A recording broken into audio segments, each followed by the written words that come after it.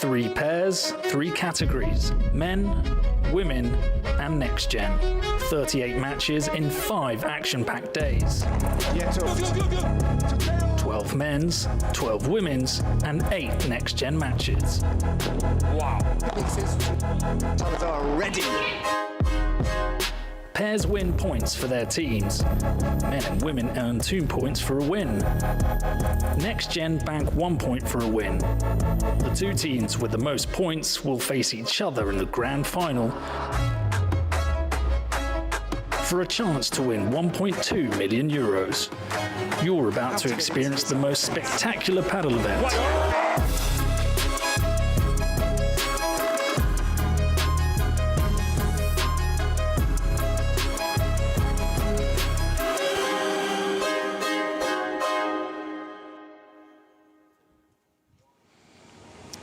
And what a day we had yesterday then. First round of qualification, of course, 2 points for a win in the men and women, 1 point for next gen. And at the moment, at the top of the table, it is team 11-11 and the advantage team who won both of their men's and women's matches yesterday.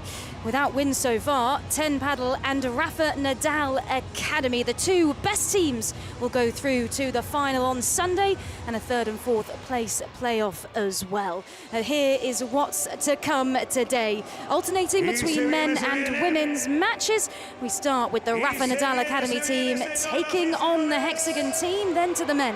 Team Bella taking on Hexagon, followed by the women again. Bella taking on 10 Padel. That concludes our morning session.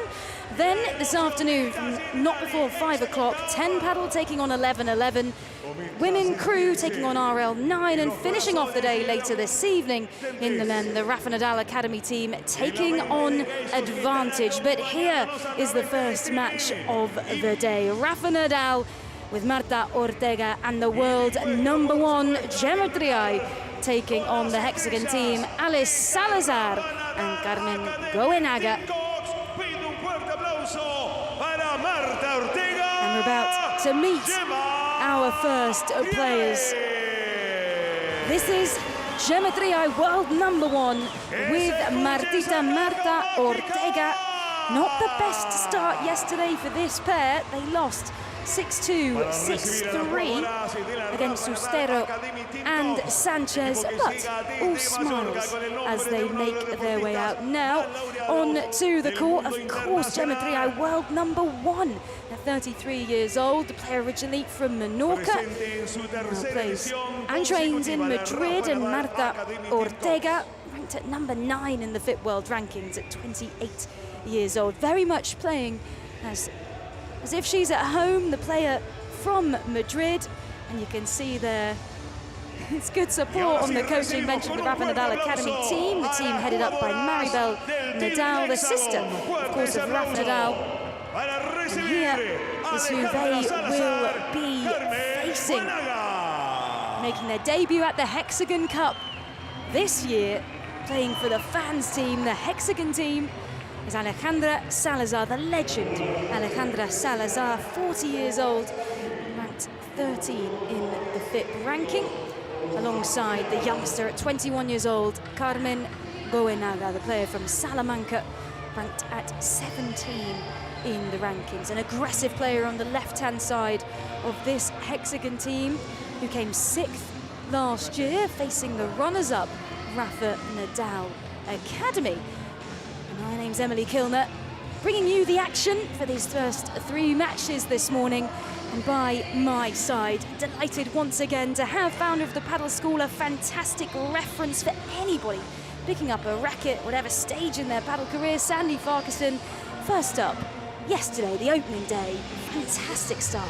Oh, it's brilliant, brilliant paddle on display yesterday, and particularly given that they've just come out of an off-season, I felt like the majority of the players were really sharp out there, some great competitive matches, and I'm sure we're going to get more of the same today.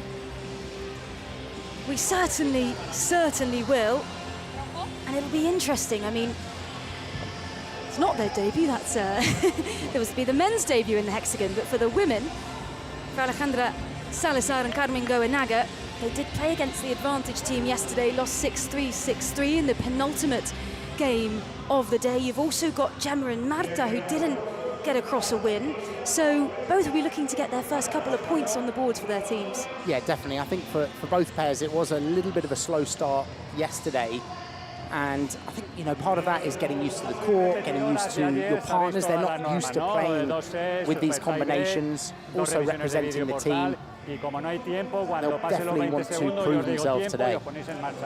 And so we're just hearing some words from the umpire, who we'll hear throughout the game, calling out the score, just letting us know how it runs. So it is best of 3 sets with a golden point in play, so we're not playing regular advantage.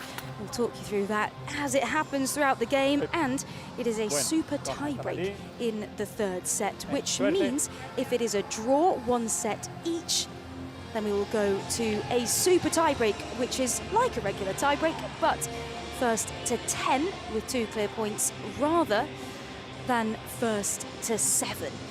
And it is a win, means 2 points for the team in this male and female category, 1 point for next gen. And we're up here, we've got a fantastic view of the court from the commentary box, but let's see now what it's like down courtside with our reporter, Paula Murillo. Good morning, how are you guys doing? It's time to rise and shine and stretch those muscles for day 2 of the Hexagon Cup. And as you said it before, Emily, these 2 pairs are trying to get their first points, their first wins here.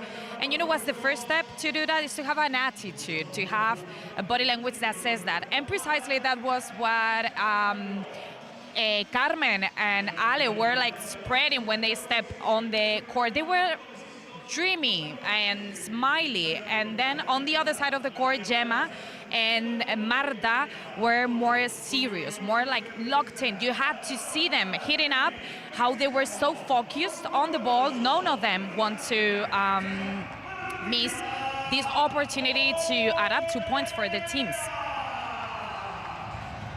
Absolutely, so big games for these 2 pairs. Of course, Rafa Nadal Academy taking on Hexagon. You won't see me when I'm coming through. You can't stop me, I'm running through. I'm untouchable, yeah, I'm untouchable, yeah, I'm untouchable, yeah, I'm untouchable, yeah, I'm untouchable, yeah, I'm untouchable, yeah, I'm untouchable, yeah, I'm untouchable, yeah.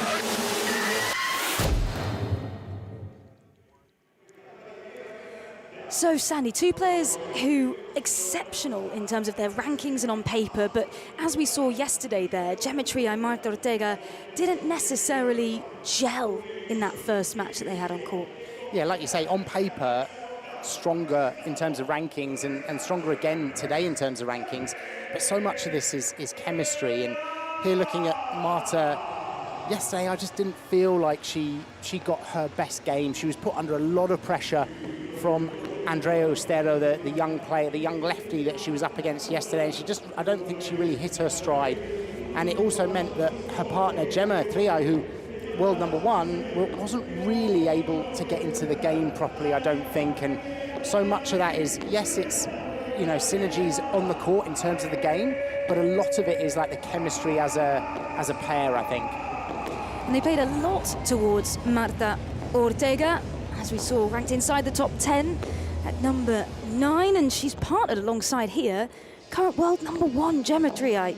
Yeah, and Gemma's coming off the back of a fantastic season last season with Delphi Pereira, and you know, really, I'm sure she would have gone away and had a good off season, good break, but also then come back in to train hard. And so she'll want to perform well here so that she can prepare herself for the season.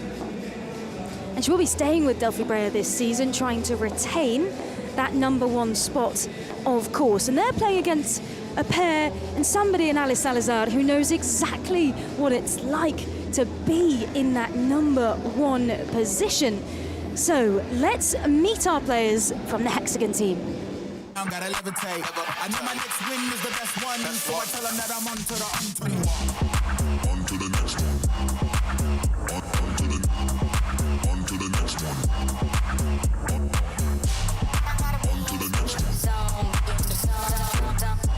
On to the next one. Now, the Hexagon team, a little bit different because they're not celebrity-owned, they're not part of this big franchise, but they're actually fan-selected, they're fan-led, so they're actually selected by the fans of padel themselves, and no surprises that Ale Salazar makes that team, 40 years old, but a reference in the padel world. Yeah, often described as the GOAT of the women's game. I mean, such an impressive record, you know, world number one, multiple years, and such an experienced player, and great to play alongside these younger players, but playing on the right here, such a good strategist, really. And I think, you know, I would have said this type of court would benefit her game. You know, this temperature is a little bit slower.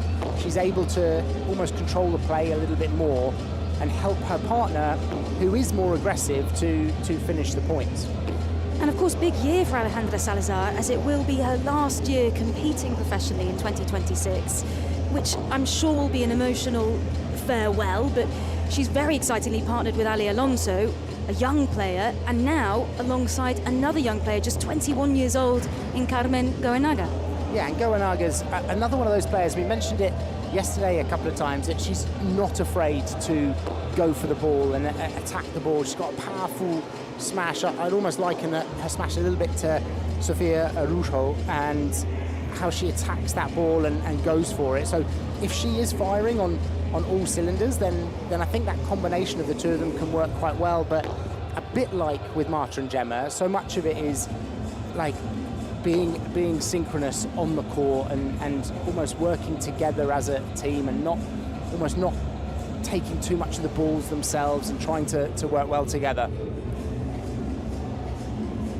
And Carmen Goenaga done exceptionally well because she played last year in the 10 paddle team as part of Next Gen, now coming in as part of this Hexagon fan team, and the win predictor, which is now on the screen, giving us a little bit of prediction based on their rankings, based on how they've done maybe so far in the tournament, even though they've only played one game, in favour, slightly, but in favour today of the Rafa Nadal Academy team of Gemma Triay and Marta Ortega.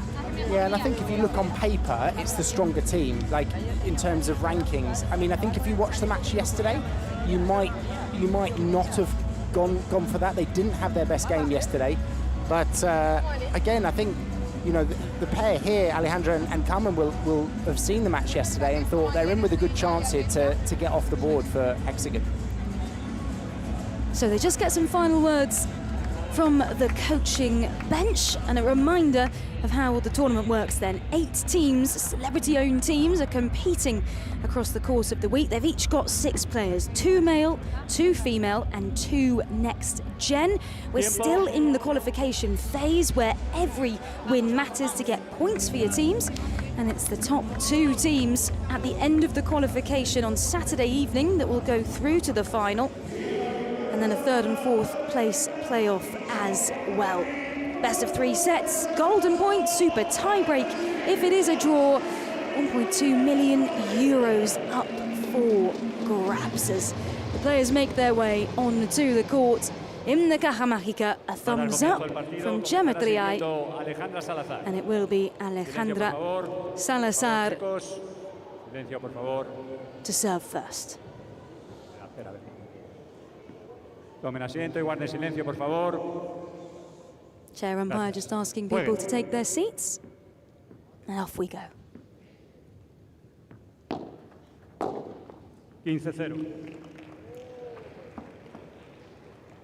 Getting the cobwebs out there, that return. Marta will not want to have too many unforced errors at the beginning of this match.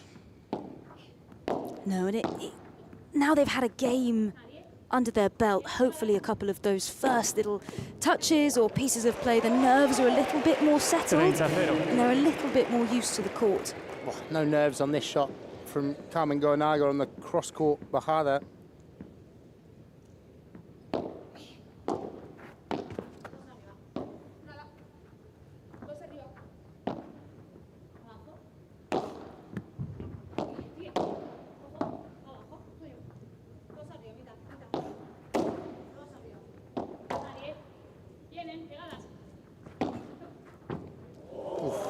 This time down the middle from Carmen Goenaga. Just in, I think. an inch or two before that back glass. And maybe the perfect demonstration that maybe you're brand new to paddle and watching this for the first time.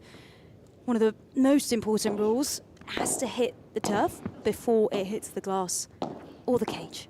Definitely. And I think as well, even if you have played for a while, like it'd be interesting to watch this match through the lens of someone trying to learn. And I think players try and hit so close to the glass and so close to the fence. But actually, if you watch the pros, you'll notice the majority of their balls are well within the boundaries.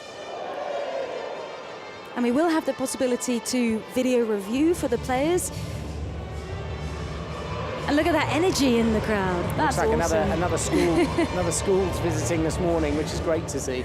And they are all somehow supporting Rafa Nadal Academy with those You balloons. could probably expect that given where we are. Yeah. I'm sure he is an idol to them. Of course, the Caja Mágica, where Rafa Nadal said goodbye, bid farewell to his professional tennis career. A venue that has held many prestigious tennis tournaments in Spain. And now for the first time, the Generali Hexagon Cup. And at the minute, Salazar Goenaga on the front foot. Yeah, that was a great block from Goenaga there off the Bajada. That wasn't easy, and Alejandro Salazar read it so well to close the gap.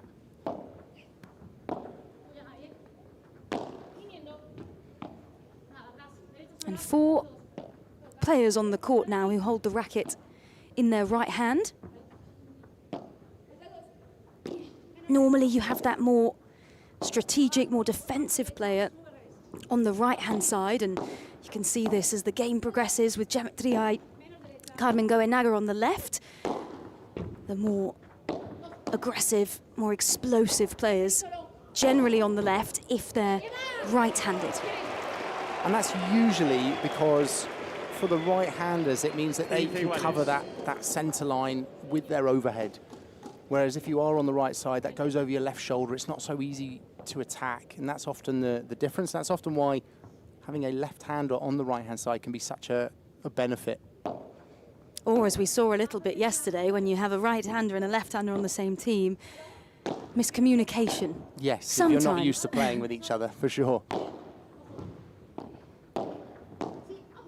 Excellent play from Alejandro Salazar to take the net. And Carmen Goenaga, like we said before, going for those smashes. She was going for a kick smash there. That wasn't an easy ball to do it on. But she's another player that just keeps going for it, which is great. Also a player that, interestingly, played a lot of basketball when she was younger before turning pro into paddle. Maybe that's where a bit of that athleticism and explosiveness comes from. And you might recognise the Goenaga surname. Her brother, Enrique Goenaga, is also a professional paddle player competing on the circuit. Yeah, it's easier when it's in the family, isn't it? As you know, Sandy. So you know, yeah, you know what you're doing second time round.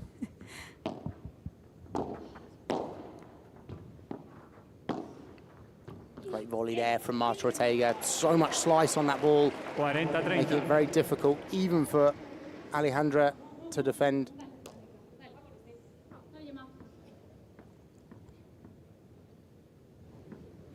Geometria once again with that bandage on her arm.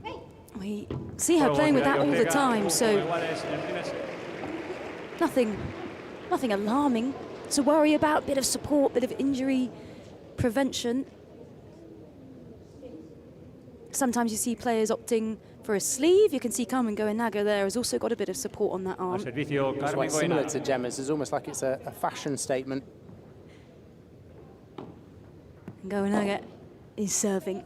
And let's talk a little bit about the serve, Sandy. So it has to drop in the opposite service box. What are the other intricacies on the paddle serve? Yeah, the diagonal opposite. Got to drop it, hit below waist height in order to start the point. If it bounces, hits the fence, that's out, but it is allowed to bounce, hit the glass. And very rare that we see any kind of ace in paddle. That said, we saw one yesterday, I think, but very rare because it's not necessarily all about the power Well, I think very rare at this level. I think if you go to a lot of clubs around the world, you see the serve being used as a weapon, and I think it's important for players to learn to get a good serve. But at the pro level, they're so good at returning that very rarely do you finish points with a serve.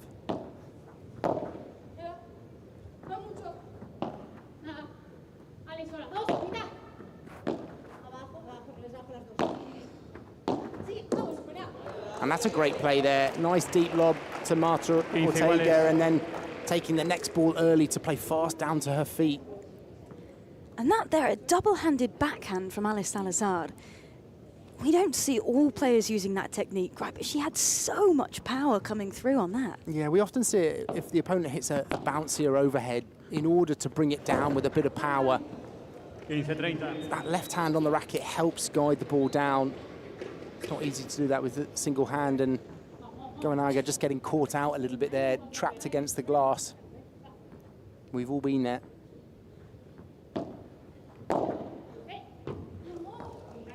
And that would be considered an unforced error, and that's something I think quite different for tennis, is the serve is so dominant that you win many, many points with your serve, but here really miss a return at this level would be considered an unforced error, almost no matter how good the serve is. And how often, that element of practice in terms of service return. I mean, that was a stunning cross-court from Marta Ortega, giving them 2 chances at a break.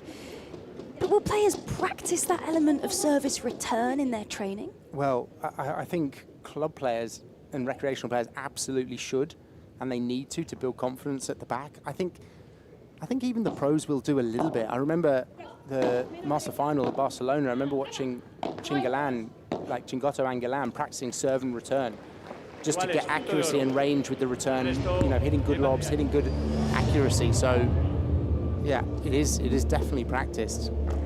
And we have our first golden point.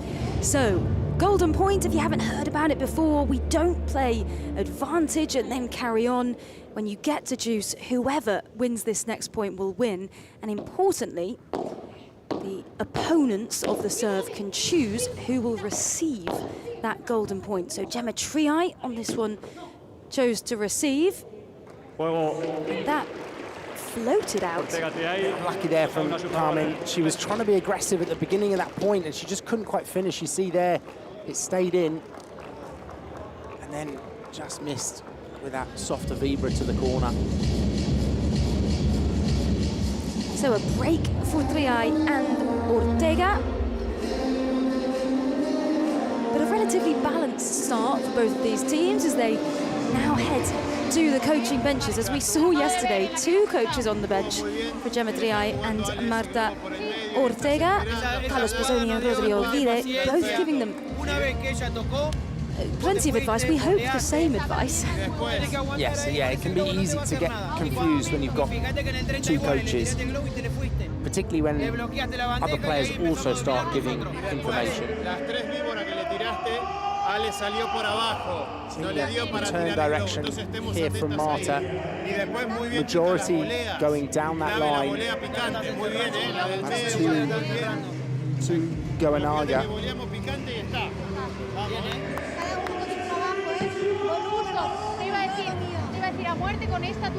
And why would she be playing majority to Goenaga? To get her on her backhand? I think so. I think it's... Well, no, Goenaga's right. Sorry, left hand of the court. Yeah, left hand of the court. Yeah, I think it's probably keeping a little bit away from Salazar.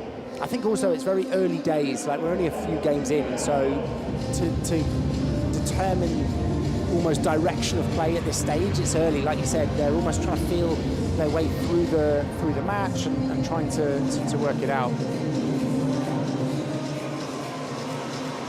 But it's a better start, though, for Gemma Triay and Marta Ortega compared to their match yesterday against a very dominant Ari Sanchez, of course, the pair that will team up for the professional 2026 season. So a very good start for them. Almost pre-season period for the pairs, and Marta Ortega will now serve, sometimes referred to as La Doctora, the doctor, because as well as being a professional paddle player, she is extremely impressive, a graduate in medicine in 2021. 0-15.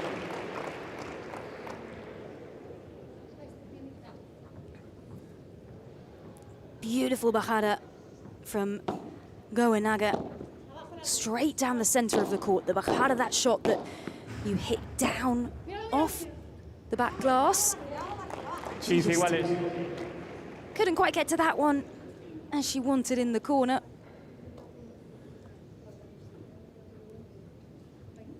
Be interesting if they continue playing more to Goenaga. She's definitely had the majority of the play between her and Salazar so far.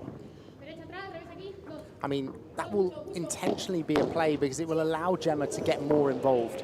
And that was the problem yesterday, is that Gemma couldn't really get involved. They played a lot to Marta. And yesterday, when they played down the line, they were playing to Ari Sanchez. So it was difficult for them to almost get out of that trap. Whereas today, I think Goenaga is not going to put them under as much pressure as Ari Sanchez was doing, particularly not in the defensive part of the game. Second serve for Ortega, and a nice lob on the return from Goenaga. That's well played from Marta there. Great pick-up log to keep the net. Lovely vibra from Gemma, and picked up by Goenaga, but overhit. 30 iguales. And that's the difference, really. Yesterday against Ari Sanchez, she would have dealt with that, lobbed them, and taken the net.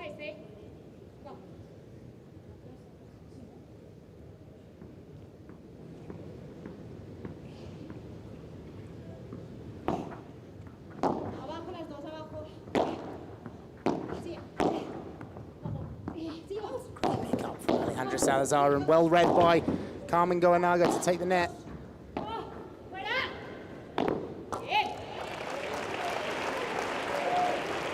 that's 30-40. really well read by the red team. That's what we talked about at the beginning there, being able to play in sync with each other.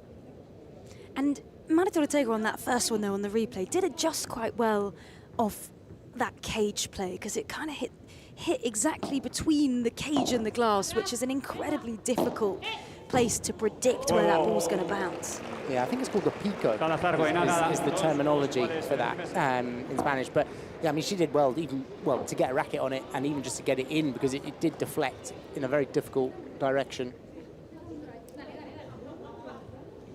Al servicio Alejandra Salazar.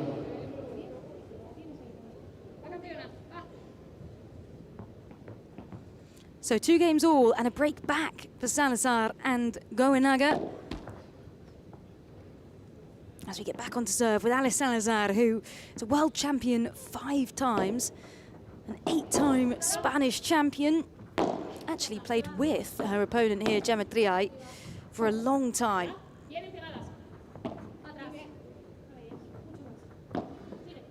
A world #1 facing a world #1 in front of her on the court. Salazar had 4 years at that top spot.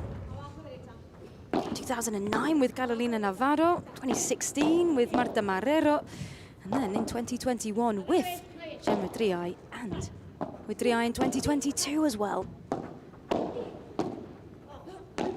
Good defensive play there from Goenaga, but that's a short lob from Salazar. Oh, and they got away with it. Carmen Goenaga just ducking out of the way. She knew she was in a difficult zone there. That's a little bit lucky for Goenaga, because that was going straight at her.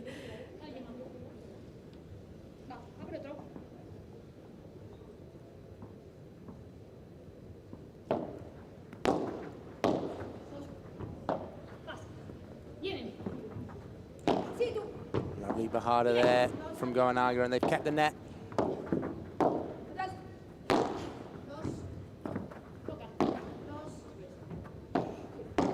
You see they're trying to put Marta Ortega under a bit more pressure.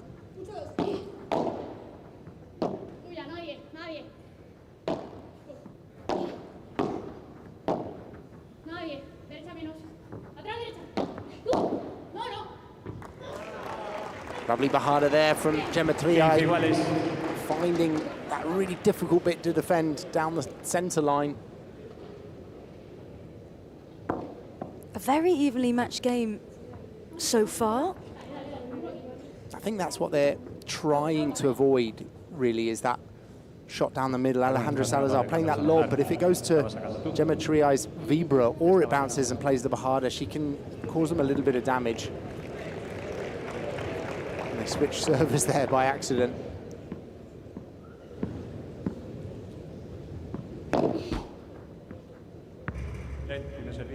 First serve, so if the ball hits the net cord, bounces in the service box and bounces twice like that, it's a replay.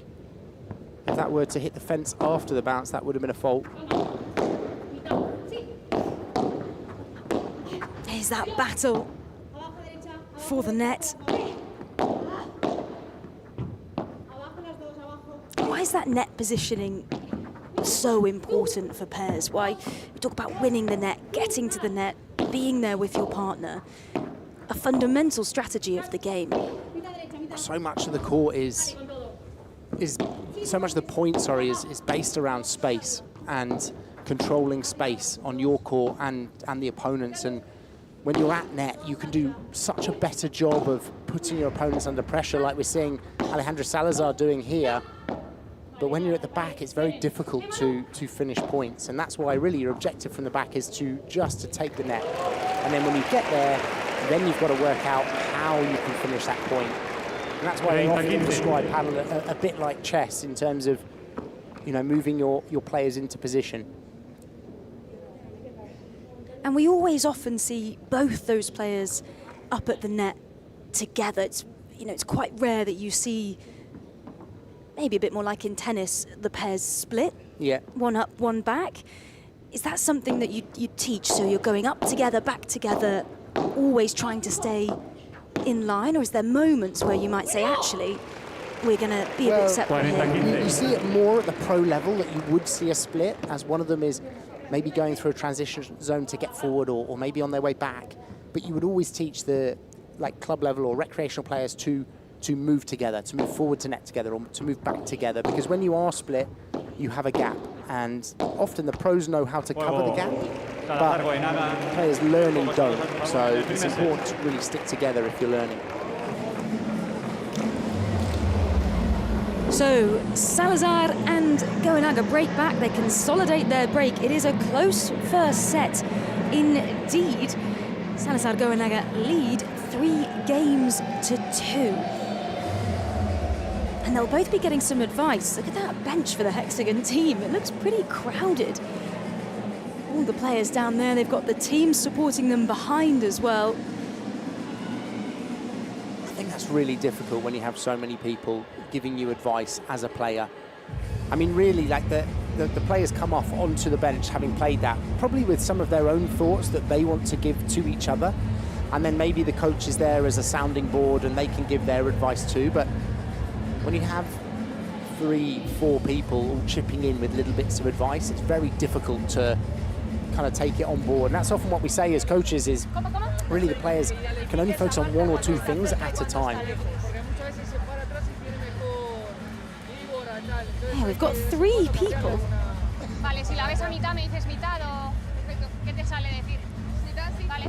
So while they get their words of advice from the coaching team, we can see there's some excited kids in the crowd today. And I think Paula Murillo has managed to find a few to chat to. Where are you, Paula? I'm here with the crowd. I mean, one of the good things that Spain has is that many schools have a day off to take a trip to watch some sports. And here we have a school. Look about how excited they are to be here. They are all wearing their merchandising and stuff to support the Rafa Nadal Academy team. And here we have some really young fans. Who are you guys most excited to see today? I'm excited to see Coello, the Spanish one. Thank you guys and have fun today. Keep cheering. How fantastic is that to see the youngsters coming down to be inspired by the #1 in the world, Arturo Coello. Al servicio. cheering for the Rafa Nadal Academy team in all of their merchandise. Maybe some of the future paddle stars of the next generation are in the crowd here today in the Caja Mágica.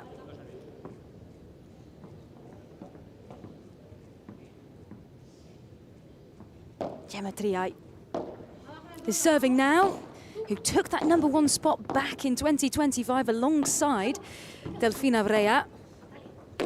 Took that spot away from Mari Sanchez and Paula Jose Maria, who'd held that since 2023. And Triay, I mean, we sometimes hear the nickname Gemagnifica, which I'm not sure there's a relevant English translation. Magnificent Gemma, not sure it quite works, does it? But 9 titles in 2025, 52 career titles, which is just incredible for a player like her, and the mentality, she's so strong and calm.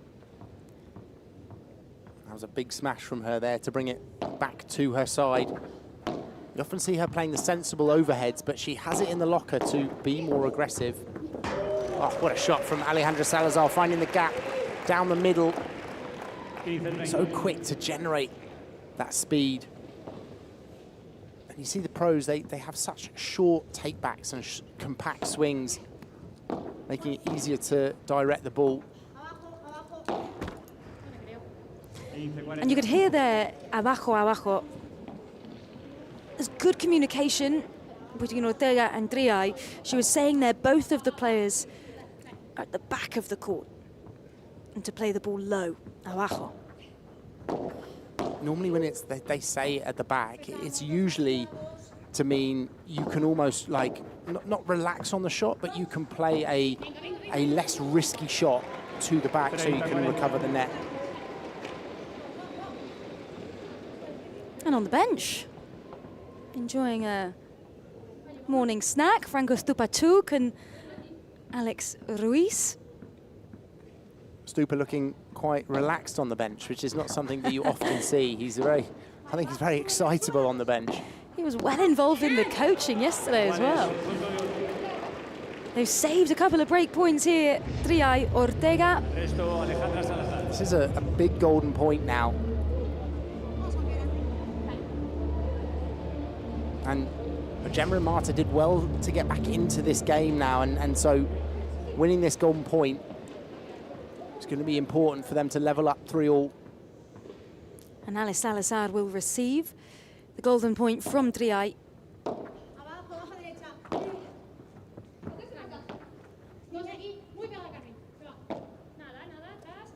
I'm saying nada, meaning nothing, as in no one's coming forward. Oh, well played from Goanaga to, you see how they're using the space to force Marta into a position. She's hit a fantastic lob down the line. She got herself very well out of trouble and neutralized that point. And in the end ended up being a bit of an unforced error really from Goanaga on this position here to lob.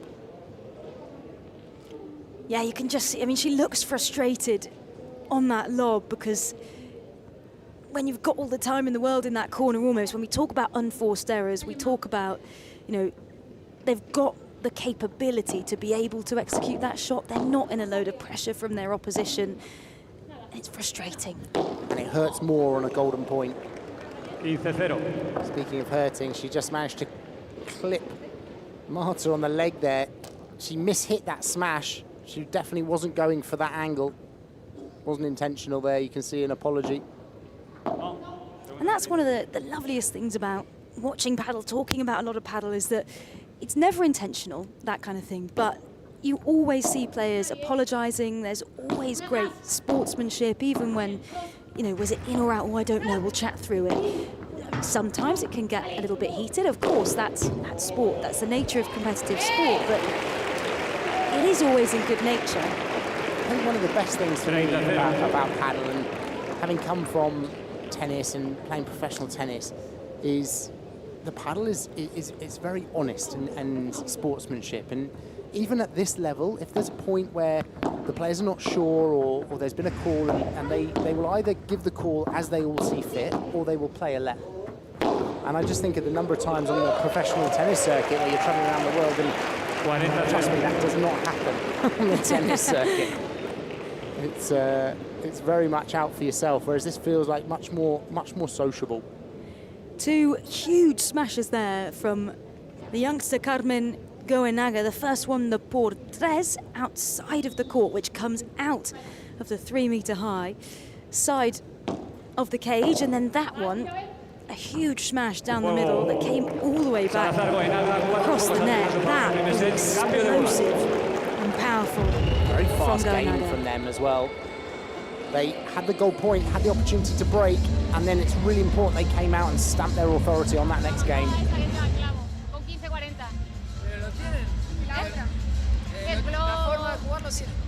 So we're listening to the bench, see if we can hear a little bit of the translation. Cada vez que Marta va colgada, vos la dominás. Vamos, Si subís a bloquear, ya ha habido una que te habías quedado un pelín más atrás. Cuando estás pegando por arriba, estás pegando el globo, mete los valientes ahí arriba. Así que tenemos que entrar a la sala. Vamos, Over the PA system. It's a little bit loud to hear what they're talking about coming up a little bit more to the net. Pega más fuerte. And Alex Salazar talking about hitting it a little bit harder here. And winning their points up at the net. What we can infer over the loudspeaker music system here in the Caja Mágica.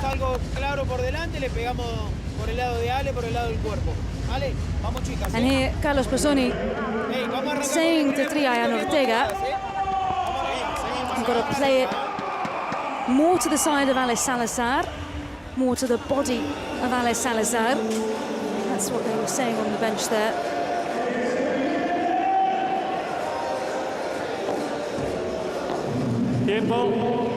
And they won't mean Sandy actually going and hitting it at the body of Alex Salazar, but playing more towards her, because it's Goenaga at the minute who is finding the majority of the winners between that pair.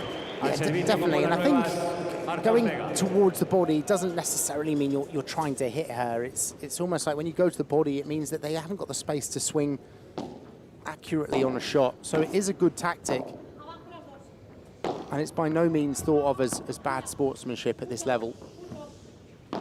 So let's see if Gemma Triay Marta Ortega can execute that tactic on the bench of the Hexagon team. On the other hand, they spoke about coming in and winning their points more at the net. Well, they got away with that there, because that wasn't to the body of Alejandra Salazar, and that was nearly a forehand winner from her. So but that would have been the right type of ball for Gemma to do that, to be a bit more aggressive. It's a good reach from Carmen there.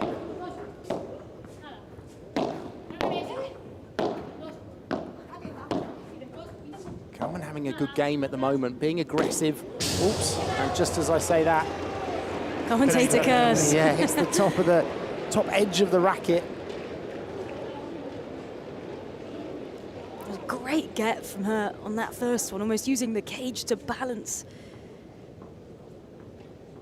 And when you hit the topspin smash, you do need to contact it nearer the top of the racket, and so you do see players sometimes catching the end like that, and it looks like a big error, but it's actually quite a normal mistake.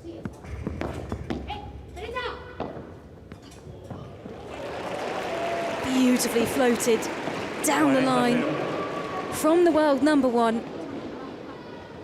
Saw that space open up.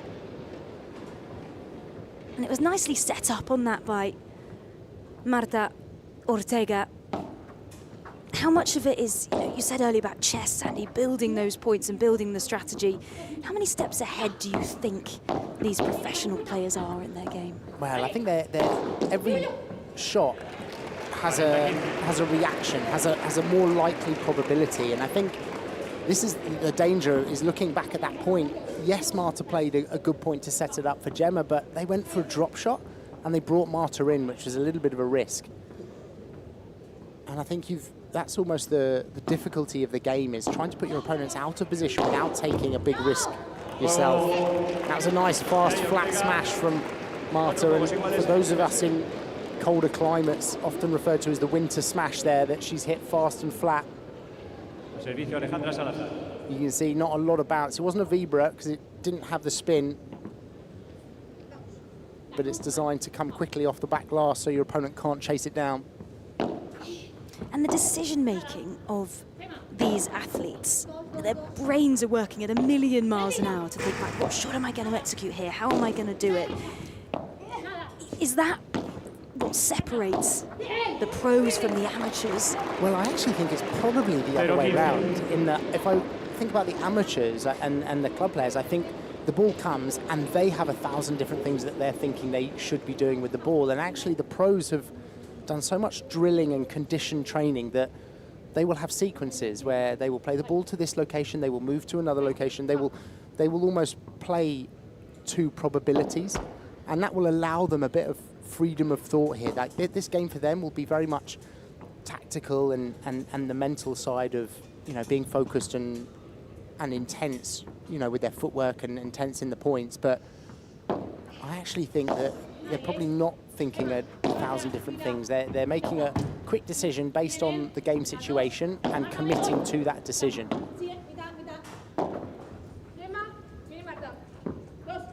Lovely lob from Marta Ortega, cross-court to Salazar. Salazar playing a lot down the line in this game. Oof. I don't know if that was in, but they obviously thought it was. You can see there a little apology as well from Marta Ortega. Didn't mean to. Oh, I thought it may have. It's close to clipping the top of the glass there.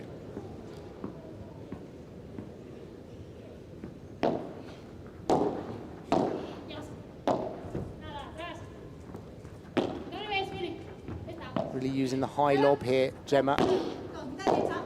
Giving themselves more time to attack the net. And it's paid off. 4 potential breakpoint opportunities, which would put them in a very dangerous position. And it's also the first time I think they're ahead, or would be ahead in the set.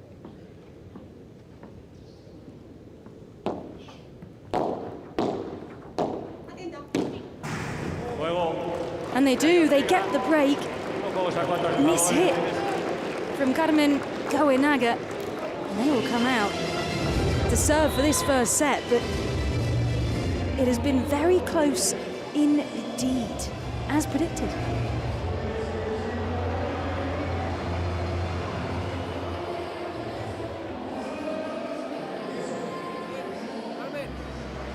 Hace rato que no le reconoce a Marta con la volea derecha a la esquina o con una vale. Yo la sacaría o la saca bien a Gema de la posición. Y ahí ganaban más puntos que por el otro lado. Cuando la tenés media cómoda, yo la sacaría a la arma de la partida, ¿no? Vamos, se puede quebrar. Hemos roto antes, ¿eh? Lo hemos tenido, no pasa nada, vamos.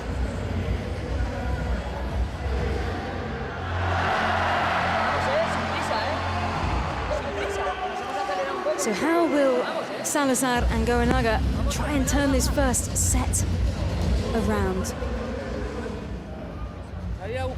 Looking fairly serious on the bench here. Of course, this Hexagon team is a fan-picked team. We have Alice Salazar as the franchise player, and then Carmen Goenaga brought in on the draft. Marta Ortega, the franchise player for the Rafa Nadal Academy team. Gemma Triay, the draft player brought in.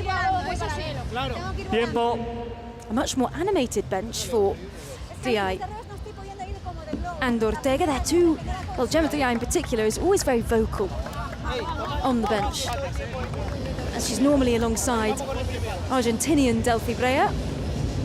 Yeah, very vocal, and I think also like very calm. Like, you don't often see her like stressed, and I think that's one of the reasons that she's been able to get to the top this season, is almost her calmness under pressure. And to be fair, Delphi Brea is the same. very good competitors.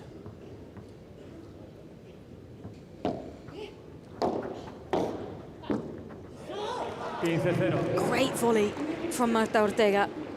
Yeah, both volleys there, good attacking slice. And Goenaga either had to take it before or try and defend a difficult ball with the glass.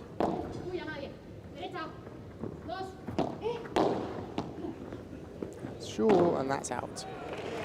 Just a little miss hit, and that's your por cuatro, which is the shot to bounce the ball down and over the back fence.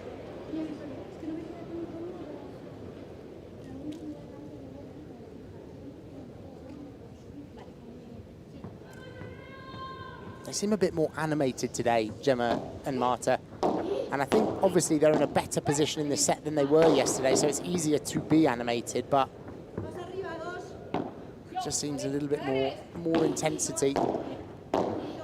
Yeah, and especially as these players, as you pointed to yesterday, they'll know each other very well. They compete week in, week out on the circuit. Some of them train together at the same academies. From the Spanish national team, they will have played together in that, even if they don't play together regularly on the circuit. But potentially a whole different ballgame when you actually have to step onto the court with somebody that is normally your opponent during the regular season. Well, and I think we're going probably through quite a unique time at the moment with padel, in that in 10 years' time, it's not going to be a close group of friends that are at the top of the game. Hopefully, with the internationalization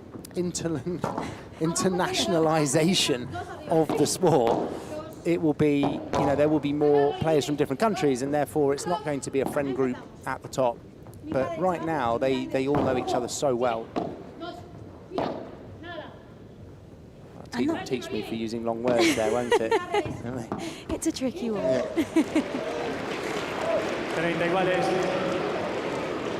And the mix-up in pairs this year has also been quite drastic. I mean, the players can switch throughout the season.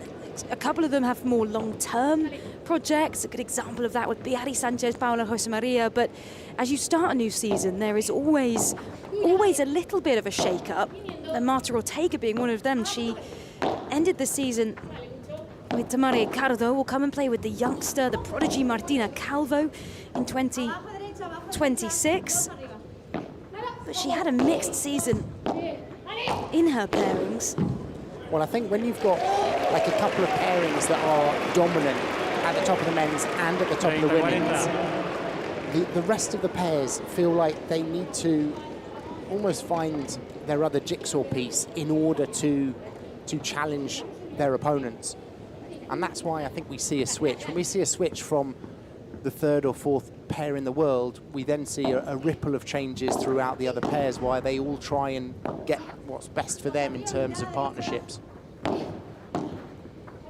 break point chance for Salazar and Goenaga. There's that back and forth up at the net. On the volley. Just got to hold on, grit your teeth in those moments. And an incredibly important golden point, because it's either a break point for Salazar Goenaga or Riay and Ortega will take the set. Set point and break point all in one. This is a huge point. Salazar will receive.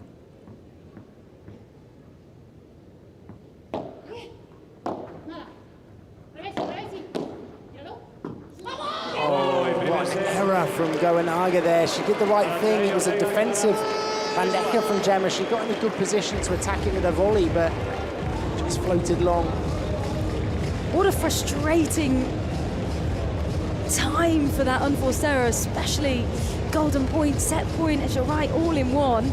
And it does mean that Riay and Ortega, after a very close first set indeed, take that first set 6-4, and you can see that frustration in the reaction of Carmen Goenaga, who's been very open in interviews and in media that she's done throughout the year, that she's been really working with a psychologist on the mental side of the game, like a lot of the top players will do. For For me, that's the difficulty. Is that's the difference between her and the top players, that she can play some great points, but also make some mistakes. You can see it's a very close fought set there with only 1 point difference. And we have a very special guest now courtside. Fijaros cómo es esta competición, la Hexagon Cup, que, bueno, So we'll try and translate this for you as we go through with Paula Murillo. Is the legend te tengo que preguntar, la pregunta David obligatoria Silva. para todo el mundo, ¿a quién estás apoyando esta mañana? Bueno, la verdad que está siendo un partido espectacular. As to he's supporting here today. La que gane la mejor, He's saying, ¿no? La mejor, pero whoever estamos wins, jugando I will un be partido muy supporting. igualado. Y bueno, a ver el segundo set.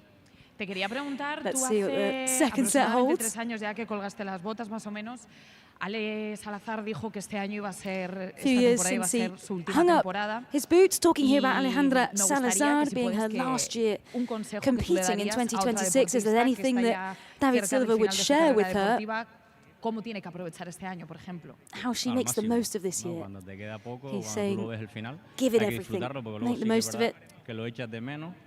Sí que luego hay mucha When más she vida, ¿no? retires, Pero she'll sí que se echa de definitely menos miss it, luego as he el knows. competir y el día a día, así que disfrutarlo al máximo.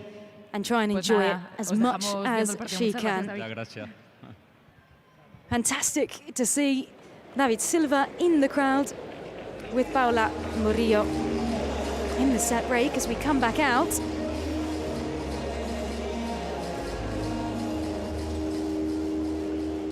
A dar comienzo el segundo set. Comenzará sirviendo Alejandra Salazar. So David Silva said, I'm not necessarily supporting anyone apart from the team who wins. It's very diplomatic, isn't it? Far too diplomatic. But predictions at this stage then, it was a very close first set. Of course, if it's a draw and Salazar Goenaga come and win this second one, we'll go to a championship tiebreak. If you're a betting man, Sandy, who's your money on? Well, to be honest, I'm not sure I would have been very accurate, because I felt like that set really was in control of Salazar and Goenaga, really, until about 4-all. And then they just made some crucial errors and ended up losing it, you know, quite convincingly in the end. But as we talked about yesterday, you often see a seesaw in these matches, and some players take their foot off the gas and others come out all guns blazing. So let's see. I think it will rest on the shoulders of Goenaga, this, whether she can put her attacking game together well or if she makes mistakes. Doesn't quite go out from Ortega, but I think Alice Salazar might have touched the net on her way through, which is a foul, and the point goes to the other team. Yeah, she just catches it with her foot. And that's always interesting because there's a bit of intricacy, there I am, stumbling on my words now, about that net touch, right? Because as I understand it, if the point is over and you touch the net, that's okay. But if you touch the net while the point is in play, then you immediately lose the point. The net and the net post. And even actually your opponent's side of the fence. Now you might think, why on earth would you do that? But actually if you're running and you're trying to defend a ball and your racket touches their fence when you jump, you can see from this angle, if it were to jump, then yeah, then again that would be a fault.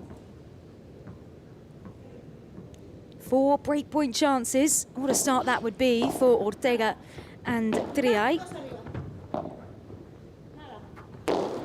And like we said earlier, Goenaga still going for the shots, even though she's had a few mistakes, which is that fearlessness. And fearlessness, especially because she's such a young player. We said she played in the next gen as part of the Team 10 team last year.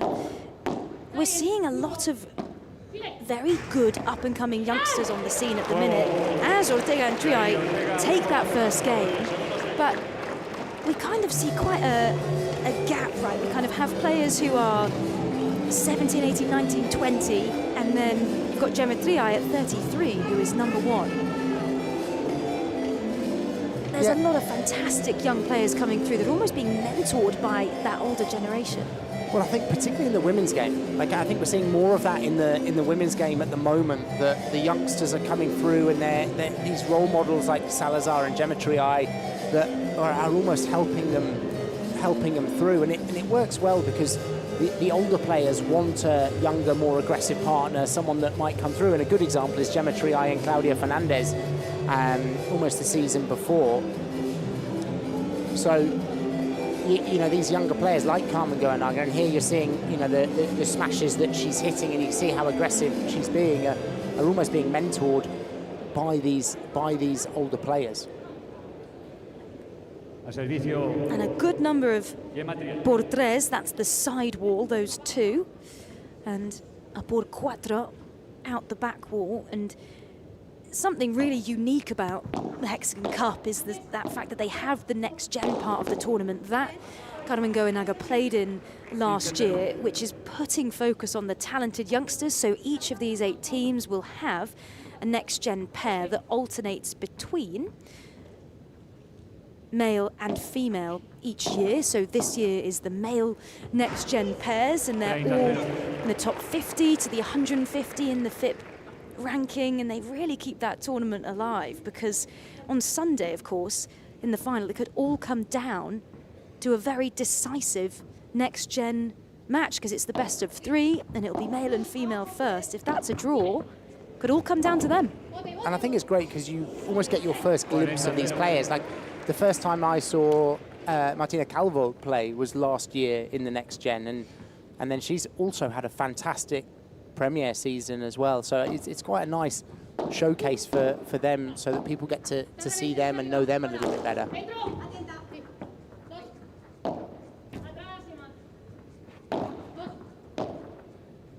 You really feel like Geometry-I now is controlling the game nicely. She's playing a lot of the balls. She's forcing Goenaga to play a lot of difficult balls in that corner. And that's really not the formation that the Hexagon team would be wanting. I think they'd want Salazar to be playing more. They'd want to get that match going with Salazar and Marta on the right-hand side, rather than having Geometry-I dictate the points.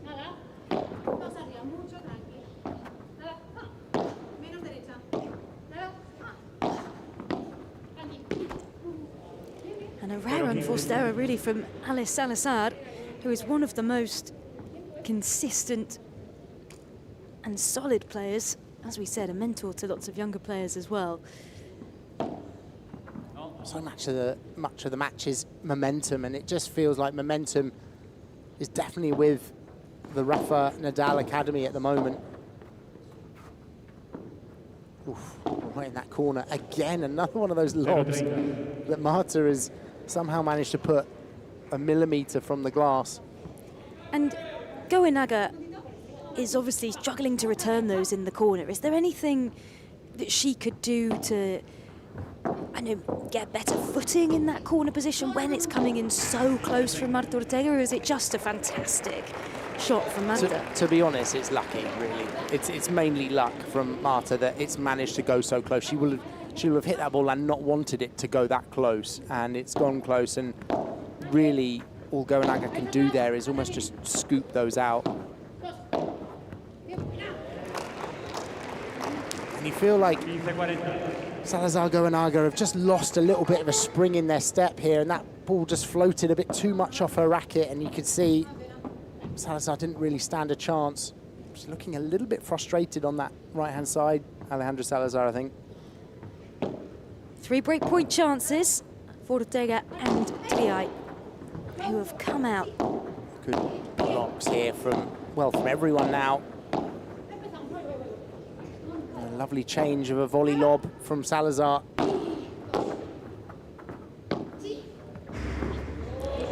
Really smart play from Alice Salazar, cross-court into that cage, which, as we said, is so unpredictable. When it's coming off the glass, at least you've got a little bit of an inkling where that might go, and you can understand maybe with the spin where it's going, but that cage catches you out. Yeah.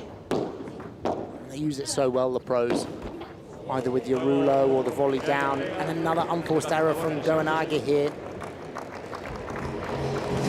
momentum is definitely against them at the moment. It is Estrella and Ortega steam ahead, 3 games to love in this second set.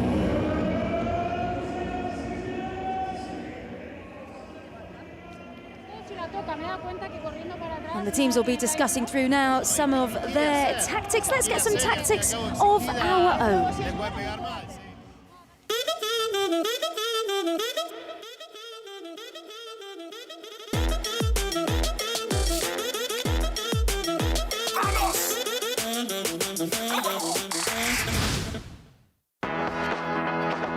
Power versus control. I got a great tip to all of you paddle lovers out there. Paddle is a very tactical sport, so you need a shorter swing. If you prepare too long and the backswing is too big, then you're gonna perhaps create so much power. So you need control in order to play chiquitas, lofts, and become a very tactical paddle player. It's not a rocket science. So Mauri Andrini, ex-Argentinian pro player, turned worldwide coach through his platform, telling us that it's not racket science and it's a combination of power and control. But I remember first starting playing, all I wanted to do, Sam, was hit the ball hard.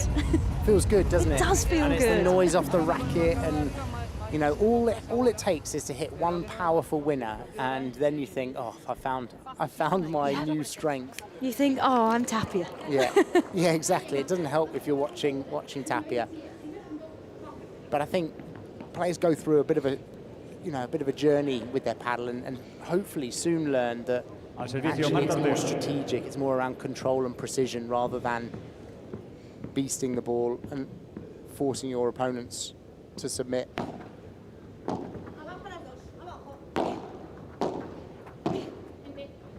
You can see that firepower instantly in Marta Ortega and Gemma Triay, who have just had to swap sides for a second as they readjust. And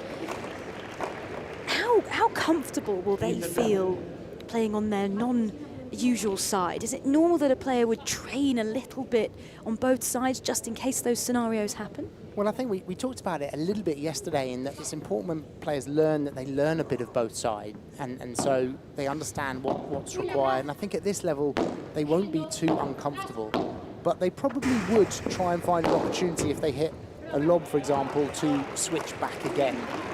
But they'd be happy there for, I think, probably several shots before they try and, you know, make that change.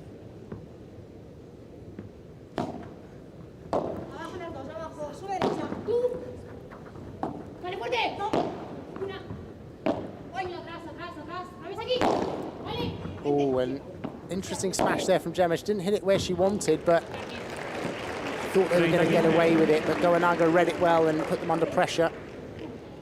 You definitely feel like the intensity and the momentum is with Marta and Gemma, and it's just, it can change so quickly in paddle. But this idea of intensity with your footwork and determination is also easy when you go 3-love down to think, oh, everything is going terribly.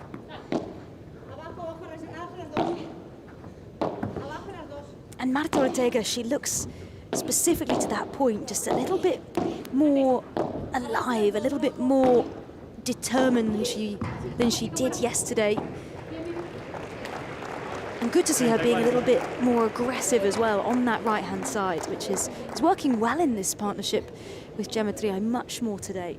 Well, sometimes you just almost need to be a little bit more aggressive in order to raise your intensity, and that, I think, is the hard balance with paddle, in that you've got to be, yes, you've got to be patient, consistent, etc., but you've also got to take your chances and have good intensity, and sometimes it's very easy to swing one way or the other.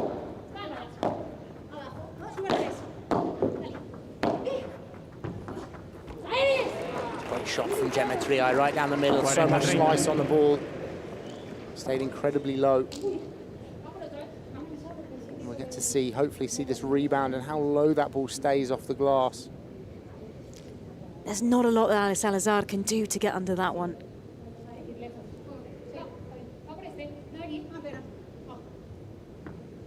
So here's an opportunity to consolidate the second break and extend a very convincing lead in this second set. And there it is, as they take game number 4. Gemma's so good up at net. You really can't give her anything that is kind of, you know, waist or chest height, and she'll just put that ball away, which is what happened there. And Gemma Tria, quite an interesting background, that she actually played tennis until she was about 19 before moving over to paddle, and it only took her a couple of years to then dominate with Ali Salazar on the circuit. And I wonder whether that, you know, quite a long tennis background compared to a lot of other players who maybe switched over when they were 6, 7, 8 to have paddle as their main sport, benefited her in a large way. Well, I think in the women's game, you do have these ex-tennis players, and, you know, Marta Monero being another example. I think in the women's game, if you were a good tennis player, it is probably easier to move across than it is in the men's game, because the attacking shots of the serve and the aggressive, the power you can generate with your smashes is almost more important in the women's game. Whereas I feel like in the men's game, so much is defended, and so much is defended from outside the court and jumping smash, that you almost, it's just slightly different, I think. I think it's easier to move across from tennis in the women's, although that probably will change over time as well. Especially as more and more, you know, the internationalization, as you said, in terms of more people discovering paddle, maybe even before they pick up a tennis racket, which in a lot of these nations where paddle is booming and growing so much, will start to happen even more, rather than people maybe discovering it in their teens or their 20s. Definitely. And a lot of the kind of players we talk to or work with, they can play with their family. So they can go out, they can play with their brothers, sisters, parents, etc. Whereas tennis is very difficult to be able to do that. And that's a brilliant backhand tap out here from Marta. And that's where you are 1 second defending a big smash, and the next you are attacking and finishing the point, and therefore it's almost the shot choice of the smasher really that's at fault. And that pop out is, I love, you know, paddle video, and your algorithm knows that you work in paddle, it's dangerous, but those backhand pop out videos, I see people trying to do it all the time. It's so much in that wrist action. Yeah. It's one of the favourite shots to do. It's, you get a lot of players that really probably should be working on getting the right grip, but they're coming with the idea that they're going to do a backhand tap out. For the show. You're not one of those players, are you, Emily? That's making your backhand tap out. No, I've got too much else to work on first. Lovely attacking volleys there from Goenagan. Talking earlier about opening up space. Look at that.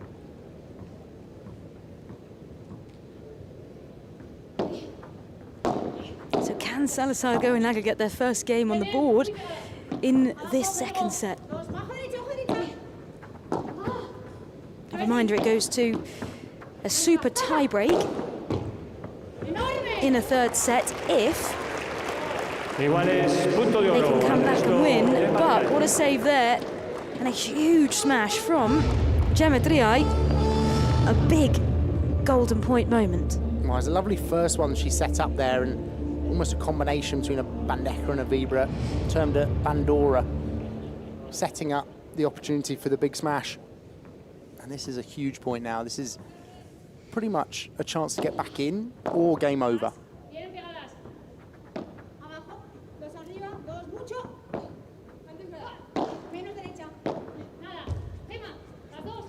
Excellent lob right to the back from Marta Ortega. And here comes with the backhand bajada off the glass. Once again, she's trying to get Goenaga in that corner, who lobs too long. Again, it's an unforced error that has given away another goal point as well, a crucial point. And we mentioned before, that's almost the difference between, you know, the really top players.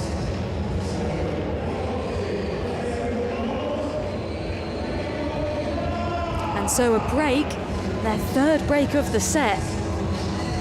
for Triay and Ortega, who lead 5 games to love, and will be getting last bits of advice from Bojoni and Ovide on the bench, but it's looking very, very likely indeed that they will take this second set and therefore get their first points on the board for the Rafa Nadal Academy team. Of course, not the best start yesterday, losing in straight sets against Ustero and Sanchez, but as we've said throughout, a much better performance. You can see the fans just behind them. That is Maribel Nadal holding up the scarf, sister of Rafa Nadal, and also the Deputy General Director of the Rafa Nadal Academy that gives its name to this team. Alongside her was Enzo Jensen, part of the Next Gen team for the Rafa Nadal Academy, a familiar surname as the brother of Claudia Jensen, who is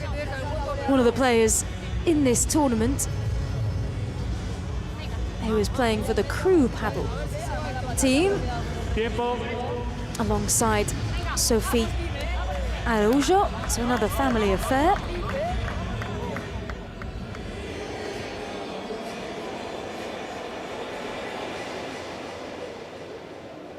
Al servicio, Eva Longoria. So here we go. All of the breaks in this second set for Gemma Triay, Marta Ortega, Salazar Goenaga, yet to get a game on the board in this set. This is the difficult thing with paddle, I think, is like you can't really point to a time where there was a complete switch. It wasn't a specific shot, but really, Salazar and Goenaga, I felt like were in control of most of that first set. And they ended up really up until about 4-all, and then it's almost like there was just a complete switch. And now they've struggled to get back in. And I think it's mainly through just a few errors. And I mean, that was a great smash from Goenaga. If she can keep that up and reduce the unforced errors, then I mean, there's a chance that they can claw their way back in. But I wouldn't want to look at the match predictor right now for them. There is always a chance. I've seen it done. I've seen teams come back from 5-love down and win 7-5 in a set. I'm sure that's what their coaching bench might have said, but that's off the racket. Salazar into the cage.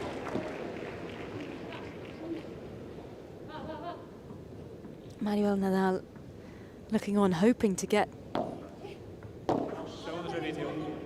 2 points here from Triay and Ortega. They did pick up points. Sorry, they didn't pick up points yesterday. No, these will be their first points. They need these 2 points on the board.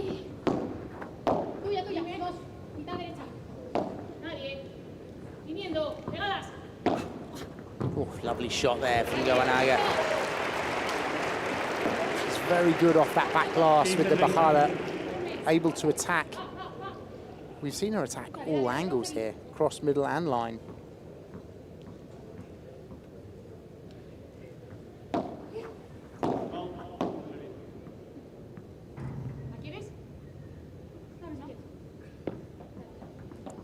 So the serve was long from Gemma Triay outside the back line of the service box.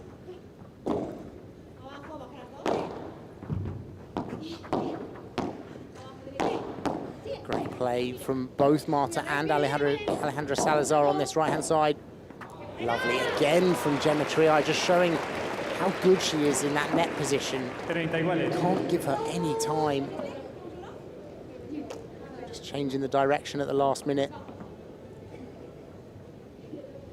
It's so smart. It looks so easy. I think it's akin to your point that you said earlier around, you know, they almost know what they're going to do before they've done it. Exactly. She's just thinking ahead. And with a long lob, it is 2 match points for Gemma Triay and Marta Ortega. And all the support from their bench and their coaching team. Plenty of support here in the stadium as well. Great recovery from Ortega. Slower bajada from Salazar.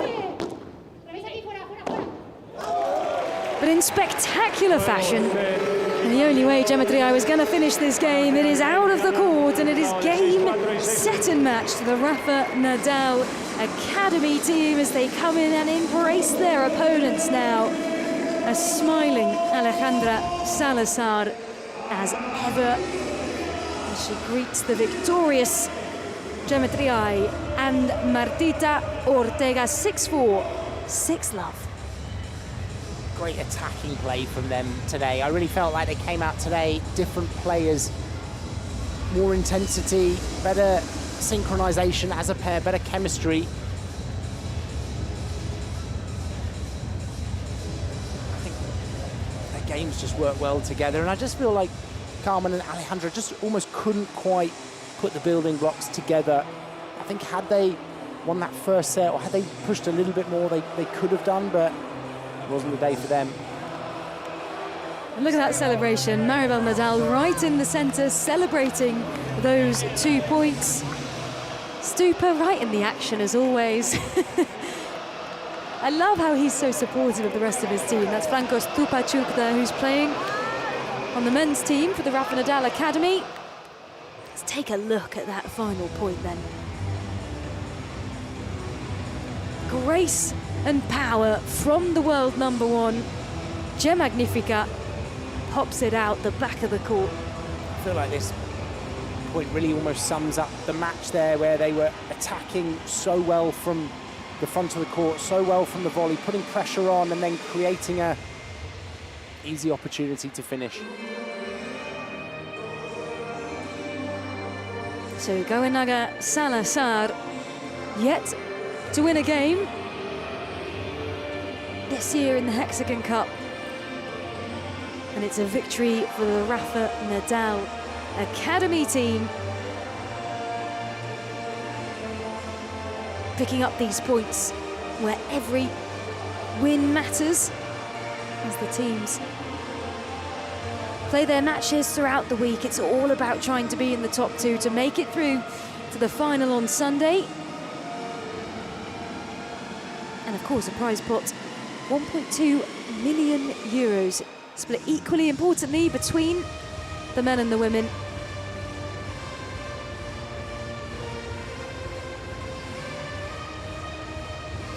And we'll head now down courtside and have a chat with the winners, with Gemma and Marta. Están súper emocionadas y súper eufóricas las dos primeras campeonas de esta segunda Excited, very jornada de la happy, says our Hexagon reporter Cup. Paula Murillo. Enhorabuena, chicas, por la victoria. Tengo que empezar Congratulations con, for the victory. Gemma, contigo, porque además te has llevado el MVP del partido. And Bueno, muchas gracias. Gemma Buenos días Triay, a the todos. Madrid, MVP. un placer aquí estar un día Player of the más. match. Contentas con las sensaciones, mucho mejor que ayer. De a Happy poco, como vamos with the recordando feeling, she said herself that nuestro camino played juntas, much better than creo que yesterday. hemos jugado, sobre todo el segundo set, mucho más sueltas. Así que muy feliz And they de said they sumar were un puntito para el ahead in equipo that que lo second set, necesitaba. as we saw. Por eso os quería preguntar And que tomorrow will si, be al ser un even formato por more from them. equipos, teníais esa presión encima ahora al salir de que los dos partidos de ayer se perdieron y que había que sumar sí o sí. And Paula saying, was there any more pressure Bueno, más que today presión, yo because creo of que era ganas not getting de points on the empezar board bien yesterday la for the jornada. team? Ayer no se dio y todos pues teníamos más ganas de revancha que Marta presión. saying, Y yeah, yo creo que nos ha servido we para felt a little entrar bit more muy pressure, but we intensas, muy concentradas came y out aprovechar cada fighting more oportunidad today que to aquí get con those punto de important oro y points. super tie. Creo que lo más importante es aprovechar las oportunidades And y saying with empezar Golden bien. Point, with Y super bueno, tie que break, yo me it's he more fijado desde important donde to estoy sentada, have to cómo se take estaban advantage of those llevando al opportunities final as they come del up. segundo set vuestro banquillo. Estaba bailando, he visto bailando a Maribel, he visto bailando a Franco, así cualquiera también. Paula Ese saying empujón. everyone was Oye, dancing on the pues bench. se Everyone was nota, having a ¿verdad? great Sí, time se and nota un montón. asking about the También support somos of the team. prácticamente el mismo equipo de 3 años y creo que eso se nota entre Marta saying nosotros. Tenemos it's mucha the same team we've confianza. had since the También, start. Both of them played bueno, since cada uno da alguna 2024, since clave the o first algún tip que Hexagon va Cup. viendo y creo que eso te hace sentir como muy seguro y muy they arropado make que you todos feel vamos very remando en la misma secure. dirección. Y después, Very de at la home in última, that team. después del comienzo de ayer que fue malo, todavía hay margen de sobra para este equipo para remontar y Asking subir you, para even arriba, if it wasn't the ¿verdad? best start yesterday, is there Esperemos que still al final still confiamos time, en que still room for the Rafa Nadal Academy to come and win? No sé muy bien los cálculos que se tienen que hacer, pero bueno, Gemma centradas Triay en el saying, partido. not sure Van a about the ganar, sí. calculations Y that bueno, have to felices también de tener happen, el equipo but there ahí is que hope. estaba a pie del cañón del inicio. Necesitábamos el apoyo que ayer, te repito, fueron 2 derrotas y no te gusta irte para casa con 2 partidos perdidos. Pues no So sé it qué wasn't a cenasteis great anoche feeling o at que the habéis end of the day desayunado esta yesterday. mañana, pero But it's now all to play for. repetimos. That one win. Muchas gracias, chicas. And the Rafa Nadal Academy men will be playing on our last match of the day as well. There's our match summary, which was 6-4, 6-love.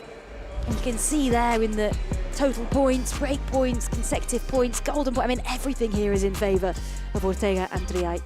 Yeah, and especially if you think that at the end of the first set, there was only really 1 point difference. It was almost like they managed to just push ahead, and it was almost like a snowball effect. They really steamrolled that second set. And there, I think, you know, it felt like every time a golden point came up, you always felt like the Rafa Nadal Academy would win it. And I think, unfortunately, there's just quite a few unforced errors from Goenaga on those golden points.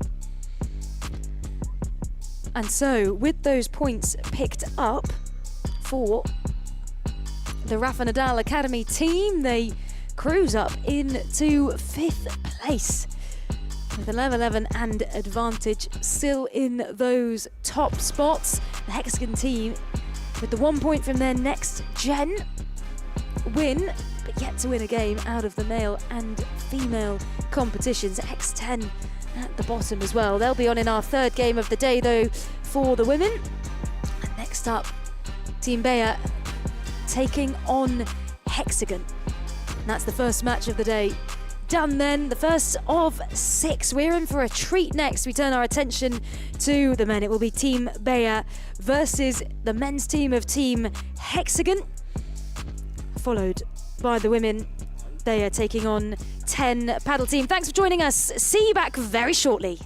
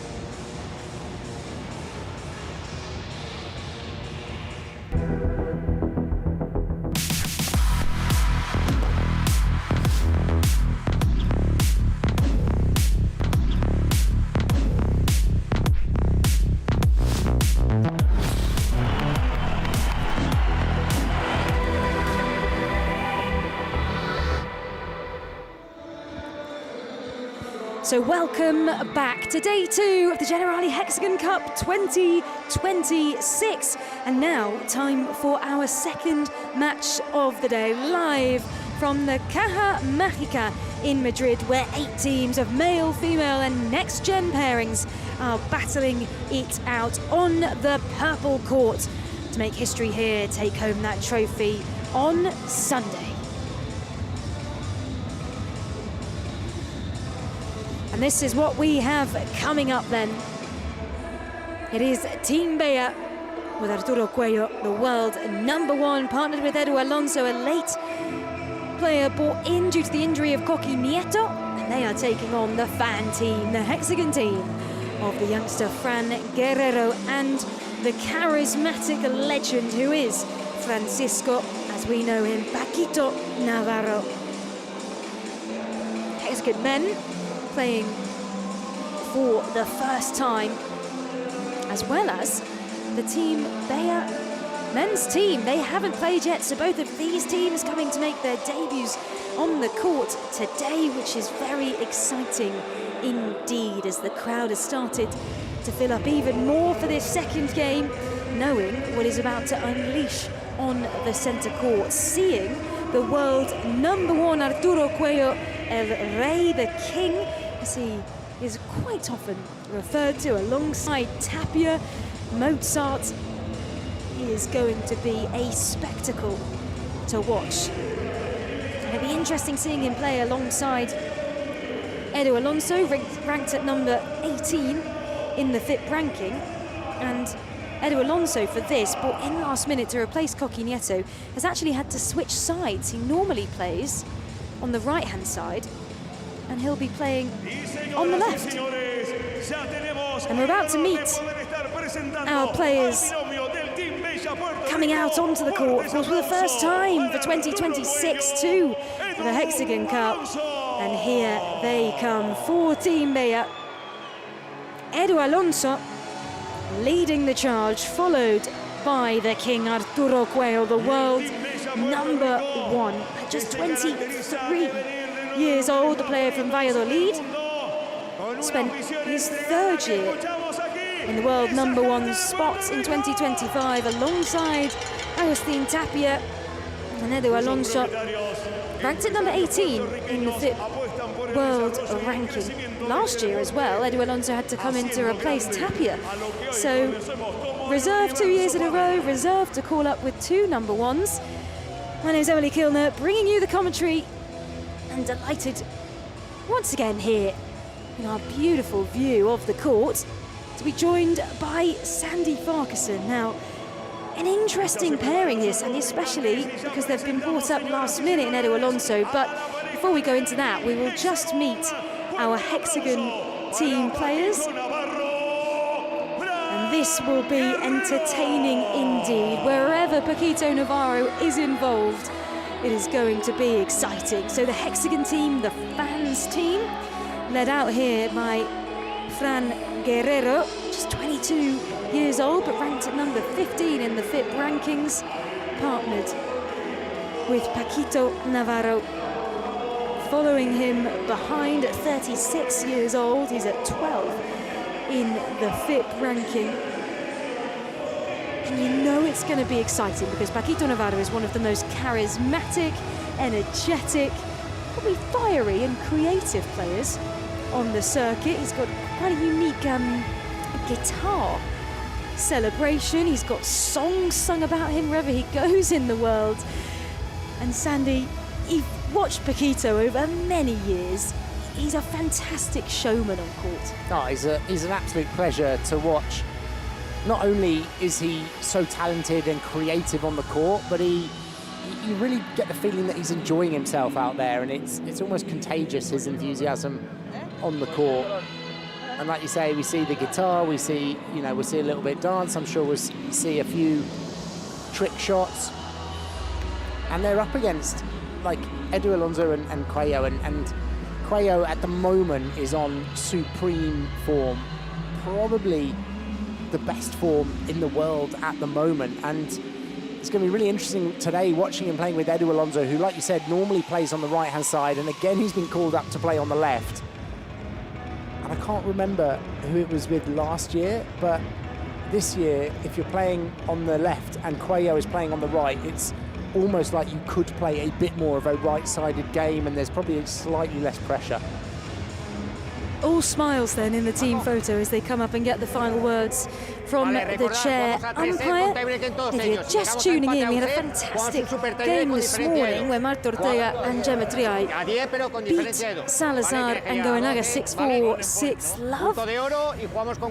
And a reminder once again that it is the best of 3 sets, but it would be a super tiebreak in the third set, which means we'll go to 10 points with 2 clear points if it's a draw after the first 2 sets. We are also, importantly, playing golden point in this tournament, which means we're not playing regular advantage. And this part here, with the coin toss, is deciding who will serve and who will receive. And it's interesting in this professional game, if you win the coin toss, generally we see the players choosing to receive, as Cuello and Alonso have just done. Yeah, often the usual decision that allows you one game to get into it, gives you an opportunity to break serve while your opponents are fresh on the court.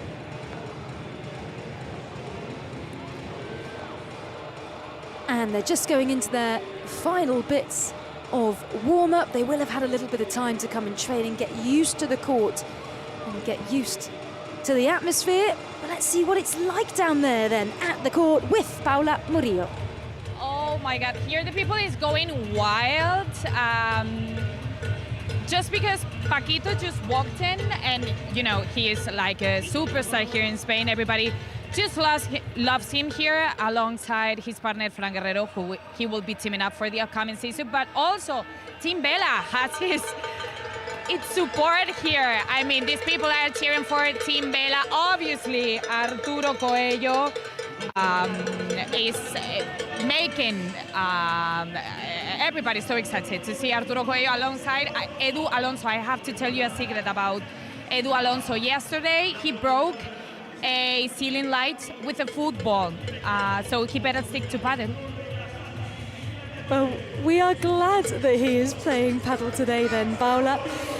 Let's see a little bit more about this fantastic, intriguing pairing then between Arturo Cuello and Edu Alonso.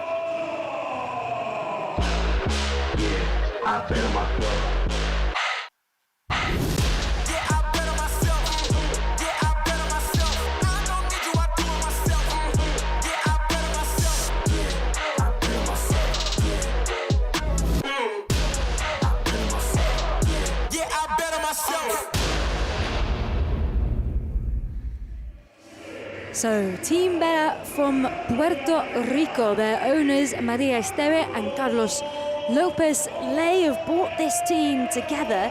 They did get to the 3rd, 4th place match in 2025, but lost to Team Advantage. Can they do better this year with the king in charge?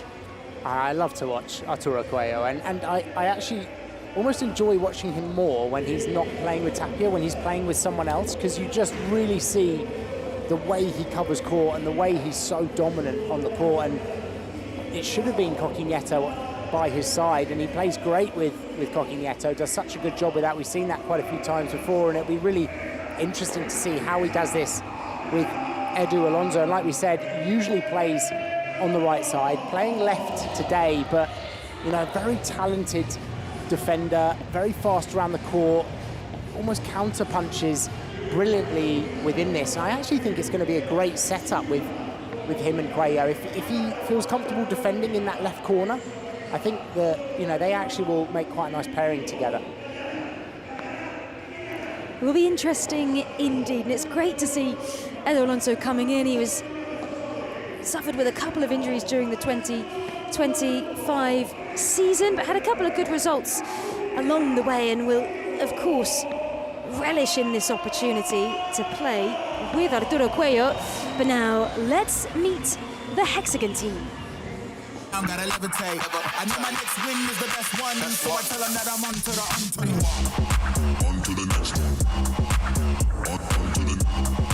On to the next one.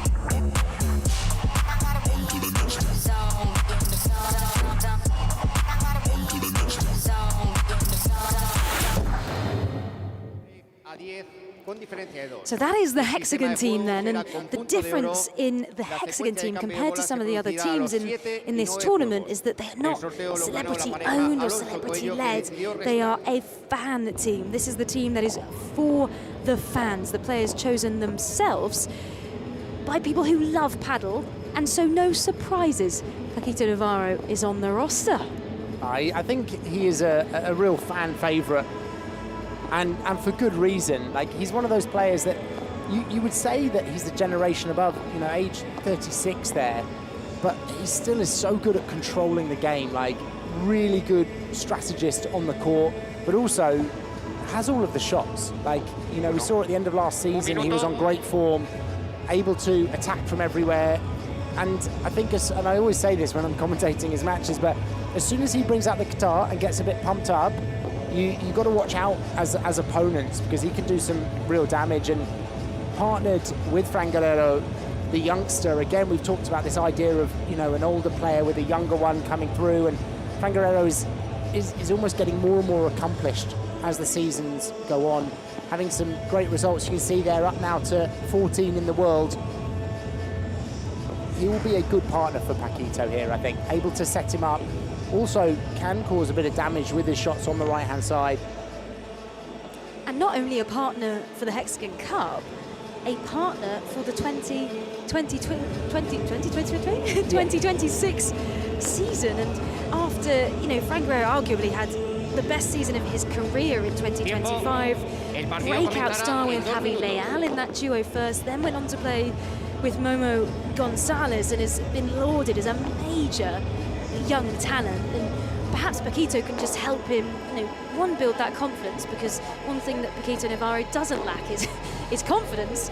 And Guerrero's also come out and said that, you know, he's very effective and consistent, but wants to work a little bit more on being more of an aggressive player. Yeah.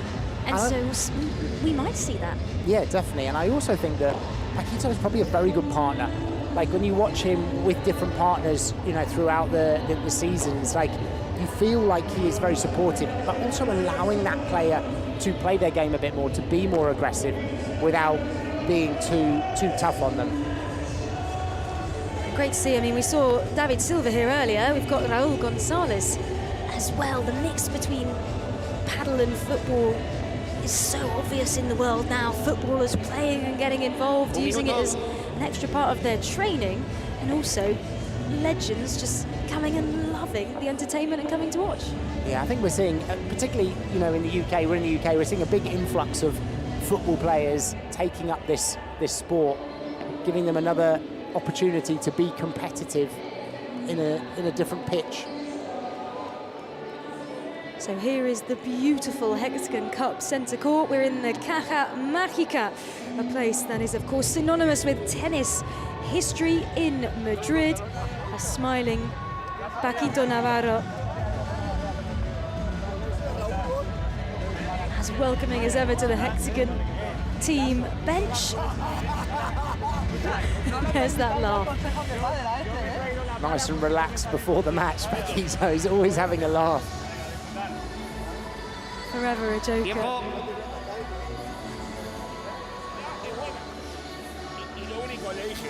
And here is the team Bea and the score predictor there of who we might expect to win. Now, it's pretty close at the minute. I expect we might have seen a little bit more in favour of Team Bea had Coqui Nieto been in that partnership with Arturo Cuello, but because of, you know, Alonso coming in last minute, switching sides as well, might be a little bit more balanced than what we might have thought a couple of weeks ago. And you can see they're supporting. We've got female pairing, the two Beas, Bea Gonzalez and Bea Caldera, and the next gen teams there, the Rubini and Gogni, all supporting their men's pairing as they make their way out onto the court in our second match of the day. It is Cuello Alonso versus Navarro and Guerrero. And it looks like it will be the youngest player on court, Francisco Fran Guerrero, who will serve first.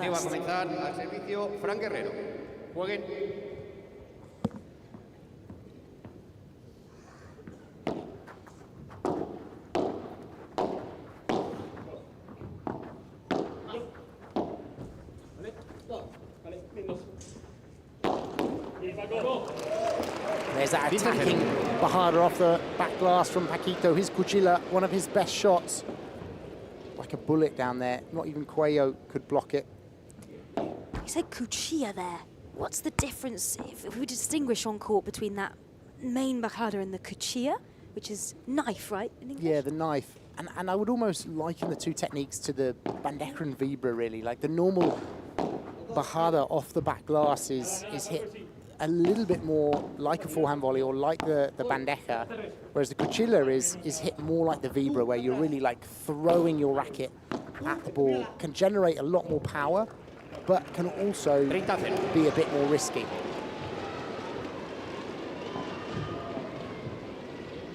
And what's clear is there is absolutely no holding back, no niceties in these first few points from Navarro and Guerrero.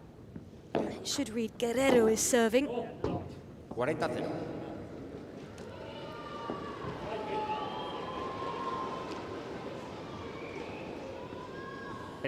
Silencio, por favor. Gracias. Falta. Servicio.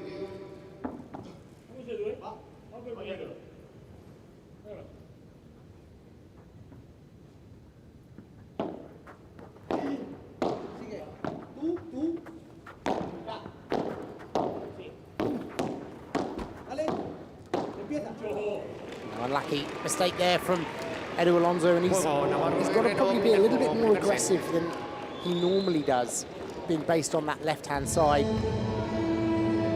He's also, when you play alongside Cuello, you've got to understand you're going to be playing more of the ball, so he's going to have to be prepared for that in this match. And I'm sure it's something that Navarro and Guerrero, they would have spoken about, right? Knowing that they're coming up, not less experienced on the circuit, but you know, Edu Alonso does compete at that high level, but it's just not the level of Cuello. So you would be thinking they'd be coming into this, we're going to put more of our attacking shots towards what they might call the weaker player, even though well, 100%. still incredibly talented. I mean, 100%. It probably almost wasn't even needed discussing, really. If you're up against Cuello, it's like no matter who he's playing with, you would probably want to play the ball to them. Tough call if he's with Tapia, though. Yes. But even with Tapia, I think they play more to Tapia, particularly at the beginning of the match while Tapia gets into the game. Cuello, of course, holding the racket in his left hand, which makes him natural for that play on the right-hand side of the court.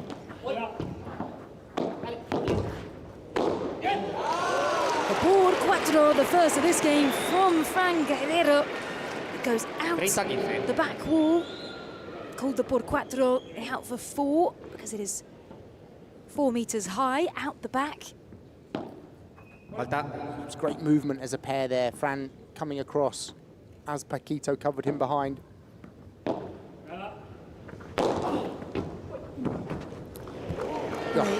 Both struggling to get out the door. Well, what a smash from Edu Alonso there, falling back on that left-hand side, using that kick smash is probably a shot he's not used to playing, particularly from the other side, and Fran and Paquito almost just got in their way a little bit. Neither of them probably expected that to come. And that was a perfect example of a por tres, the other type of out-of-the-court shot, which is named that way, out 3, because it goes out the 3-meter side. Nice and easy to remember those two. Out the back or out the side. And we saw Paquito Navarro and Fran Guerrero running out for that por tres, that out of the side, because you can run out of the court to try and get the ball back in through the door. You can see that padding on the door as well, just to give that extra level of protection as the players can run in and out, and they form some of the most spectacular shots, those out-of-the-court plays that we see on the circuit. Often just played without even looking at the ball behind someone's back. Yeah, it's the highlight reel. It's what everyone sees on social media and then tries to recreate. Very rare error from Arturo Cuello there, into the net. Putting a little bit more pressure on Paquito's serve here. Now this is unique and interesting. A backhand serve from Paquito Navarro, who he plays that a lot, but we don't see it all that often. Well, in other people. He plays it. Well, he will only play it really from the left-hand side, so it hugs the glass a bit more. And I think he plays it more for a bit of variety than anything else.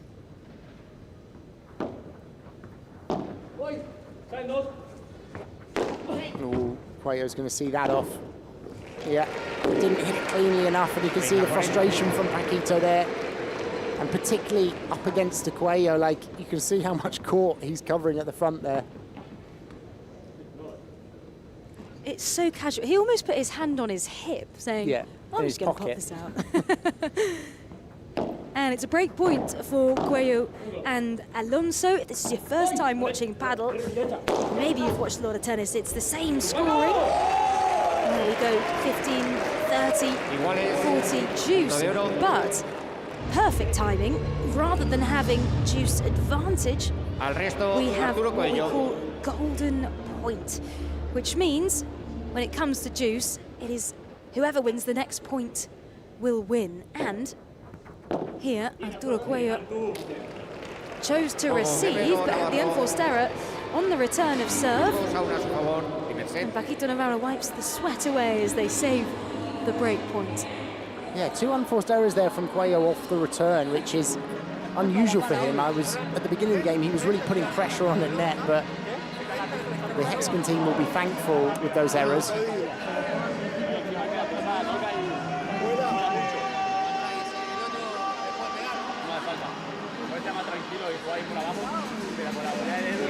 And we'll try and listen in a little bit to what's happening on the bench. I mean, Paquito Navarro is not even listening to the coaching. He's having a chat with the guys behind him. In he comes now. Here's the focus.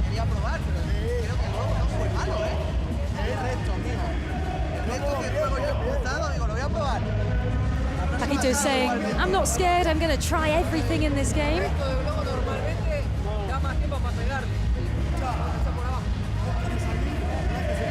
Pretty hard to hear with the music in the arena. Let's see if we can catch some words from Gustavo Prato, who's on the bench for Cuello and Alonso, to no surprise, since both Arturo Cuello and Edu Alonso both live and train in Valladolid at the Gustavo Prato Academy. In fact, Edu Alonso says it's due to Arturo Cuello that he moved to Valladolid and actually trained at the Gustavo Prato Academy because they played together in a Spanish championship. That's how Edu Alonso met Gustavo Prato and then decided to actually up sticks and move from Valencia to Valladolid. Well, he's probably not a bad training partner. And there he's giving that aggressive smash, and that's what he's well known for, is closing the net fast and hitting these fast, aggressive volleys and smashes.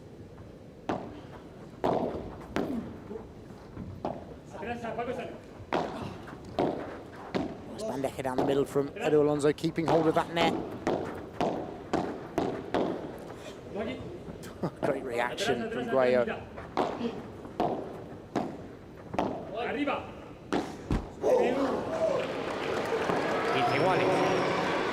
Edu Alonso is going to be doing a lot of movement today. He's going to be getting, I would say, almost 100% of the lobs, if they can, to him rather than to Cuello. And on that, just down into the net, is that just bringing it down too early from a coaching perspective? I think he's probably just gone for too fine a margin there, trying to almost make it slightly too good, and that's the thing at this level. And that was a great retrieval out of court there from Paquito to come back in, and this is the difficulty for Edu Alonso, is like you would think that was a good smash, and at lower levels that would be a good smash, but it's been brought back in, and Edu Alonso's going to have to try and find a way to get the ball to his partner. And in normal games, that would often require like a lob down the line, for example, or playing more to Guerrero, because the more he plays to Guerrero, the more likely he will change to Cuello. 30 iguales. And Edu Alonso, I mean, we say maybe a bit playing at a lower level, but he's a regular competitor on Premier Padel. He reached 7 quarterfinals in the 2025 season, but failed to get past that quarterfinal barrier. Got 2 wins in a FIP Silver and a FIP Platinum, which is, of course, the International Padel Federation global circuit. Played most of his season with Jairo Bautista, but confirmed in 2026 he will play with Juan Tello. Yeah, he's definitely, I would definitely not call him a lower level player. Like, that would be unfair to him. I think it's, when we're talking about playing with Cuello, I think it doesn't matter who would partner with Cuello, he would be considered the player that they would play the ball to.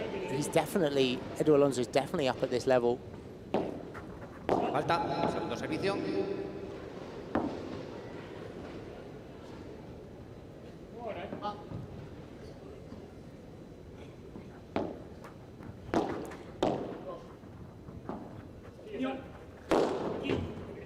That's a great smash from Paquito, and he is hitting his smash well now. And you can tell by the lack of hesitation when going for it. As soon as that ball's going up, he's going for the smash. He's obviously getting a good rebound on this court. You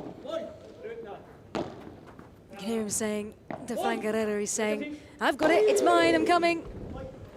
And it pays off. As Cuello, even the towering figure of Arturo Cuello, can't get on that. 40-0. And this is what we were talking about. It's almost the energy of Paquito here. You feel like he's building himself for a bit of a guitar. Yeah, he is a joy to watch, and he also plays in a number of exhibition matches. He knows how to play a crowd. Yeah, and he loves it.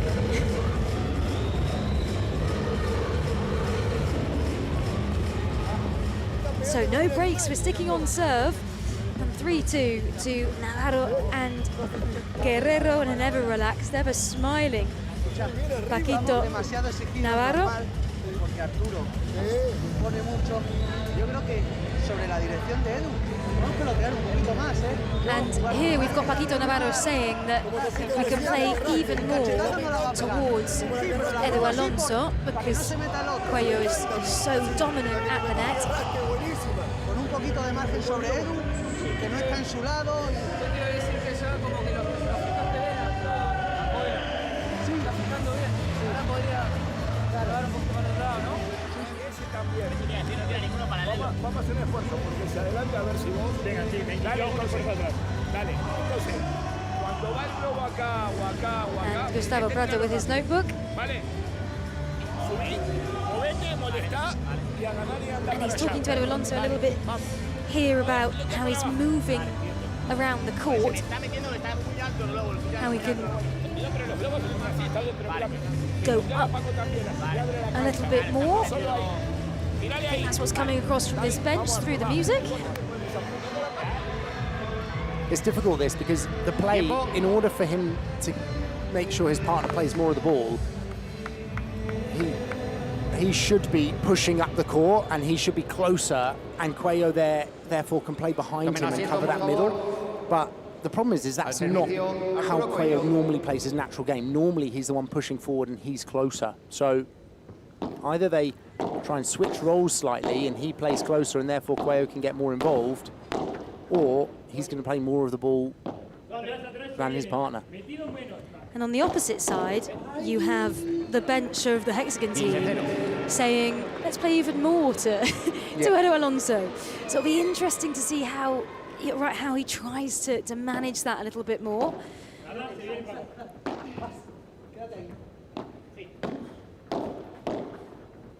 And this, what happens if Cuello can get his attacking volleys in? And now this is the problem, where Cuello's halfway up the court and Edu's behind, and he ends up playing a lot of these balls. What a get out of the court from Edu Alonso, comes back in. Fran Guerrero fires down into the corner. Lob, Cuello there, picking that lob off that double glass down the line. So comfortable.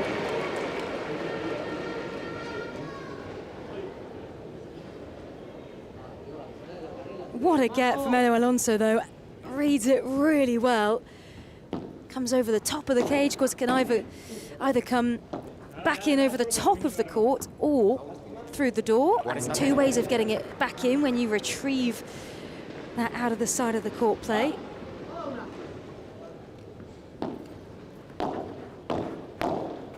Great attacking from the net there, Cuello closing the gap. Creative from Paquito Navarro trying to get that one behind his back. But that is the Arturo Cuello that you don't want to mess with. I mean, Paquito Navarro is almost there. Yeah. Well, the option was to leave it for his partner, but it could well have come back to Cuello's side, and therefore Paquito tried to stick a racket in the way, I think. Here's the smash from Guerrero. Eva Alonso gets on it over the top of the court again. But Cuello reads it well. Oh, well played. Great 3-meter kick smash from Cuello there, falling back. But his long arms and reach made that possible.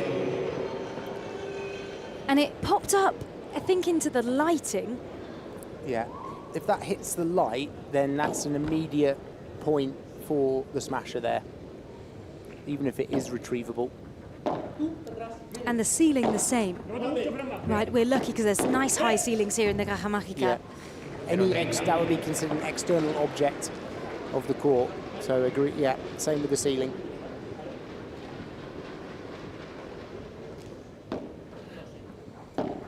Serve right down the middle, and Arturo Cuello once again with the fault on the service return. It's quite a soft serve, that, from Paquito Navarro. Does that in any way make it, I don't know, more tricky to return?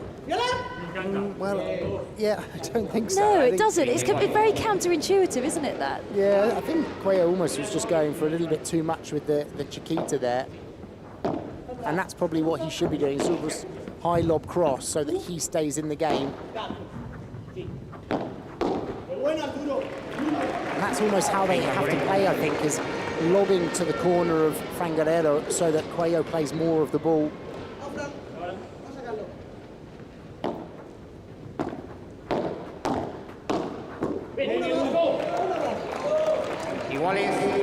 Alonso trying to play up the court. It's just not his natural game to do that.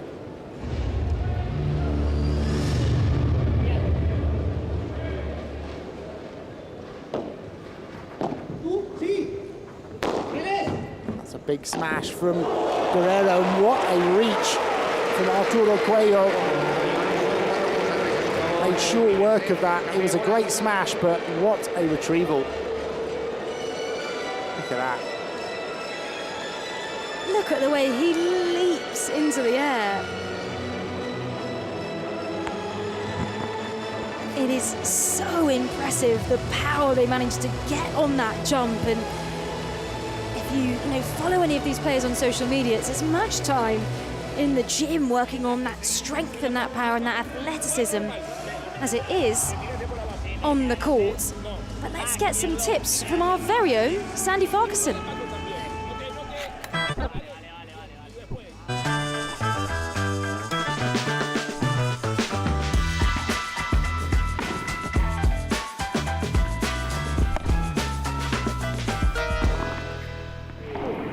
When it comes to the pro volley, we're seeing two types of spin on this, when they want to either set the point up or to go for the big finisher.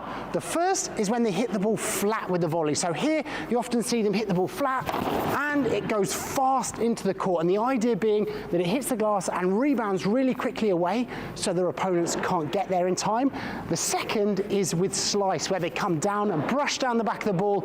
And what they do is generate that slice so it bounces, hits the glass and cuts down into the ground after the shot. It's not racket science. Oh. Well, Sandy, you certainly make it look like it's not racket science with those volleys. A shot that we see so much because of the importance of winning at the net. And something interesting is happening on the court that we can see at the minute. They're warming up the new balls. So we've got new balls in play. Why do we see them, as we say, warming up the balls when they get the new ones on the court?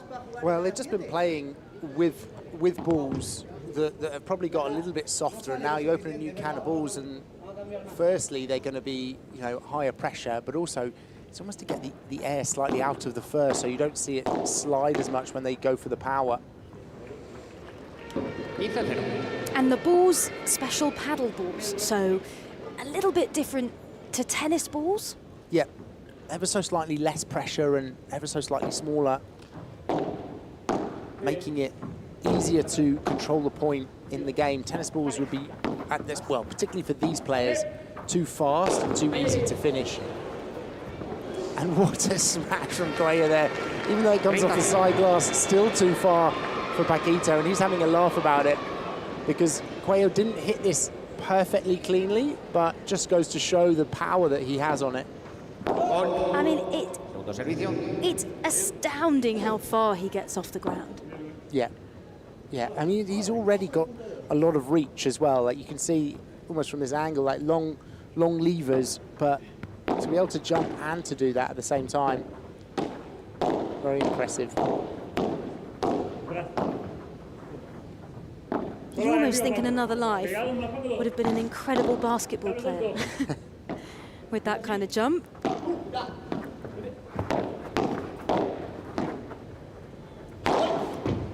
And this time, Paquito Navarro with the smash. Cuello just drifting his racket, seeing if he can get any kind of defense on it. But these two highly aggressive players are thoroughly enjoying that opportunity to be fiery and explosive. Oh, Cuello read that well. He moved into position to cover the middle, got the forehand volley he wanted.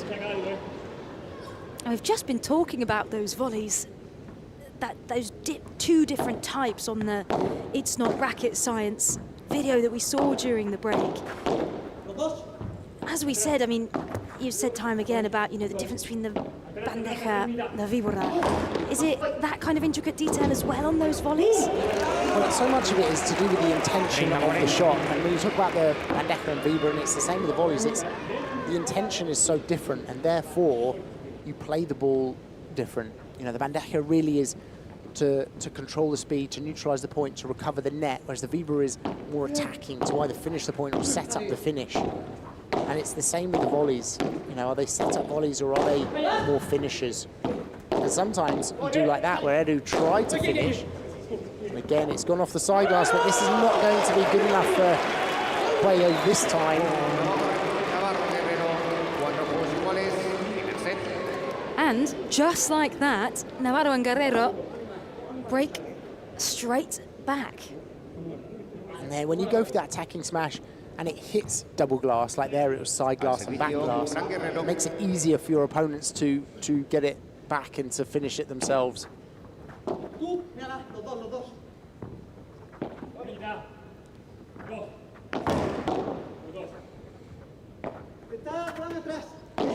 That's where they'll want to play, right in that corner, and what a backhand from Cuello down the line.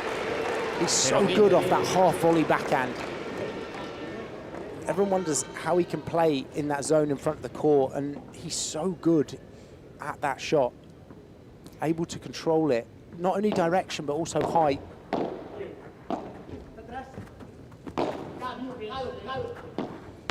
Super well watched. Around the double glass, big smash coming in from Fran Guerrero.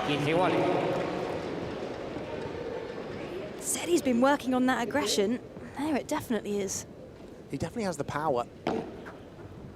And like most of it, it's building confidence.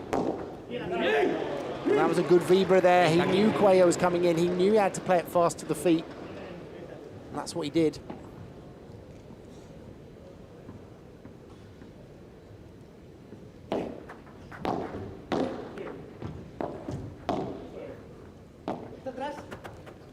Oh, he's gone for that one. Oh, and I'm surprised that Edu hit that. He would have seen out the corner of his eye a red flash coming across his own side of the net there. So better to leave that one for Cuello, who's heading out the court, anticipating it? Well, whether it was out the court or in the court, Cuello would have been in a much better position, and particularly someone like him, with his, his reach that we've just talked about, he would have been able to cause some damage. Paquito, and Ed Alonso gets a touch. But they consolidate their break. They lead 5-4, and that win predictor at the start of the game then was pretty accurate, saying it was going to be a very tight match. Both teams have got a break, meaning no real advantage then. Can Cuello and Alonso equalise at 5 games all? Or will Navarro and Guerrero be able to find another break and take this first set? Again, a big coaching team on this Hexagon team bench. When the Premier Padel circuit is live throughout the year, players are only allowed one coach with them on the bench, and if they don't train together, don't have the same coach, then generally they will just pick one of them and their other coach will be in the stands. You might be able to give that advice later on or after the game. Let's try and see what advice is being given here to Paquito and Fran.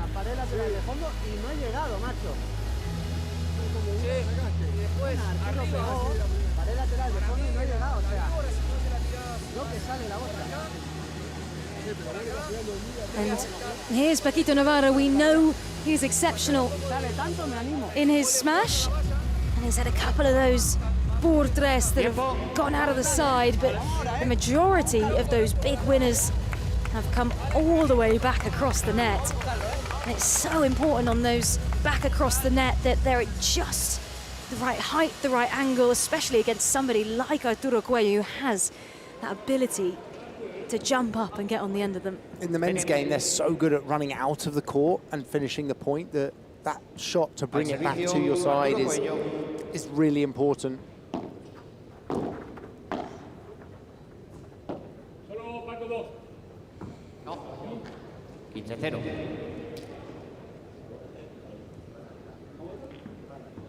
Paquito wants to keep the momentum that he's built in these last couple of games.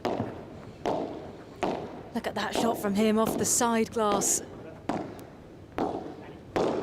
Such a deceptive shot, that, isn't it, when it bounces over to the side and then over to the net. Yeah.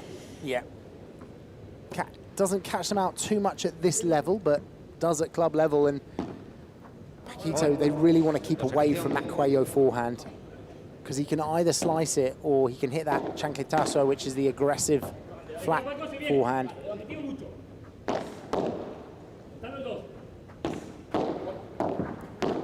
Excellent volleying from Fran Guerrero with the winning volley down into the corner to the feet of Cuello.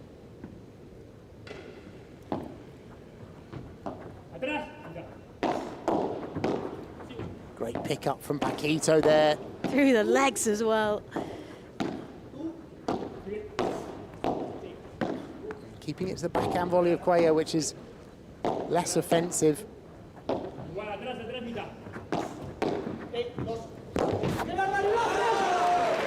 think Cuello thought that was going out. That was a great read from Fran Guerrero to come across there and find the gap. Look at that, through the legs. Fran doing really well, you can see, reading that play. Good change from Cuello there. He just took his arm back and immediately they thought they're going to receive something very fast. So difficult to do that, to change the speed of your arm, especially on the volley side.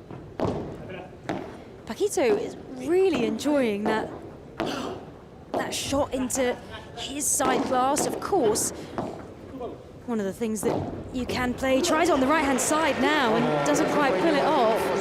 Bit of a showman, isn't he? He's doing it for the show, I think. He absolutely is.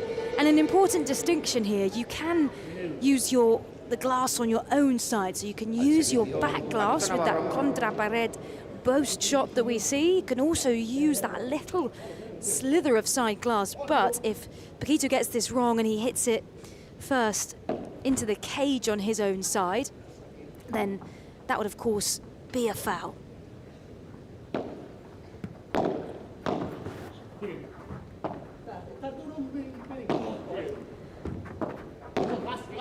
Guerrero so fast to recover that net. And another great topspin smash from Paquito. And Fran is doing such a good job of playing that bandeja vibra from further back in the court and then getting fast up to the net position. It's almost meaning they don't really have an opening with him there. I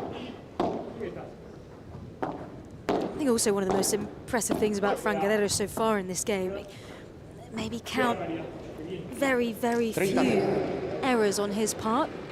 He's such a consistent right-hand-sided player, and I think that complements the maybe a little bit more unpredictable showman nature of Paquito Navarro, who, you know, maybe similar in the likes of Bergamini, who he played with in 2025. What a por cuatro, though, from Edu Alonso. Great setup there, right into the corner, and it was a trick shot to get back from Fran Guerrero, but it wasn't good enough, and Alonso sent it into the crowd.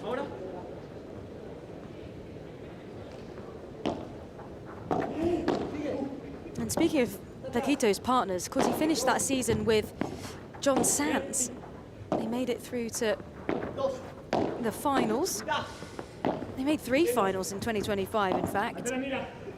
Failed to get a victory, Paquito Navarro, in the 2025 season. But in recent interviews, I mean, 36 years old, he said, no way am I stopping anytime soon. As long as I'm enjoying it, then I'll carry on. It was a bit of a shame for me that he stopped with John Sands. I like those two as a pair. I thought they worked well together. I mean, he's worked really well with Bergamini as well, who, like you said, similar to Fran Guerrero in terms of right side defense capability. I mean, I think that Bergamini might not have that smash, but what he lacks there, he makes up for in his incredible defense skills. Great work from Paquito Navarro, playing that right down at his feet, that kind of half volley. Cuello, it's almost like a tiger at the front of that net, waiting for an opportunity to come across and get more balls. And a dangerous break point opportunity here. If Cuello and Alonso can break, then they're in a strong position to go into their serve at 6-5.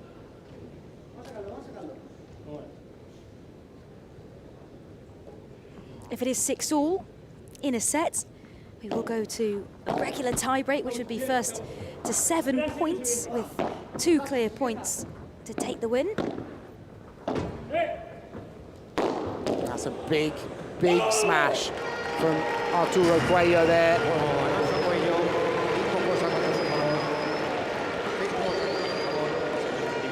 And he knew it. As soon as they hit that contra pared, the post against the back glass, it's an opportunity for them to be aggressive.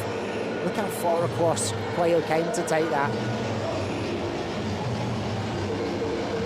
I almost just run out of words to describe that leap by Arturo Cuello. It is absolutely mind-blowing to watch. That is why he is #1 in the world. And when he comes together with Tapia, sometimes it's just hard to describe some of the things that you're seeing on the court. Well, it's the timing of that jump as well. Like, the ball is moving into that opposite corner, and to run across and get the timing, as well as timing your swing to hit the ball at its peak. So incredibly difficult. So they're on the bench with their regular coach here, with Gustavo Prato of the Gustavo Prato Academy. Here with the Hexagon team, Juan Martín Diaz, Mariano Amat. On the coaching staff of the Hexagon fan team.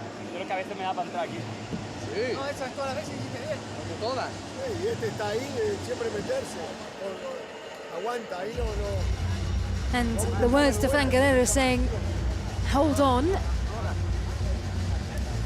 got to hold on in those difficult moments and work hard on the lobs that are coming towards him cross court.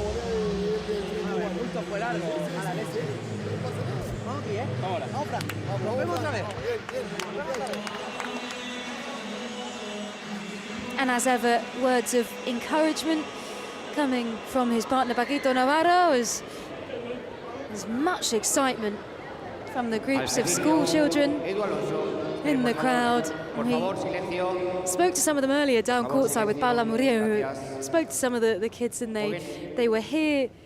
They said they were here supporting the Rafa Nadal Academy team, but they were most excited to watch Arturo Cuello. Like a lot of people, I think.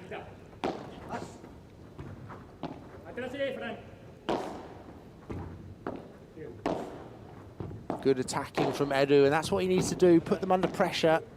Still trying to get his partner involved in the game, and Paquito and Fran are refusing to play to Cuello. But when you do that, it means you are aiming for a smaller part of the court, so you will be prone to making more mistakes.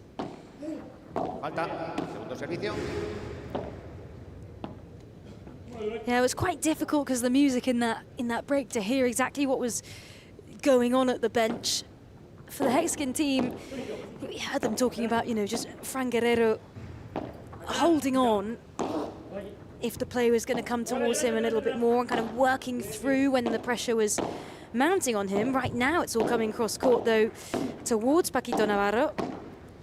And this is, if Edu plays cross to Paquito, it's very difficult for Cuello to get involved. But when he does, he produces some magic. When he does, that happens.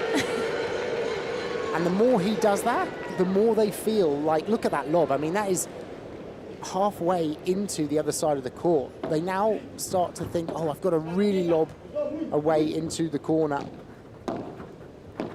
Look at that from Cuello, so smart. Changing the pace. It's almost like every ball he's touching is causing them problems.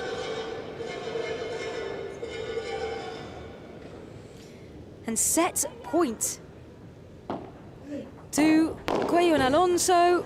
Look at that backhand changlitazo there from Cuello. So much power off the backhand volley. You can't see almost any other player in the world able to generate that. Look at that. Unbelievable. Unbelievable. And I mean, we spoke a little bit earlier about not touching the net. When you're coming in at such pace and such power to the net, that control as well, and being so aware of how close you are, again, world class. Well, I mean, I think this is where the pro level, like the awareness of the dimensions of their court and the net and the positioning, like when they're running forward, watching the ball, for a lot of these shots, like they have such good spatial awareness. There's now four people advising them what to do on the bench.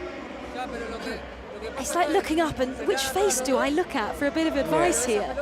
So this is how that set played out, 34 minutes. And even though Cuello and Alonso came away with that win 7-5, slightly more of the points won on the side of Navarro and Guerrero. One break each. Should be another one there for Cuello and Alonso to get that last break at the end. But a pretty even picture still. It's still quite an even picture, and I think it's how can you not let Arturo Cuello be Arturo Cuello? that's the key. Because even that set, they didn't let him play a lot of balls, but every time he gets involved, he puts them under pressure. He hits, you know, a difficult shot coming across, and they then start to think, I've got to go for a smaller and smaller area on Edu Alonso's side, therefore make mistakes. And Edu Alonso is doing a good job, I think, of making them play. Like he's being quite aggressive, quite tenacious as well. He's not just pushing the ball back. What was interesting there in those stats, Sandy, that it was Navarro and Guerrero who had actually more total points won than their opposition, but still didn't win the set. Interesting. Yeah, that can happen, winning those all-important points. And at the end of the day, total number of points doesn't matter. It's more around who can win the set. And now the predictor heavily in favour of Alonso and Cuello. The team Maya Puerto Rico Va a comenzar el segundo set. You know, Al even servicio, Fran since Guerrero. yesterday, more and more people coming in to watch. It will be incredible to see the stadium full at the weekend. A little bit of a short lob there from Edu, and he knew as soon as he hit it. Paquito also has a big smash to finish the points.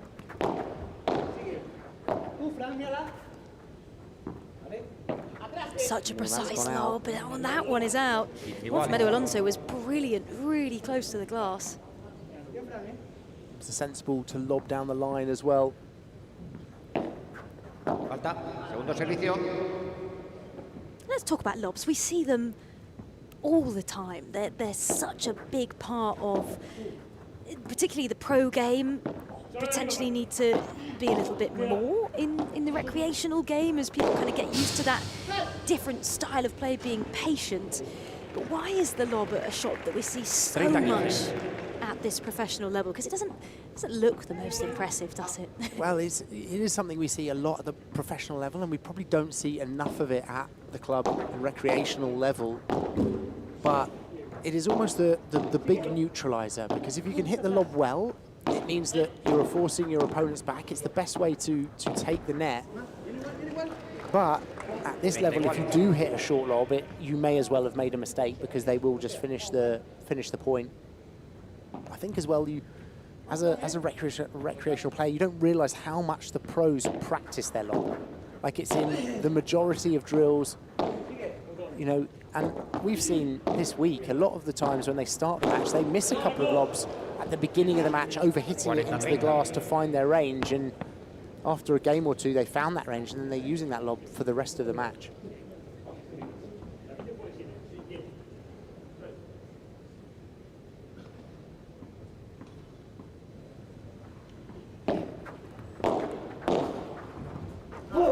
Excellent winning volley there up at the net from Paquito Navarro. You could see they were there poised, waiting to attack. So much slice. And look at the way he commands the net position from the centre there. And that's that second type of volley that you were talking about in the It's Not Racket Science video, right? The slice on it that is much more of the winner than the one that's just maybe to keep the ball in play. The finisher, and I think at this level, if they get a chance like that, if the ball has gone slightly higher on the volley, he's got to take slightly more risk. He's got to be aggressive to try and finish the point, particularly into that corner of Cuello. So a good start, always good to win your first service game, a confidence boost as they have a quick change of ends, and you'll notice there no words with the coaches on that change of ends. They're not allowed when it's just after the first game. Presumably that's just because it would take too long and they just want to get on with it, or is it something a little bit deeper than that? Well, theoretically, they don't have the time of a changeover at One Love. It's just to change ends. So it's unlike the other change of ends where you have your 90-second break and you can sit down and have a drink and communicate. Yes, they maybe grab a towel or grab a quick sip, but they are theoretically just changing ends.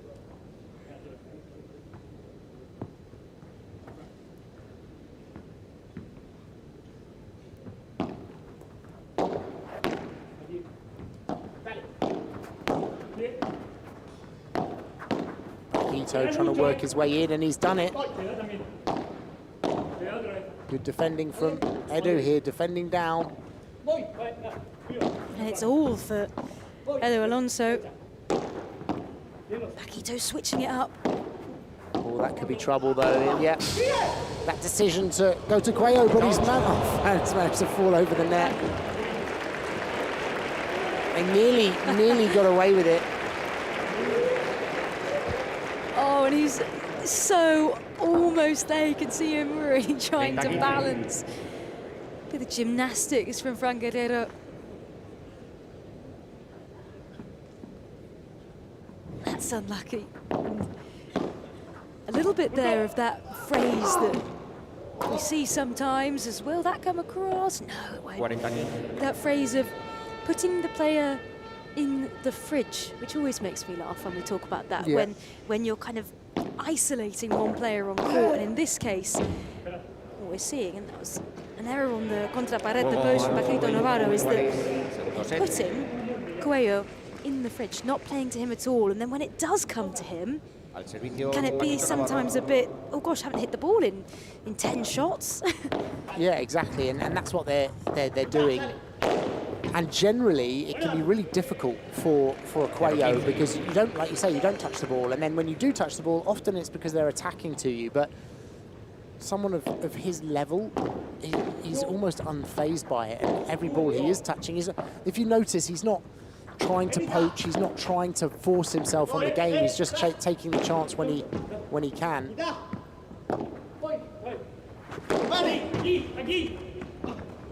Excellent communication from Cuello to Edu Alonso, who was saying, as Edu Alonso looked like he was going to run out the door, Cuello was saying, no, here, stay here, aquí, stay. Excellent demonstration of how important communication is. Well, often, like in that situation, Edu's running for the door, so he doesn't have as good a view as his partner.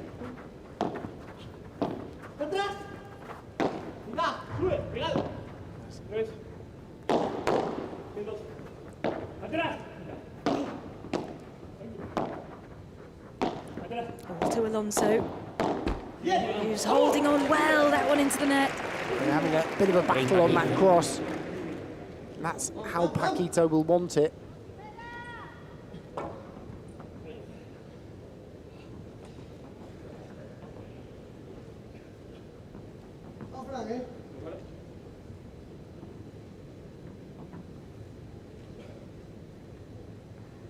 Still having a little bit of a laugh, Paquito.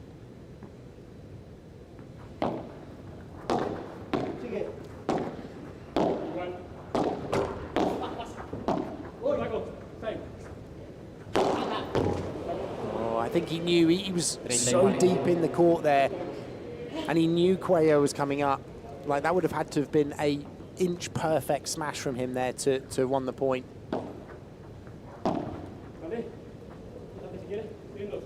Could see a cuchilla here, and that is a cuchilla. Nice shot from Paquito, difficult to defend. That, you can see Cuello almost saying, please stay in, please stay in. Out of the court it goes.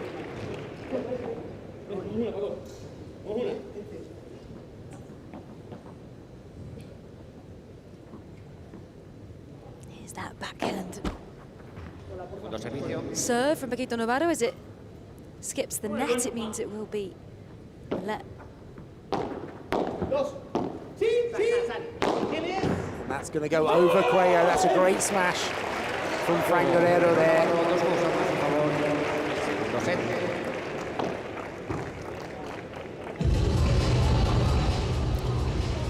So 2-1 to Navarro and Guerrero in the second set of the second match of the day. Team Bea Puerto Rico taking on the Hexagon fan team. As once again, Paquito Navarro loving chatting to his team behind him, enjoying, laughing the whole team nature of the Hexagon Cup up. And Paquito here is saying he's going to try and serve down the middle.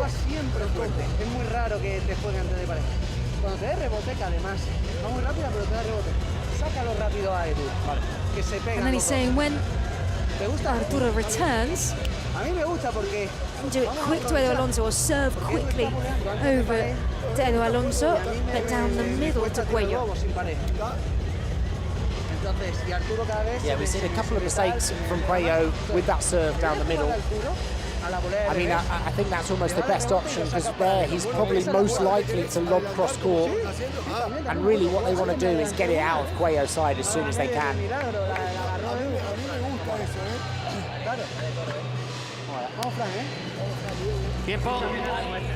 So a little bit of strategy there. A lot of this conversation also being led by Paquito Navarro alongside Juan Martín Díaz and Mariano Amat on the bench.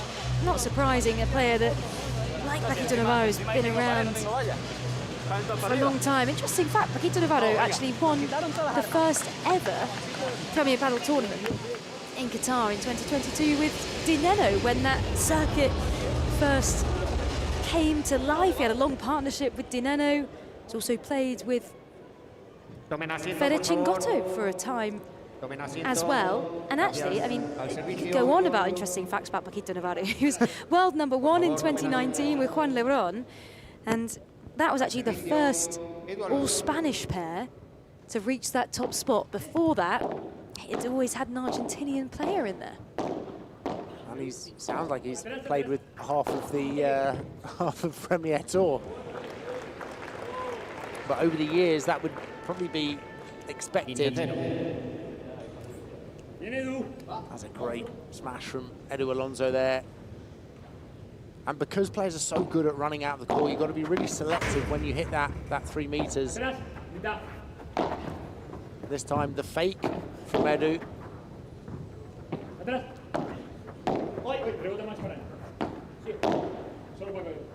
what Edu Alonso does so well is, he's just overhit that, but so good at fighting in the point, keeping the ball alive.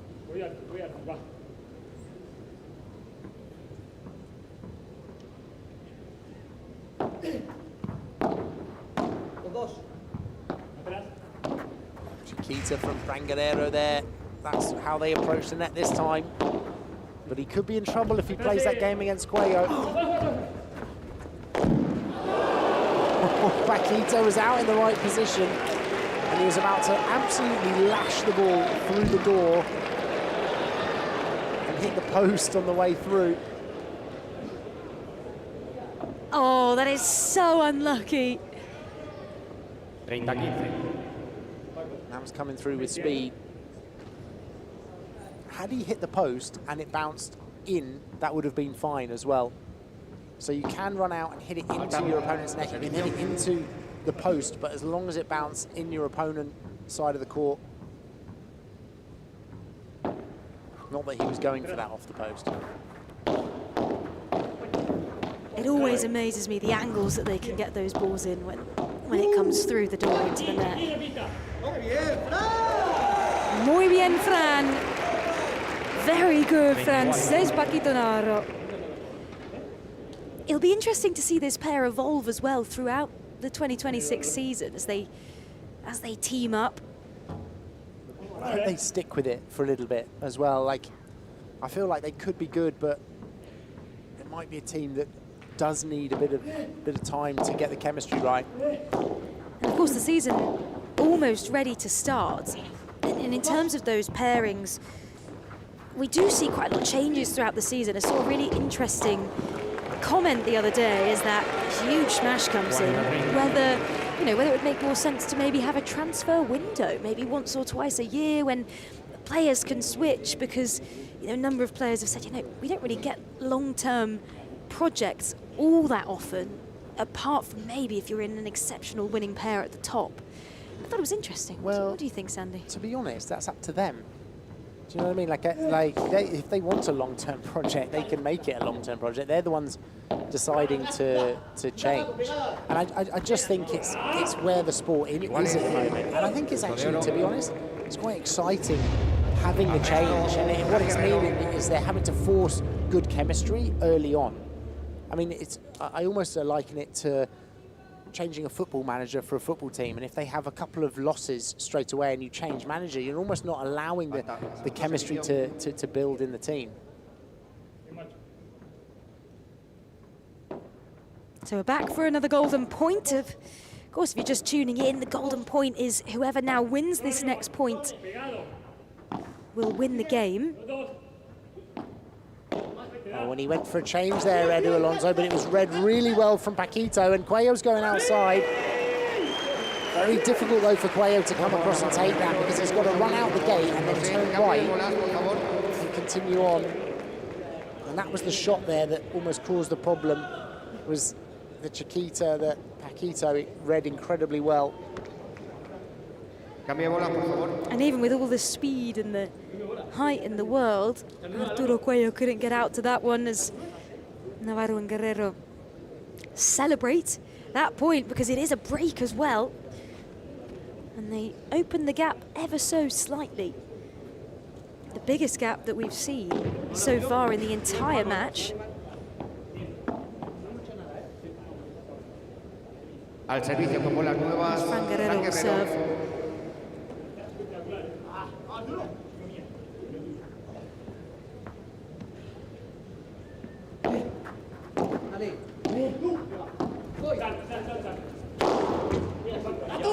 Big fast smash there from Paquito down the line into that gap. He could see Cuello with his back to the glass, and that is a good time to play that fast down the line. And I wonder whether, now they're on top a little bit, whether we will see the famous Paquito Navarro guitar celebration coming out. Blocked from Cuello there, sorry to interrupt. He was almost just standing there, just swatting the ball off from those smashes.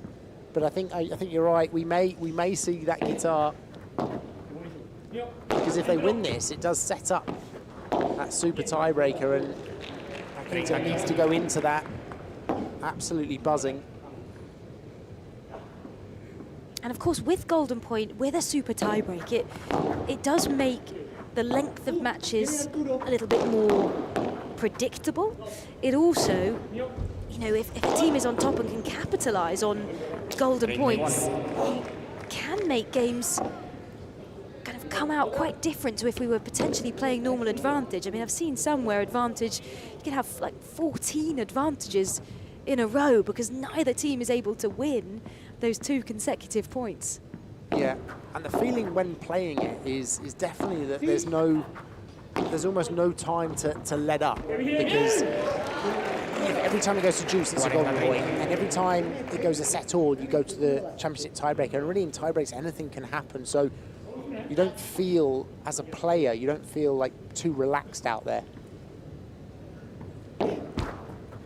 And Fran Guerrero just bouncing the ball. There's a new rule with the serve this year with Premier that if you are now no longer allowed to contact the ball over the line after the bounce. So that both of those would theoretically have been faults. Oh, what a vibra from Paquito there, down, bouncing into the fence. Nothing Edu Alonso could have done to defend that. Fantastic technique from Paquito Navarro. Look at that spin on it, that it makes it die in that corner. The vibra, of course, it's called, translates the viper or the snake, which I've always presumed is because of the kind of snake-like spin that comes off the glass. I don't know if I'm reaching a bit far there. I actually think it's more the bite. It's like the bite on the ball. Ah, I like it. You know, the way that, you know, a viper would strike, essentially. I prefer that one. Yeah. So a great atmosphere in the Caja Mágica. The music is on, the lights on. Actually, you can't see this, but there is a kiss cam going on with the crowd. Not too many people look like they've got much appetite on kiss cam though this afternoon. No, it's a difficult one on a Thursday morning to get that going.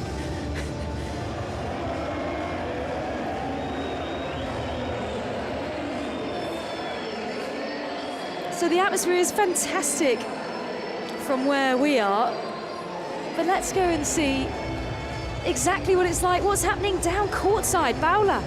I'm here with these kids that come from the school, and these kids are literally cheering up the whole place. Right, girls? I mean, you're cheering so high today. Who are you rooting for today, Paquito or Cuello? I think Paquito. Yeah, me too. I think Cuello. Why? Because I think there are like more beauty. Paquito is better than Cuello. That's it? So, some words from the kids. We'll take their word for it. They're saying Paquito over Cuello. I mean, it's so good, isn't it, to see the school kids in here watching this, and you know, young girls and boys watching this level of paddle, getting into the sport themselves, as well also having like the confidence with the English. Like, you know, you wouldn't find that in a lot of countries, unfortunately, at this stage.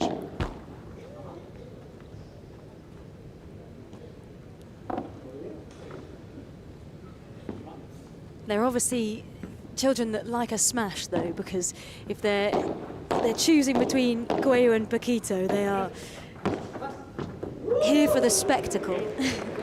Two of the most exciting players to watch, really, on the tour. They must really know their paddle.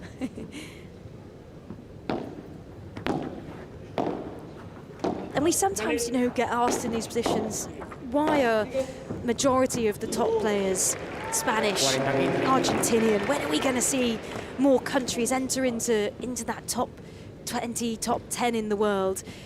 And this is probably one of the reasons why when you get school children coming down to watch this level of paddle at this professional level, they learn and feel inspired from a young age.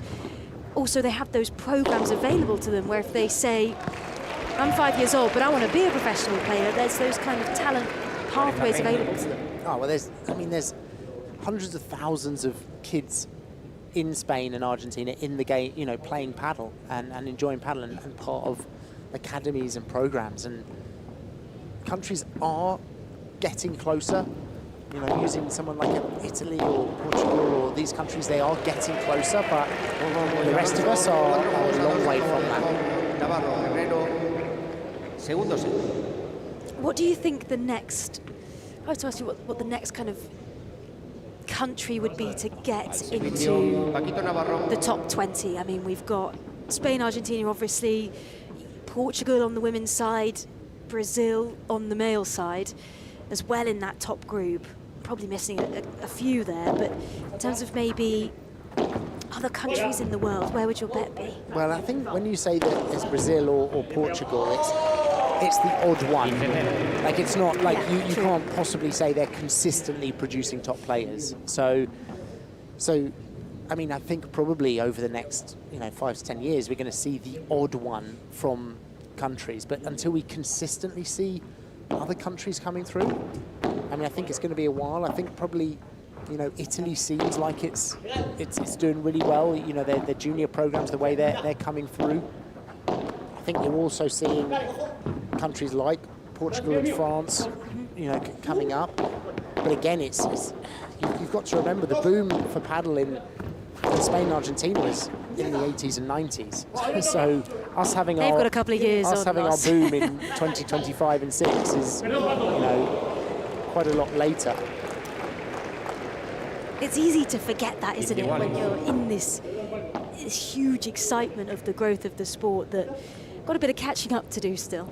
Yeah, exactly. We're, often people that play in clubs, they're in their own little paddle bubble, and they think, oh wow, we're up there, and it won't be long till we produce players. But really, it's time and volume of players and volume of juniors in the game, and it's where the focus almost has got to be is getting juniors to play. And at the moment, in emerging countries like using UK as an example, or US, or any of these countries that are fairly recent, kids are just not getting on court. So the chance of having the next gen come through and be that nationality is slim to none.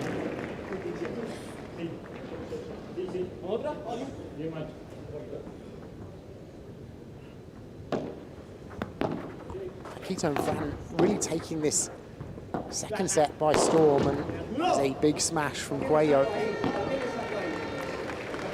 A break here, though, could make it certainly interesting. Absolutely, you can see as well Arturo Cuello there, he did the smash but didn't even necessarily celebrate too much. The ball was straight back over to the side of Guerrero and Navarro, saying, right, get on with it, we want to take this to a golden point. There's one of the things I quite like about Cuello, actually, is almost his lack of celebrations when he hits an absolute rocket. 5-2 now, that is a convincing lead in this second set for the Hexagon team. And look at that angle. Lovely rouleau there down towards the fence.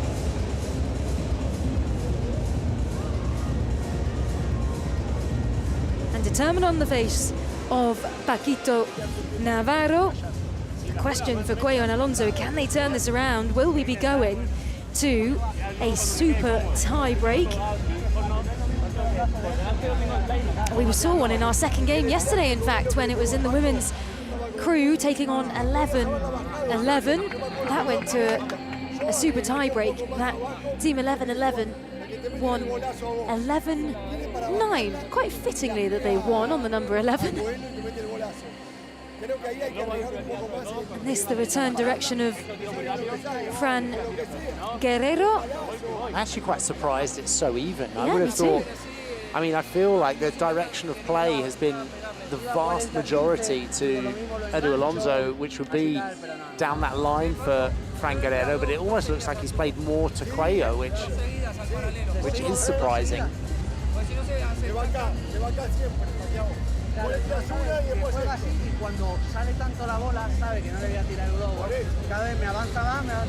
Paquito Navarro once again commanding the bench here. He's talking about, I think, saying when the ball is bouncing that much, he's not going to play the lob as much, and for his team to be a little bit more aware of that. He's taking on a little bit of energy in the form of a banana. But that bit of strategy from Navarro, I couldn't work out whether he was saying, you know, the ball is bouncing too high up, which means the lob makes it difficult. Would that make sense in terms of? I think, and you will understand the translation better than me, but I think it was almost like on the faster ball, he's not going to risk the lob down the line. There we go, that's the word. Because that almost risks a bad lob, and like that ball being an example, those two, rather than to try and risk a lob on a faster ball, and therefore Cuello can be more aggressive because his lob would not be as effective. Atrás, Paco, no. Te va un cruz. Igual atrás, viene. Pega menos.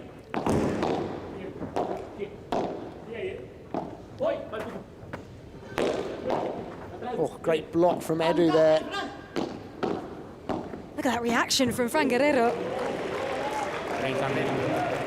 Edu Alonso is fighting an absolute battle in this left corner. Quite a good cricket shot.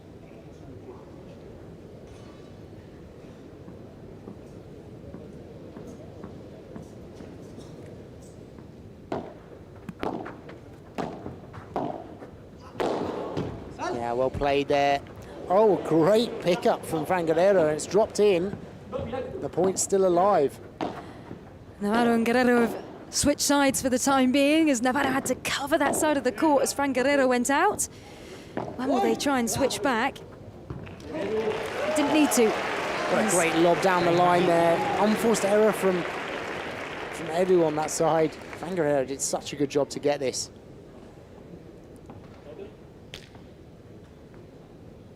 What an out of the court play.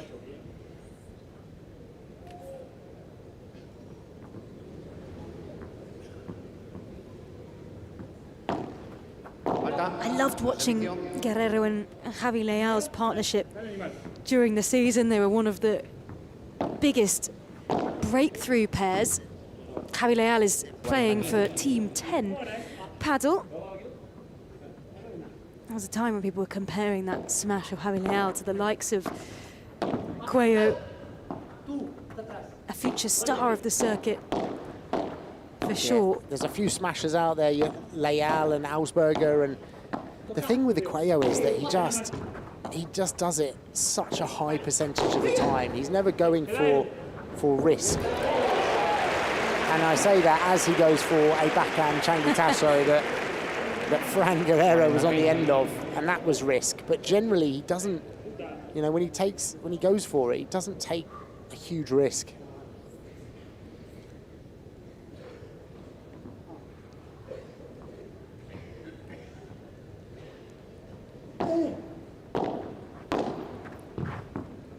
Great volley from Cuello there into that corner. So much slice on it as well. Fran Guerrero couldn't really get underneath it. So Fran Guerrero serving at 5-3 up.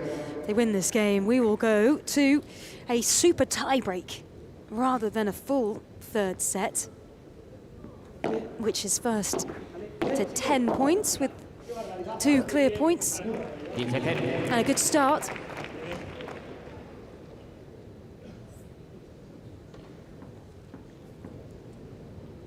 I wonder how they'll, police that new service rule. have to have those cameras on the service line, or I imagine we'll see a couple more video reviews on the serve as well, potentially taking place this season. Well, to be honest, I don't think they policed the previous rule particularly well, did they? I mean, you know, we all know the rules around waist height and contacting, stepping on the lines, and so often you see the players do that. And I think this is one of the difficulties with paddle, is it's often self-refereed, or the players make the decision. And so calling the serve is something that a lot of referees just do not do in paddle. What a way to win the set then, with the pop out of the court from Paquito Navarro. They win 6-3, and as predicted, we will go to a super tie-break. I wonder, it would be really interesting.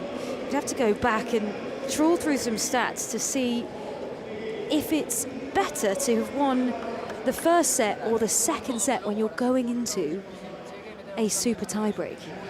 I would say the second set, probably. You've just got momentum on your side. And we talked about this in one of the matches yesterday where they'd won the first set, and we were saying that, okay, you think you're going to go into a super tiebreaker, so it's better you finish the set with momentum, and I think that's what happens, is if you win the set, you go into this next one with momentum, but you really have got to be careful. You cannot take your foot off the gas.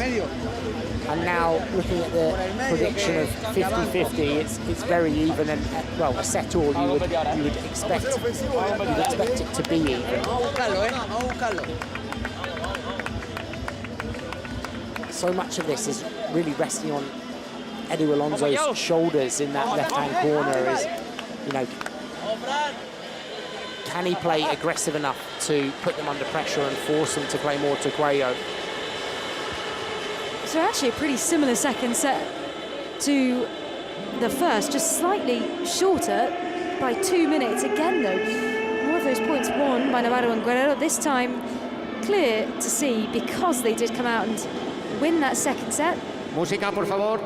They took that golden point, and here we go into a super tie break. First to 10 points with 2 clear points, who will be taking home the win for their team. Team Bea in the red, Team Hexagon in the green.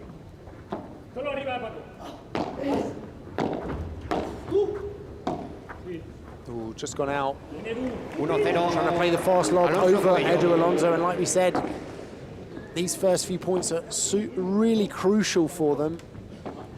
And particularly for Edu Alonso, he's got to come out firing.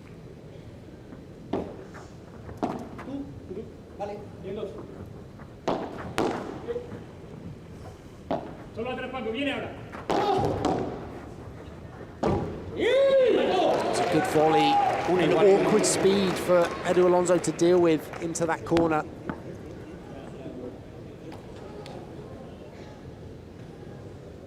Yeah, he didn't really have too much or too many options apart from trying that contra pared, or that boast shot it's called in English, against your own glass. Smash from Guerrero and a fist pump accompanying it. There's a big smash from Guerrero there. Cuello was primed and in position. Not even he could reach it.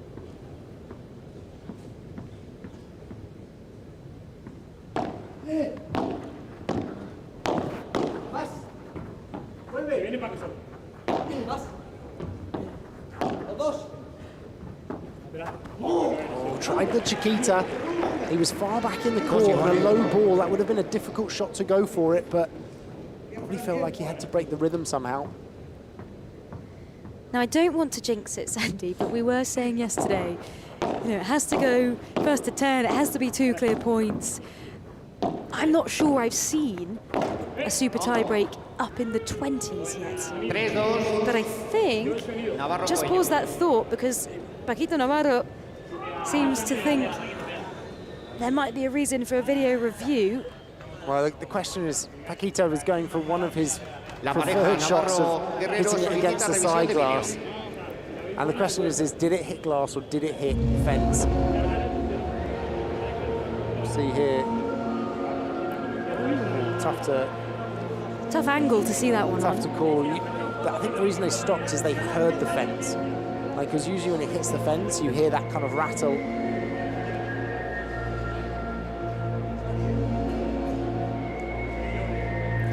So this will now go to our video review team, just as it might with VAR in any other sport, and they'll let our chair umpire know the decision. It's now being looked at from a few different angles in slow motion. We can't see them all on this broadcast, but they'll be looking at it meticulously behind the scenes.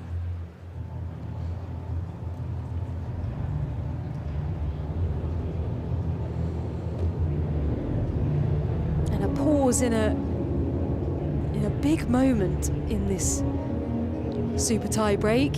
I'll take the opportunity to discuss some of their tactics, see what's going on. Gustavo Prato talking to the team as well on the bench.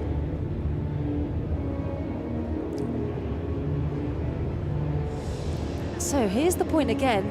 Reminder, they're checking if it hit the glass or it hit the cage first. If it hit the cage first, it would be out, and we're hearing here is that the ball was out. Mala is what we hear from the chair umpire. That means it is out. And so Navarro and Guerrero will lose one of their chances to refer. They get 2 per pair per set. And the point to Cuello and Alonso. I think that was a close call. That was a close call, and the difficulty is the glass is almost flush with the edge of the fence there, so it's very hard to see.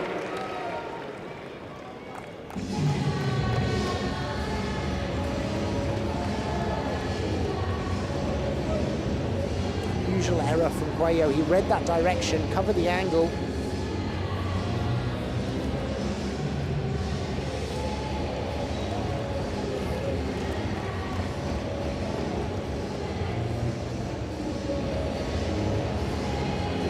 So 3-all in this super tie-break.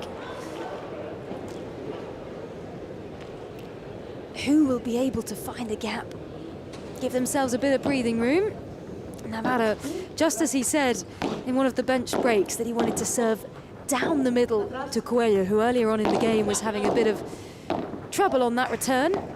And Alonso will want to get behind the back. It doesn't go out, and Cuello can't quite get there.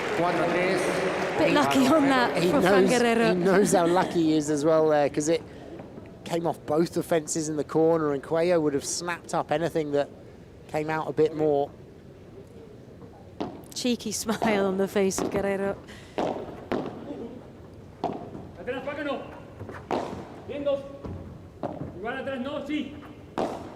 Nice feeder down the middle there from Edu Alonso, splitting the pair.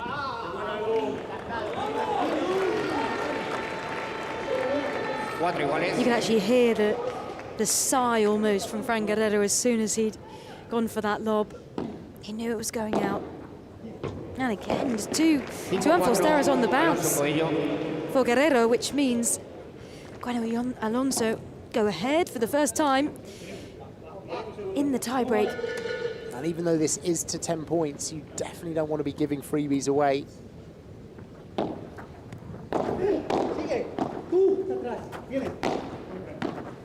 Ooh, was that stayed in, and Edu's got the net. I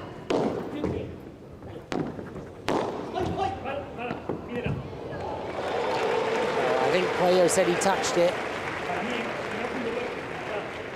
Or did he call it out?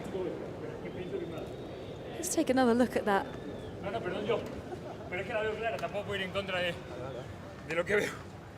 Ah, so he's saying it was. He's saying it was out, or is he saying that it touched his body? I think he's calling it out, so he's doing a video review, thinking it's out, but it's really difficult to call when you are the one that the ball has come towards. So there must have been something that he saw that felt like it hit some fence. And some Pink Panther theme tune music to accompany it. As the investigation starts. I have to say, it didn't look like. Yeah, it looks like it's gone in. But he's called it immediately, and Cuello's well known for his fair play, so he probably just feels like he saw something. Yeah, that's definitely gone in. Yeah, it's a shame he called it because, I mean, Edu Alonso was there, ready to get on it, and probably hit a pretty stellar shot from that position.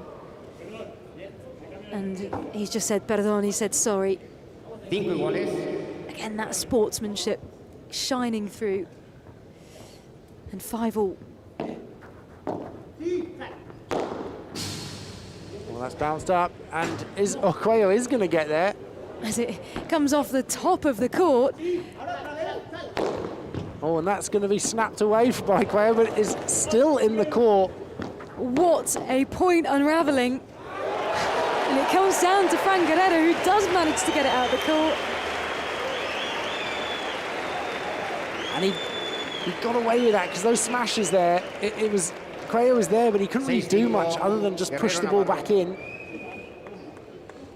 And just to be super clear, it's okay if it bounces off the top of that court. Not like if it touched the light or any ceiling point. It can actually bounce off the top. Absolutely.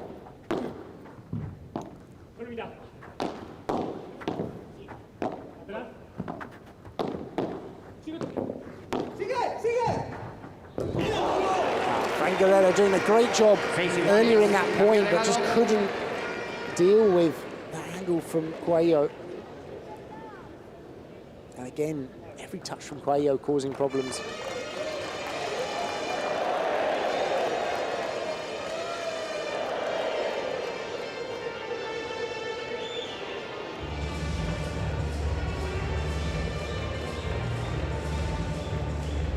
So it's close as ever. 6-all in this super tie-break. First to 10 with 2 clear points. And here's some of that out of the court play from Arturo Cuello. 4 out the back. The por cuatro, 2 out the side. I think it was 4 back to his side as well. I think that was the final stat, but almost just showing how dangerous he is. 7-6, Alonso Cuello. And that time, a forehand slap from Cuello.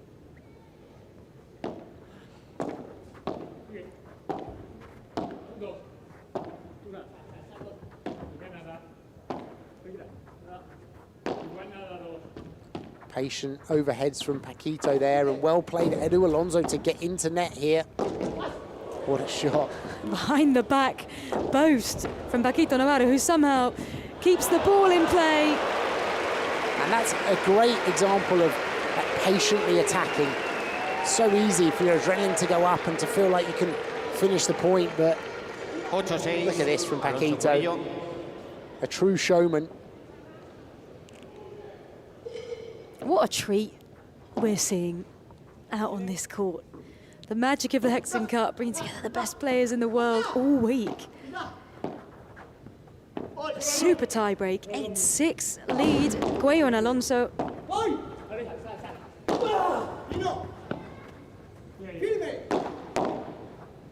Good block, and the team has managed to hold on to the net, and that's going to hit the post. Another one off the top of the court. Look at that out of the court from Fran Guerrero. The bench erupted behind him.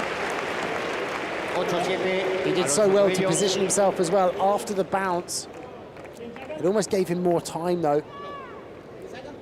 What are the chances? 2 that bounce off the top of the court in a row for out of the court play.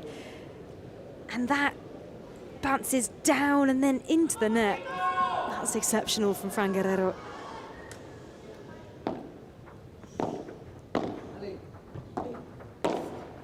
Good volley from Edu Alonso there, so much slice. Extra bite on that, and that is going to set them up with a couple of match points.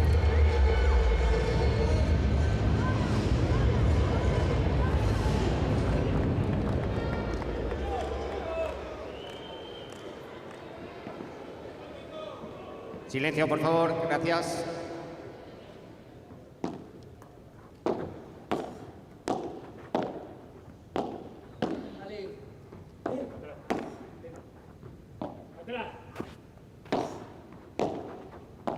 Great shot from Paquito. Chiquita down to the feet and closing the net.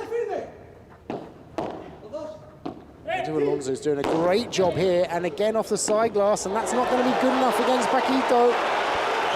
And you're seeing the guitar. The guitar has come out on match point. And hands in the air from Arturo Cuello. And he knew it. As soon as it hit the side glass, it just took a bit of the bite out of it. And there it is. There's that guitar celebration. We knew we'd see it at least once. And there it comes in a vital moment. It'll be another match point. Still got another one to save, yeah.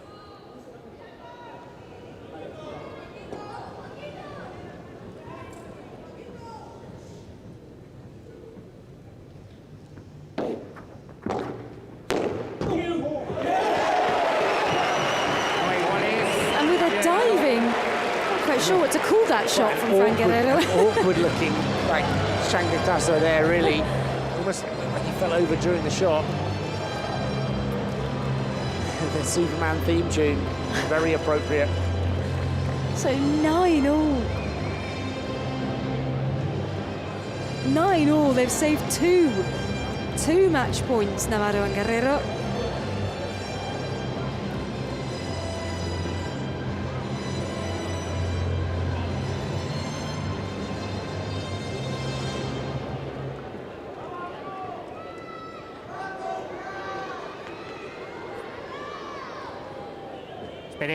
Espere, por favor. Silencio, por favor. Gracias. Silencio, por favor.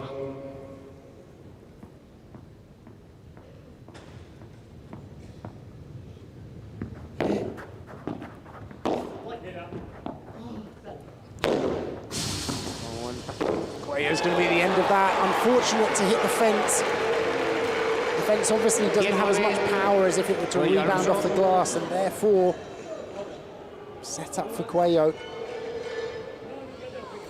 So they couldn't do it when they had 2 match points before. Can they win one more? Can they get the first victory for Team Bea? Across their senior categories. Oh, lovely shot from Edu Alonso, the soft bandeja down the middle to finish the point. And what an example for people watching this that might play their own games, how the match has been won on that soft, sensible bandeja down the middle into the space. What a great game. What a game. I hard to believe it's only our second game of the day with the energy in that, the energy in the stadium. What a way for them to come on court. Edu Alonso switching sides. Arturo Cuello, the king, triumphs on this court. They won the first set 7-5.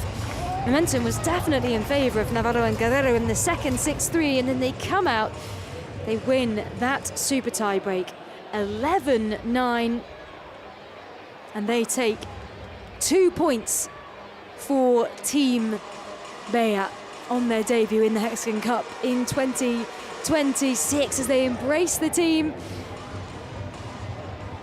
A big hug and smile from Gustavo Prato. There's the owners of the team, Maria Esteve and Carlos Lopez-Ley, and the technical officials as well. There's the brother of Arturo Cuello, also a paddle player himself. There's match points. And Edu just did such a good job to counteract the game that was being played against him there, and almost allowing Arturo Cuello to play, and clearly Arturo has unbelievable weapons, but for me, Edu Alonso just played the type of game there that almost kept their opponents at bay and allowed Cuello to produce his magic. Yeah, it's smart, it's intelligent, and I think Edu Alonso would have come out knowing that he was going to receive a lot of play today, knew that it was probably riding on him a little bit. And Cuello's family celebrating that result. Cuello is somebody who in every post-match interview, every opportunity, thanks his family, thanks his partner, thanks his team around him. Of course, now a player that mainly is based out in Miami. That's where he lives. Having come up through the ranks in Valladolid with the Gustavo Prato Academy. I think probably spends majority of his time on the road at the moment. So what a game, what a treat that was then, and we'll head now to hear from the winners, Cuello and Alonso. Bueno, estas son las caras que se te quedan después de jugar un partidazo. Para toda la gente que lo está viendo desde casa, este es el tipo de partidos que te enganchan al pádel. With the winners. Voy a utilizar un poco vuestra jerga de gente joven. Sirviendo puntazos, sirviendo actitud, sirviendo pádel y aquí sirviendo el mejor there's lots of people watching from home, lots of young people in here. Sí, me lo han dicho, me lo han chivado por aquí. Bueno, nada, watching their attitude, watching how well they've been playing on court. And Alonso, the MVP, the player of the match. So he's really enjoyed today playing alongside Arturo Cuello. Saying, they've suffered, they've had to really fight on the court against the play of Navarro and Guerrero. Toda la grada estaba absolutamente dándolo todo. Antes estaba preguntando a la grada y Arturo, tú siempre estás en boca de todo el mundo, evidentemente. And Paula saying that when she was asking the kids, asking the audience, they were looking forward to watching today, that everyone was saying Cuello. And how does he feel about that? De estar otra vez en Madrid, en la Caja Mágica, happy to be here in Madrid. Es increíble. Felicitarlo primero a Edu porque muy pocos jugadores son capaces de sostener o de tratar de sostener a Paco, que es uno de los mejores jugadores de la historia. It was difficult to sustain what was coming at him from Paquito Navarro today. Creo que era un partido muy difícil para los dos y lo hemos sacado, creo, de una manera muy bonita. Lo que decía Edu, para mí este torneo es especial porque Edu es uno de mis mejores amigos al margen del pádel y poder compartir pista, hoy lo hablábamos antes de entrar en el estadio juntos, es algo increíble, es un recuerdo que me va a llevar este año y no sé si se va a poder repetir otra vez, pero con este la verdad que me quedo muy tranquilo, así que nada, feliz también de darle a Carlos y a María un puntito. Happy for also getting the win for María and Carlos, the owners of Team Bella. Que Carlos y María se lleven este torneo, así que lo voy a intentar dar todo y ojalá que podamos levantar el título, pero de momento felices con la victoria. Hoping that they can take home the title, but it's a good start for them. Sí, es una pregunta. ¿Tú has hablado con el torneo por esa luz que ayer rompiste? And Paula talking to Edu Alonso about the light that he broke yesterday with the football. Prefiero no dar comentarios porque lo mío el fútbol. No, quedó claro. To no comment. Pido perdón a Just saying sorry to the venue. La luz del techo. Pero bueno, sí, mejor creo que me voy a dedicar al pádel. Sí. Better that he sticks with paddle. Con la pelota de Edu Alonso. Y se me fue un poquito el balón y lamentablemente la luz del techo salió un poco perjudicada. Bueno, yo creo que te lo perdono.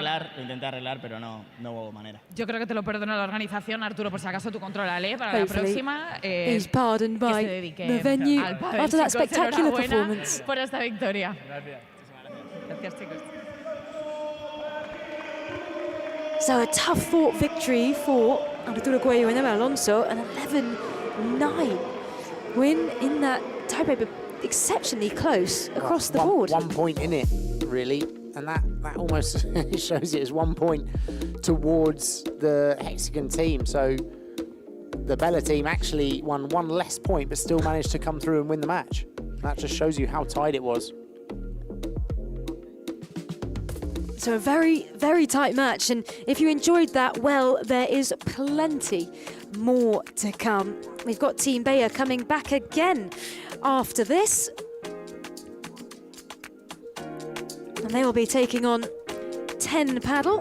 That's the last of our morning session matches. Then back to the men's, not before 5 o'clock Madrid local time. The 10 paddle team take on 11-11.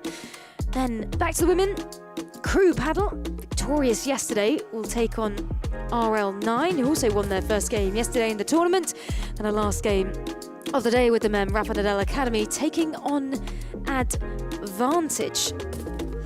So with a win for Team Bella, this is how the table now looks as Team Bella leapfrog the RL9 team and go into third place behind Advantage, behind Team 11.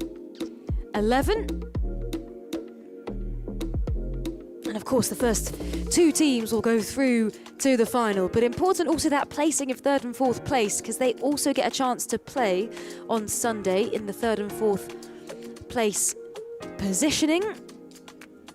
Team Bayer lost in the 3rd and 4th place playoff last year to Team Advantage.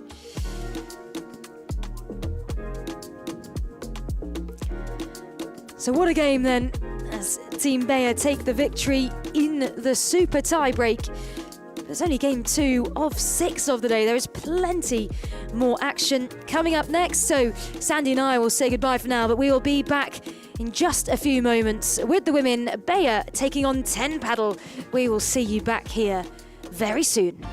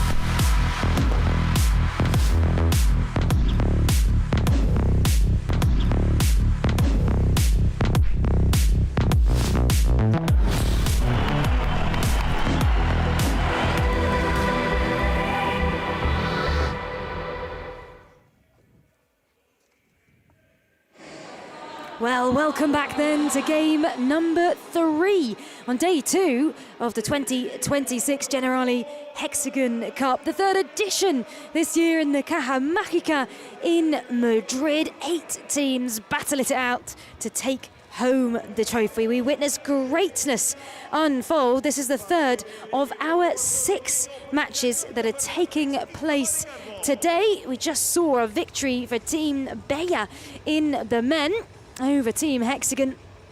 They won in a super tie-break this morning.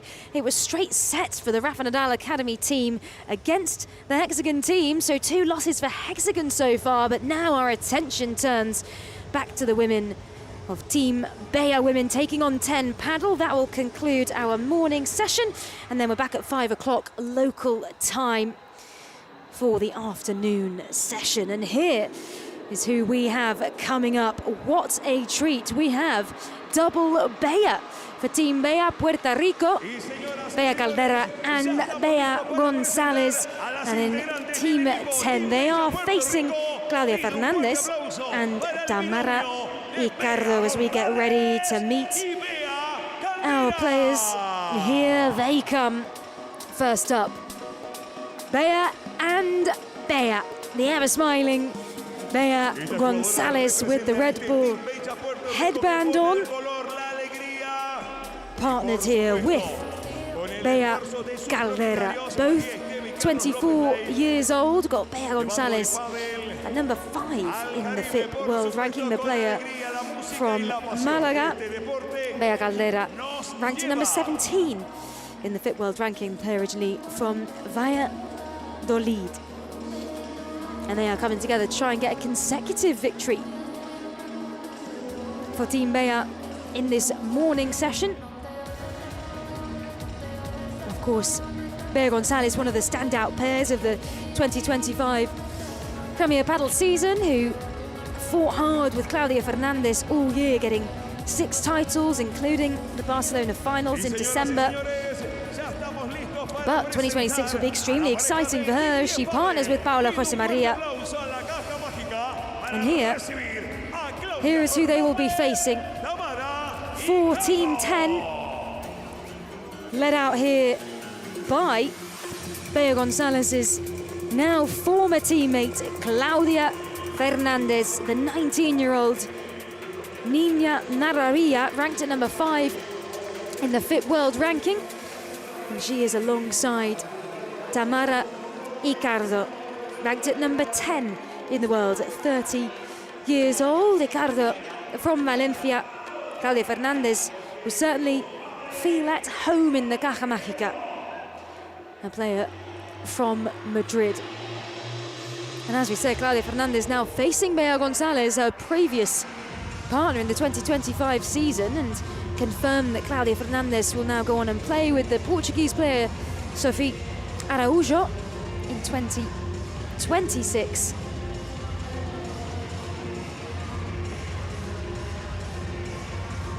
What a brilliant match that we have ahead of us for our third match of the day.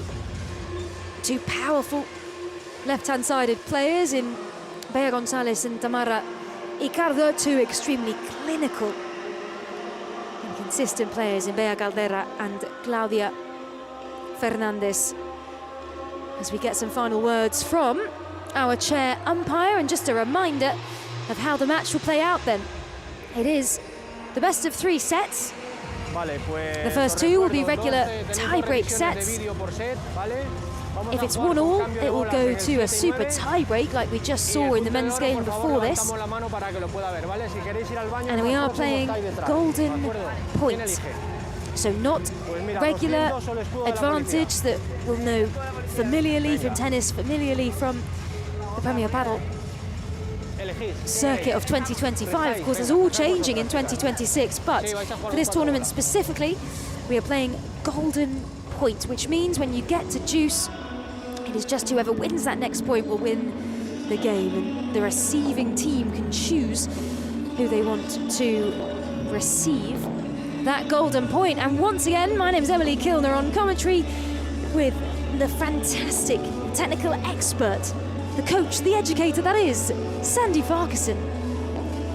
What a match we have ahead here. We have a great game ahead here, and I think probably a close one. We'll see what the predictor says, but I imagine this will be quite a close fought match, this one. I think it certainly will. And we've got a fantastic view up here as the action unfolds. Let's see what it's like courtside with Paula Murillo. Well, Emily, as we reach the equator of the day, the energy is increasing. It's only building up match after match. And from my courtside position, I can see Claudia and Tamara, they are calm, they are focused, and they are hungry to make a statement why they belong on this court. And then Las Beas from Team Bella, they have like small smiles on their faces, but still they really look concentrated. You can really see the concentration in their eyes. Dangerous combination. Certainly a dangerous combination, especially when you have someone like Bea Gonzalez on that team.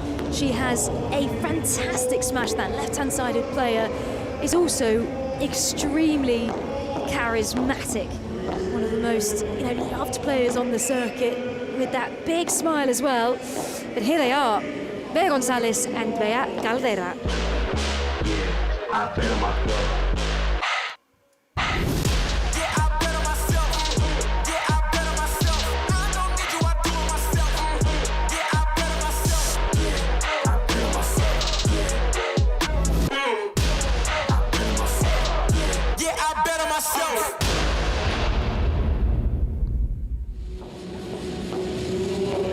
So that's our two Beas then, Gonzalez and Caldera.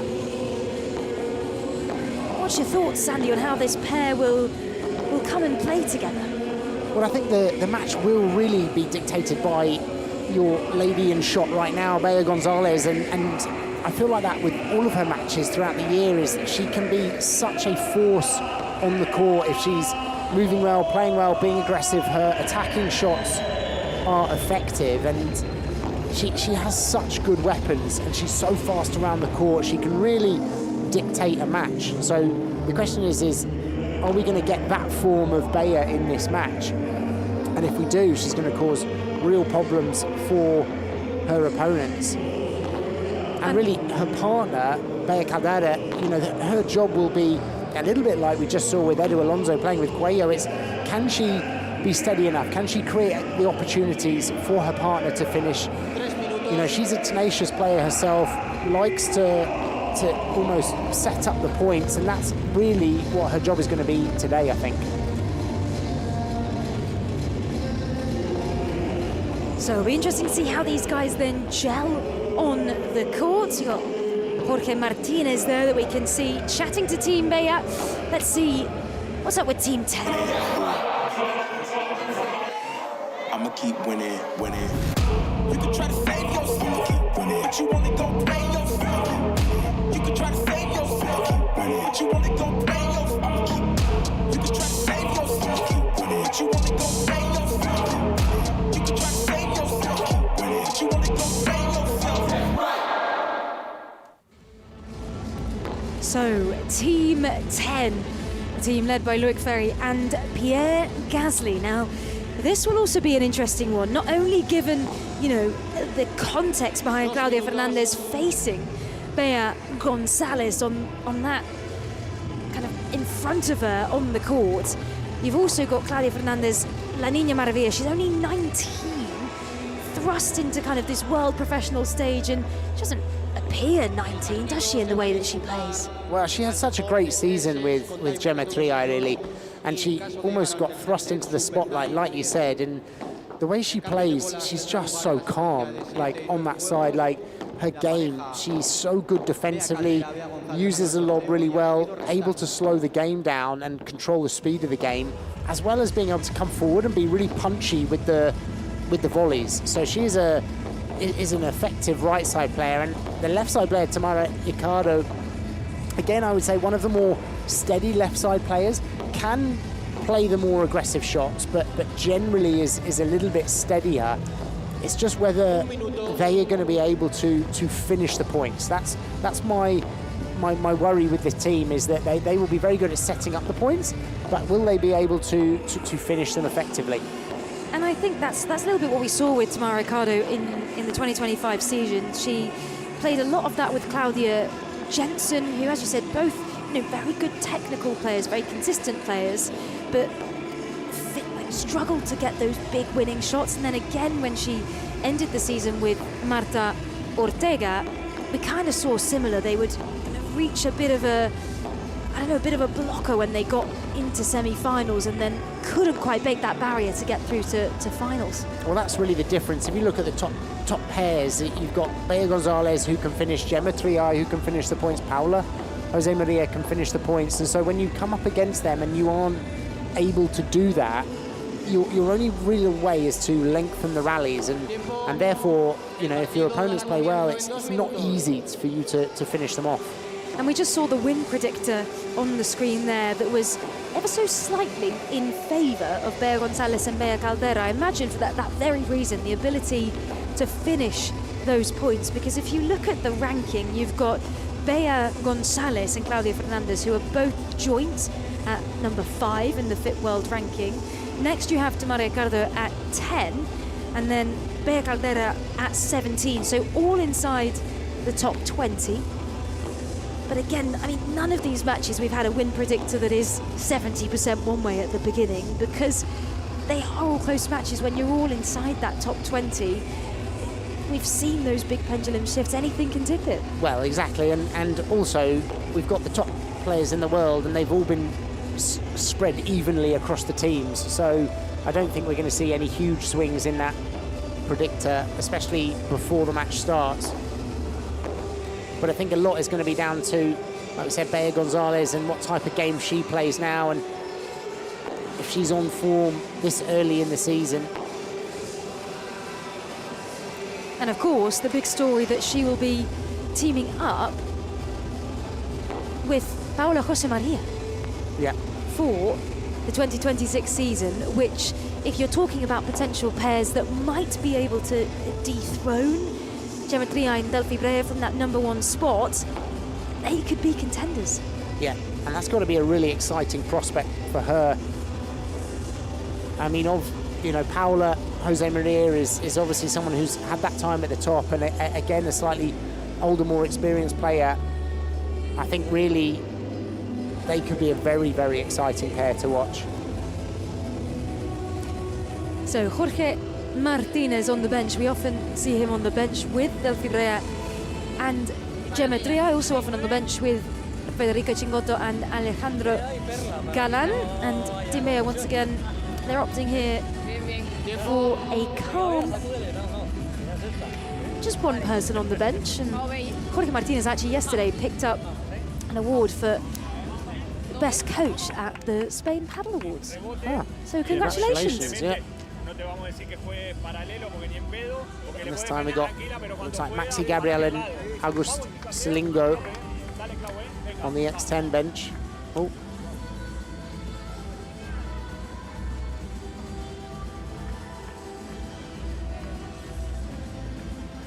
So players come out onto the court. Both of these teams haven't played yet in the Hexagon Cup this year. Bea Gonzalez had to withdraw last year due to injury. And so here we go. Claudia Fernandez kicks us off with the serve in game 3 of day 2 of qualification of the Hexagon Cup 2026. Segundo servicio.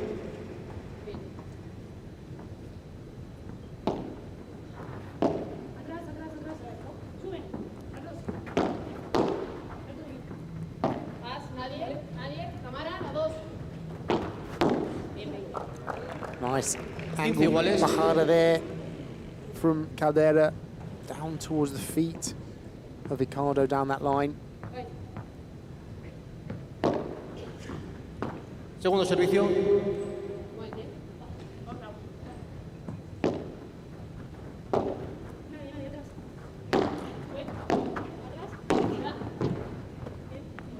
Yeah, nice attacking volley from Ricardo.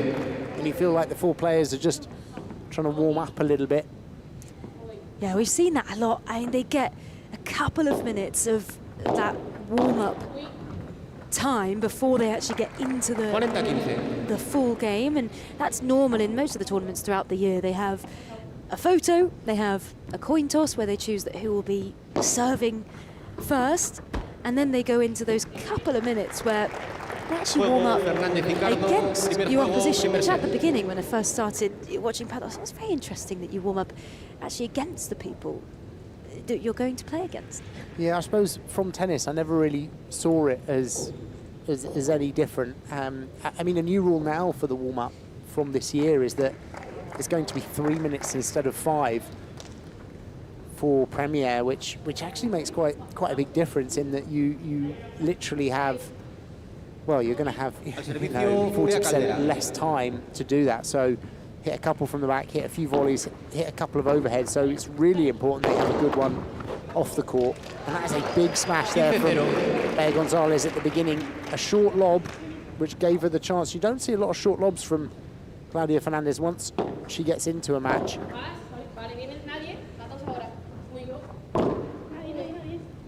That's a good point. Actually, there was on the Hexagon Cup social media, they did an interview with Bea Gonzalez, and she had to basically rank all of the players on, you know, who would she give the best vibra, the best bandeja, the best chiquita, and for Claudia Fernandez, or for the lob, she said Claudia Fernandez. Yeah, you can see that.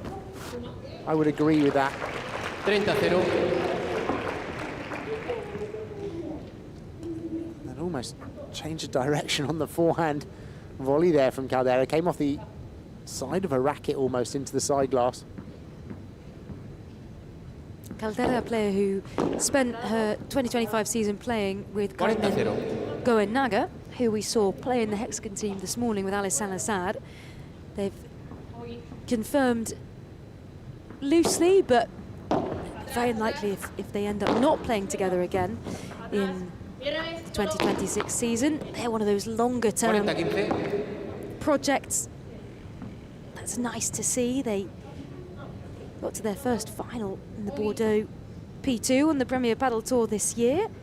A semi-final in a major as well. So they're making strides as a young player, or young pair. Probably one of the more kind of understated younger pairings coming through that don't have as much spotlight on them as maybe Martina Calvo, Andrea Austero. Well, I think they're a pair that they've really worked their way up, and therefore, when you do have that domino effect of changing partners, they've almost not got involved in it because they are quite happy with their partnerships, and they aren't in that spotlight. Well played Tamara Ricardo to fight her way into that point. 40-30. A nice attack off the back glass. That was a bit bouncy off the bandeja there from Caldera, and they paid the price.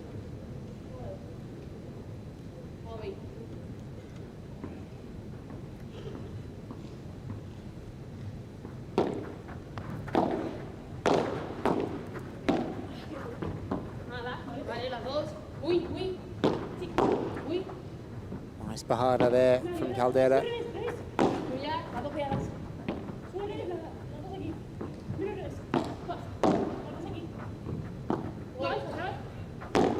Lovely vibra here from Bea Gonzalez. Good pace down the middle.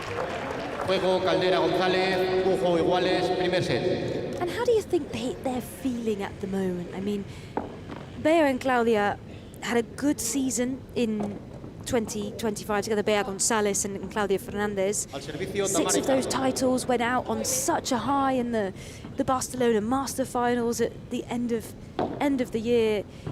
It's always difficult when you're then coming up to play against somebody that you know their game inside and out, and will also be a good friend. Well, I think as well, they were the thorn in the side of Gemma and Delphi. Like they, numerous times came up against them and almost kind of stopped Delphi and Gemma having a clean record.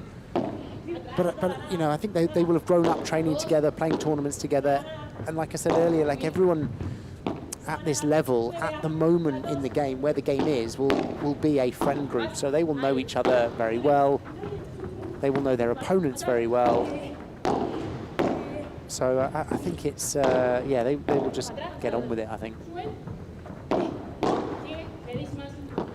That's a loose ball from Claudia on the volley, and her backhand volley is usually one of her stronger suits, and I do feel like with her that it's important her partner gets her in the right frame of mind, like quite early. I think she's someone who kind of appreciates that support, and it was Gemma Triai for a long time, and then playing with Bea, like when they were on form and playing well, they were unbeatable, but whenever they kind of got frustrated or they didn't quite have that mutual support, they struggled to find form. Lovely cheeky little rouleau down the line there from Bea Caldera. That rouleau shot that comes into the cage. We didn't see it too much in that men's game before this. Is it a little bit more common in the women's game? No, I'd say it's probably more common in the men's game. Maybe they just weren't opting to play it that much. Yeah, well, I think they were, particularly, you know, Paquito was going for his smashes more, wasn't he? And he was feeling the speed of the court, and Cuello doing the same. Lovely ball cuatro out the back of the court from Tamara Icardo. Pops it out the back with that explosiveness on the left-hand side. Just not enough on the smash from Bea Gonzalez there.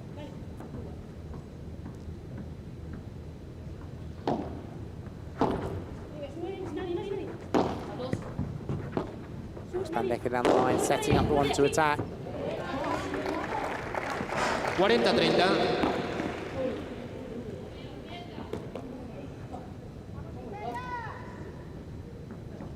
That's what she does well, Tamara Ricardo, is almost push the ball into the corners, creating a difficult position for the opponent so she can be more aggressive on an easier ball.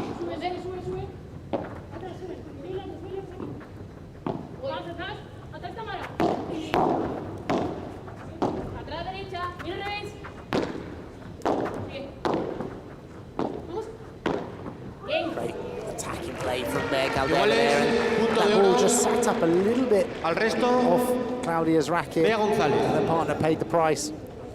And our first golden point, which we explained at the beginning, but just to give you a recap again, it is now whoever wins this next point who will take the game. And Bea Gonzalez has chosen to receive.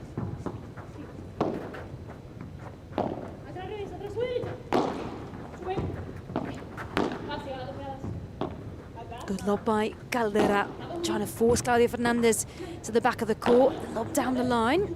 And a really high lob there from Bea Gonzalez. Great block from Bea. Oh, and the fence is not going to help her out there, though.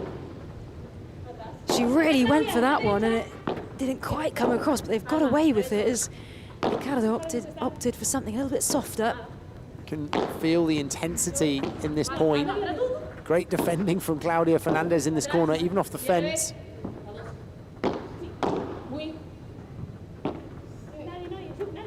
This is a long golden point. That's a great lob from Bea, forcing her opponent into the corner. She managed to find a gap down the middle of them with that soft volley. Primer set.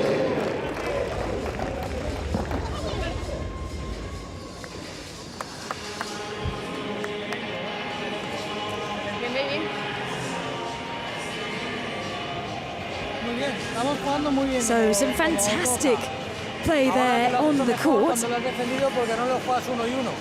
we're lucky to have some absolutely fantastic tips here from Mauri Andrini.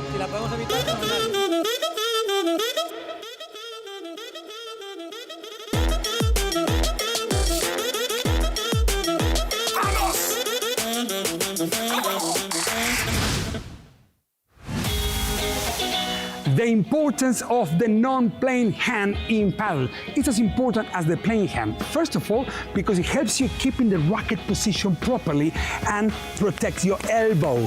Second tip, helps you tracking the ball. The non-playing hand tracks the ball. The ball is coming for bandeja, you track the ball with the non-playing hand. And the third, when the ball is coming to your backhand, you're ready.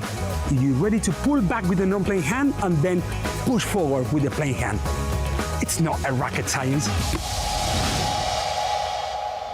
I absolutely love Mauri Andrini's. It's not rocket science, so casual, it's so easy, but for people first coming into it, you might think it's all about the one hand that you hold your racket in. Mauri's just saying that's not quite right. Well, I think particularly for those coming from different sports, and it's something that you see a lot with squash players. They're not used to using that left hand on the throw to the racket. Tennis players slightly more used to it, but it's like Mauri said, it's an important part of your technique, being able to control that racket head. Let's see if we can point out a few of them then as this match progresses. Segundo servicio. Where players are using that second hand as support. Well, you'll see it in all of their ready positions right now. It's always on the racket when you're in that ready position. Oh, what a volley there from Tamara Ricardo on that cross. Down close towards the fence.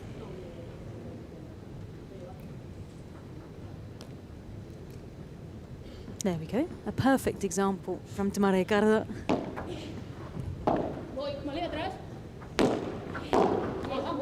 Are there any particular, that ready position, is there a universally taught position, or is it more about how the player feels most comfortable to receive that play? Well, I think the most important thing is almost the alertness and readiness to move. So you can see, depending on where you are on the court, it changes slightly. When you're at the net, you are, with the racket slightly closer to your body, but always like light on your toes, ready to spring into action. Generally, when you're learning the game, you're almost getting the racket to be more central, more up for the volley, and at the back slightly lower. But yeah, again, it's how alert can you be in that position.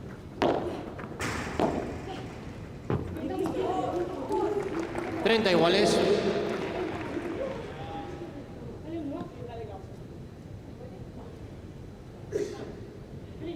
Bea Gonzalez always has that, well, she calls it the pineapple hair look on the top of her head. Yeah. With the headband. Spends a lot of her time looking in the reflection to make sure that it's on point. Is that smash enough? And it's not enough from Caldera, but Bea Gonzalez has been able to bring it back. Lovely high, deep lob from Caldera. Doing a good job forcing Claudia Fernandez back, and just wide from Ricardo.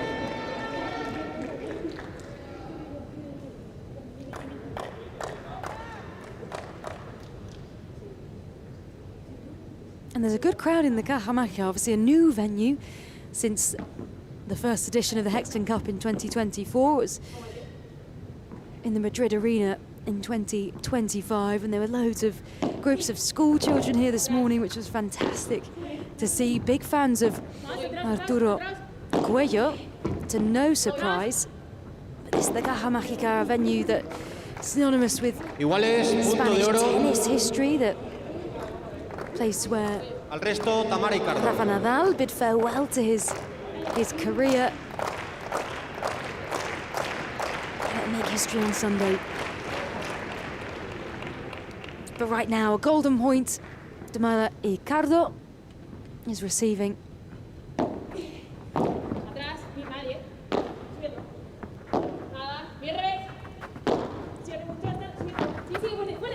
Yeah, and again, that just bounced up too high off the bandeja of Caldera, and they're able to attack it, bringing it down. It's important why you've got to see how much bounce that got. Meant that Claudia Fernandez could hit a shoulder-height aggressive shot.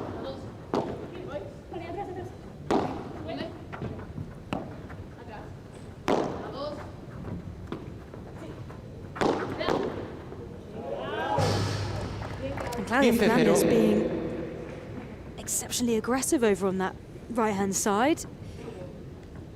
Yeah, you're feeling like she's more in the game at the moment. It was a little bit passive initially, but she's found a rhythm now. Well played from Bea Gonzalez. Very good there. Forcing Ricardo back, then forcing her to play a ball off her toes and taking advantage.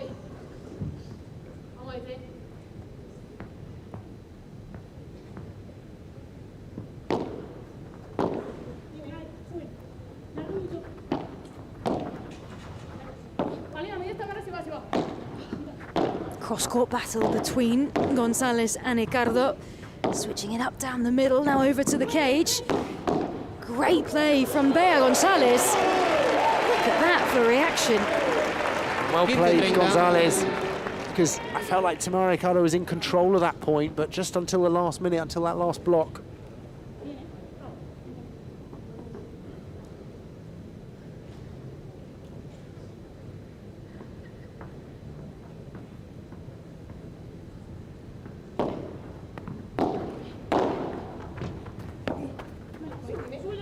lob from Bear off a difficult ball.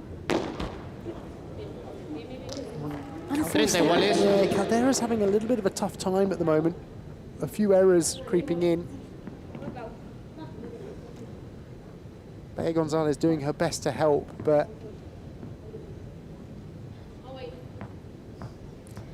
I'm always intrigued by the players blowing their hand. We see it a lot. Is that 40-30. sweat? well, I think some of it will be sweat. Some of it will probably also be habit and routine. You know, when you're playing in humid environments, trying to keep your hand, you know, sweat-free, dry.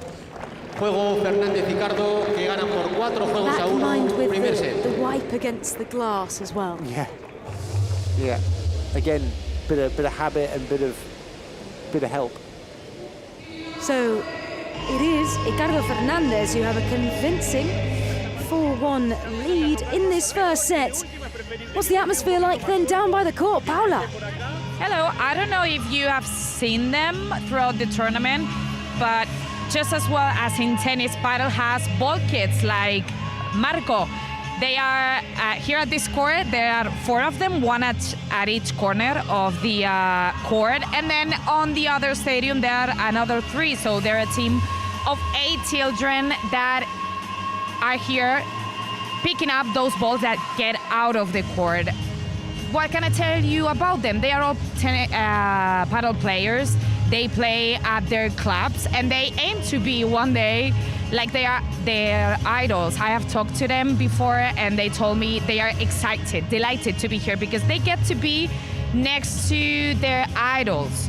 They get to miss school, and also they get to get great clothing for free, just like mine. So I think it's a great experience for kids to be here and, you know, to be close to paddle players, right? Are you having fun? ¿Te lo estás pasando bien? So that's what I can tell you about the ball kits. Another thing, around every match, they use around 8 to 12 balls. So I've been doing my math, and I think around 380 balls will be used on the whole Hexagon Cup. Quick maths from Paula Murillo, but she's right. What an opportunity to be front and centre of the action as one of the ball patrol. See your paddle heroes in action and be so close to them. I quite like that, the ball patrol. I don't know if it sounds a lot like Paw Patrol, but yeah. 15-0. Because there might be some girls in the what did I call the ball patrol area? Ball patrol, yeah. Ball girls and ball boys. There we go. No. Segundo servicio. You can hear there the serve called out by the chair umpire. Second serve for Bea Caldera. Unforced error into the net. Again, just going to have to be careful. These unforced errors are creeping up. And you'd say at the minute, like a 4-1 scoreline in this first set.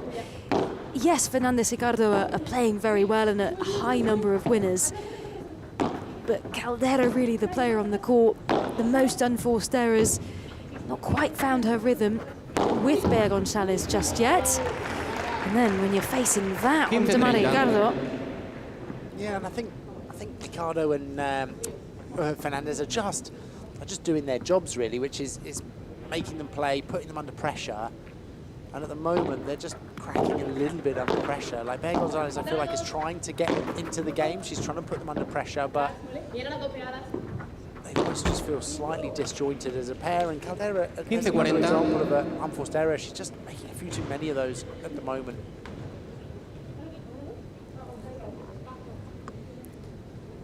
So a big chance at a break for Ricardo and Fernandez.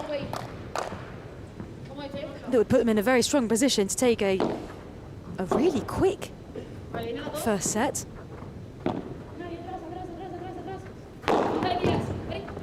And there it is. What a smash, and the power from Tamara Ricardo. They get the break.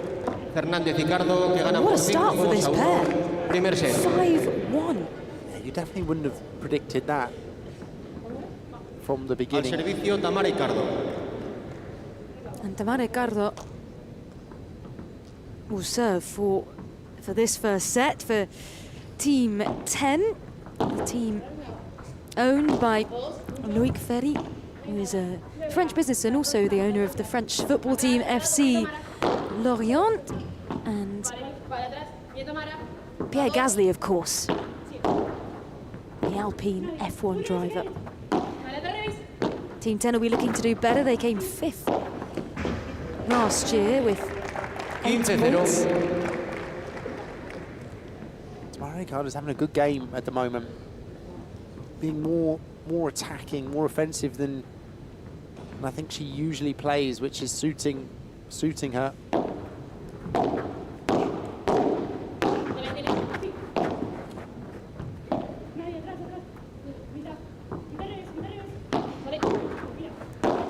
Caldera's just another volley that sat up, and they're scrabbling again. Bayer doing a great job to keep it alive.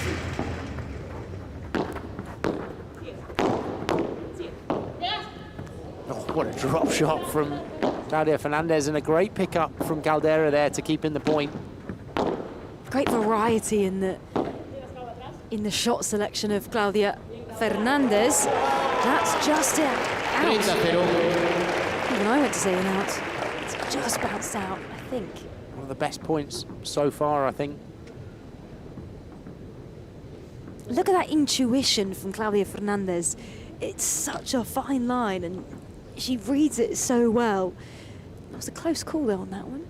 Trusted her gut on that, I think. Yeah. Well, I think she would have let it go off to bounce anyway. Oh, what a drop shot from Tamara Icardo. I think she was going to leave it to bounce anyway, and so she would have had time. Beautifully done. And 4 possible set points. What a dominant start. 40-15. Not too fussed about that though when you've got No, she's a going for 5-1 lead. another drop shot winner. Miscued that somewhat.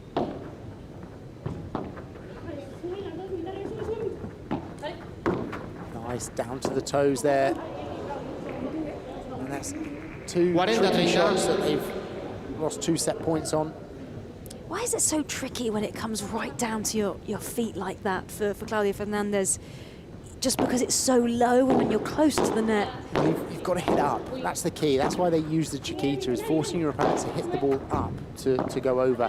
And as it is a smaller court, height is a major factor in a lot of your shots. It's why you have to play your bandeja low and vibra low and use the Chiquita and the low. That's an unforced error to finish the match. Cambio de bolas.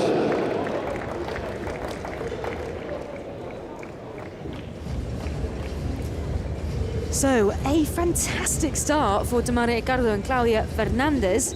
6-1. They take that first set. Very dominant team. Maxi Rayel and Agustín Gómez Domingo will be very happy with their team on the bench. And you can see how dominant that was in these stats. 33 minutes. 10 more total points won. 62%. They took 2 of those breaks.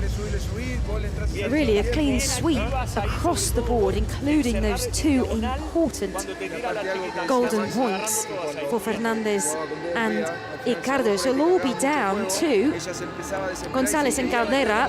How will they turn this around? How will they try and take this to a super tiebreak?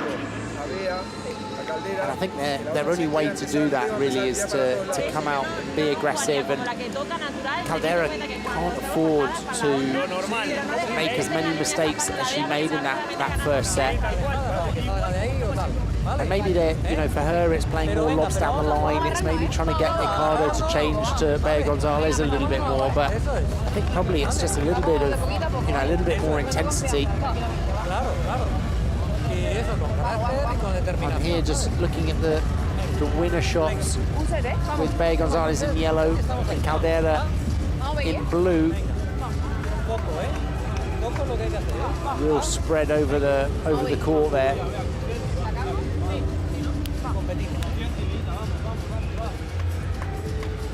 And I think we can just hear Jorge Martínez on the bench Va a dar comienzo saying el segundo to set. González and Al Caldera, servicio con bolas nuevas, Bea Caldera. we can compete here. We've got to come out fighting in this second set because, to be honest, it was all Ricardo and Fernandez in that first set. So let's see how they can turn it around. Do you think, Sanny, it's, I mean, apart from those reducing those unforced errors, more of a mental game as well in this second set for them? Absolutely. I think that first set was mental, really. And as we know in padel, it can switch so quickly. So they're definitely not out of it, but they do need to change something up for this second set, obviously, looking at the scoreline. Now that's an interesting kind of bajada lob from Tamara Ricardo. Yeah, a bit of disguise on it. Good block.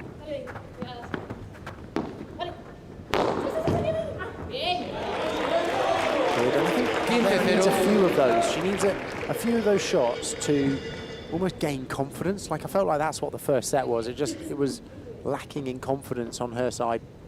And the win predictor has updated then. It was 50-50 at the start.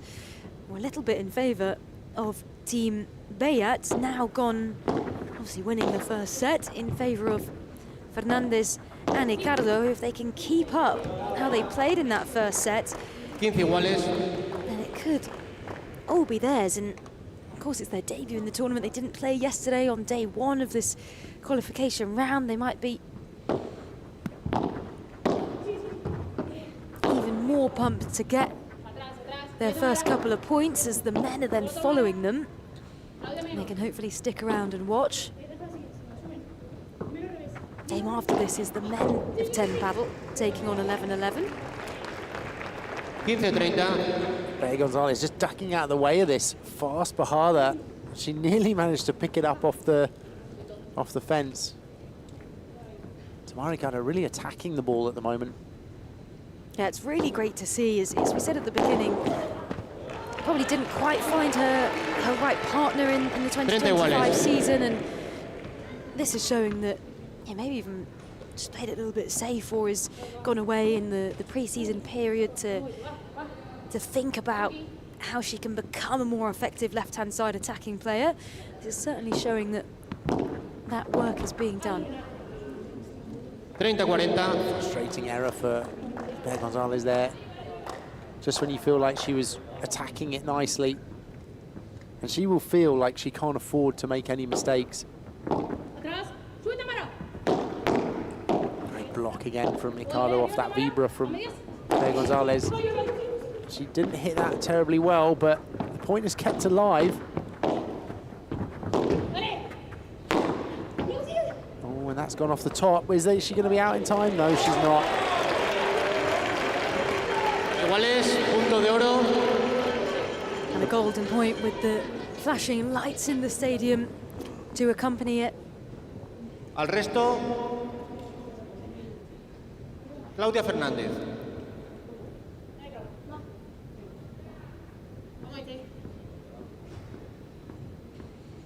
So golden point, and this time it's Claudia Fernandez who has chosen to receive. It's the opponents Juego Fernández Ricardo. who get to Primer juego, choose. segundo set.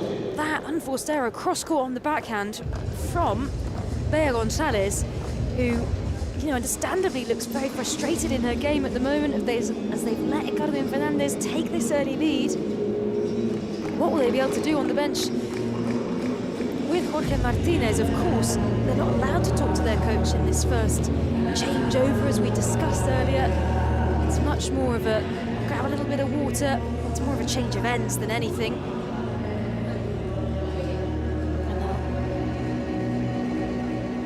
Come back out now. A reminder: if Tamara Ricardo and Claudia Fernández win this second set, Segundo servicio.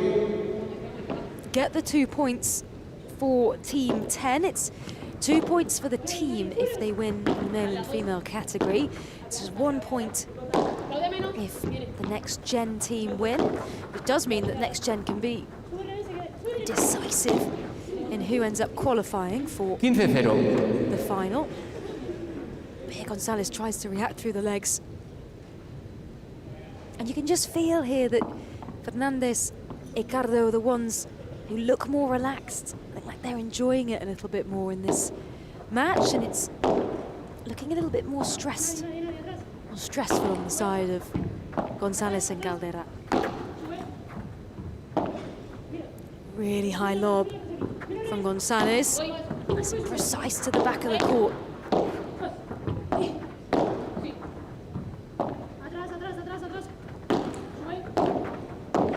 A lot of play now coming cross-court from Tamara Ricardo towards Bea Gonzalez as she adjusts well off the cage.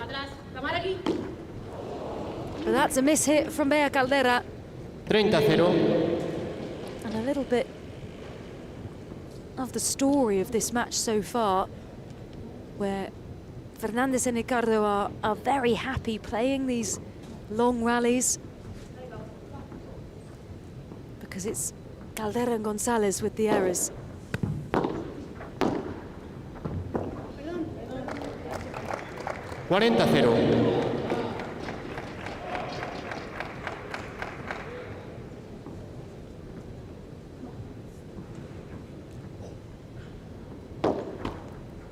Segundo servicio.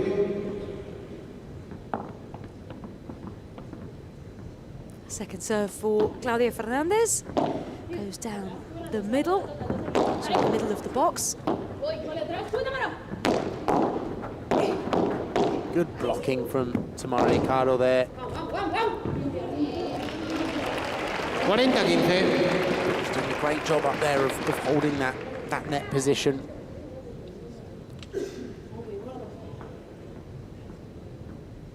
You can see Bea Gonzalez trying to be more aggressive, trying to get through Segundo servicio. Defense and net.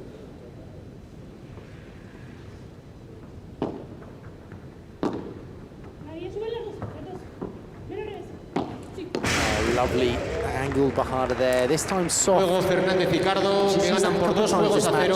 Segundo set. Into bajada position, looking like she's going to be aggressive, but then actually taking the pace off and Al laying it servicio Bea lower over the González. net. So much of this shot is disguise for your opponents.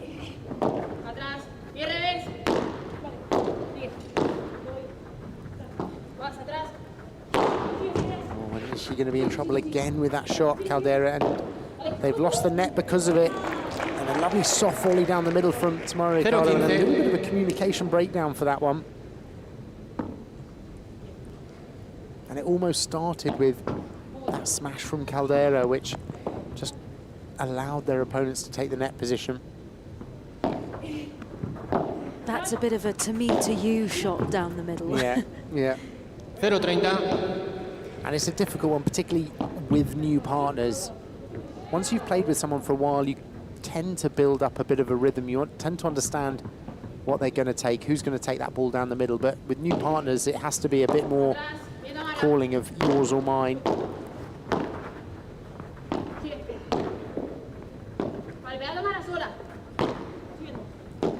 This is better play from Caldera there.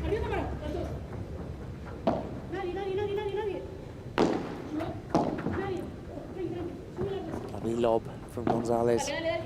It's also clear that the really effective communication that's coming from Claudia Fernandez towards Tamara Ricardo. We just saw that miscommunication between Gonzalez and Caldera. When you're playing with that new pair, you've got to be even more important. And at the minute, you can hear Claudia Fernandez consistently telling Tamara Ricardo where the opposition are, what the best shot is to choose. And that level of communication sometimes could be just as important as actually how you're playing. It builds confidence as well. Definitely, you feel supported as a partner. And there we just saw Bea Gonzalez going for a shot that it was highly unlikely she was going to be able to make that. And that's a good attacking smash from Caldera there to bring it back to her own side. Faster, flatter smash to clear the jumping Ricardo.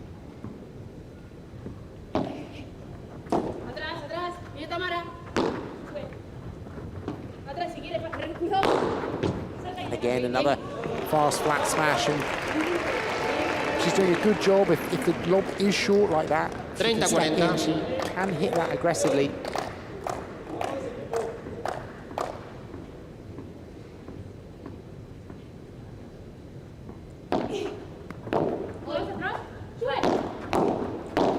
She's doing really well. I mean, that's a good Viva coming from Bea Gonzalez. Iguales, punto de oro. She's doing a really good job of coming up and blocking. Al resto, making her Claudia play an extra Fernández. 2 or 3 shots.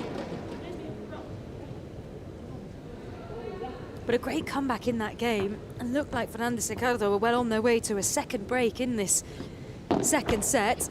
Segundo servicio. This is a big golden point now.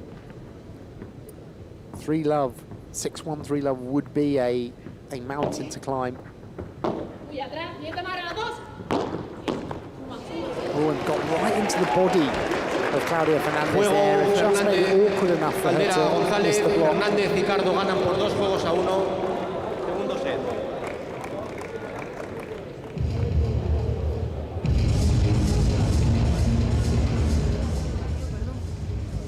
So a little bit of firepower back there for Bea Gonzalez. Didn't let Ricardo and Fernández get a second break, although it looked risky at times. And here's all 8 teams. Caught at the moment, it's Team Bea and Team 10. We've got 11 advantage, Rafa Nadal Academy, RL9, Hexagon Crew. I mean, what a lineup of these teams, all having that celebrity owner element, apart from the yellow Hexagon team, of course, which is the fan team that's chosen by the fans. So it's such a mix of entertainment, a global nature of this tournament, and giving it back to the fans. Of course, next up after this, we see 10 paddle play again, against 11-11 in the men. There'll be a short gap, of course, before that game at 5 o'clock. That afternoon session takes place. But first up, we will see who will be taking home the 2 points. Both of these teams playing this year for the first time. Jorge Martinez trying to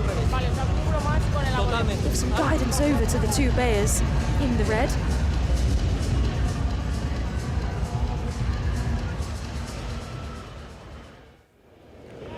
It was important for them to get that Al servicio, golden Tapa point Ricardo. and keep it within 1 break.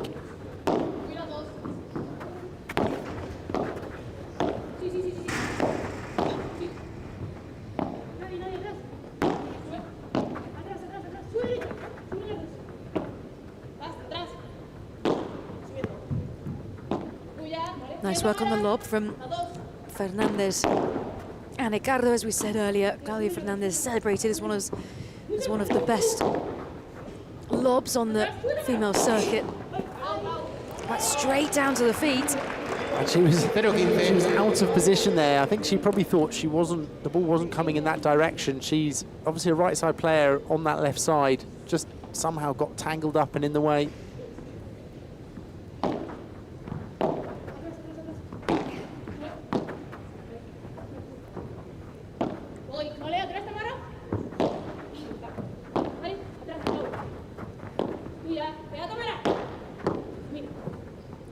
Good work on the half volley from Claudia Fernández. Straight to the body of Bea Gonzalez, who can't really do anything about that than try and put a racket up to block. And we spoke a little bit about it, Sandy, but playing towards the body of the players, you know, never intentionally, never mean to hurt anyone, but it can be very effective just because there's not that space for the player to react, right? Well, you could see there, Bea Gonzalez closing the net down, so getting closer. So Ricardo's options are either to play over her or to give her an awkward ball into her body, which she can't do much with, and that can sometimes be good, especially someone as effective with the volley as Bea Gonzalez. And 30-15. Caldera just missing that one down the line. You feel like she just needs a bit of a break at the moment, like she just needs a string of good shots without any unforced errors to build that confidence back up.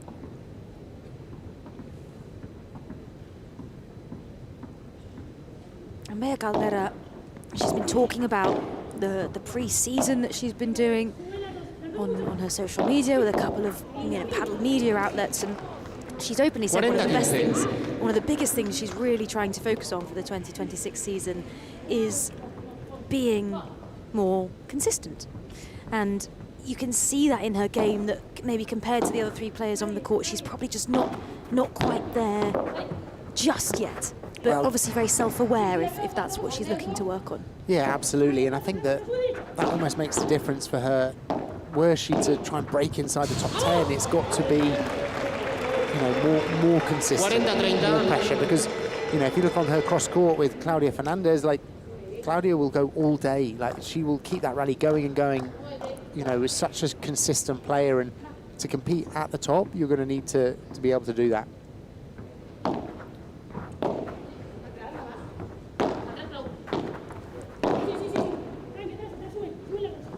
Nice lob from Bea Gonzalez, and that has not gone high enough, unfortunately, for her, but she might get away with it. Oh dear, that wasn't a clean hit either.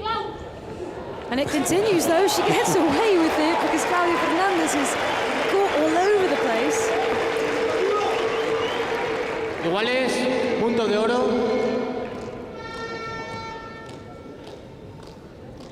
And they were throwing everything at that to try and finish the point, and in the end, it ended up being a reactive block into the space that did it. Bea Gonzalez. Chaos on that point, on the court. Golden points. Bea Gonzalez receives, who's definitely grown in confidence in this second set. Great defending from her there. Dos juegos iguales, segundo set. Able to turn on such a low ball and play a difficult fast lob for them. Al servicio, Bea Caldera. And it's great to see Bea Gonzalez as well, coming off the back of a fantastic 2025 season. Relatively, almost completely injury-free, something that plagued her 2024 season quite a lot when she was alongside Delphi Breyer, forcing Delphi to play against a number of different partners. But Bea Gonzalez was also due to play in the Hexagon Cup last year, had to pull out, and here she is, which is it's fantastic to kind of get through that tough injury period. Takes a lot of resilience as well mentally. Well, especially for her, I felt like she was about to play a tournament and then couldn't, and then go on to another one and then was injured again, and it just was really stop-start. And as a professional player, it's really difficult to kind of get some momentum and build confidence, and it's nice to see that it's not the case for her at the moment.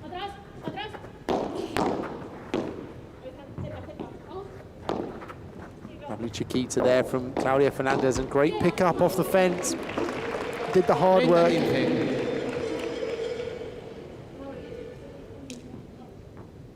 Could this be a bit of a turning point then? It certainly feels like there's a bit more momentum shifting back in favour of Gonzalez and Caldera. Yeah, it absolutely could be. Segundo servicio. I don't feel like Claudia and Tamara have lost concentration or anything, or taken the foot off the gas. I just feel like Bea and, well, the two Beas are being more effective. Bea Gonzalez, I think, is playing more of the ball, being a bit more aggressive, using her weapons, and Caldera making less mistakes. And I think that's how they have to play to get back in this. And even a bit of a change in body language, how they're speaking to each other in Gonzalez and Caldera. Everything looks like they've upped their confidence. But they look determined now, whereas they almost looked a little bit desperate towards the end of that first set.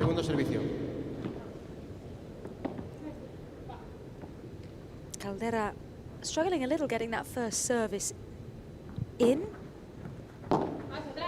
Opting for, as you would, a softer second serve. We don't see many double faults, do we, Paddle? No.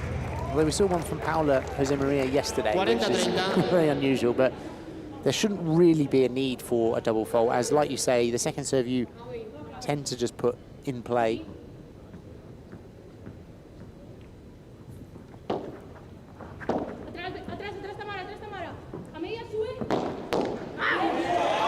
Nice power off the Bajada there from Bea Gonzalez. Got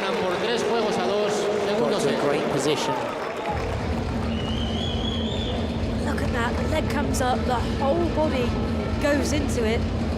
They consolidate their break and lead for the first time in this match so far. Let's see if we can listen in to Jorge Martínez on the bench. They say very good with the lob to Bea González.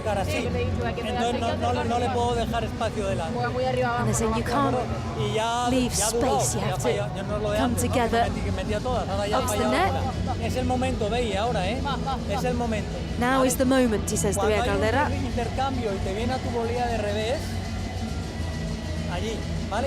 Cuando juegues esa, te va a venir a verla aquí al medio. Entonces tú... Ayudo por abajo. Y eso es, y por tu volea de revés, porque esa pelota te viene cuerpo o volea de revés. Sí, no te está tirando por el paralelo. Si te empieza a cambiar, ya veremos. A lot towards a reverse volley, and then they're using that to then play across to Bea González, and just to be a little bit more aware of their game plan. La que está cruzada se escalona un poquitito. Dejamos que no tiren, después podemos empezar, le usamos el espacio. About the parallel shot coming towards Caldera. Sí, sobre todo le dije, porque acá esta la domina muy bien, está tirando de loco y acá se taque y la tira a la reja. Viene,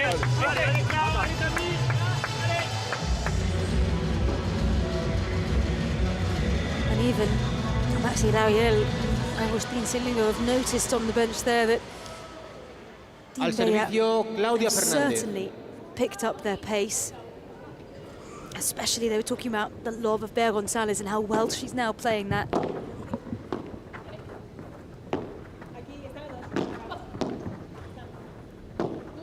It was a bit of a landslide in the first set, but they've almost got to reset now because the two Beas are playing a different style of paddle, definitely with a different intensity.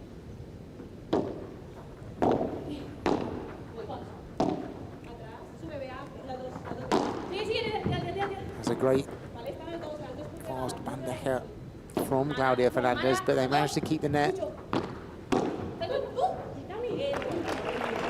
Second time that one's happened. Straight down the middle. And it's just soft and short. Such an effective volley. One that we're always recommending for recreational players to get in their game.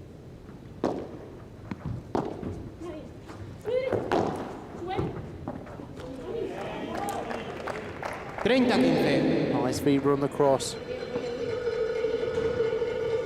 And you can see that Claudia and Tamara, they're keeping there. They're not taking any pace off the ball.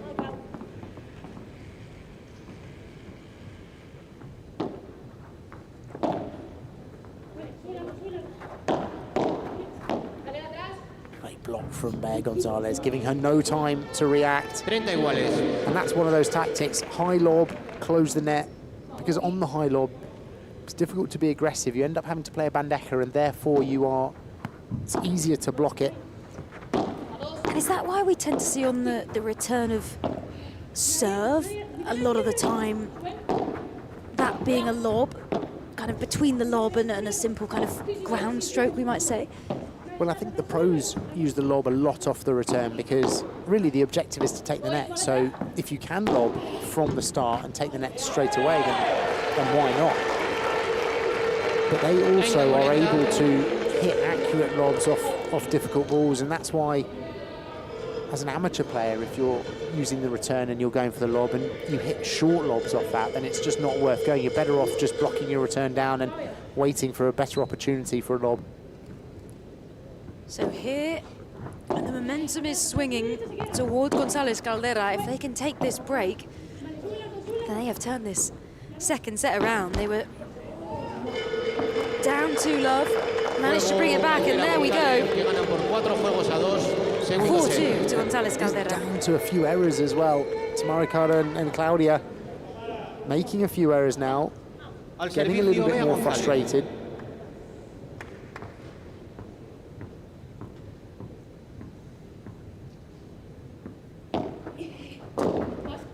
Speedy serve from Bea González.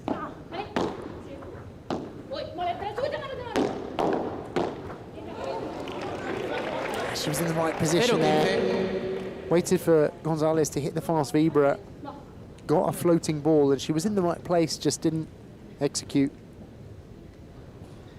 Let's unpack that Vibra a little bit more, because I'm sure it's a term that comes up all the time when you're learning and you want to be able to hit it as a shot.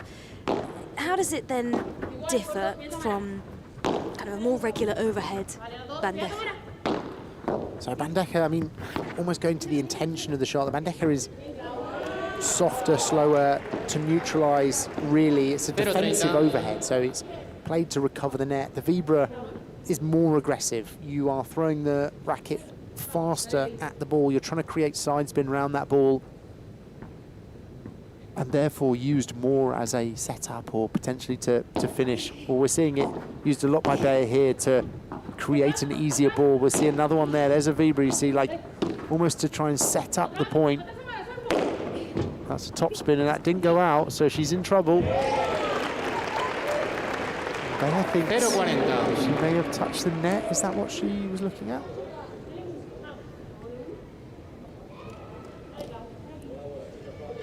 Let's see, there's definitely a discussion between the two Bayers down on court. Doesn't look like they've gone for a video review. Maybe she checked with Caldera just to see what her eyes saw.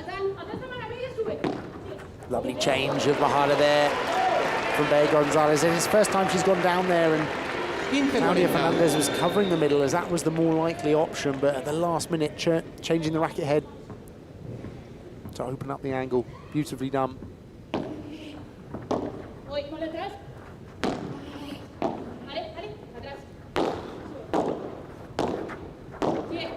Here's the battle for the net.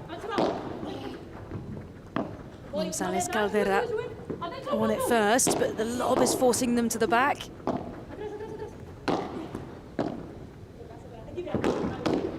Great block from Caldera there, keeping the point alive.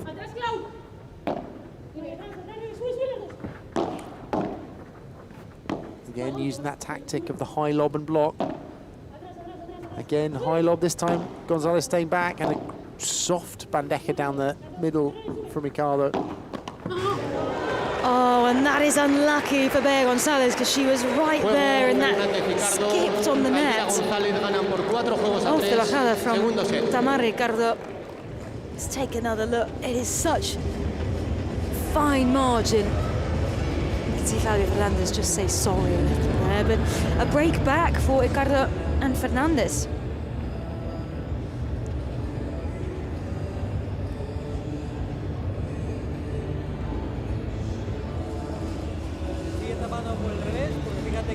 See if we can listen a little bit more to the coaches on the benches, but if you're just tuning in, a big welcome. This is the Generali Hexagon Cup 2026.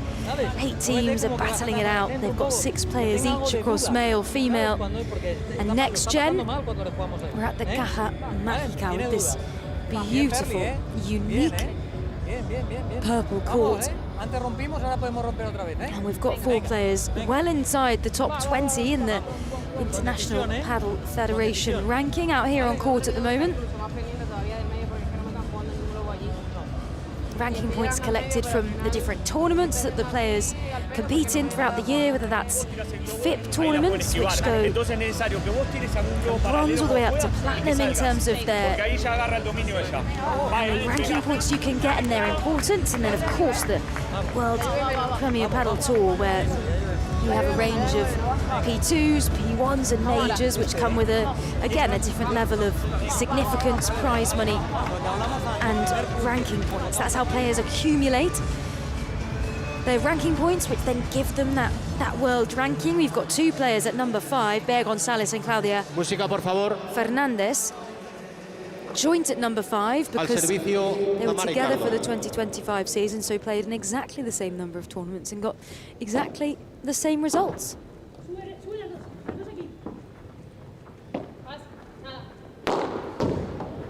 A bit of a wild smash there from Caldera. She's done quite well this set not to give away too many points, and almost allowed her partner to be the more aggressive one.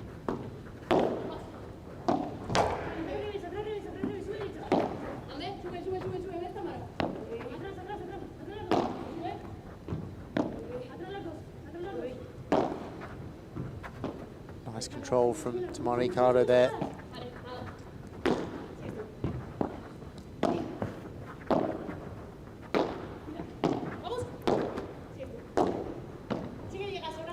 Oh, gone for a drop shot, but it was high. This is some of the fancy stuff around the net.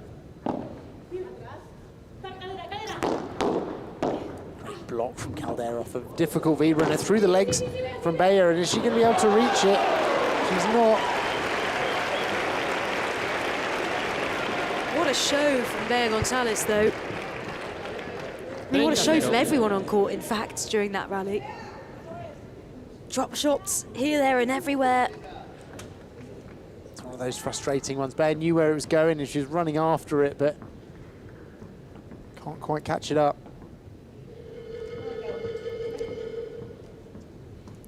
Someone's got, I don't know, a drum, a cowbell in the audience?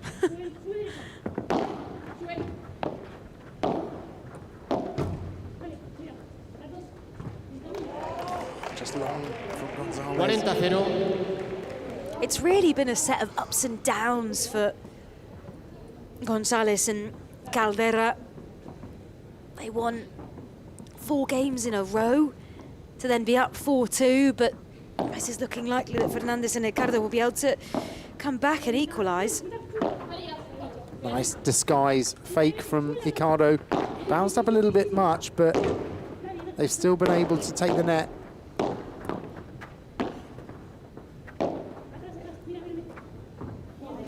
now again a lob from Bea Gonzalez now. Fernández Ricardo, 4 juegos Number of iguales, unforced errors segundo set. in a row for Bea Gonzalez, who won't be very happy with that at all. A player with so much experience. Al She servicio, made her Bea debut Caldera. on the pro circuit at just 14 years old, and made a big leap in the rankings when she played with Cata Tenorio. It was really that partnership with Delphi Brea 0-15. brought her into this top 10, into these top rankings.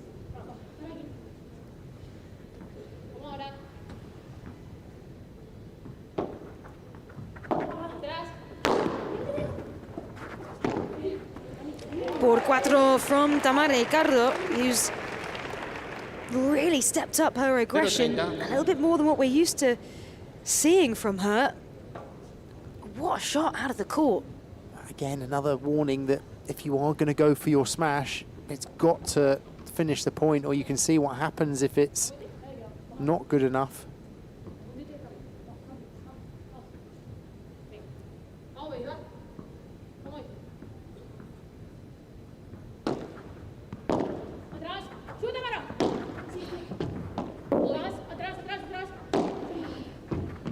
Nice Vibras there from Bea Gonzalez. Really trying to force Tamara Ricardo in that position, and again, Bea coming all the way across to take that. See how much she wants to get involved in the points.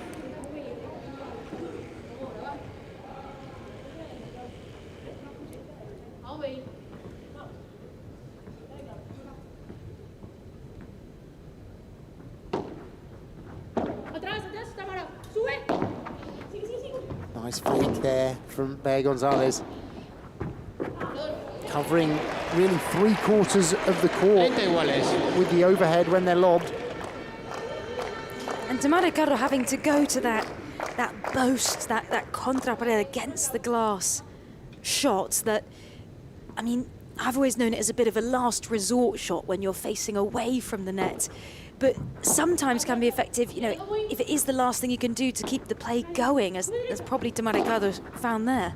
Well, you've got to do what you can to keep the point going, and she was trying to lob down the line to Caldera, but then Bea Gonzalez was reading it and getting involved.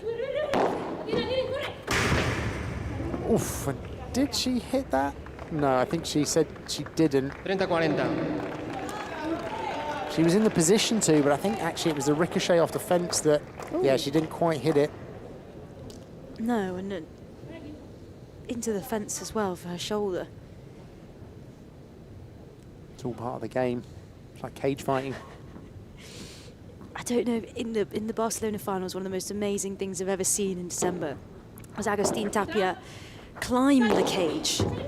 Got the nickname, I know, Spider Tapia for a bit. Punto de oro. And Ned's never seen that done before, somebody actually trying to climb the cage to get a point reach back. out. Yeah. Al resto, So Juice, golden point. 4-all. This is a massive point.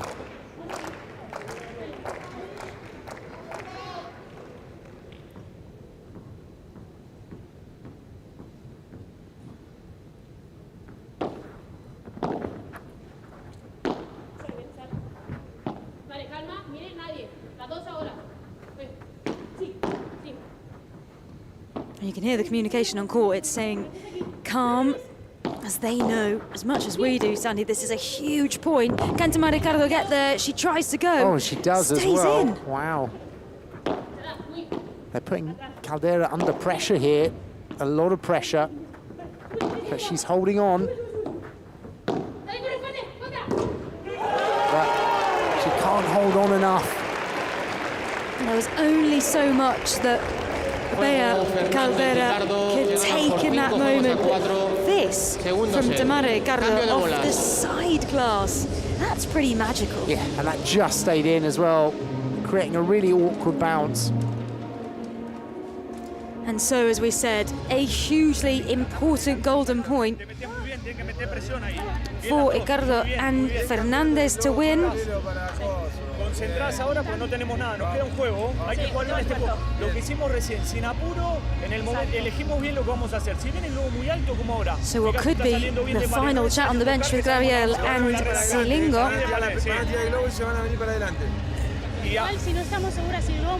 Court coverage here. I don't think anyone has covered as much court as Bea Gonzalez. Here you can see the two red zones, but so many times coming across to her partner's side, particularly off the lob, to try and play those overheads.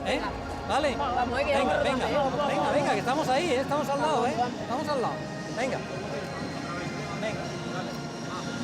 Pero lo que hagamos. And there she is. Sometimes you'll hear her called La Perla, the pearl, because of some of the dazzling shots that she can produce. Las que te quedan para pegar, perfecto. Bueno, yo prefiero que sea eso, que haga una cosa que no te ha salido, pero está bien, ¿vale? And if anyone can try and turn this around, I would give it to Bea Gonzalez and the determination that she can bring to the court, especially when she gets a little bit fired up. Well, she so nearly brought this set with them, servicio, didn't como they? las nuevas, You felt like Claudia Fernández. she was carrying a lot on her shoulders to bring it close.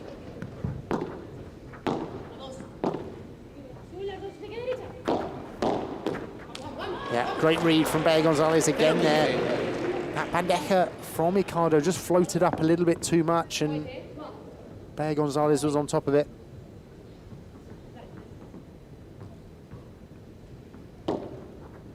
No. Segundo servicio.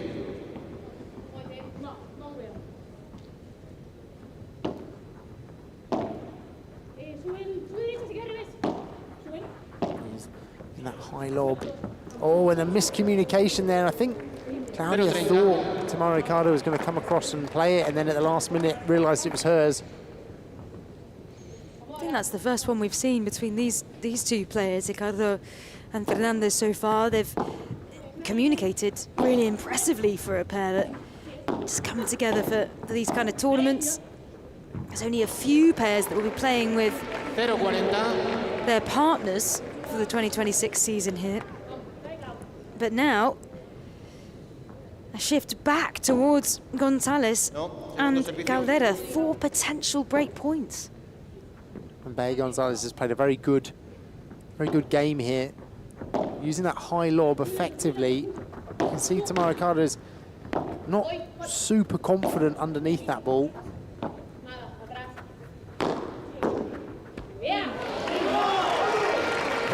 And there's the break, where everything was pointing towards a win for Ricardo and Fernández for Team 10. We'll be having at least 2 more games. If it goes to 6-all, it will go to a regular tie break, which is the first to 7 with 2 clear points. If Gonzalez and Caldera end up winning this set 7-5, or winning that tie-break, and we will go to not a full third set, but a super tie-break, which is first to 10 points.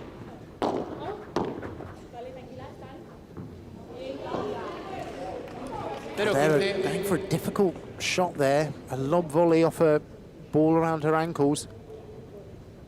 There's almost a bit of an ooh in the stadium here, whether that one was in or out. Yeah, was quite close.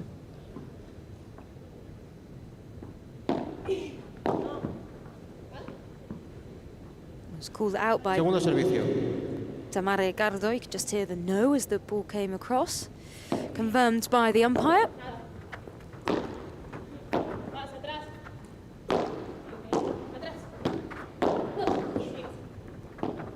Good defensive blocks there, again from Pierre Gonzalez, keeping in the game.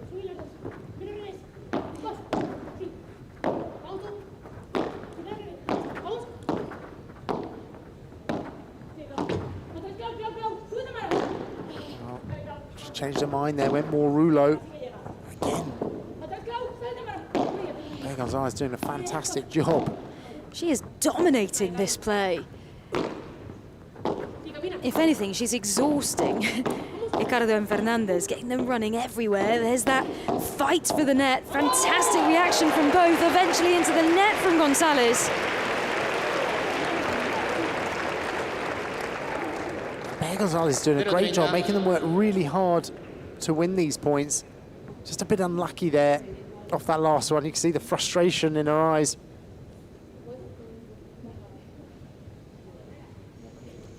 Yeah, Pierre Gonzalez, not one to be able to hide the emotion on her face. It's difficult in a court that's surrounded by glass as well. Don't absolutely know where to hide.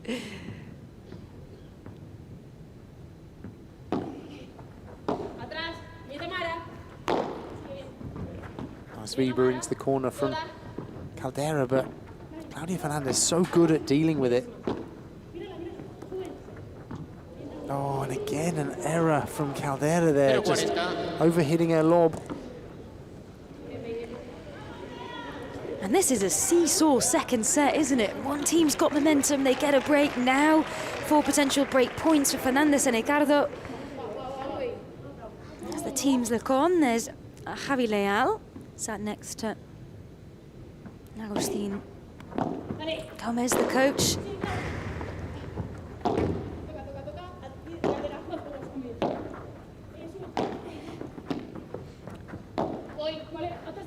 Again, Pierre Gonzalez coming right across for that ball. Again, so effective. And we saw that court coverage, that was kind of the perfect example. Back into the corner, coming behind Bea Caldera, then right up to the net. And a big vamos. She hits that Weber and then closes the net down, not giving her opponents any time. Segundo servicio.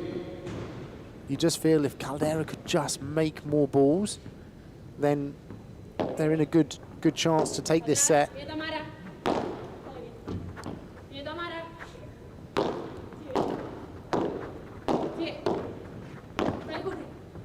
Well played, Claudia Fernandez there, judging the pace on that perfectly to die at the back of the court. And now once again, it is back in favour of Ricardo and Fernandez. They'll come out to serve. They'll be looking to take this 7-5 and avoid super tiebreak.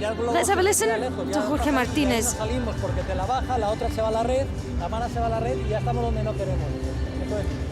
Cuando ella te tire ahí, tira al paralelo, no pasa nada. ¿Vale? Claro, aunque suba, ella te volea y tú vas de cara en la jugada. Vas a ganar tú, ¿entiendes? So not being afraid. Pero si le cambias todo el rato a aquella, To Bea Caldera is saying Jorge Martínez. Let's play with a little bit more confidence in her game. Nos ha ido muy bien el que Talking about now being in defense. el ir a cerrar, el buscar ahí. ¿De acuerdo? Seleccionemos bien y lo que hemos hablado antes. Selecting our shots well. ¿Vale? ¿Eh? ¿Va? And telling Bea Caldera here to just be a bit more sure of herself. Vale. Y muy atenta porque van a venir al intercambio. ¿vale? Entonces ahí tenemos que ir a por ello. Vamos, Perli, ¿eh? Vamos, ¿eh? Vamos, Bey, ¿eh? Vamos que podemos. Not too much on the bench directed towards Bea Gonzalez, but most of the work with Jorge Martinez towards Bea Caldera. A mix of just being a bit more sure of herself in that shot selection. It's all confidence. It's all confidence and momentum. And that's the job of the coach, really. Can he build a bit of confidence into Bea Caldera and hopefully get her to play more consistently? And I mean, one of the things that he was also talking about was exactly what they just did there.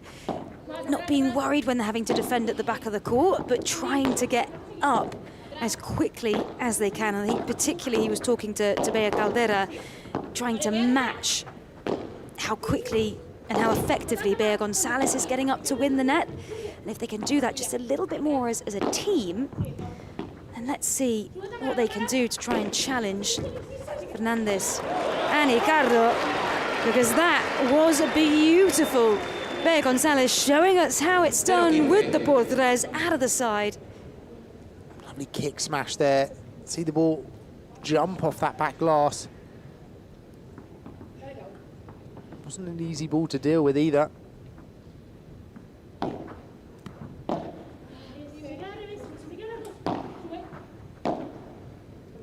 Using that high lob, and that has gone really high. And you can tell Tamara Carter is not enjoying being underneath that high lob. Bea has given that to her quite a few times. A nod from Jorge Martinez, who looks satisfied that they have taken on board what he's saying, using that lob to then turn that defence into an offence. It is always nice if the players listen to you as the coach at the change of ends. 0-40. Now straight into 4 break points. Again, like you said, a seesaw. Yeah, back and forth and back and forth. If this goes to 6-all, we'll go to a regular tie break, 1st to 7.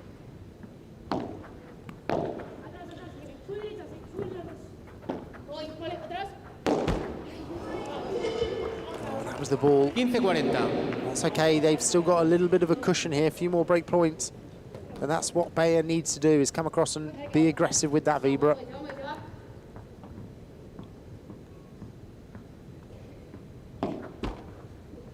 Segundo servicio.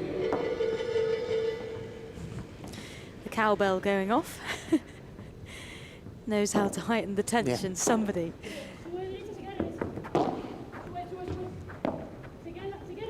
Lovely lobs here from Bea Gonzalez. Oh, and just overhit that one. Again, as soon as I said it. 30-40. Still 2 more break points. Although one of those would be a golden point, which is tension for all. Nice fast serve from Ricardo into that corner. Claudia Fernandez coming in up at the net. Ooh, so close from Bea Caldera there. And Fernandez so good at the net with that backhand volley. And now we have a golden point for break point, but a golden point for match point. Team Bea have their heads in their hands. A bit of a risky play there from Claudia Fernandez, coming in with that volley, leaving it exposed. As Bea Caldera almost got there, but this is a huge point.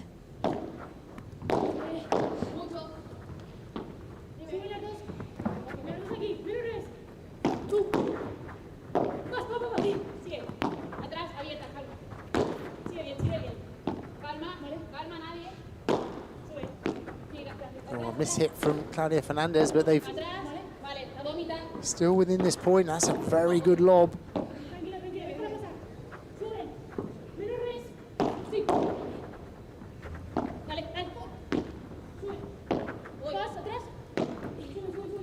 Bea covering that so effectively. And the last time they were in this position at a really crucial moment, they were playing all towards Bea Caldera, who this time, no error, kept the cool, and it will be a tiebreak. What an angle bajada there from Caldera. Juego Caldera González, 6 Ice juegos cold, iguales, look at that. Tiebreak. What a time to hit that so effectively.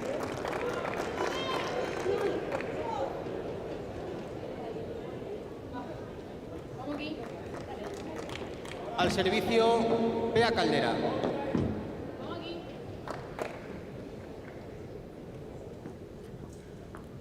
So a tie-break then. It is first to 7 points. We count up Segundo servicio. 1, 2, 3, 4, 5, 6, 7. And it has to be by 2 clear points. So it would have to be 7-5. And if we go beyond that, 8-6, and we just keep on going. Just dropped in off the block from Ricardo, an unforced error there on the overhead. Caldera González.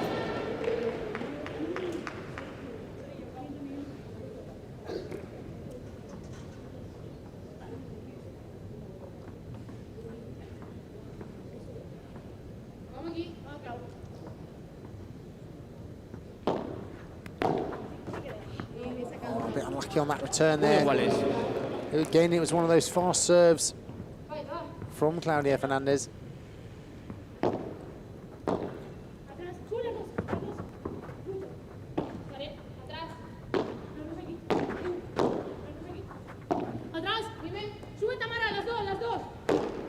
Powerful bajada, but picked up by Ricardo. What a great defense in that corner from Ricardo. And she's able to get so much power on that contra pared that it's not quite that risk that somebody can attack down on it. It's been a really solid part of her game, but into the net from Bea Caldera. Great reading of the play there from all the players.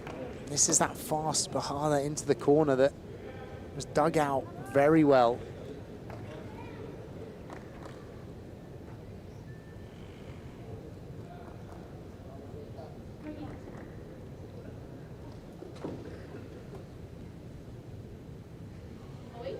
Bea Caldera, just a very quick timeout.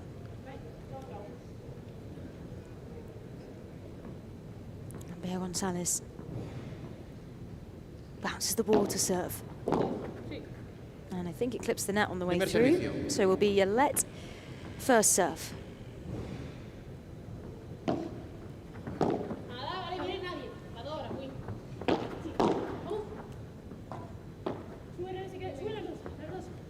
Nice high lob.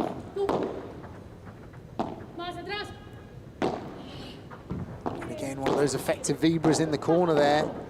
And Claudia's coming in with that backhand volley.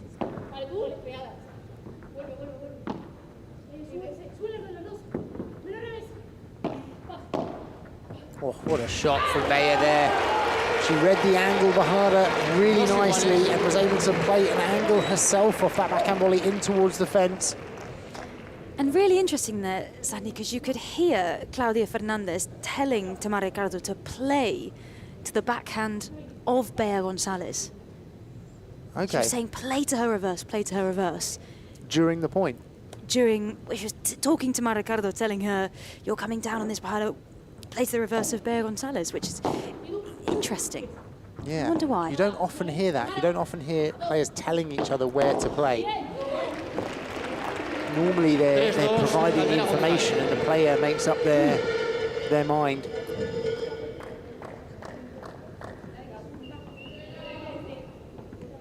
She might have been saying reverse as in backhand side is coming up close. She could have also been saying that. Yeah. They seem to be able to say so much in the, in the shots, in the point.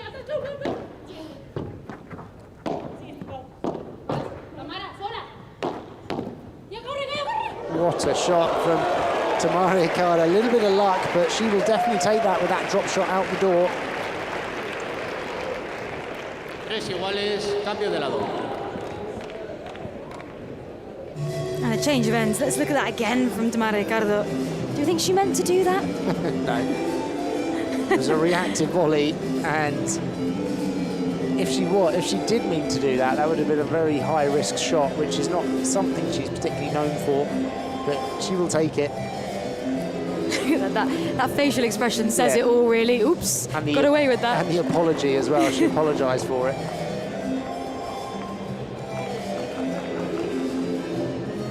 So it is really neck and neck in this tiebreak.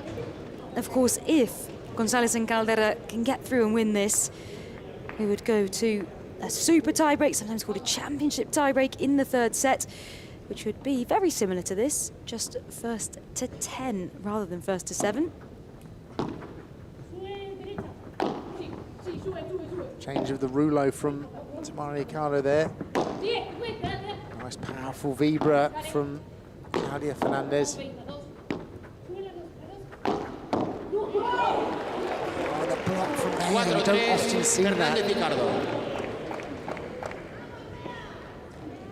She was in the right place. Got it probably where she wanted, just a bit unlucky, came down off her racket.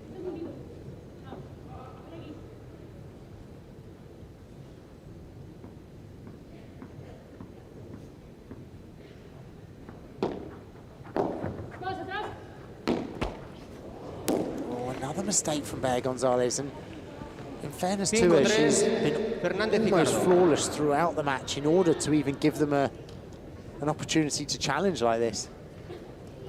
2 errors there, though, is not an ideal time for it at 3-all in the tiebreak. No, and the way that she then played her racket down, swatting it down, showed how frustrated she was.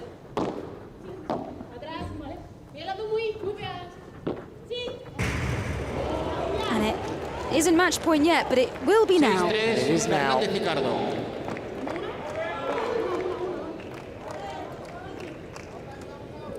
To Team 10, 6-3. If they can win this point, then they will take home the points for Team 10. For Loic Ferry and Pierre Gasly. They can't do it just quite yet, though. A rare bajada that goes into the net from Tamara Ricardo, who's been almost perfect on those bajadas today. She's been good off those bajadas, and we haven't mentioned a lot about Claudia Fernandez, who's been just so solid, I think, today. Like, she hasn't hit an amazing array of winners, but she's just been really, really solid throughout.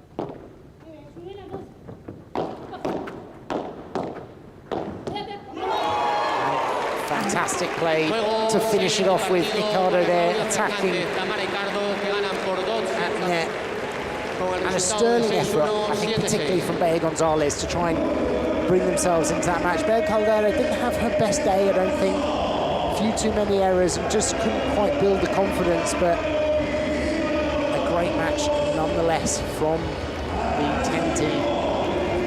Yeah, you felt almost a little bit sorry for Bea Gonzalez and Bea Caldera there, who fought back so well in that second set. It's almost like kind of wanted to see a championship tiebreak just to see if they could break Fernandez and Ricardo a little bit more. But given how well Ricardo and Fernandez played in that first set, it does feel like a just result in the end. But you can't fault the effort to come back from Team Bea. But look at this, it is all hugs, it is all smiles on the bench of Team 10. We've seen their other teammates supporting them there. Javi Leal, one of them. And it's high fives all round as 2 points added to the total for Team 10. Let's take another look at that match point. It was volley, volley, volley, volley until Tamara Ricardo managed to come in with the winning backhand volley. And that, for me, was almost what made the difference today, I think, was Tamara Ricardo being a little bit more aggressive, taking the game to them a little bit more, particularly in that first set. She was, she was attacking her volley, attacking her smashes, good bajadas off that back glass. And if you had to pick your best player, I mean, we've spoken about all players, but probably between the comeback of Bea Gonzalez and the firepower of Tamara Ricardo today. Well, I think Bea Gonzalez really, for me, played the best today in terms of, the output on the court, but she just wasn't able to get them across the line. And I think the best effort, really, Tamara Ricardo, was almost keeping that aggressive, tenacious game going throughout the match, and they didn't really dip in that second set, despite having people on their tail. So 2 points won for Team 10. They'll have another opportunity coming up at 5 p.m. local time in about 50 minutes, as the men will have another opportunity. But for now, before that takes place, let's go down and hear from those winners here today, Tamara Ricardo and Claudia Fernández. Que nos cuenten eso, que nos cuenten cómo están de felices las dos campeonas después de haber sacado este partido adelante, que por una parte, te pregunto a ti, Tamara, que encima te has llevado el MVP del partido, no sé si estáis contentas por este partidazo que habéis sacado adelante, evidentemente. ¿Os queda como un sabor un poquito más agridulce después de ese primer set que parecía que todo iba en vuestro favor y que eres una pisonadora y que estaba todo el pescado vendido? No sé si a lo mejor se os queda algo de mal sabor de boca o no, no sé, ¿me dices tú? Bueno, yo pienso que Clau y yo sí que hemos jugado So let's hear what juntas y las veas. Tamara Ricardo has to say. Yo creo que eso también, el primer set ha sido como acople también de ellas, son dos buenas jugadoras por separado. Completing complimenting, Eva González y por eso and Bea el segundo Caldera. set ha estado más disputado. Y bueno, Especially for that second set, saying they're two great players. But Ricardo saying it was awesome to play with Claudia Fernández. Si no me equivoco, el equipo ya suma 3 puntos con vuestra victoria, 2 puntos vuestros y uno de la Next Gen. Creo que no me estoy equivocando. Y dentro del ranking ahora mismo, creo que estáis terceros. And saying right now, Palamurillo saying that the 10 paddle team are third in the ranking with that win for the Next Gen as well, giving them a point. Claudia Fernández saying that the other girls played really well. Los chicos juegan ahora, así que vamos a quedarnos aquí a animarlos y nada, súper contenta de jugar con Tamara. Very happy playing with Tamara Ricardo. Creo que nos llevamos todos súper bien y que somos muy buenas They all personas, entonces get nada, súper on feliz de competir. very well together, so Por it's eso os quería a preguntar, great que es lo competition to be able to especial, ¿no? compete de este against different formato que es por pairs. equipos, que todo suma, que ahora acabáis de terminar, os sentáis a ver a los compañeros. Es especial, It's a ¿verdad? really friendly atmosphere. She's asking Tamara Ricardo what's so special about this tournament. Y es como que hacemos mucha piña y lo Tamara sientes saying más. everyone gets on Sí, totalmente. really well. Creo que es un torneo muy diferente que Claudia no saying it's a solemos really jugar, different que jugamos con tournament, compañeras diferentes y contra parejas diferentes. different entonces, format, a mí me different parece pairs. muy chulo este torneo y quiero disfrutarlo al máximo. It's a great Pues nada, tournament and they're chicas, going os to dejo, enjoy it as que much descanséis as they can. Y suerte para los próximos días. And good luck for the next few days then. As it's all smiles and waves after the victory for Team 10, and that victory now being played out in the stats, everything in yellow higher for Fernández and Ricardo. Yeah, and that really was a close second set, but you felt like they were dominant throughout, really, didn't you? I mean, that first set was, well, it was over so quickly. It was a bit of a whitewash, and then there was a fight back from the Bella team, but really, X10 paddle were just too good today, I think. They were fantastic, but there is much more paddle coming up next then across the whole week for this edition of the Generali Hexagon Cup 2026. 1.2 million euros at stake. 8 teams, 3 pairs, 3 categories, men, women and next gen. 38 matches in 5 action-packed days. 12 men's, 12 women's and 8 next gen matches. Wow. Ready. Pairs win points for their teams. Men and women earn 2 points for a win. Next Gen bank 1 point for a win. The 2 teams with the most points will face each other in the grand final for a chance to win 1.2 million euros. You're about to experience the most spectacular paddle event.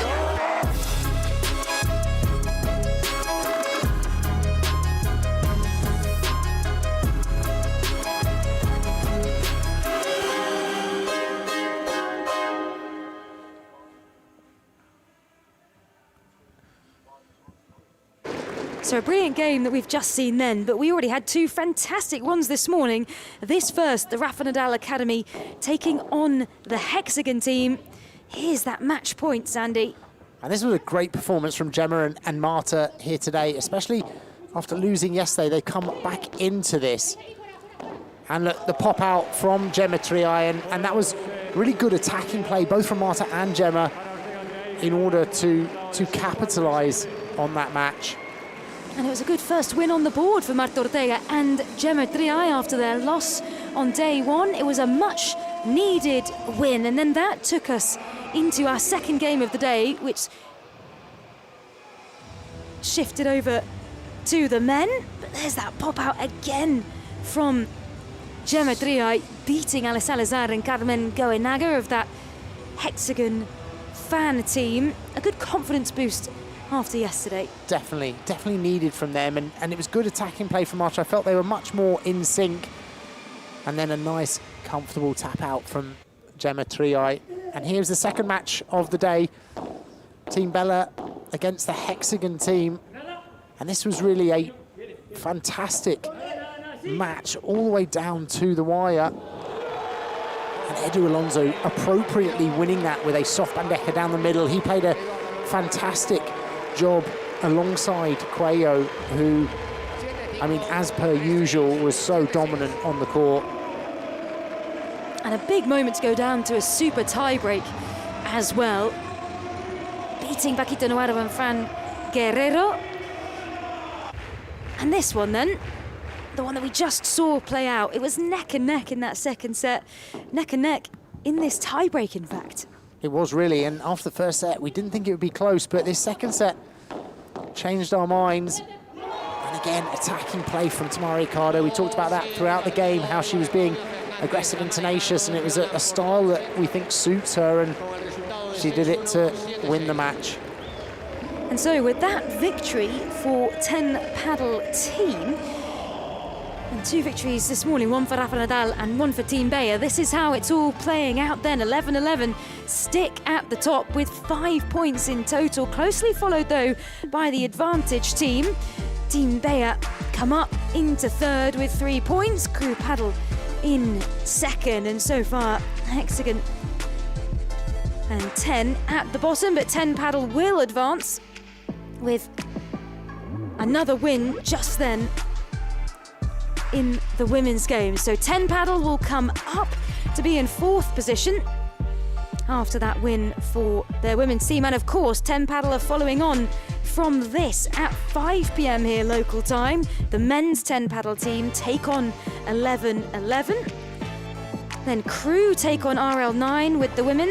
And finishing off today, the men Rafa Nadal take on Advantage. So plenty more paddle to come across the day, Sandy. Set to be a very exciting day too as well. And every game counts as well. The next gen, they only get 1 point, but it is going to be really important that they get as many points as they can, because it's cumulative across the week. 2 points for the men's, 2 points for the women's, 1 for the next gen. So they really have to focus. So that's it from Sandy and I today. What an incredible 2 days we are having so far at the Generali Hexagon Cup 2026.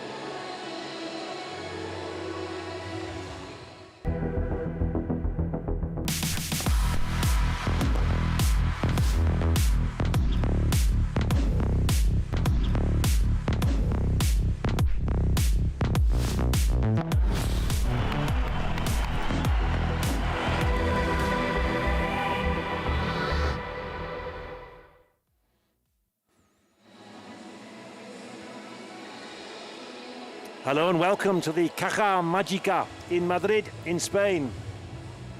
We're all ready to go for the second day of competition at the Generali Hexagon Cup 2026. The magic box in Madrid, literally it means, and we had some magical paddle on the first day of competition, which has left us thinking we've got 4 more days of competition. That's exactly what we're hoping for. The highest quality paddle with some of the highest quality players in the world, and that's what we've got here. A dazzling array of talent, and it's all in this unique team-based format. So if you're expecting the usual partners from Premier Padel, think again. Some may be paired with these new teams, with their separate owners, but others will be in unfamiliar partnerships. How will they fare? That is the fascination, one of the fascinations of the Hexagon Cup. Now in its 3rd year, looking to expand and grow globally in 2026. My name's Jonathan Ledgard, and alongside me is Mario Andrini, former world champion. No, I'm never going to say former. You are still a world champion, whatever you are, as well as being a coach. Alongside me from Argentina, and this is what we've got to look forward to. What we've had already on the left-hand side of your screen, the Rafa Nadal Academy winning Team Bea with Arturo Cuello as part of the team. They came through in a magnificent super tiebreak against the Hexagon team, and then Team Bella followed up with 2 more points as a result of the victory for Fernandez and Ricardo over the double Bea, Gonzalez and Caldera. And this afternoon we've got all sorts to look forward to. This is the first match-up. Mayanguas and Javier Leal for 10 paddle against Tino Libac and Javi Garrido for 11-11, who currently have played 2-1-2. Overall, for the men's and women's pairings, they are top of the standings. Because the next gen, which is also part of the team, the next generation of talent, young men players making their way in the game, they too have picked up a victory. So we'll see very shortly the team standings. But for now, let's meet Mayanguas and Javier Leal. And boy, do they need a different result from yesterday, Mauri, where they got white. It's fair to say they got white in 51 minutes, 6-1, 6-1 by Chingotto and Gonzalez. A magnificent performance. They've been licking their wounds, haven't they? 100%. Welcome, everybody. Jonathan, it's a pleasure, as always, being here with you. As the right side player, I'm on your right. I'm on the right side next to you, so thanks for always sharing. You are a lefty, so therefore that's why I chose you. 100%. Man, exactly what you just said. Yesterday, I think big credits to Chingo and Momo, who played amazingly great match here yesterday against this tall boy, Mr. Mike Yanguas, with the coach there, Maxi Graviel, ex-pro player as well, together with Javi Leal, that Javi couldn't find a way to get a point. He was pumping against perhaps 2 of the best defenders in the world, like Momo Gonzalez and Chingo. But now it's time to talk about the opponent, Tino Libac, the Argentinian ex-world champion, together with Javi Garrido, the metralleta. Yes? How do you call that in English? The metralleta.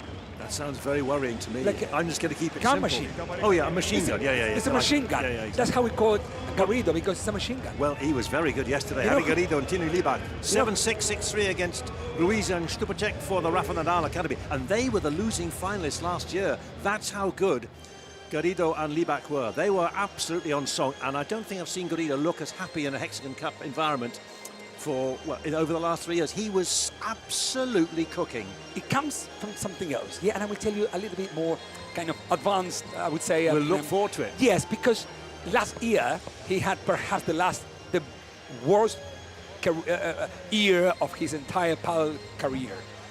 He didn't find a way to, partner-wise. I mean, he couldn't partner anyone that he makes him happy. He didn't win matches. It's very frustration. He got with Tino Libac pretty well together, didn't they? Yeah, but it didn't work.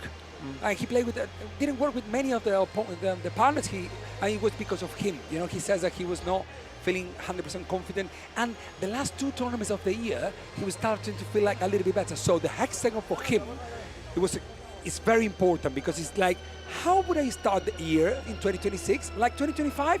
Hopefully not. And that's why he was smiling yesterday.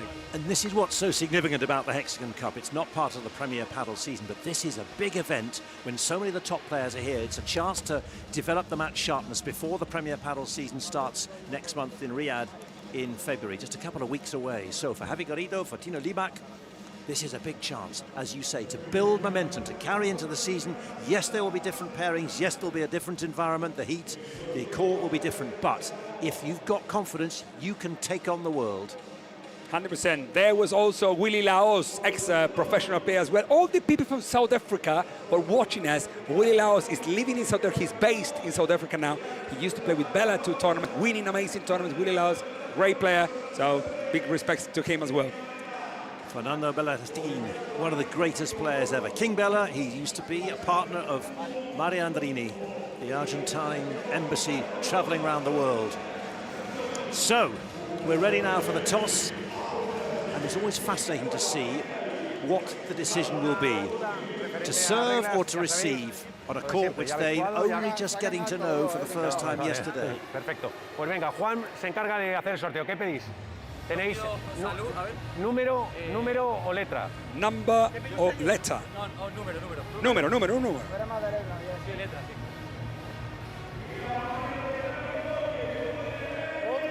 Sacamos. Letra. Elegís. Sacáis. Vale. Perfecto. Venga, pues estupendo. Pues nada, Juan. They're messing around. He's like, I know you don't like start serving. So, but if you, I mean, what do you want to do? Garrido said, what are you going to do? You're going to serve, return? You choose. I mean, they won. Yeah, Javi Garrido won and Tino Libac won the toes. But he said, okay, you decide, buddy. And he's like, for fun, you know, as well. Mike Jang was same age, you know, or close to the age of Garrido as well. Spanish team for the World Championships. You know, that's the good thing about padel as well, is that the world is a small world. All each other, they play every single week, and they've somewhere else. So many of them have played as partners anyway. 100%. So, we're almost ready to go. Jonathan Ledgard, Mauri Andrini in the commentary position, down court side.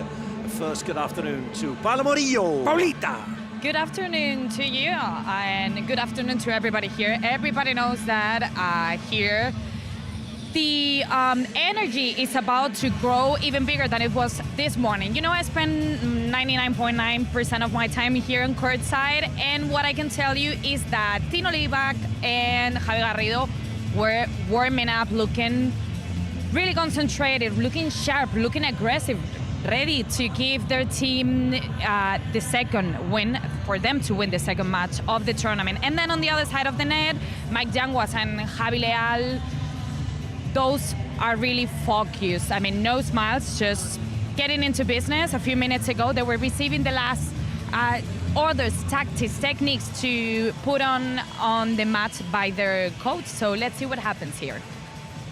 Thank you, Paulita, and we will be with Paula throughout the evening, throughout these 3 matches. So, Mike Yanguas and Javi Leal against Javi Garrido and Tino Libac. 10 paddle have got a lot to live up to, have got a lot to improve. They're ready to go. I'ma keep winning. You can try to save yourself, but you wanna go play yourself. You can try to save yourself, but you wanna go play yourself. You can try to save yourself, but you wanna go play yourself. You can try to save yourself, but you wanna go play yourself. They have had 24 hours or so to stew over what happened, and now, as a coach and as a former player, Mauri, they're ready to go. And today is a new day. Go again. You're still ranked. Mike Yanguas, 7 in the world. Javi Leal, 16. You're among the best in the world. Forget what happened. Go and do it. Do your best. Yes. Well, you know, there we go. Mike, you know, we were talking about him yesterday. He's the perfect explanation of what a right-side player is about, you know. He's a very conservative player. He's young. The only thing, you know, he might be a little bit weaker is in the, I would say, the mentality. If you want to put somehow there something a little bit lower than his technique, the fitness, the power. He's a very complete player. That's why he's at the very top of the ranking.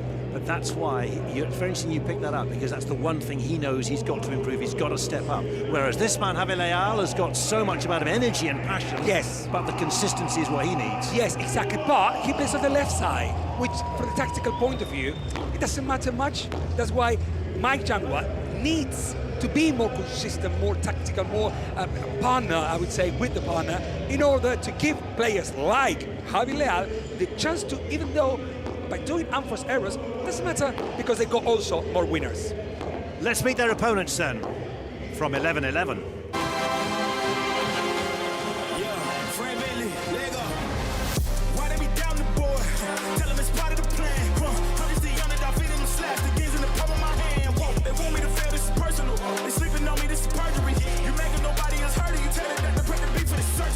Killing it, they ain't gotta gas me up, doing myself on trips. Flying my wings, I do it on purpose. Playing with you till you climb to the circus.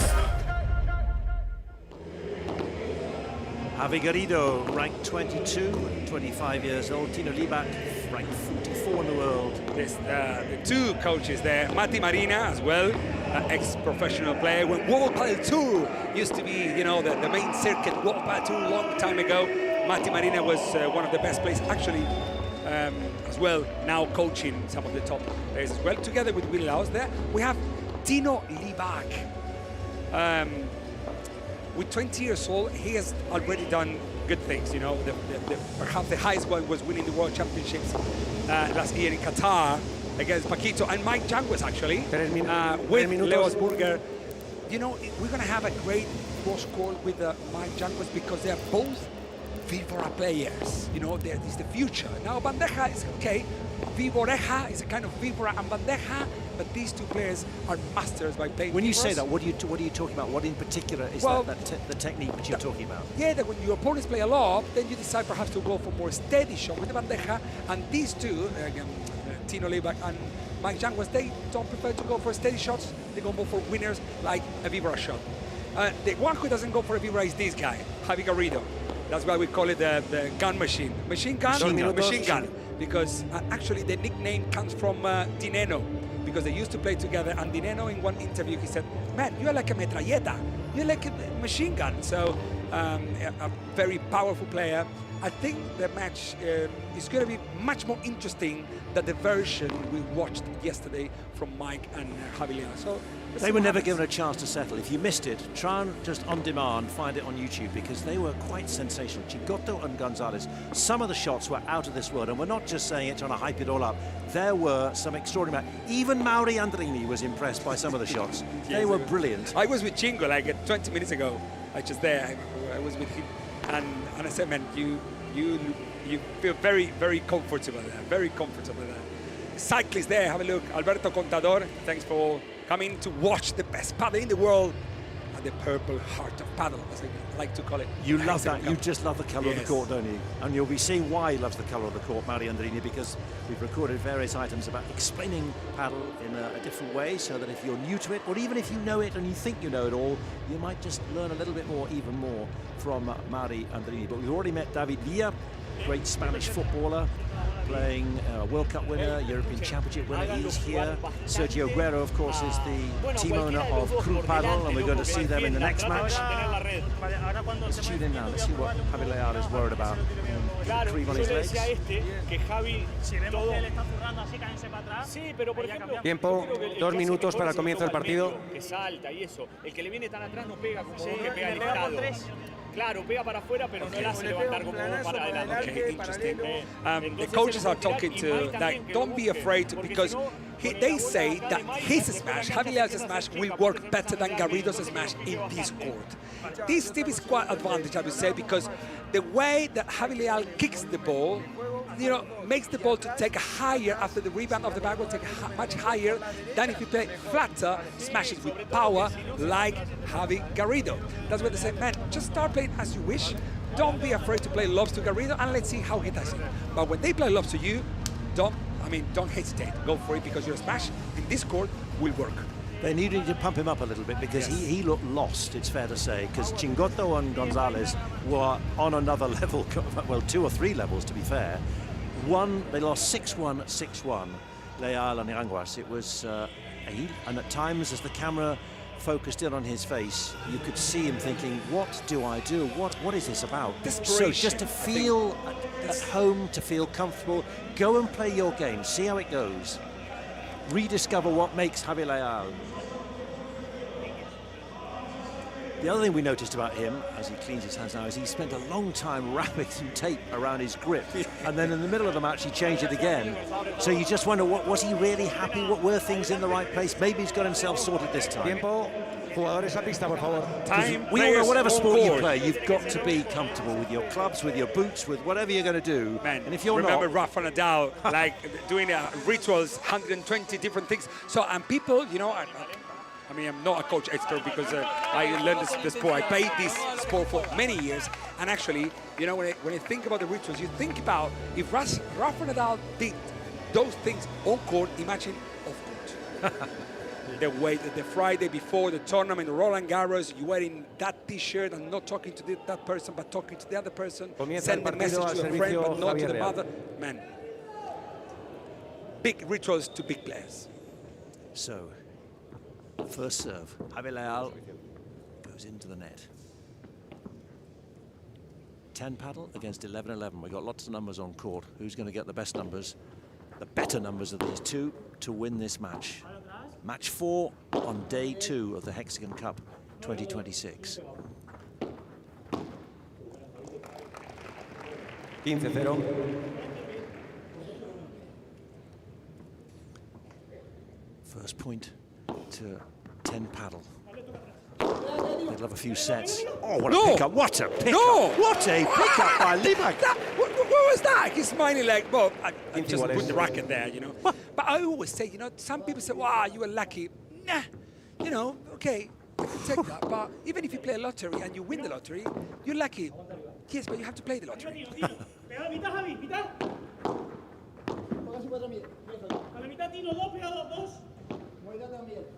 People are coming. But that Vibra didn't bite. It's not, you know, it's not a rattlesnake. It's just a little one. Usually, you know, when you go for a Vibra, it's a risky shot. You're moving your wrist, and you go for it's not a very winner like the kick smash or powerful smash, but it's a kind of a winner. So that's why it's riskier than playing a bandeja.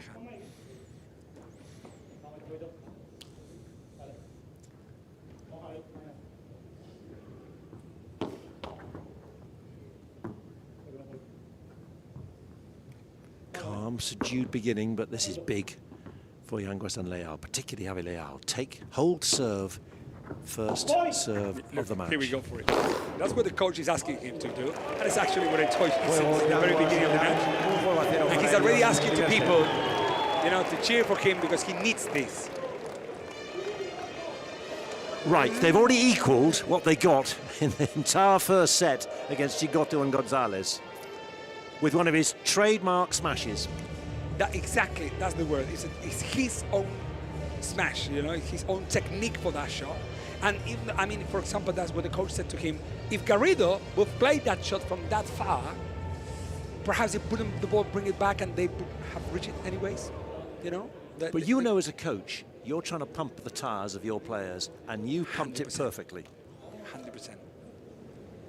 But you know, usually, I don't want to be bad. Usually, them players, when you tell them everything and they win with that, then they will think, no, because of me. That's what they say. They will never give you credits as a coach, but that is your job. If you're a coach, if you listen to this, you might feel familiar with it.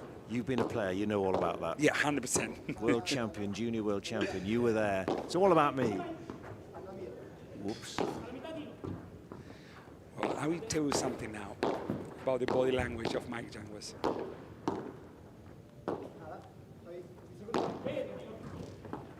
Have you seen how Mike is not moving much? Yep. Yes? He is now. He is now because 100%.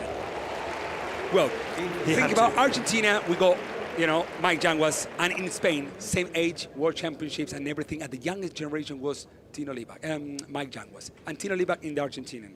So the thing is that, you know, sometimes these two players, because they're comparable, I would say, from one country and the other, but Mike Yanguas is above in the ranking. He's much higher in the ranking than Tino Libak. And so it's like, you know, somehow it's a body language to say, hey, listen, I can handle this, I can manage this. From Mike Yanguas and Tino, we have to really demonstrate that he is there. Because the point he won before counts the same at that mistake. Yep. Yeah.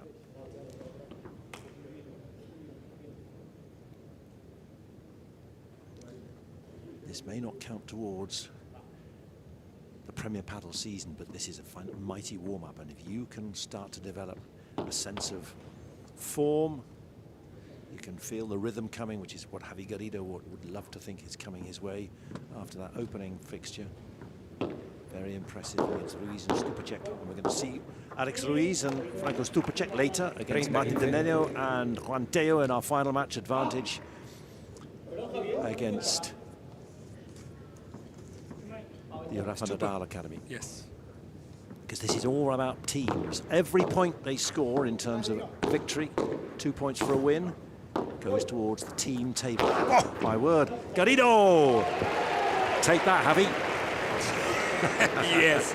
They're both Javis, you know. They're both Javis. Javi Garrido and Javi Leal.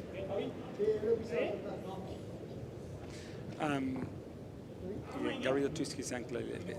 But it's not. It's okay. They're machines.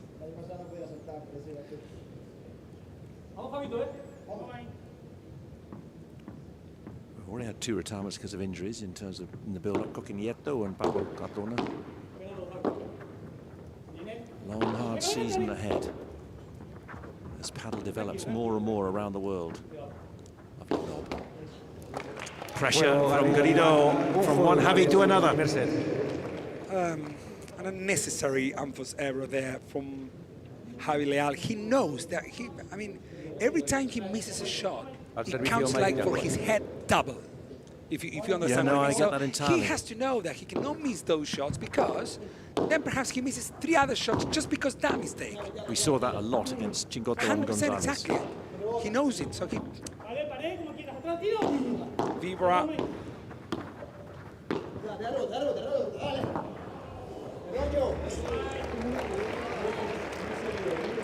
Vibra is not always a good option. Vibra is good, but look at that bandeja, much more precise and a winner. Faster doesn't mean better in padel. This is the most beautiful racket sport. Sorry for those tennis lovers. I was just going to say, you've got Eddie Hazel. Have a look at that shot. It looks easy. Those who are making the Go transition. into it.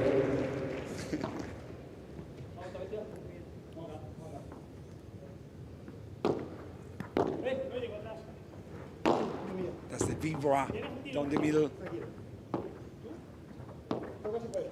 There's a bandeja from Tino Libac. Oh, look, off the net. It looks like an exhibition, but I promise you, they're playing for a big prize money. Here, there's no messing at all. Here we go for it. Yanguas is ready to go. Oh, nope. Unnecessary block as well again, because Ismail Yanguas going forward. He's 192, massive boy, and I think that he could have reached the shot if Javi Leal does not try to block it. 40-15. So Mike Yanguas and Javi Leal looking to score, take 2 games in a set for the first time in 2026 Hexagon Cup. Much more confident, much more alert seemingly.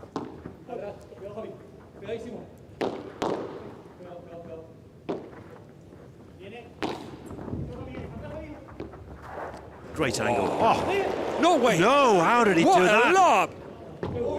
No! Was that the bajada of the match, Javi Leal? What a backspeed from that shot of the back wall. Absolute brilliant from the Spanish player. That was unreachable, I've got to tell. But everything comes because that open angle from the Mike Yanguas. But have a look at this. Look at the preparation. Racket behind the neck. Cuchilla. The cuchilla is knife, we call it in Spanish language. Very good shot. So, let's talk about the bandeja and the vibra from It's Not Racket Science with Sandy Farquharson.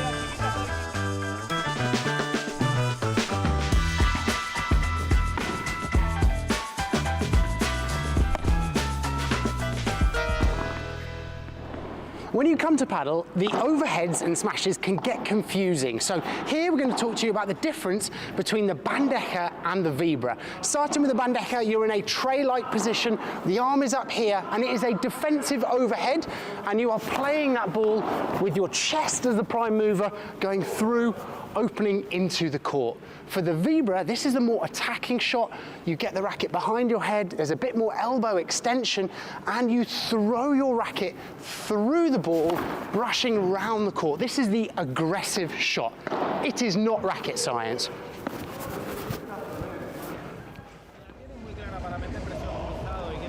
So that's cleared that one up. If you're not racket science. Yes, it's not racket science. It's not racket science. If you're new to paddle, that will explain it a bit more. If you're already there and are a top club player, that may just remind you of what you're doing. Yes, what does Tina Liebach need reminding about?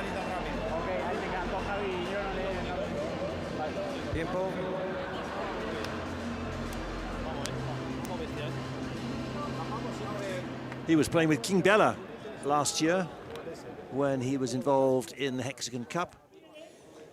One of the greatest ever for Team 11-11. He lost all 3 matches. So he's already set that record straight by winning his first one, and now he'd love to win his second. We miss Eva Longoria here this year. She's been in the last 2 team owner Hexagon of the Cups, yes. 11-11. She took Eva part in is the in Pro Los Celebrity. Angeles, recording now, but hopefully she's coming back very soon. I was with Kun Agüero today morning as well. Man. The friends you keep, Mari. You're lucky. Kun, I met him already last year, but you know, I didn't expect that he would remember, because he, man, they're celebrities. I mean, come on. I said, oh, Mary, how are you doing? I said, whoa, yeah, man. Yes, great to have such a celebrities around here, you know. No, it's fine. 30-0. Moving into position.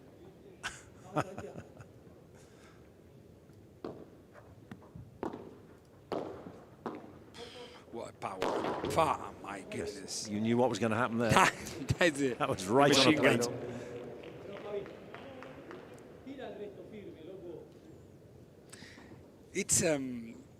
It's crazy because, you know, Spanish and Argentinians, we speak Spanish, yeah? It's our main language. Yes. I mean, Argentina was colonized by Spaniards and we speak Spanish. I'm from Argentina, I speak Spanish, but the truth is that because we play paddle before Spaniards, the Spanish people, then amazing power from Javi. Has he stepped up because he knows that Javi Leal has also got, you know, big weapons? Yes. I mean, because we're seeing far more power than we saw, however well they played yesterday, far more power today than we've seen yesterday. Let me tell you something. Go on. I was in the central court today morning recording some racket science stuff, and it's a little bit warmer than yesterday. And that makes, at this level, a big difference. Ball travels faster. Because then you decide, would I go for, not today, but perhaps tomorrow. And perhaps tomorrow is cold again, like 3, 4, 5 degrees, big difference. At this level, yes, which is different level. What I meant to say about the Spanish people, you know, Spanish players, because they have been with us training with Argentinians for many years. Many of them, they get some Argentinians way to say things like boludo, che, it's a very Argentinian way, but they use it. It's like we came from Argentina here and we don't use their language. So you claiming superiority then? Is that what you're trying to say? No. Is that we taught the Spanish all they need to know about paddle. No. You don't get it. I mean, I know. Is that they feel comfortable with. Yeah. I couldn't even talk in Spanish as they do because I would feel like ridiculous. But they sound good. It's like a music for them, the way we speak. Okay, now we go. That was the first vamos with intention. 2-0, 3-0, I think the match is just started.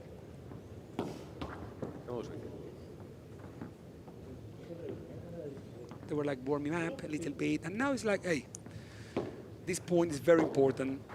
Javi Leal needs to hold serve. Defending that vibro is very difficult. Tino is waiting for his partner. Oh, another brilliant block. What a backhand volley from... He's done it again. Off his toes. No way. Brilliant. Blocking and a great well-deserved shot from Javier Reida, winning that point that has been built perfectly from Tino Libac. Wow. What a Man, point. 30-40, yeah? This Yes. is a two This break is it. points. 2 break points, massive for now. 11-11. We've got ourselves a golden point. You know, there are good mistakes and bad resto, mistakes. Tino Libac. That's the way I teach. I like to say, but there are good mistakes and bad mistakes. That wasn't a bad mistake. Yes. Why? Because it was 30-40. They still have one golden point now. And if that shot goes in, then Mike Janguas is bankrupt. Yep. If you understand what I mean. I do. That is exactly a bad adversary. Two bad unforced errors. Tino Libac chose where he wanted the serve to go to, the 11-11 team did, and then they squandered the point. They had 2 break points, they did not take them. Javier Leal gets away with one there, undoubtedly. Okay, let me hear what they say in Spanish and we'll try to translate a little bit. Mandando perfecto, y fíjate, cuando ya hemos movido un poco vencido los lados. Sí, hay que mover la volea, hay que mover bien la volea. Y luego lo que tenemos que hacer es estar atentos a plantarnos cuando Javi sale con menos calidad, el otro toquetea mejor. Nos abre un bulito, se nos hace cositas. Okay. Pero muy bien, ¿eh? Javi, Willy Laos is talking to them, telling the guys, listen, it seems that we're the bosses at the moment. Yeah, we're controlling somehow. We were almost breaking the game, and it seems that every important point we win. But remember that if in the defensive, when the opponents are defending, Mike Janguas is perhaps a little bit more, defensive, and he touches the ball better, open angles. So, and the defending play more to Javi Leal. Seguimos ordenados, tú muy bien. Si vemos que estamos medio movida la jugada, tirémosle globo a Tino, iniciémosle a Tino otra vez. And in the other hand, exactly in the opposite, but good tactically, they say, okay, have a look at this. Mike Janguas is talking to Javi Leal like the boss. He is like giving him tips, like, man, it doesn't matter if we are defending. Whenever we are under pressure defending, he said to Javi Leal, you play lob to Tino Libac. Why do you think? Because if Javi Leal plays the lob to Tino Libac, the Tino Libac, the most natural way to hit the ball will be cross-court, where Mike Janguas will defend more naturally. Yep. Hopefully for those beginners, hopefully they understand as well my way of explaining. We do perfectly, because this is not just the power, the smash. There is so much strategy is involved as well. The patience in paddle is one of the key Ps, as well as positioning.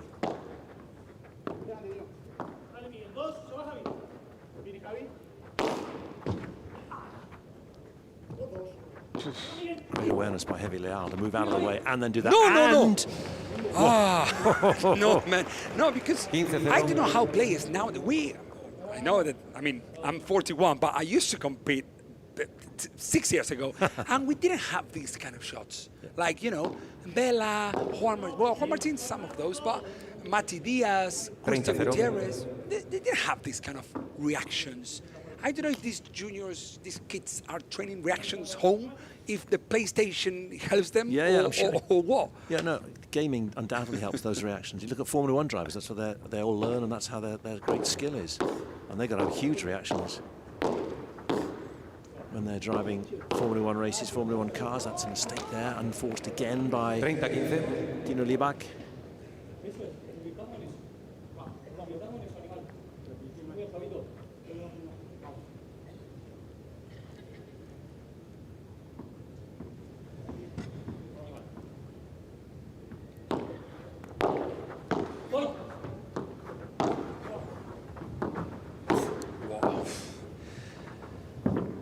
Wow, no, man. Mike Jang was there. He's so comfortable. Fantastic lob. And that's a wonderful position as well from Javier Leal. That point was the perfect explanation of what a right-side player should do and a left-side player should do. Because everyone, what a shot from Javier Leal. Set up by... Yes, but it's exactly. Strategy. Strategy and the right-side player, very tactical and knowing what he has to do.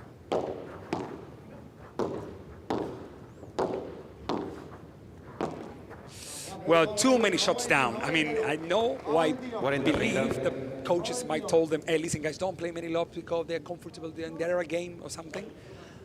But 6, 7 shots in a row down, not even at this level, works good. They could have chosen to play a quick lob, perhaps no high, because if you play high lob, you give them time. And Tino Libac or Garrido with the high lobs, they got time, they will smash it. Or Vivra, they don't want the opponents. But they could play quick lob. Here's a feature of this match. Maybe this is what we see, another golden point. Thanks to Hexagon Cup, we have the beautiful golden point, and if they reach the third set, we don't have the third set. We have a super tiebreak. Tiebreak, 10-point. You can tell that Mauri loves the golden point. There's no juice. We don't keep going juice, advantage, or rather, there's no advantage. This is straight to the golden point. And Javi Leal has chosen that it's going to be served to him.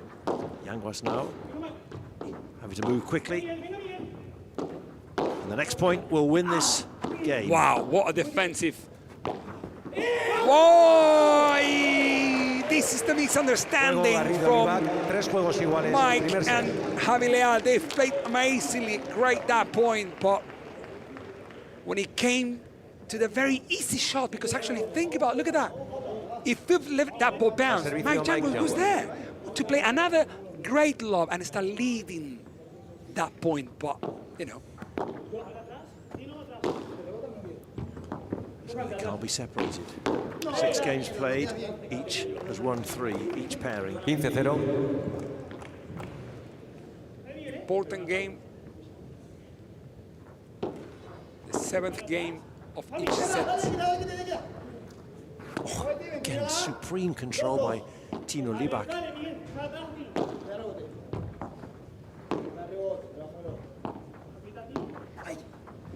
Nice disguise. And it won the point. 30-0.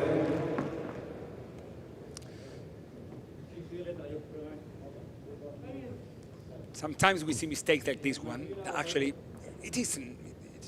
It's not a great mistake. I would say it's not. It's a little bit a bad mistake, a bad unforced error from Javi Garrido. But the thing is that if he pushes the ball up and he plays a lob, the lob has to be amazing. And the great lob is not easy to play. And that shot is not easy to play neither. A very powerful forehand volley from the tall boy, Mike Janguas. That was a powerful volley, yeah? He says sorry because he knows that he hits that. With that ball, Tino. Mike Yanguas just over-egged that one, very keen. You can tell he feels he's taking this match. He's almost playing 1.5, as you might say, and looking after Javi Leal of what happened before. Hit the side fence, and Tino said, yes, guys, you are right. Fair play first at the Hexagon Cup. 4-3 to Janguas and Javi Leal in this first set. Completely transformed Mike Yanguas. It took 2 sets in 51 minutes against Chingoto and Gonzalez. Now, you sense the fires are burning, and if you can inflame Leal, we're in business. Escucha, no da igual, aunque esté ya pegado, tírale a la línea del cuerpo, hazme caso.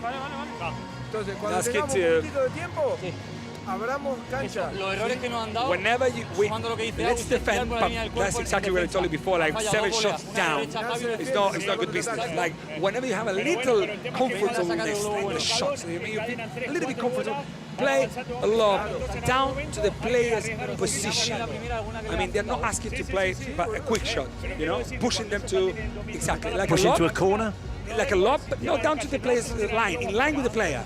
Not open away from the place. Like Javi Garrido is like in the middle, just play to him.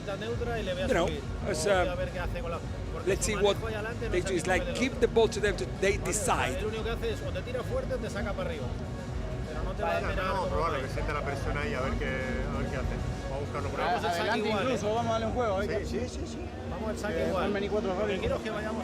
Tiempo. The countdown for errors, you know, this man, of course, they're going to win this. We did 4 unforced errors, and 4 unforced errors at this level or at any level, it's already a game.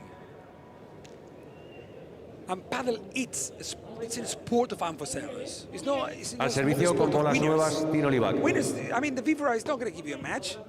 It's going to give you 1 point, and you got to win 48 points to win 2 sets. You know, it's a big amount.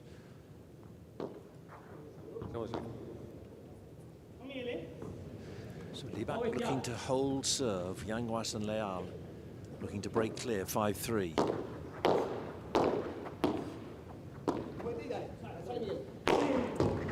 He's going to reach this. Have that yes. one. And that's how we call that. How we call that shot, Jonathan. How do we call it? Por tres. No. Or cuatro. Por cuatro. Where did he go? Did he go Por back tres, on the side? exactly. Por tres on the Tres side. Por means cuatro over the 3. top. Oh yeah. Cuatro means 4, and because the back wall has that fence that you see there, which is on the extra, top which is 1 extra meter meter. more, 1 more meter. It's 4 meters back wall. I was thinking that it didn't see whether it went out the side or the back. That's why I was hedging.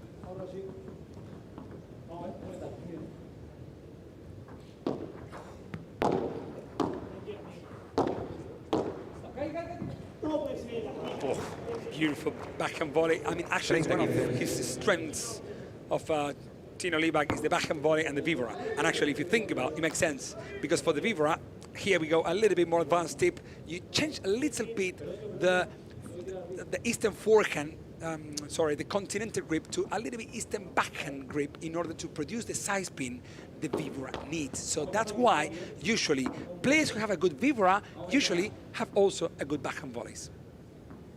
Good tip.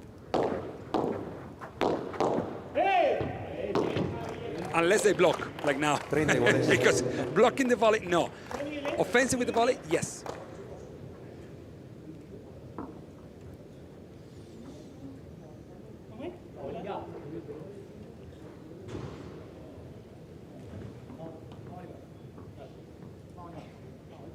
So Garrido and Libac happy with that. Now they put into action what they were talking about. On Leal, and they forced the error. Well, they see blood. They see blood in the corner. Yes. They see a little bit of blood there, and it's not the first point they win there, so they say, okay, let's go there. Whenever Javi Leal starts feeling more comfortable in the corner, they would change to somewhere else. Otherwise,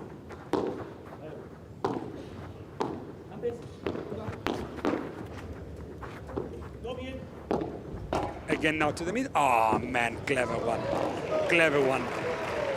Juego Garrido Libac. I mean, 4 juegos iguales. Mike was going to cover the middle. I don't know why Javi Leal stayed there when Mike did that shot. If Javi Leal stays back, I mean, when he sees his partner under pressure and comes back to help him out, that wouldn't have happened. Because Mike Jangwon would have tried to go to the middle, but stayed, because the middle was covered by the partner. Great sidewall rebound, tricky shots.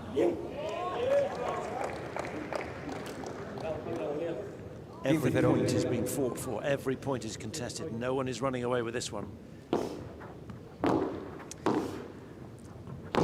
Again, using the sidewall post, it looks very simple to do it if Javi Garrido does it.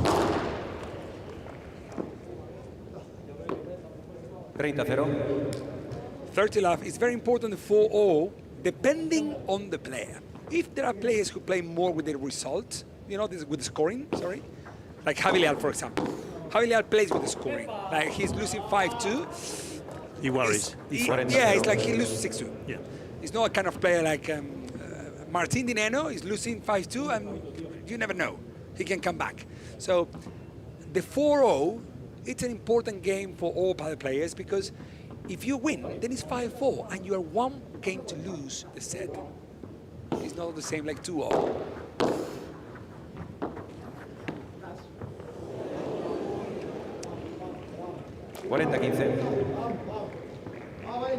They are once more under pressure to hold his serve. He'd done everything right until then. Mike can't tell anything to Javi Leal. At that moment, there was 40 love. He needs to win one. He needs one highlight. great 5-4. Yeah, exactly. You know what I mean? It's like if Javi Leal plays that drop shot and works, then you have a double Javi Leal. Because you have Javi Leal. His performance goes from 75 to 90, perhaps for 10 more minutes, and then you get 2 breaks, like up. Entonces, cuando la tenemos que salir para arriba, los flacos no se van para atrás, cuando la tenemos acá no se van para atrás. Salgan para arriba, vamos, vamos. Let's keep for more lobs. Si queremos entrar por abajo, Actually. yo creo de que con el volumen vamos a conseguir mucho más, porque aparte nos van a dar mucho terreno forzado. Si queremos entrar por abajo tenemos que abrir espacio en algún momento. Y fíjate una cosa, ¿viste? Okay. Que bote pronto no fue el mejor. They're asking to, if we're going to play down, we've got to make sure we open angles. We cannot play to one side only. You've got to play corner, corner, middle, middle, corner, corner, corner, middle. You know what I mean? Change angles, change sides, play to different players. Here is Javi Leal, core coverage. Look, he's been actually, if I see this and I'm Javi Leal and I'm sitting there, I will be worried about it. Because it seems like he's been more at the back than at the net. And that's not good news for the way he plays. If he showed me this in my Jaguars, then it would be, okay, that's good. Because I shouldn't be winning and being at the net, being more offensive. But in that case, if I see this graphics, thanks God we have, thanks to Hexagon Cup, I would like think about, I have to reach the net position because my comfortable zone where I win more points. He needs to be pushing forward, you know, yes, much more. Is that symptomatic, though, of the mood maybe after that first match? And as you say, he's very much a man who plays on his emotions. You know when he's up and you know when he's down. And now they're on the cusp of something significant. Al servicio, Javi Garrido.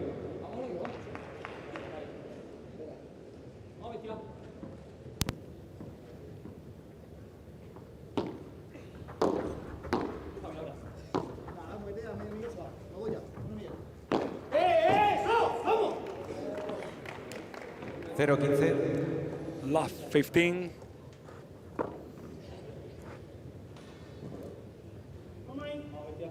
Pressure now very much on Team 11-11. Javi Garrido. He was the match winner, MVP in their victory over Rafa Nadal Academy. The serves have got to be good. The coverage around the court's got to be good as well.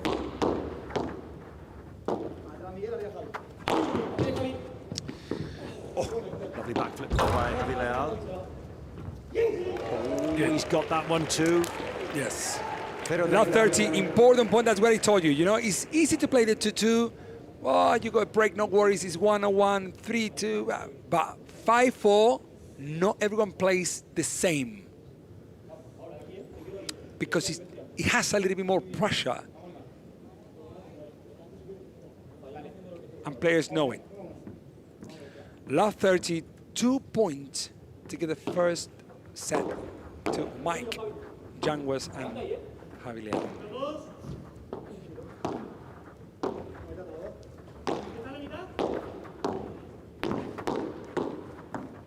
It seems they found a way. Have they not? Yes, 100%. Everything that was working for Tino Libak in the early part of this first set, at the moment, has deserted him. Do you want one more advanced tip for those who already know paddle, who already play paddle? They play in 2 points, a quick lobs to Tino Libak. Because Tino Libak has an amazing vibra. Usually, when you have an amazing vibra, you don't have an amazing bandeja.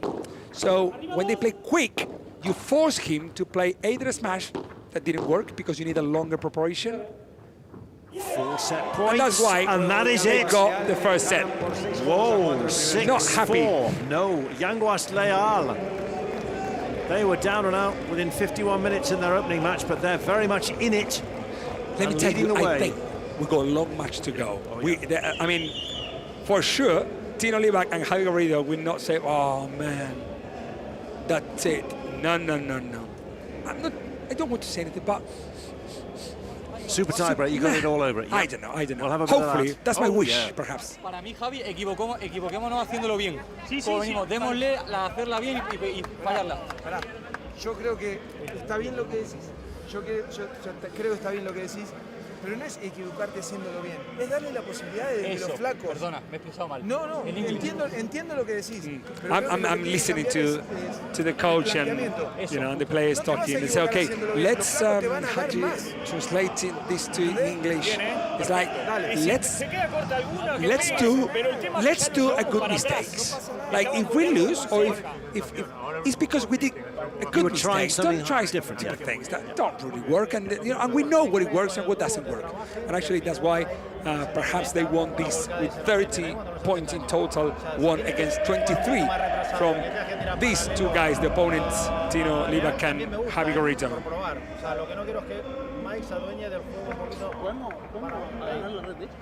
No, que toquen mal de víbora ni nada. Escucha, que le hemos tirado un globo y le hemos tirado muy poco y ni uno salvo el primero. Off-court winners from Javi Garrido. There was 1 por 3, 1 por 4, and bring it back 3. This, I mean, actually makes sense. I mean, he's a flatter, let's say, a powerful smasher, and it makes sense that he brings back 3 out of 5 shots that he played, let's say, or 4. And 1 was in the sidewall playing por 3. Tiempo. So, first set down, and on one level, Javi Garrido ranked 22, Dino Libac ranked 44, playing Mike Yanguas 7, Javi Leal 16. So the players who are ranked higher in the world have done better. Okay, 62-38, that's changed from 51 to 49 from the opening of this match. So let's see whether the emotion, which undoubtedly will be surfed by Javi Leal. They need a little bit more unhappy Javi Leal. Yes, but a little bit the Javi Leal from yesterday. Yes. In order to, because Mike Yanguas seems to be like very comfortable, and when a right side player is comfortable, usually they keep comfortable throughout the game. But left side players. Why is that? Well, because left side players, they cover even more. In this case, there are 4 right-handed players. It's like the left side players have the forehand in the middle. They got much more winners to go. They're more emotionally more like enthusiastic nature of being more, dynamic on the court. Yeah, more. The ones who have to make mistakes at some point, but also the ones who will make these kind of smashes, crazy shots, more wins. Yep.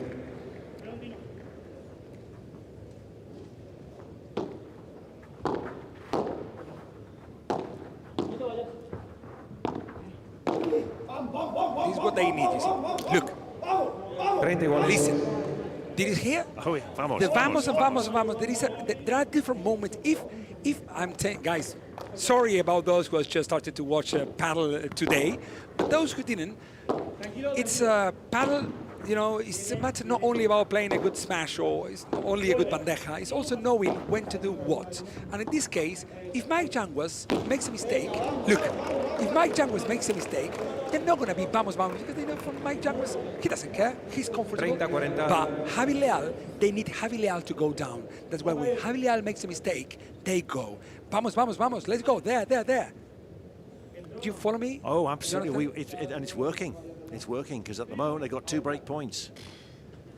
This could be great, man. Oh. Right next to, very to the corner. Beautifully to the done. Edge between the side and the back glass. That makes even the best players in the world to hesitate. Either the ball will take a double rebound open or double rebound forward, because the ball goes straight to the corner, to the very corner. What? Man, sorry about that. I've never seen such a volley. I mean, that was ridiculous. Why? Not because there was such an amount of backspin, no rebound at all. And someone like Tino Libac, who is a player who really lifts the ball up off the backward when it's very low, he couldn't even try. Amazing volley. Well, when a player is inspired, which uncertainly Mike Yanguas is, and can he carry Javi Leal? Giulietto there, top 1 in Italy. Great paddle player, also training here in Madrid. The whole world of paddle is growing all around the world. I played with him in Italy 2 years ago. He was like, he's starting to play. Man, what a player.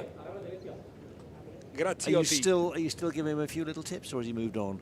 Has he left you behind disgracefully? No. We play together. We play a match, no as a coach. He was my I partner. get that, but he knows who you are, former world champion. Come on. No, man. Top coach. They will respect me just because the past, not because the tips work.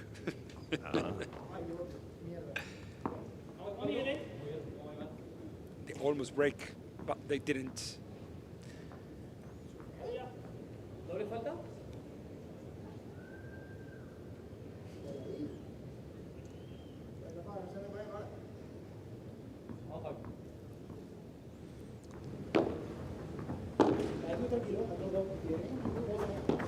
What a lob.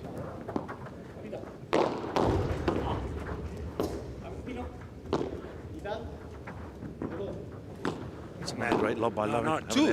Two lobs like this, Jonathan, and you get this. It tells you how confident the player feels. With that precision on the lob.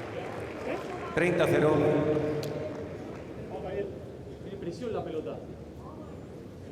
You just sense this match has moved up a gear or two. Which is good. Oh yeah. No, if we're sitting happy watching this, we'll have 3 sets. Most definitely. That's a great hit. 40-0. There's another bring back from Javi Garrido. Such a power. I was talking today morning with one of the producers, Mr. Mike Jackson, but it's not the Mike Jackson you're thinking about. It's Mike Jackson, our Mike Jackson. And I was telling him that, talking to him about why Alex Salazar is 40 years old and playing on the right, because she plays on the right side. And why Sergio Gutierrez is 42, will turn this year, and he is still playing because he plays on the right side. Because the physical wastage from the right side player is much less than the left side player. So if you see Javi Garrido, perhaps will last 5 more years at this level, and perhaps Tino Libac 10. Why? Just because Tino Libac has to be more complementary player on the tactical point of view, and the power comes from players like Ale Galan, unless you are left-handed, like me, and then you need also the physical wastage and create power and winners. Arturo Cuello. Arturo is 192 meters tall, so he's massive. 15 iguales. And 20. Feel his fingertips. If he really stretched out, he'd reach both sides of the court. I think so. The octopus. Absolutely. Big boy. Also here at the Hexagon Cup. Yes, he came through earlier today with Edu Alonso against Paquito Navarro and Fran Guerrero. Fantastic. No! What was he doing, Garrido? Whoa! Man, this is natural. What happened there? They know it's not correct. They know that this not. I could miss a shot and still doing it. So if you're home, if you're those kind of players who also miss those shots, so don't blame yourself. Sometimes happens also to top 10 in the world. Look at that. Brilliant. He's still, if they win this match, I'm so sorry about that, Javi Leal, but for me, Mike Yanguas would be the MVP of the match. Just not only because the amount of winners he has already done, just also to create the whole tactic of the game. He's almost, you feel, dictating the pace. He's showing why he's the highest in the ranking nowadays in this match. That is stunning. Just couldn't measure that one. But this is all part of his dream. He was talking a lot about this at the end of last season, wasn't he? I want to be world #1, and what I've got to do, I've got to get in the gym. I've got to improve my explosiveness. I've got to improve my mental strength. But he certainly got a lesson yesterday from Chingotto and Gonzalez, but today maybe he's handing one out himself, and that is another big hold for Leal. Yanguas and Leal, 2-1 in set 2.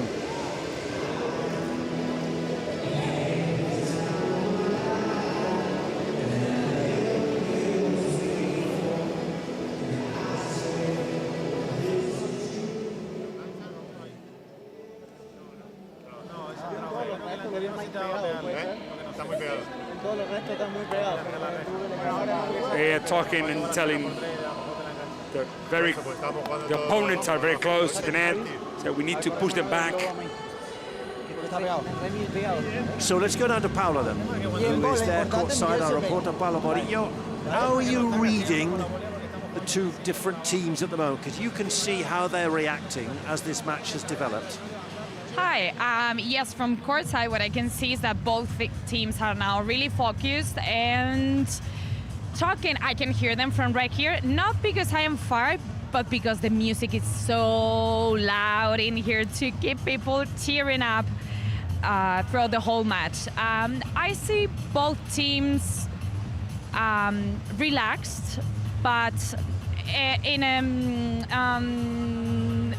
concentrated way, if that makes any sense. I don't know. One question.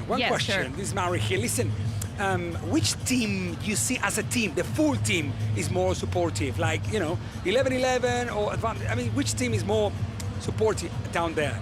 I mean, do you mean out of these two, right? In these two, yes. Okay. I think 11-11 is a bit more supportive. I think they are more eager to dance, to cheer, to shout. Yes, because that makes it, a big difference as well. Thank you, Paula. Thank you very much. I think it's so important. Oh, no, you don't. Thank you. Well, we've just seen Paula, Jose Maria and Ale Alonso, who are part of the 11-11 team.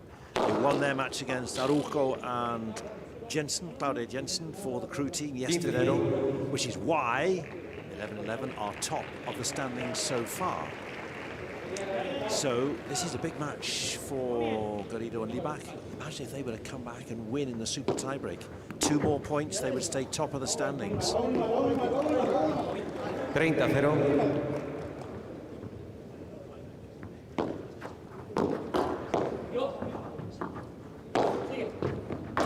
Well, listen, I mean, there is a point here, and it's that Garrido and Tino Libak are better when they are at defensive position than at the back position.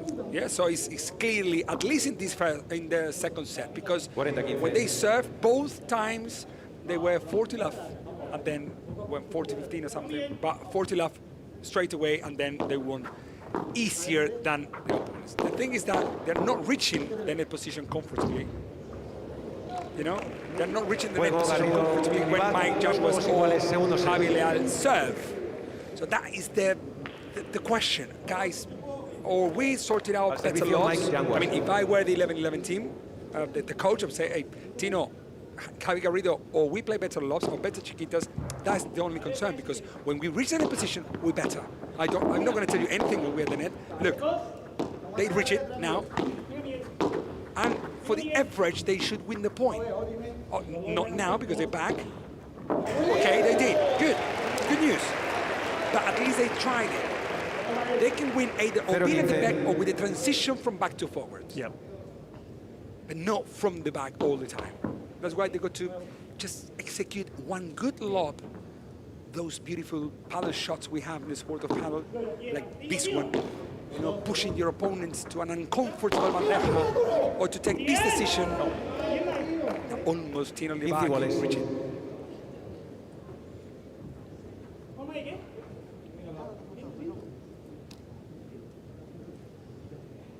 Couldn't get a touch, Tino Libak. Running through the door, the gateway. Can't be more than 2 meters. Sometimes you feel it needs to be. Struggling past the net, never easy. It seems like, the ball flies too quick when these players hit the ball. The amount of acceleration from the preparation to the execution of the shot is like big. Oh, beautifully played by Yanguas. They play to the edge, to the very corner. You never know if the ball is going to hit the back or the side first. So then you struggle either to go, well, I go forward, I move away, so I double rebound. It's difficult also for Tino Libak, so you can imagine. They are 7 hours a day. ¿Qué? Miss what? 40-30. 40-30.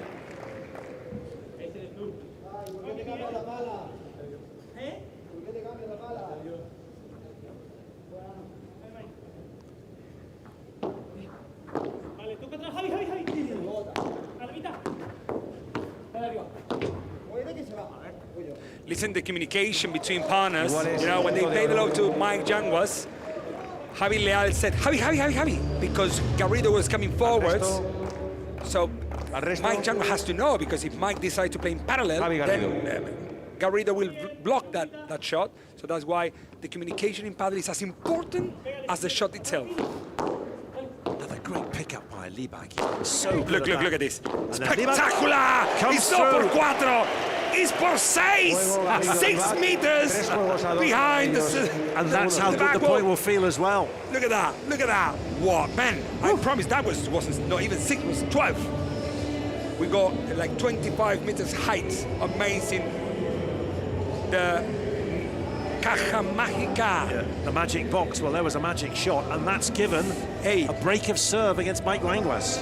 Yes. That is a significant development. Can they now build on it? Vamos, she said. When he contacted the ball in that por cuatro, the racket dropped, you know, but you need to the safety rope, the safety cord. Yes. It's a must. But almost, you know, but when you hit the ball, you must have the racket on your hand. You cannot hit the ball in the air. Si tú te adelantas, that's fault. Es raro que te la meta por allí. O te la tira al medio o te la tira a ti a los pies. Te la meten por otro lado. Es lo único. Te la meten por otro lado. Pero no te va a tirar el angulito hacia 2 por hora. Well, doesn't matter, Javier Garrido. In Spanish, not many people understand what you said. The coach is telling to Tino Libak not to cover much his parallel, because he says, man, in the average, in the last hour, they hit 2 shots the whole time to your parallel, so cover more the middle, allowing Javi Garrido to cover less, but more the area game. It's quite tactical, this thing, but do you understand? It worked then. Because that's what Tino Libak did that, and that allowed exactly. freed up Javi Garrido. What they tell to Tino Libak is that, Tino, they're not playing to your forehand volley. They're not playing, Javi Leal is not playing to your parallel, so why don't you forget about the parallel? Even if the opponents play to the parallel and they win the point, that's fine, because they didn't hit one yet. And cover more the middle, helping Javi Garrido to be more worried to the area game shots to go for more winner smashes, but helping with the backhand volley from Tino Libak in the middle. Yep. That's what the coach is asking for. But we've seen how Let's strong see Tino Libak is with his blocks.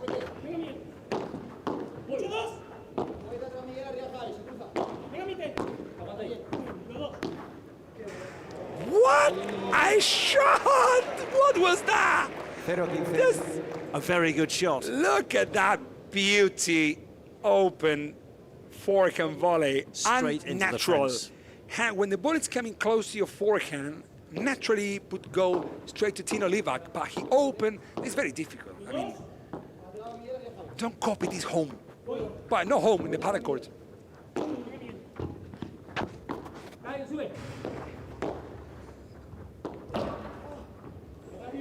We met that well, and then that hurts. Yes. That hurts for 2 reasons. First of all, because you were in no man's land, and secondly, because the ball was very quick.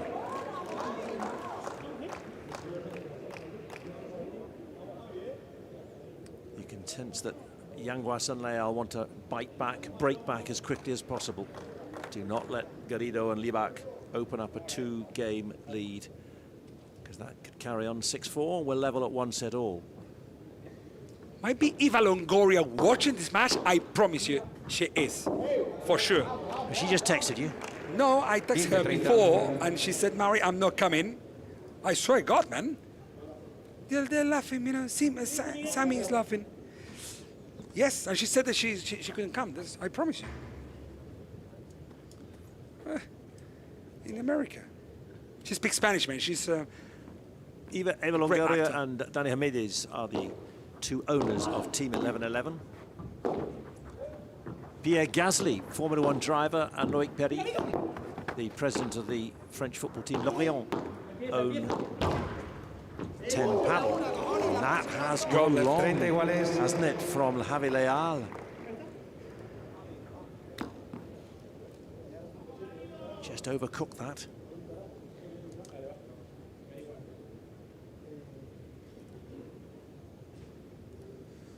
Garrido, knowing how important this game is, open up a 2-game margin.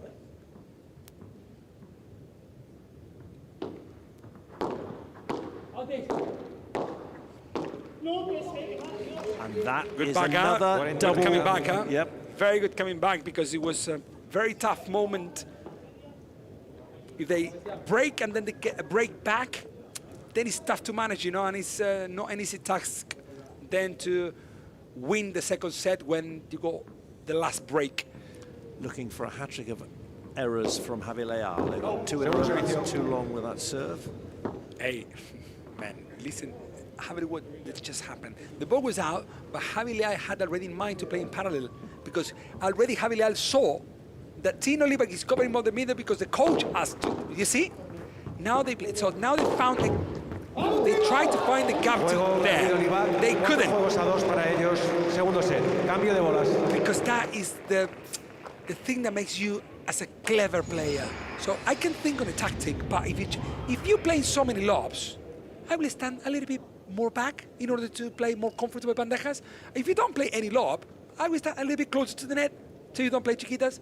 But, you know, this is the clever way to understand the sport of padel. Imagine tactically at this level. So is that a Javi Leal call, or is that Mike Yanguas?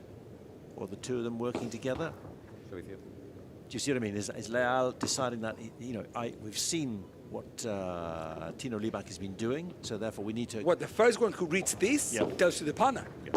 So, man, listen, have you seen the Tino is a little bit more behind? Let's play chiquitas to him. Yes. The chiquita, which is a low and slow shot down your opponent's feet, like this one. It's back, it's back, it's back. But, you know, there are some standards. The thing is that standards, these players can do anything they want. That's why the coaches on the bench are very important in this game, in this sport of padel, because they can change the tactics, because these players can do anything. Yes. We all know that Javi Garrido plays a powerful smash. We all know that Dineno defends very good. The thing is, what he's doing today good, what he's doing today better than other day. 30-15. Mike Yanguas and Javi Garrido, good friends that used to play together as well.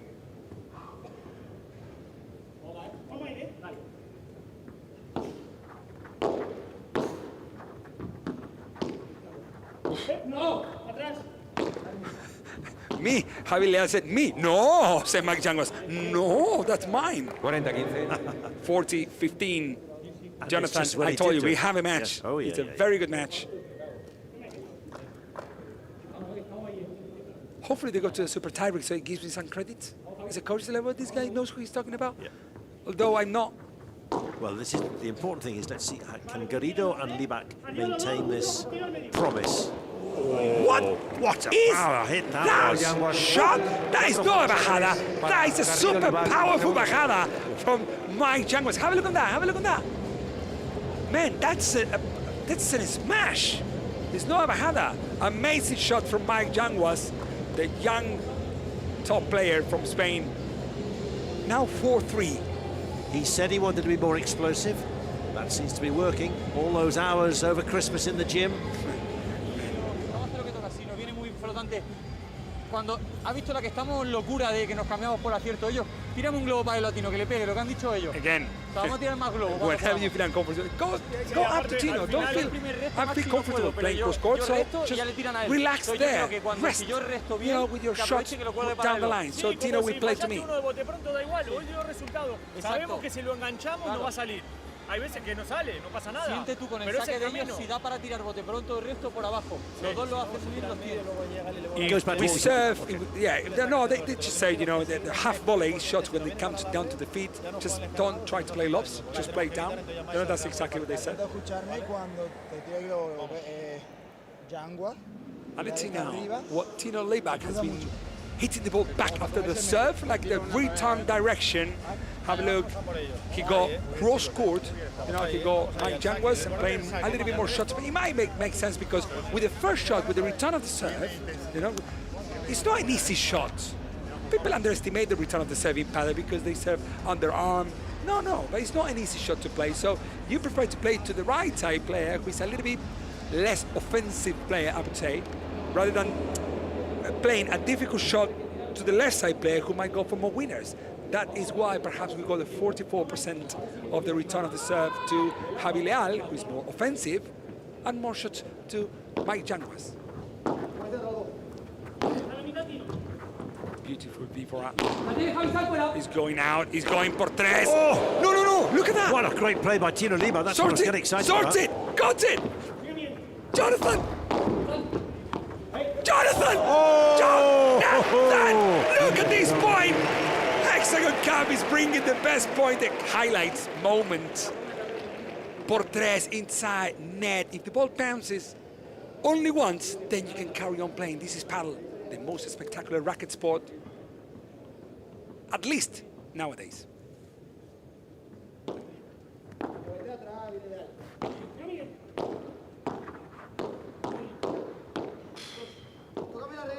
We've got to get another gear up. Yes. That's going somewhere. We're watching. He's done it again. We are watching something different. Did he get that? This is another sport. I mean, come on. I paid this sport 35 years, man. And when I see this kind of stuff, it's like I paid another sport. It wasn't this. So this is paddle 2.0, is it? Yeah, 100% or 3.0. Okay. Amazing.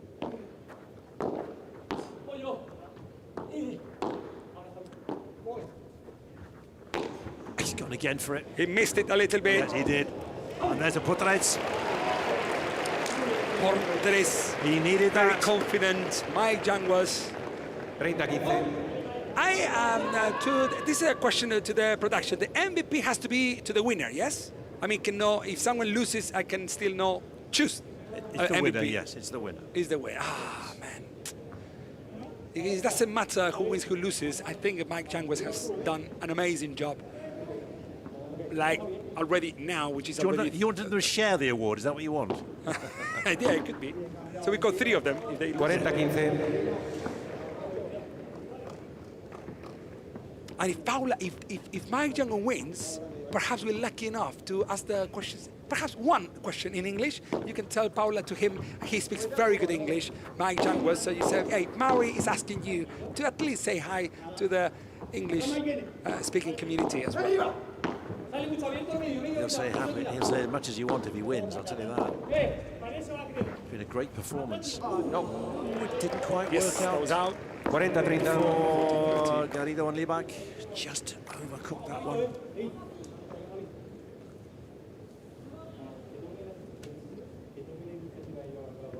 Can they force a golden point? Yanguas and Leal.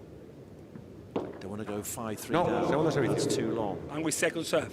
Second serve, usually you can take a little bit, I wouldn't say a better decision, but if you're deciding to play a lob, perhaps your lob is going to be a little bit better because, you know, that's exactly what I meant.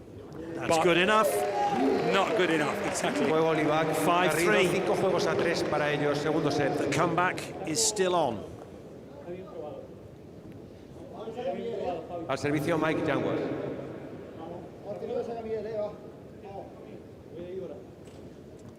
So the main man, your current MVP, needs to hold serve. Otherwise, we're going to the super tiebreak. Great work as well again from Mike Yanguas, 15-0. allowing or giving that free kick smash to bring the ball back and to make the partner feel very comfortable. You know, if you win with your best shot, then perhaps, you see, now they're calling each other, give it to me, give it to me. This is why a right side pair is very important. Because if you can build up the point, not only making unforced errors, winners, unforced errors, you can build up the point, you make not only a great pair, but also you help your partner to feel confident, comfortable. 2 key words in any sport. Do you feel confident? Do you feel comfortable? If you do, you're likely to achieve. And he's gone for it again. Just a little bit too much then. 30-15. It's a typical problem when you have a very powerful smash, is that to play bandeja. You know, when you have a great powerful smash, when you have to play a bandeja, is then after bandeja you go transition. Ah, I forgot. No, look at the shot of Javi Garrido. 40-15, Yanguas and Leal don't want to give up in this set and they want to try one more. Look at that. Beauty, highlight. What production we have here. What production. You ask for, you have it. You have it like Thank this. you. Juego Yanguas Leal, 5 juegos a 4 para Garrido Libac. Had to win it, 5-4. did win it. 5-4. Prediction for me would be that 11-11 team wins this set now. Yes. From 5-4, then we go to 6-4, so it's going to be Super tie break, second set first is to gonna be 10 super or tie 2 break. points clear. And then I thought you were already. I thought you were And going then to say they were going to. You were going to go for 11-11. We're going to win the whole match. The match to come, by the way, Claudia Jensen and Sofia Araujo for the crew paddle against Andrea Ostero and Ari Sanchez for the Robert Lewandowski paddle team. Ostero and Sanchez, as you will know, just announced a couple of weeks ago, they are going to be playing not just together in the Hexagon Cup, but they're going to be playing in Premier Paddle as well. Certainly they're starting that way. Super interesting match we're going to watch. Super, and then at the very end we're going to see advantage team Teo and Dineno against Stupa and Alex Ruiz, who were losing finalists of the last 2 years. Yes, 2 years ago they played a final, and in a very, very similar, I would say, conditions. The weather was in Madrid, was in the arena, the weather conditions was cold and everything. So it's going to be a very interesting match. That was a super tie break that time, you know, against these two pairs. And now, I don't know, because yesterday, Dineno and Teo felt so comfortable. And it's like, let's see how they start. Well, they start, but surely it's a bit like it, because Ruiz and Stupacek, they played together, they were losing finals, as we know for the last 2 years. Alex Ruiz did not, Capitan America, did not look happy, did not look like a captain at all. You could say the same about Yanguas and Leal, but they've come out and they've given us a completely different look. Al servicio, Javi Garrido. So just because Wednesday was bad, it's no guide that Thursday is going to be equally poor. How's this man here? They were comfortable winners in their first match, but this is much more of a contest, much more of a battle. Oh, man, no.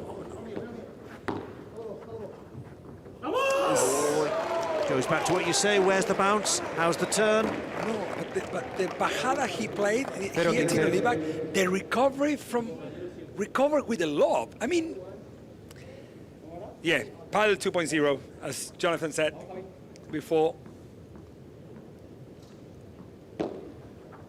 You know why I get very surprised? Because I know how difficult it is to do this.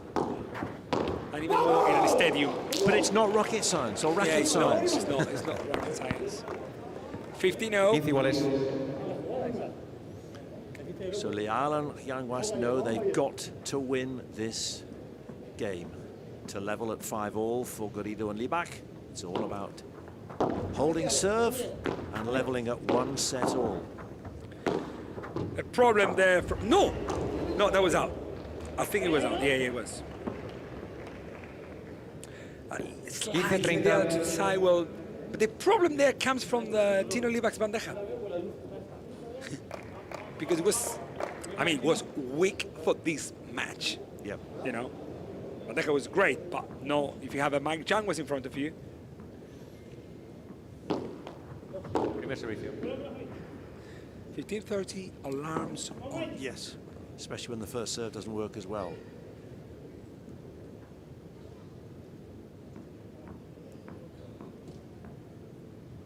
You can feel it in the arena as well. Ha!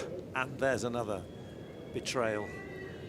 It's all very quiet, on edge.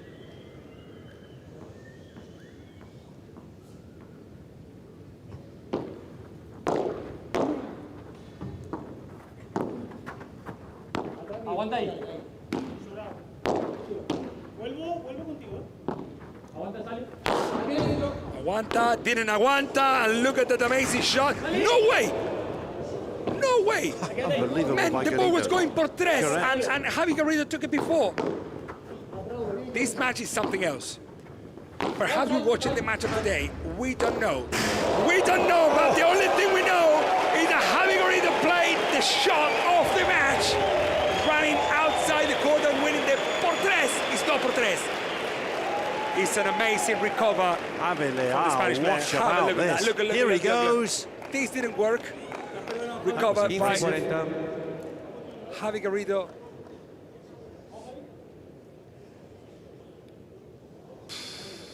Man, how difficult, not only looks like, how difficult it is to do that shot. Look at that.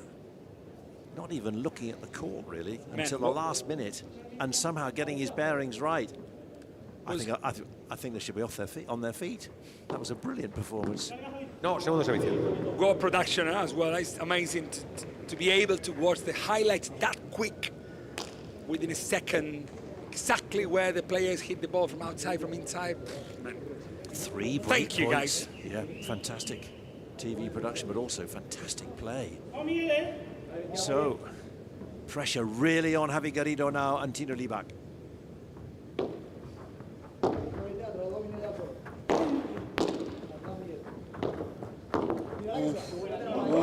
Too long. Good shot. That's one saved. That was difficult, huh? Difficult decision from Tino Libak when Mike Jacobs was running forwards, pushing you to decide something. And when you're 15-40, so they got 2 golden points.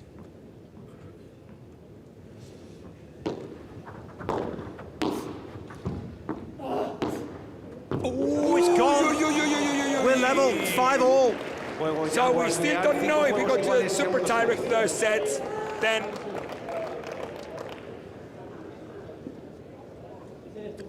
I told you in the first set, even though I thought that now Garrido and Libak will still win the second set, but I told you in the first set that when you 5-4, it's not the same playing than, you know, because some players usually feel more pressure, and usually that happens to the left side players, they feel more pressure.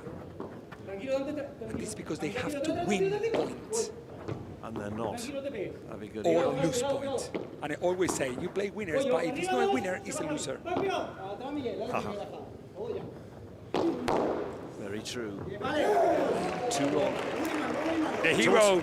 It's also how losing that lead is going to play on Libak and Garrido. 5-3, you're on your way. Then 5-4, no, you're not on your way. 5-all, we've lost the lead.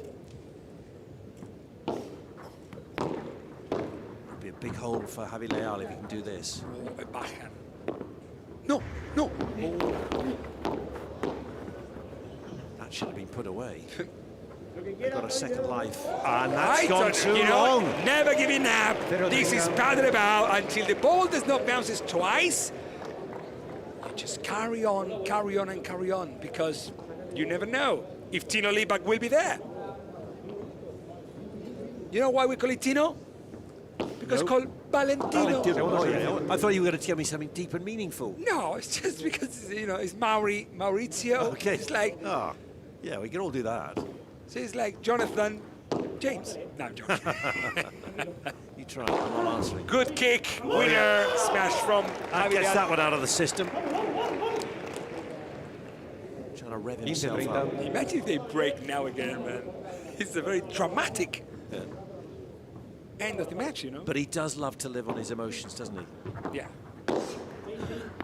And that'll do. 30-all. Just staying in touch. Imagine they take the lead. 30-all. Shifts back to, Tino Libak. Very important point. Yes. For both pairs. Oh, Very yes. important point. 11-11, Team 11-11 had it all their own way in their first match against Ruiz and Stupacek for the Rafa Nadal Academy, but it ain't the same story today. That double rebound reached by Javi Garrido, not only reaching it, also going forwards and winning slow. Did you see? It's not natural for him going towards the net and play soft. So 2 break points. Amazing recovery from Tino Libak. That's gone too long. Golden point. Igual es punto al resto, Javi Garrido. This is where I like it, man. Imagine, this is no golden, it's a platinum. So who is going to choose to receive? Oh, man. Garrido. Is the right answer. That was out. For me as well. Yes, I would call that as To well. me, that was long. But there is a rule that if you don't call it straight away, if you try to go and then you say, hey, man, but it was out. I said, well, you tried.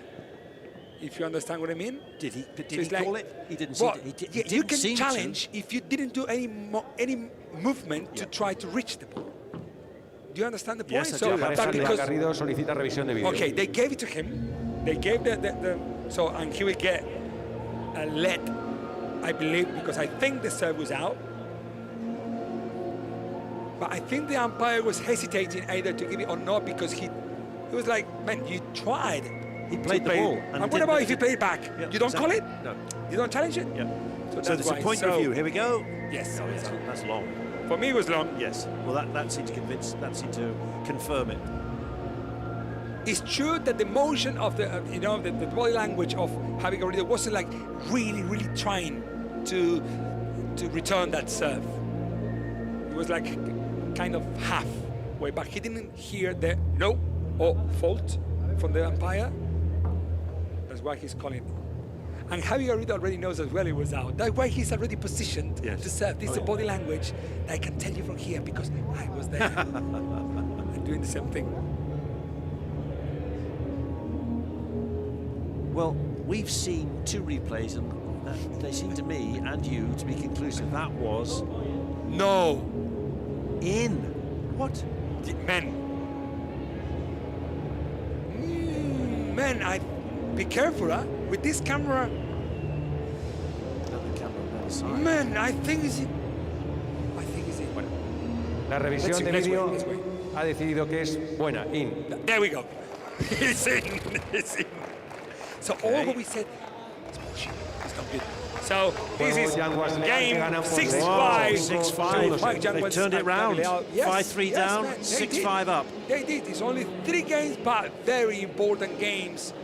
Them 6-5 from the second set, and perhaps why not winning in the next one or going at least to a tie break. But they are safe already with 2 tie breaks. Well, 1 tie break and 1 super tie break if they lose the first one. So a big advantage now to these 2 players. Ya te han subido 30 followers más con la de la espalda, la sacan por 20. Hijo de puta. Entraste con la volea frenada. Bien, claro, ahí la pelota le llama. Like 5 of them talking. Everyone there is talking and giving tips because they are excited. This is a teamwork event. All of them try, to tell a tip or to tell what they see. It's interesting how many, because Franco Stupa is always in there. He's always talking to the players. He is one of the backroom staff, as you might say, when he's not obviously on court. You can see there's Javier Fernandez and Tamara Garrido there. Exactly, they're teammates. But Frank Stupa is in there, leading the discussions. Yeah, there are some people who are more, conservative, if you want to say. Yes. There are other people who like to cheer more, to express what they think. I cannot believe if you were on any team, you would not be sitting down. You would be right front of the house. Actually, I don't want to give it, but there is, perhaps in the close future, there is a team who wants me to be there with them. All right. As a captain. Let's see in the future what happens. But there are many things coming very soon at the Hexagon. It's an amazing event. Started 3 years ago, the 3rd time the Hexagon is in Madrid. 30-0. And a very successful event.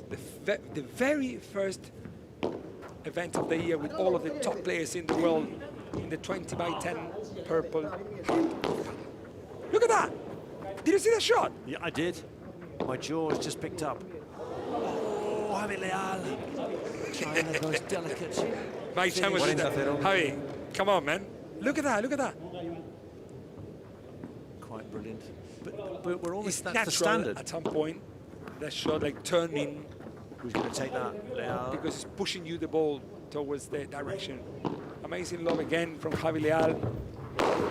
Great play. Yeah. Well played. Set up nicely. Well deserved. 40-15. 40-15. It seems we go to a tie break. My hands sweating. I don't know why. Your hands are sweaty. Yeah, You're on court. Well, I'm nervous. So is Tino Liebach, I think. They've got 2 points in hand. for an error or try to finish this off. Sácala Javi por 4. Amazing smash from Tino Libac, but not enough to bring it back comfortably. That's why Javi Leal, that shot is difficult, because the ball is coming diagonally in complete different direction. Got the wrist right. Yes, got so the you got action. Could easily have got into the very net. right time, at the very right moment. So it looks like easy when Javi Leal does it. It's not that easy. Valentino, bien Valentino. Garrido, 6 juegos iguales. Garrido said, bien Valentino. Good, Tino. 6-0. So 6-all, we go to a tie-break, not a super tie-break, just up to 7. Super tie-break's up to 10 if, and it's a big capital letters, if 11-11, Garrido and Libac are able to win this second set.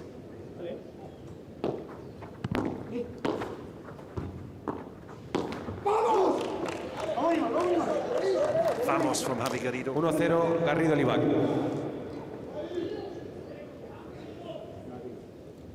Trying to build on any sense that it's not going to go Javi Leal's way, so Garrido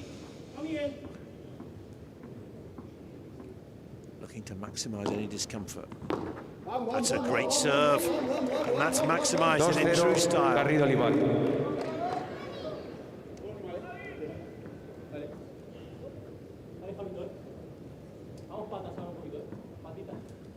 Will they give me my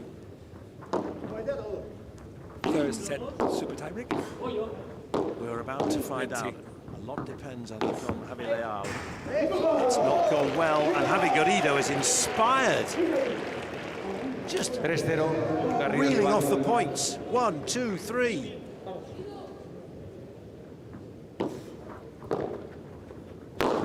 It's only one mini break, I would say. We call it mini break. Yeah. When it's in a tie break, you know, in paddle. 3-1. It's one mini break. It's not 2 mini breaks. So it's not very bad news, I would say, to Mike and Javi Leal. But still, if they lose this point, then it could be. Look. Leal is there, but so too is Garrido. Just was outside. waiting. What? Oh, goodness. What a momentum to hit that shot of the back wall. But you know why I think Mike Yanguas chose to play that shot there? Because Tino Libac is there. Tino Libac is not used to play there, so he doesn't know how to cover. So the shot, the bajada from Mike, is not as risky as if Javi Garrido were there, just because Tino does never defend the net from that position. Understood. Good recovery. That's been the story of the match. Our team 11-11 stay 4-2 and then get reeled in by 10 paddle.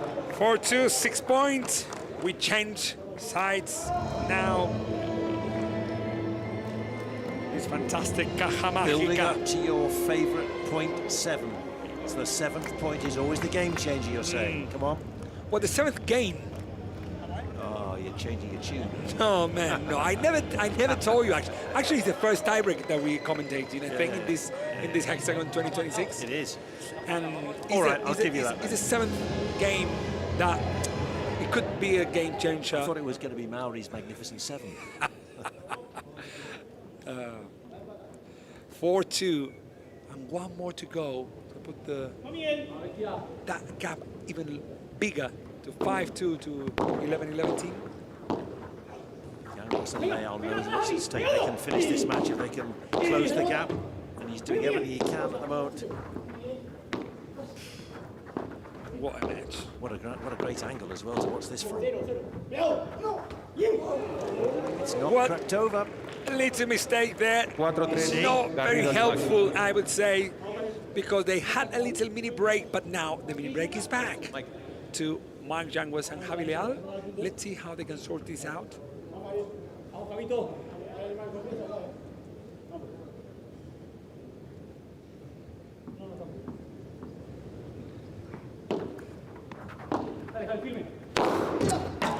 Here we go. Enough. Hey, perfect. I got smelling that. It's not an easy one for 4-4. Tino and Javi Garrido now. to come back because Mike Yanguas and Javi have nothing to lose.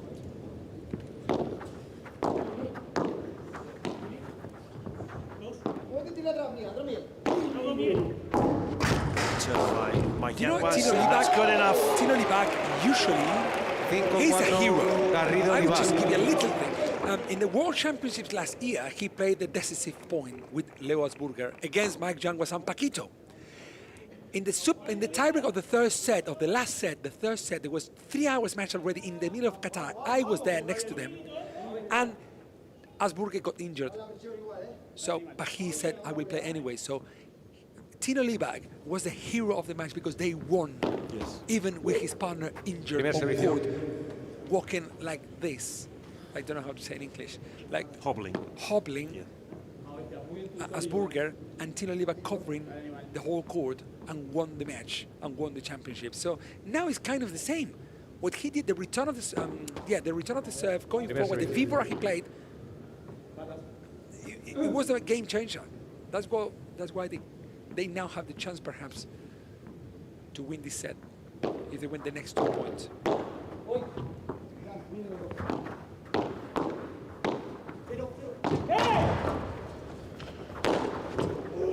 Whoa! Yay! Abelleao comes to town. Smash, the perfect depth, I would say, because with that amount of spin, after the backward rebound from Javi Garrido, and giving that depth to the shot, very deep, making the ball take the highest after the rebound of the backward. Amazing shot.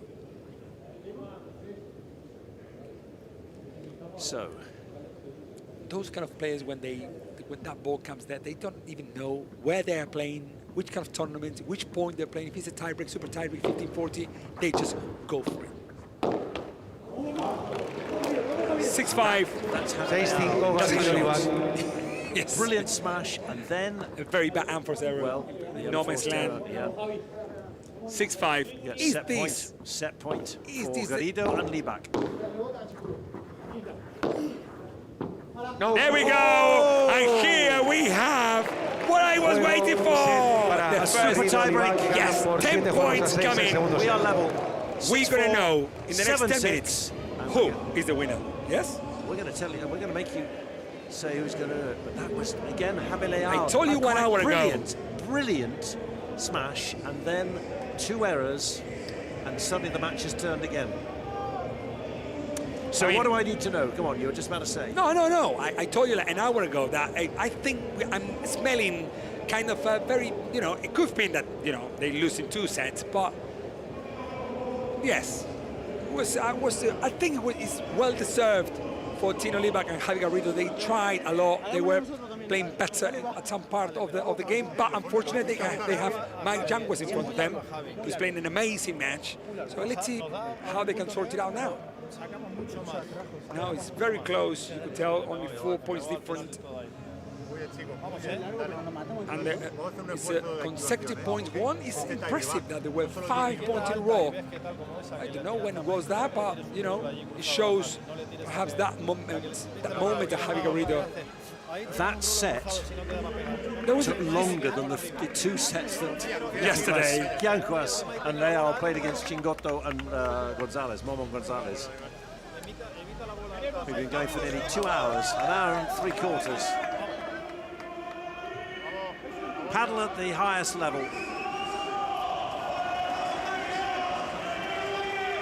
So it was 63 to 37, I think, at now one we're going stage. back, huh? And now suddenly 11-11 are for the first time favourites in the match. Let's see whether momentum and belief are really going to carry 11-11 to a second victory, and that would extend their lead, by the way, at the top of the Hexagon Cup standings. The 8 teams, they are there top at the moment, 11-11 with 5 points. Fallo de la tablet, olvídate. La sacáis vosotros, podéis elegir. Good. So for those who don't know, when you serve in the tie break, then is the player who starts to serve in the set. But because this is the third set, it's considered that the super tie break is like a third set. So anyone from one pair, anyone could serve, either Tino or Javi Garrido. That's why the umpire said, anyone, you choose anyone to serve. Too good. Javi Garrido, exactly what he was doing in the first set, even though they didn't make their way. But this is the interesting thing. They start well, and then they seem to just lose their focus or allow their opposition to come back. No, segundo servicio.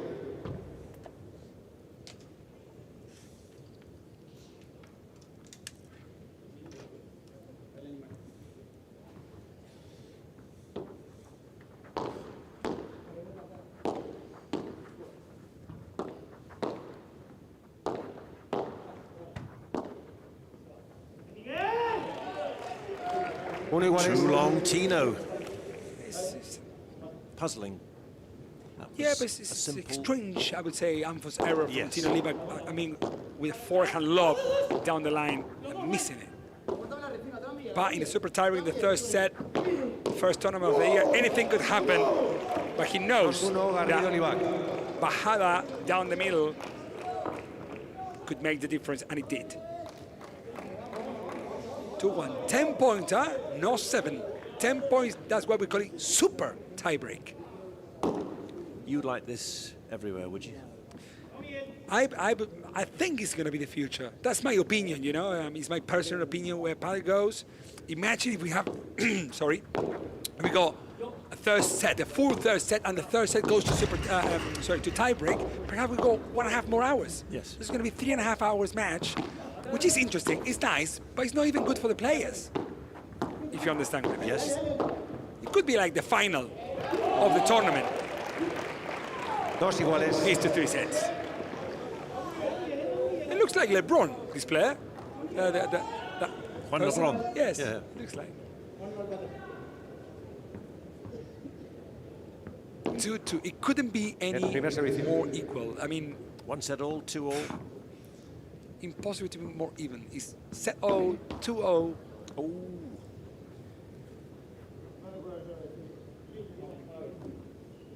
Time for composure.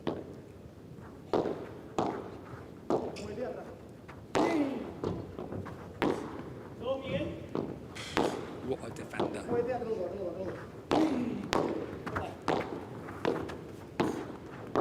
They got to change, yes. Who's going to reach this? Yangos. Oh, stylish! What a touch! Stylish! The player here, Mr. Mike Yangos, have a look on that touch. Right, exactly what it needs.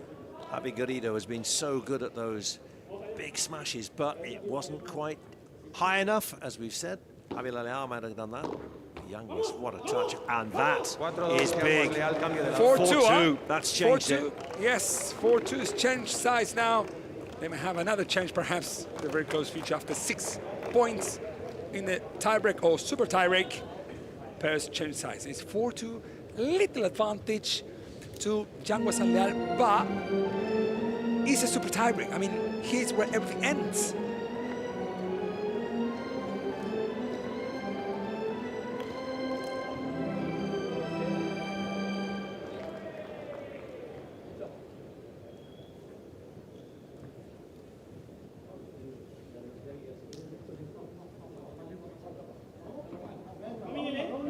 So Javi Leal trying to hold serve and make a decisive move for 10 paddle. And that's exactly what he can do. 5-2, that's big. 5-2, Yangos Leal. 5-2. Mike Yangos takes cover, but all for the right reasons. He's going to take that ball.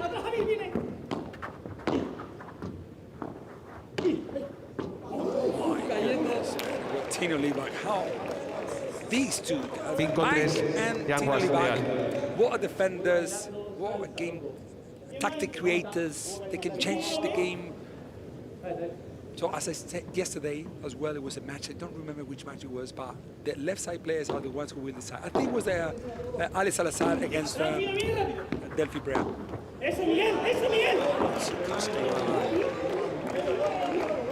back knows 6-3, Yanguas, Leal.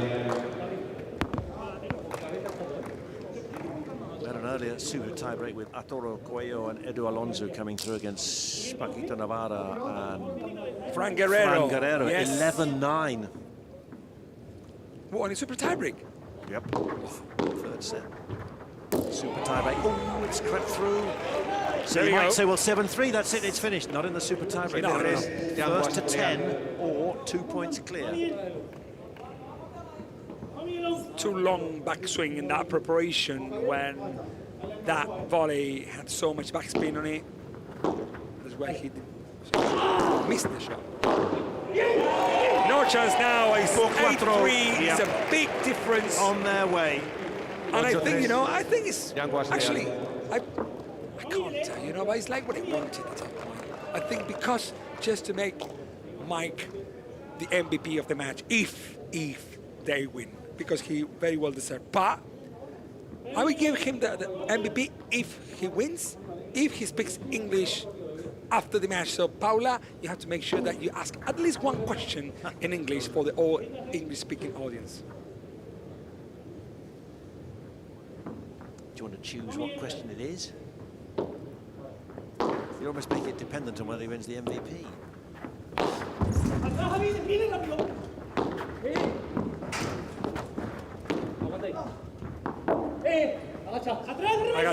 Agacha means go down. And they're back on the right side. What? Oh! What a move! What a block! What a move by Leal! Their reactions. He got the two highlights of the day. That was one out by the 3-meter side fence, and the second one, this great volley. 9-3. 6 match points. You could say that last shot, that last point deserved to win the match. Let's see it again. Beautifully played. Even Mike Yanguas was impressed. It's been very much a team effort. He has been the architect, very much the MVP, the inspiration for Javi Leal. But can they finish it off now? Dino Libak now needs a great service run. Above all, he needs to hold his serve.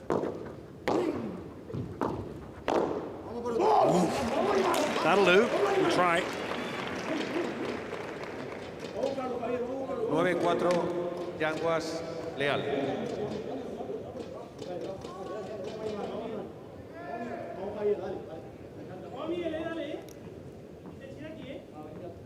Second time of asking match points for Yanguas and Leal.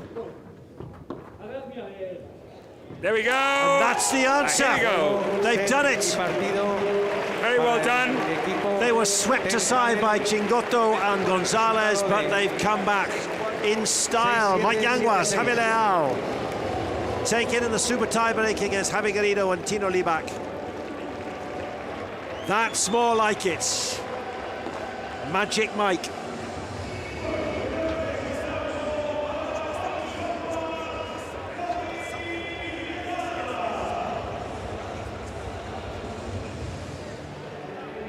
Well, it's a relief as much as a celebration, isn't it, really? Because that was chastening, to say the least, what happened in the opening day. But they've come back, and it's time to join in. Javi Leal, join the 10 paddle dance. And if you're lucky, maybe we'll see Pierre Gasly joining in, certainly over the weekend. Came along and really enjoyed himself in 2025. And this is how it ended. Just too long. That horrible sinking feeling when you know it's not going in.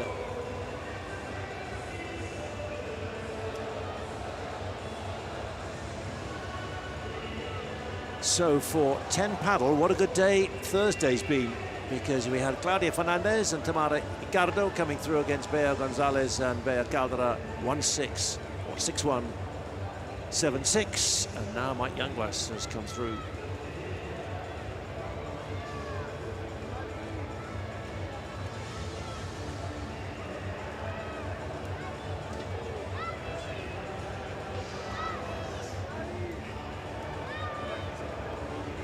And the next challenge, I suppose, is to see whether Palita, our courtside reporter, manages to ask Mike Yanguas a question in English, because Mauri is very, very excited by this. Well, you know, not quite as excited as Mike Yanguas, because that was a big win. Big win. I've been working, I mean, I'm from Argentina, I speak Spanish, it's my mother's tongue, but I've been working with English-speaking languages, like in England, of course, like 7 years, then Germany, Denmark, Holland, Sweden, many countries, and I want the people also, you know, the top players to approach as well to the... So, we've got there almost after 2 hours of exceptional play. We have a winner. 2 winners, Javi Leal and Mike Yanguas with Paula. Pues vamos a buscar las primeras impresiones de los campeones de este partido. Enhorabuena, chicos. ¿Cómo sentís después de aportar esta segunda victoria de la tarde para el equipo? La primera para vosotros en la Hexagon Cup. Empiezo por aquí. Bueno, buenas tardes a todos. Como tú has dicho, la primera victoria. A mí a nivel personal, la verdad que me ha venido muy bien después del partido de ayer. How do you feel about this victory? And he's saying, well, I feel much better today after the disaster they made yesterday. Los 3 puntos y bueno. It's very important to win as well because our team won in the previous match as well in the girls, and now this match one is also very important. Desde dentro del Tempa del Team esta competición. Bueno, ¿qué tal? Muy buenas tardes a todos. Lo primero, un placer volver a la Caja Mágica después de unos años. La verdad que a mí me encanta jugar aquí en Madrid, vivo aquí y me pone muy contento que, bueno, que se vaya acercando toda la gente que le encanta el pádel y que puedan disfrutarlo. Y nada, muy contento. Quería agradecer al Tempa del Team de Loic, Diana, de Pierre Gasly, a todo el equipo. Lo estamos pasando muy bien en esta semana y ganar este primer partido para nosotros masculino, sumando al del Next Gen y el femenino, que la verdad que tenemos un equipazo. Y bueno, que ojalá que el año pasado podamos ganar, bueno, sería bonito y bueno, la verdad que muy contento con todo el equipo, es muy sano, muy divertido, una competición diferente. It's a very healthy team, he says, you know. Pasarlo bien y seguir sumando victorias con el team. Tengo una pregunta especial, una petición especial que me viene desde arriba de parte de Mauri. I have to ask you in English for the English feed. Very good, vamos. What was key today for winning? Well, I think that we played very constant from the beginning to the end. Sorry, I think we played a very solid game in the back. We played very good lobs. We volleyed very good and we played tactically very good compared to yesterday. We did it good. What Maxi and Agus told us, and Javi with the smash, he was a killer. He was lethal today, so well, it was a great match from our side against a very difficult couple like Javi and Tino. So we're very happy, and we continue tomorrow Friday. I think we play against Tapia and John. So let's see how it goes. Thank you. Tengo que traducir esto, que están muy contentos con el nivel de tenis que han mostrado hoy, que han estado más sólidos que ayer. Javi, letal, y que están preparados para lo que venga por delante. Muchísimas gracias, chicos. Antes de irnos, muy rápido, para la gente que no ha venido a ver la Hexagon Cup, que está en casa y nos está viendo, animadles a venir. Bueno, sí, animar a todo a venir. La verdad que la Hexagon es una competición we need you here as well. Yeah, we need you here. I think anyways, Saturday is like full the stadium, and tomorrow we got some more spots left. I think normal on Thursday.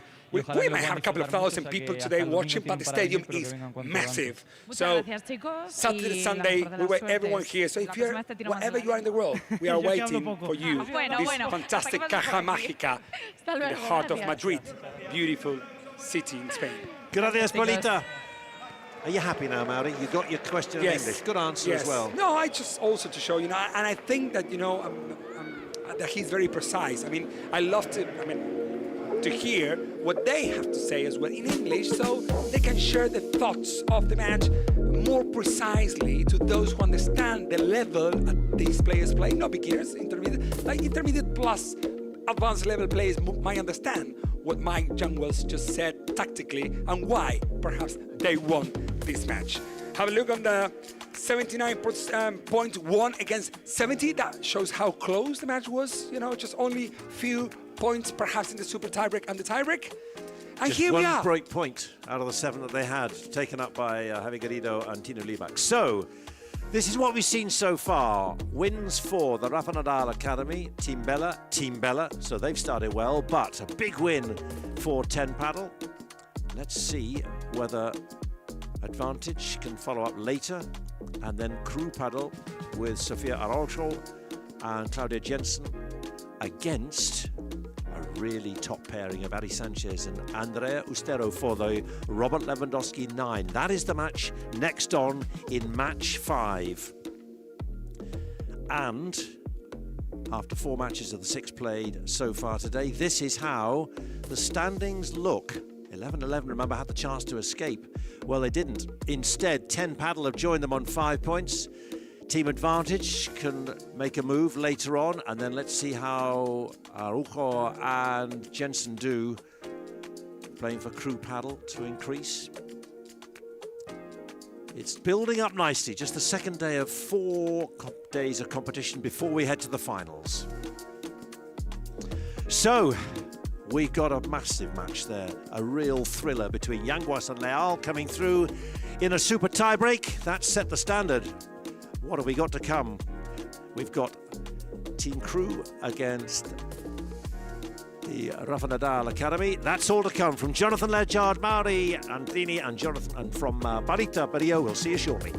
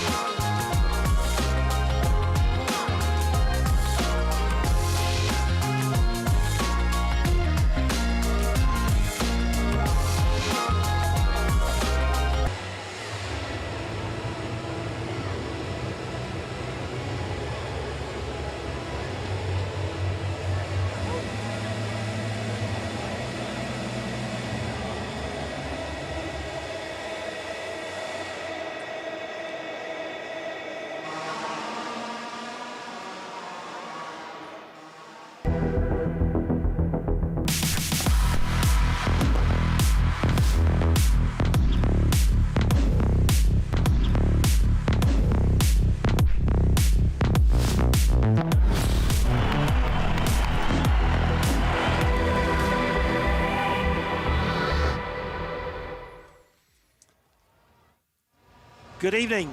It's the second day of competition, and it is the evening at the Generali Hexagon Cup 2026 in the Caja Mágica, the magic box in Madrid, and this is the match that we've got next.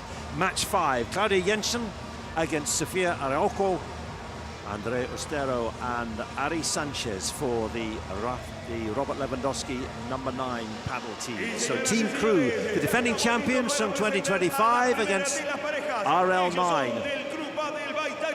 And after the defeat yesterday for Araujo and Jensen, this is a big match. They know each other so well. They've played against each other in Premier Padel. They've been teammates in the Hexagon Cup and also in the Premier Padel as well. But this is where this unique team-based format comes into its own, because they know every point they win on court then goes towards the team total and the team chances of reaching Sunday's final, which is exactly where Claudia Jensen was in 2025 for Sergio Agüero's team. There is Kun Agüero.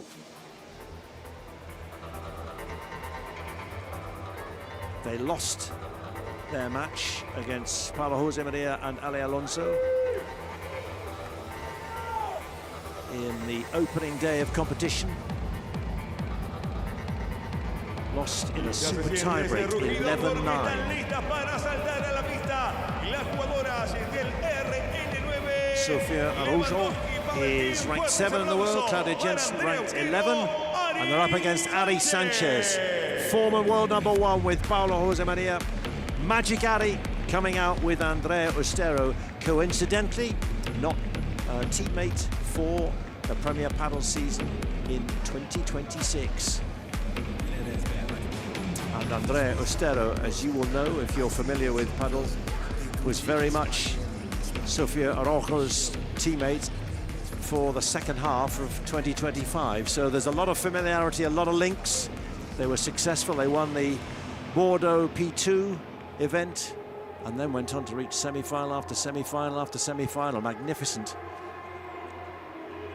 So to receive the call up from Ari Sanchez, as she did 2 weeks ago, Andrea Ostero, 18 years old, ranked 8 in the world, her highest rank so far. That tells you plenty about her talent and her potential.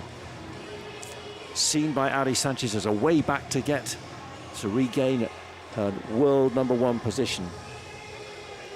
Slight, small, but packs a punch.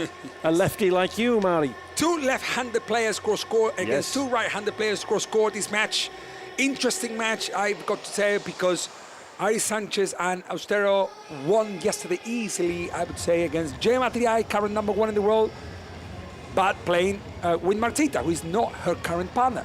The current partner of Gemma Triay is Delphi Perea. But it was a very important win for Ari Sanchez and Andrea, because Ari Sanchez was #1 in the world until June or July 2025, together with Paulita Dynamite Jose Maria, as you just well said, Jonathan. But the pressure now is a little bit on Andrea. She's a very young player, just starting to rise up her career as a pro, but now she got the responsibility to play with it.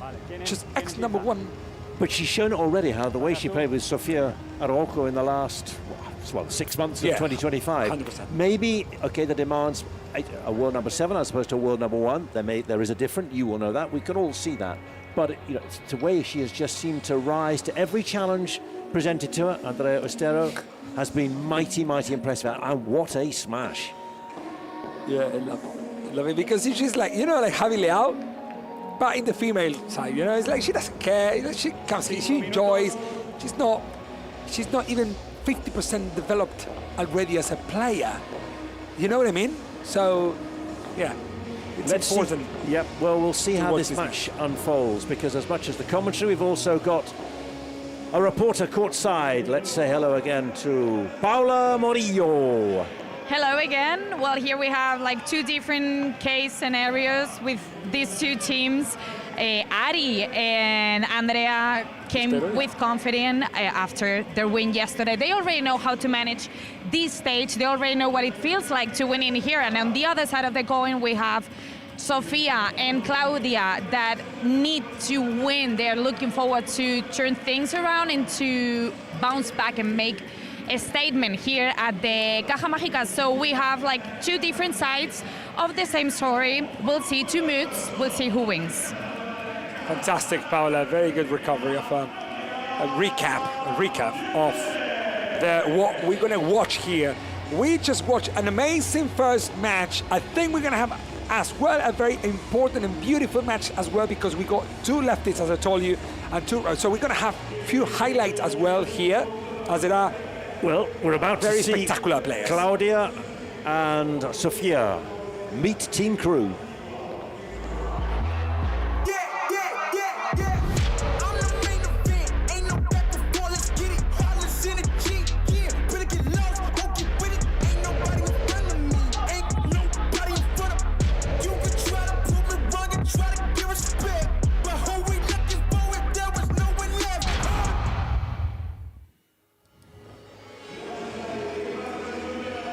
There we have them.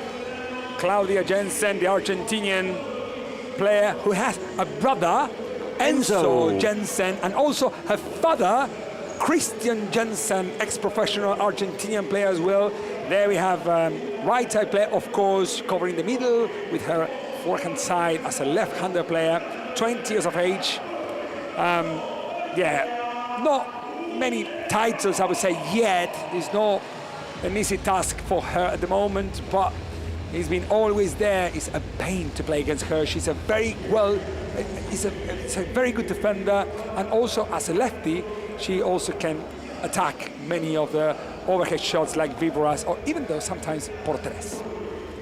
And playing with her, one of the rare talents from tennis, from Portugal in the world of padel, Sofia Araujo. Sofia Araujo, an amazing player. She is the best player in Portugal by far. There was another very good players in Portugal, but I think Sofia Araujo has just made history for her country. That really shows, you know, that other countries are stepping into the game as well.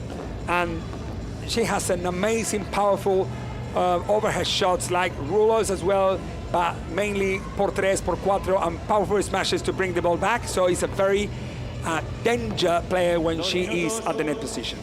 It's going to be a fascinating battle between someone she knows so well, Andrea Ostero, and then a competitor, Ari Sanchez, who will be starring for the RL19.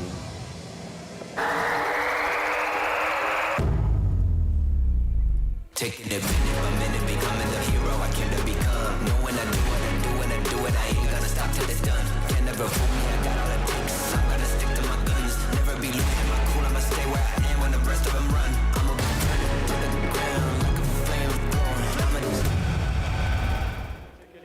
So the youngest player in the top 10 against one of the most successful players in the top 10, Andrea Ostero with Ari Sanchez, and there is the 18-year-old who's rising so fast. Yes, you think about, I mean, I know this girl like, 3 years ago, she was 15, and we already knew that Why? amazing talent. What was it? Well, because, I mean, it's not that easy to explain it, like perhaps in a commentary, because I need a little bit longer time. But to tell you the truth, in the women's side, power in the overhead shot really matters. In the men as well, but not much, because all of them hit the powerful smashes. But in the women, because not all of them hit the powerful smashes, and she did.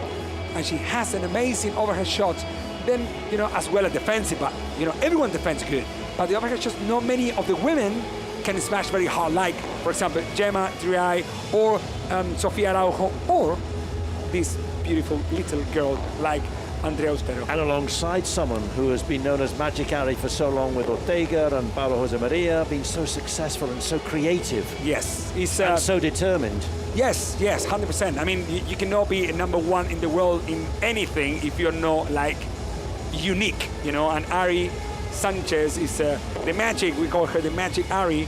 She's a unique player, of course. At the moment, I mean, you could tell because she's more a bandeja player, some víboras, but she's not that powerful smash player, I would say, that wins so many points. But that's why she needs a left-handed player to play with her. That's why Paulo Jose Maria, you know, and so when they separate in December, she had to look for someone who can cover the middle as well to help her winning more points. That's why she's playing with Ostero this year as well. So this is the Hexagon Cup, and there's a slight delay while we just come through. So let us explain. If you're new to the Hexagon Cup, this team-based format, which is unlikely to which is new to those of you who are familiar with Premier Padel. We can explain that there are 8 teams. There are 2 points for a men's pairs victory, 2 points for a women's pairs victory, 1 point for the next gen, which in this case this year are the young male players. Last year it was the women, the year before that, in the first year, the 2024, it was for the men there. And all points from the matches they play count towards a team total, and currently Team 11-11 and 10 Padel have 5 points. Is that a football player behind these girls? Is that a football player? That happens to be Kun Agüero, one of your best friends. You've got him in your contract. You were telling us early. Come on. Is that Kun Agüero on the house? How about that? How many times have you seen a win predictor here in the Hexagon Cup 2026 when it's 50-50? Hey. Never. That's why I told you. I mean, this. What a good game. What a good match we're in. Exactly. If you see the match, yesterday's match from Ustero and Ari Sanchez beating Gemma Triay and the doctor Martita Ortega, you wouldn't go 50-50 because you say, this is an amazing pair. But the truth is that not every day is Christmas, and today they have to face Claudia Jensen and Sofia Araujo. They're not going to put the things easy to the ex-top #1 Ari Sanchez and perhaps the future #1 Andrea Ustero. There he is. There is the owner of Team Crew Padel. ¿Qué sé, papá? He likes to say like this. You know? Hey, papá. Papá is like father. Hey, call him father, everyone, you know? It's like, hey, papá. Enjoy the match. Claudia Jensen gets us underway for Team Crew Padel.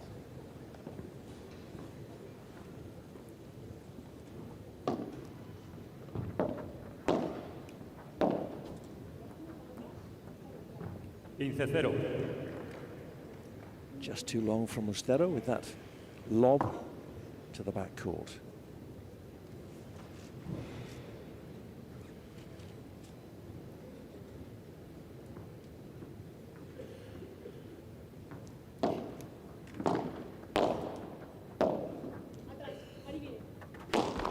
Oh, big smash, and that didn't work. Yeah, I mean, she has to do it. I mean, is average? Is average? How to say average? Average. I mean, if every 100 smashes she wins 85, then she got to do it. Even if she misses, it might be one of those 15 that she, you know.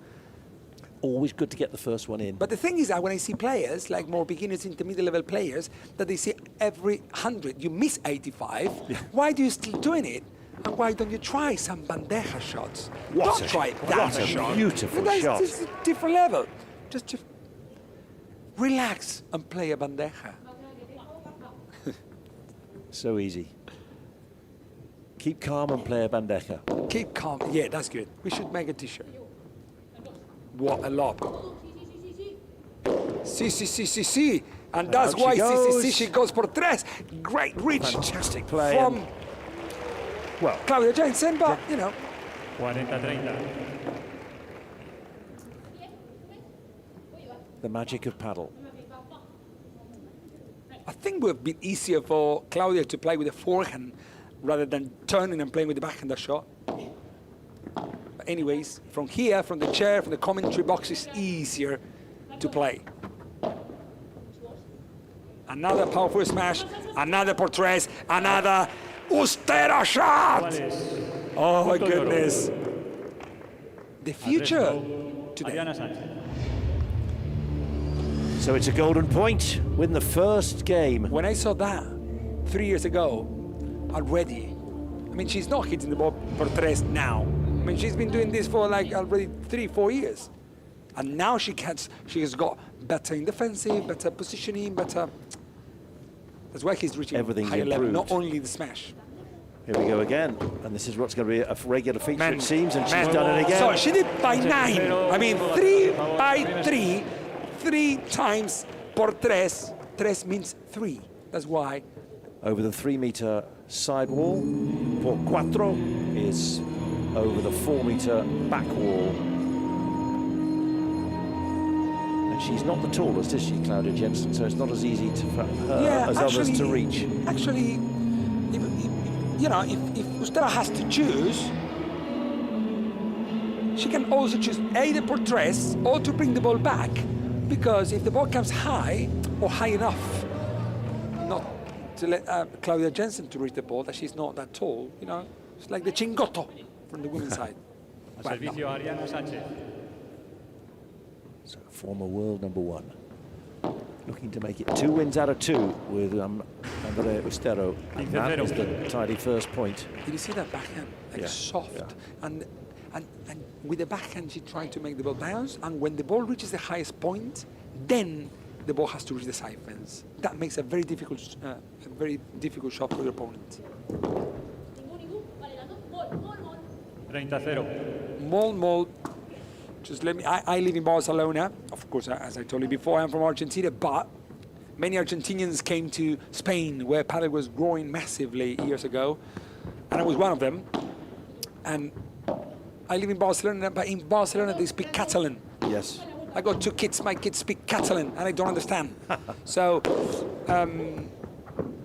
beautiful shot from Sofia. But well read So by Ari Sanchez. Sanchez and Andrea Ustero speak Catalan between them. It's a big advantage because the opponents perhaps don't know what they're talking about. Can't exactly but it's true. everything. Yeah. But it's working very nicely at the moment, isn't it? Broke serve, and now looking to hold serve for a 2-game lead. 2-love. The thing, the key in this pair would be how accurate is Andrea Ustero. But not in this match, for the whole year will be, and perhaps until they split, perhaps I don't know when.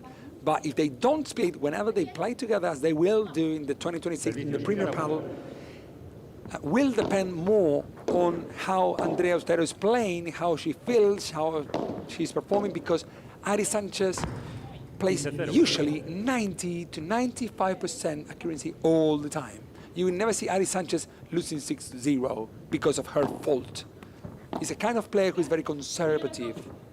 What a playing partner to learn from, though. 100%. Look at the lob. Fantastic. Bandeja, going forward again. Ningú means no one. I learned some Catalan as well here. Muni, what's that? Ningú. Ninguno means no one. And no one means that, like, she's giving the information to, Ari is giving the information to Andrea that no one is coming forward. Yes. So you can play the shot you want. But if someone is coming forward, don't play to that player unless it's an amazing shot, because they will block.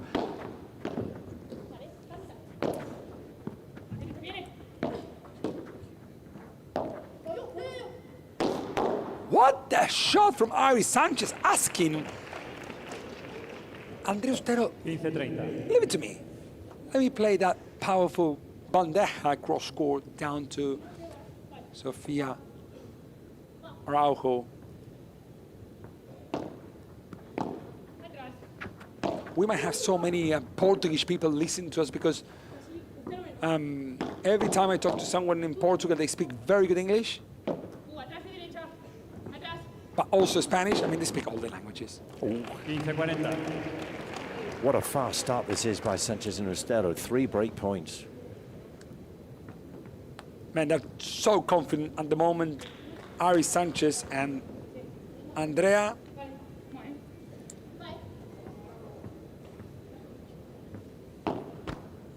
Servicio. 6-2, 6-3. They disposed of 3-iron Ortega. They were much better, by the way, the former world #1s. 3-iron, of course, is there now. Lovely lob.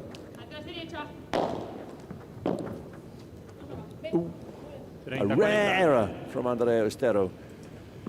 1 break point saved.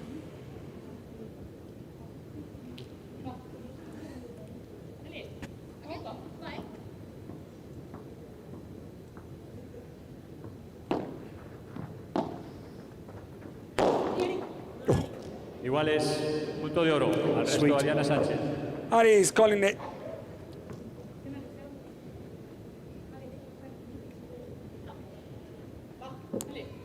So she is going to receive the serve from this golden point. No advantage played in the Hexagon Cup.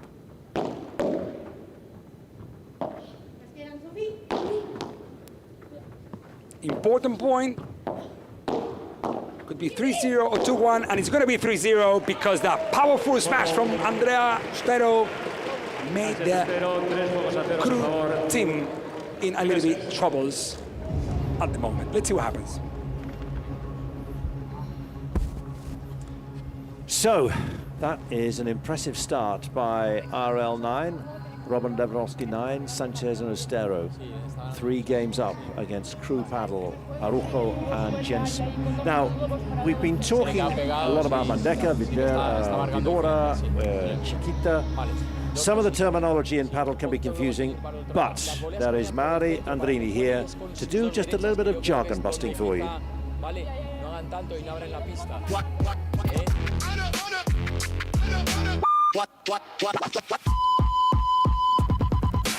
What the paddle? A quick guide to understanding paddle terminology.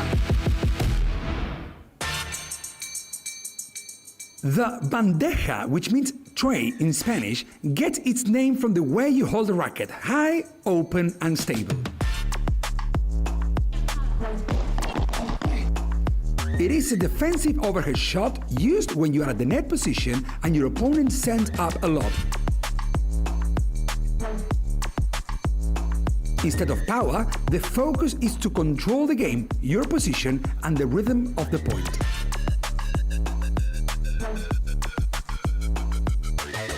The bandeja isn't about finishing the point. It is about staying stronger at the net, keeping everything under control and waiting for the right moment to attack. Now you know what the is happening in paddle. So we'll tick bandeja. And you did well to make sure you said everything correctly. Very good. The production team is amazing. Yes. I love it. I love it. Great ideas, great paddle. We don't know until where paddle is going to grow, but Hexagon Cup is part of it, and we all know it. Growing since 2024, 25, 26, and growing even more in this year with plans to take it worldwide beyond Madrid, where it's been for these 3 years. Now in the Caja Mágica, the magic box literally, which is where the Spanish Open, you may be familiar with that if you watch some tennis. There is a tennis court under the Madrid Open is played. There's a clay court under this very court we're watching. Amazing. We've been already in the Roland Garros, in the Foro Italico. Oh. If you touch the net, you lose the point. She did her best. Claudia Jensen does not hold back. She may be 1.59 m, but that was a fully fledged Andrea Ostero-like hit. Here comes another. No. This is not... The amount of power she's creating that shot, with this condition, the weather condition, look until where, behind her line. You don't see this in women. You don't see it, not even in Gemma Triay, who is a much taller player and very powerful and #1 in the world. It's impressive. I got to tell. Very powerful smash. But you can, so you can see why, you know, the stamp of approval into, I mean, Sofia Araujo, there she is on screen. They did so well last year, but if Ali Sanchez comes knocking, what do you say? Well, it's like, you know, perhaps it's what Andrea Ostero is looking for. Like someone who does no mistakes. Someone who can let her play her game, makes more unforced errors. She's young, she's left-handed player. She will make this kind of perhaps mistakes, not reaching the net position on time. But if you have Queen Ari next to you, Magic Ari helping you out with no unforced errors or bad mistakes, then she can bring the best from this little girl. And perhaps, you know, to keep well, she was on course then to lose her serve, then have it broken, but it's a golden point. It's also important to say that in the sport of paddle, every time you start playing with someone, it's like amazing. You know, and then as the time goes through, we fly together, we share hotel, we share expenses, we share coaches. So it depends. You know, the time will tell how good the pairs are, not only on court but also off court, what people don't usually see. Well, that's why a number of players, when you think of Juan LeBron had 5 partners last year, different partners in 2025. Oh, lovely play. Oh, yes. Perfect. But what they had to do to win that point was a lot. Para Austero Sánchez, el primer set. At last they got a game on the board. Crew paddle.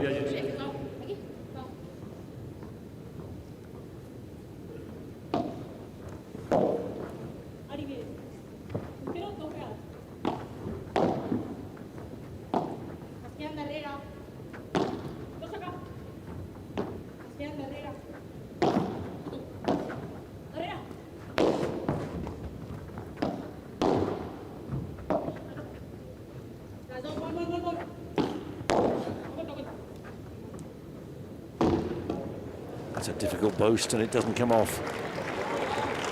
If anyone could have done it, it would have been Ari Sanchez, but just didn't have the room for manoeuvre.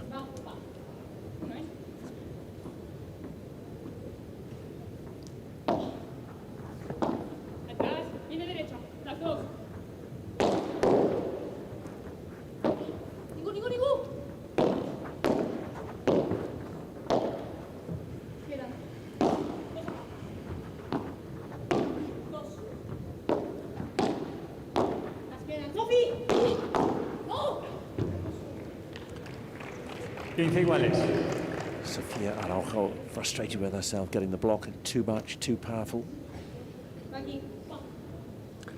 The difference in this match, I would say that Andrea is, is making a difference at the moment. She's very powerful at the net, and so is not Claudia. So in this, at least in the very beginning of this match, she's controlling all the powerful shots and giving her a lot of winners to Andrea. And Sofia, who is more decisive, she takes, quick decisions to go for wins. She's not doing it, so they got to find the flow to make it the match. Team Bella fan had a good day earlier. We're watching Crew Paddle and RL9, Robert Lewandowski.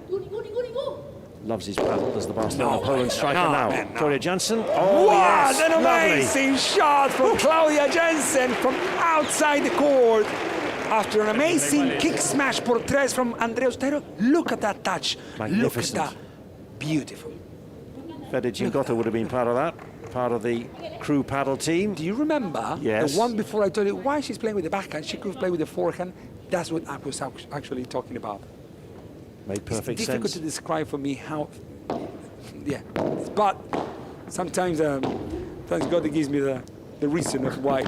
It's given her confidence there with a lovely chip at the net. Whoa. 40, 30, they need these. They broke one before, now. Let's see if they can put this match a little bit closer in the score. Hold serve. Opening serve of the match was Claudia Jansen. Didn't take it.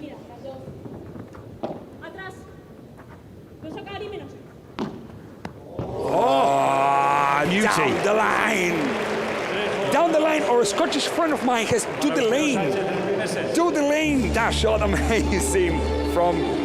Have you played Scottish paddle players? Oh, you were talking about yeah, how I did. those from Catalonia have a different way of talking, same in Scotland as well. Yes. In fact, various parts they of England. They speak their own language. Oh, yeah. They speak their own language. Love it. Ara, fica i fes-li com amague i fes-li el rulo, ¿vale? Sí? Haig de pagar-li en paral·lel. No pots fer les dues coses. No sap fer així, no, vale, So let's tune in. O la picada ràpida, o fica a baix de la bola i fes com si haguessis aquell per tres i fes el de la valla. Sorry about that. They are speaking Catalan. I mean, really? Yeah. There you go. So tell us then, figures don't lie, they can't talk to us, you can talk about them. Return direction. Well, have a look at that. Well, in this case, do you remember what I told you in the previous match, that you might return perhaps more to the right type end than to the left because blah, blah, blah, blah, blah, yep. because the tactical point of view. But now, what do we have in front? Two right-handed players? Or no? No. So that's why Ari Sanchez might have chosen perhaps to play the first shot down to Araujo because... on the backhand? Well, or to the forehand, because anyways, Claudia Jansen might reach perhaps the shot anyways with the forehand. And usually, left-handed players cover the middle as well with the forehand, of course, but because we create a different spin, it's more complicated for you to return it. That's why perhaps they play more to Sofia Araujo, the return of the serve, as their forehand from a right-handed player.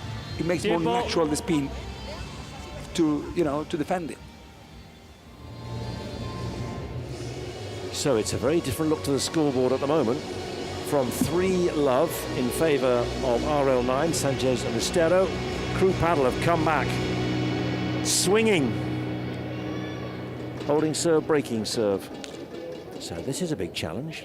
Servicio, Ariana Sánchez. Ari Sanchez needing to hold serve, open up a 2-game margin. 15-0.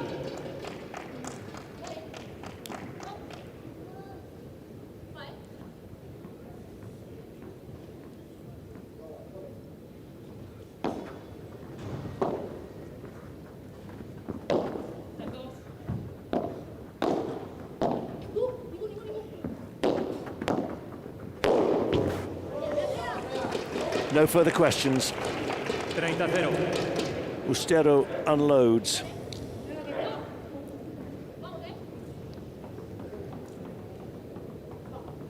If the lob is short, she'll have that every time.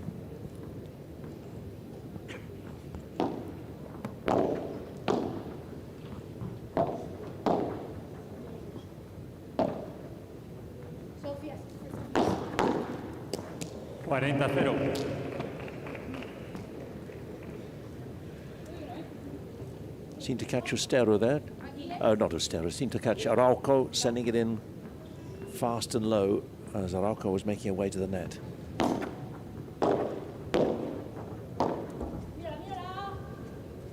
Juego. Sánchez Ustero. Good call, Ari Sanchez. And there's a statement. Holding your serve to love. Servicio, Sofía Araujo.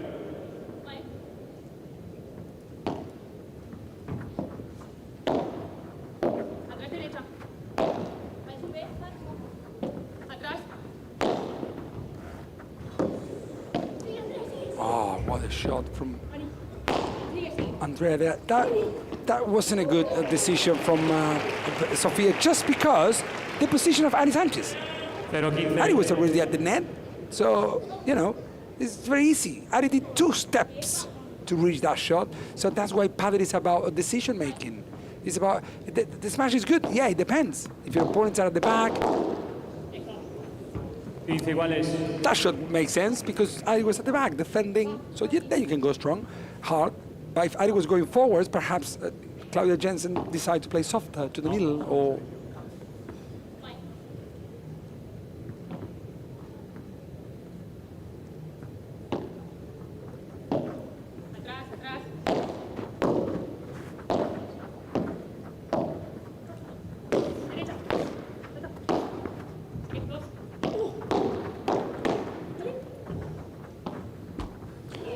footwork of the girls, I love it. I mean, they play very quick all the time. They're moving the feet, you know. The balance is great. Yes, it's a non-stop balancing, and the communication between them.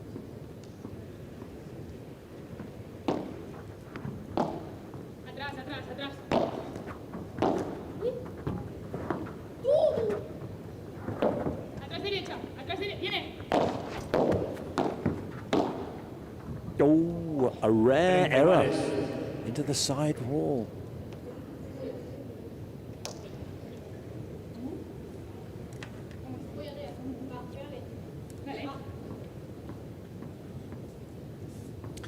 Ari Sanchez this year, she will have to deal with a different player than Paulita Dynamite, Paulita Dinamita, powerful portress from Sofia. Because Andrea, she does so many variations, you know, non-stop varying. It's like she plays on her own. She forgets that she has a partner, Andrea, you know? Yep. That's why perhaps she wins so many points, but also it makes sometimes your partner a little bit more uncomfortable. That, for example, what Paulita did. Paulita, even though she's a left-handed player, she's very precise with the shot. She's carry on playing all the same. You tell her, hey, play loves in parallel, quick loves in parallel. She will go quick loves in parallel all the time. So the Andrea Ostero is not going to do it, but that's why perhaps she's the future. And it's 4-2, perhaps 5-2 if they win this point, because at the Hexagon Cup we have golden point. So who is going to receive here? The answer is Ari Sanchez, probably every time. Reliable, experienced. So that is an unforced error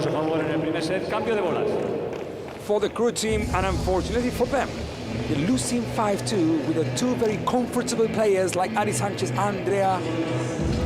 See that they will go and still leading this first set of the second match for the afternoon, because it's the 5th match of the day, and we got one more to go after this one, which is Dineno and Teo against Stupatuk, Franco Stupatuk and Alex Ruiz. The same match we watched 2 years ago in the very, very last final 3 sets match. So this is the team, Robert Lewandowski, and you can see here, Hexagon Intelligence, we like that. Ranked 8, ranked 3. Golden points conversion, 36%. Where's the time on court war together? Yeah. So far, 1 hour 20 before this match started. Yeah. So it's because they only play one match. Correct. So then tomorrow they will have 2 hours. Well, let's see. Let's see. Perhaps. Well, depending how fast they... I mean, 5-2 is pretty impressive. If they did this to Juan Martín Díaz and Fernando Velasteguín, that they were 13 years together, and not only that, but winning most of the tournaments and reaching to the final, what might have what time on court? That's what we're talking about in terms of Padel 2.0. The change now in terms of the way that players go through partners. A few months, a few weeks, one tournament maybe. Vale, pero primer comença a tirar. Tiempo. A que estiguis còmode, sempre quan estiguem plantada. But it's maintaining a good run of form. Because if you're just joining us, Ali Sanchez and Andrea Ostero came through very strongly against the Rafa Nadal team. Gemma Triay and Marta Ortega 6-2, 6-3. And already here they're making short work of crew paddle. 5-2 up. And it's Andrea Ostero on serve. Hold that. It's 6-2 first set. Thank you. Al servicio como las nuevas. 2 more points, which would take them level at the top of the standings. Top 2 teams go through after Saturday's action is completed to Sunday's final. Teams in 3rd and 4th play in that 3rd place playoff. Different winners in the 2 years. We've had the Hexagon Cup in 2024. It was team advantage with Sofia Araujo, who's there with Claudia Jensen. And last year it was crew paddle. Sergio Agüero and his team making their debut in the competition. 30-0. Claudia Jensen, part of that lineup. Sofia Araujo joining for this year. Looking good so far for RL9, trying to close out 6-2.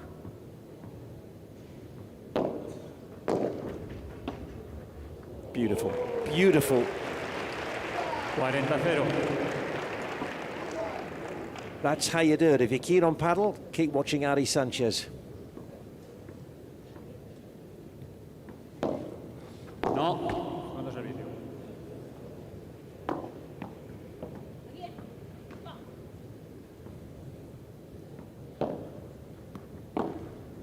Former partner, Sofia Araujo receives that. 40-15. And that didn't go the smash according to plan.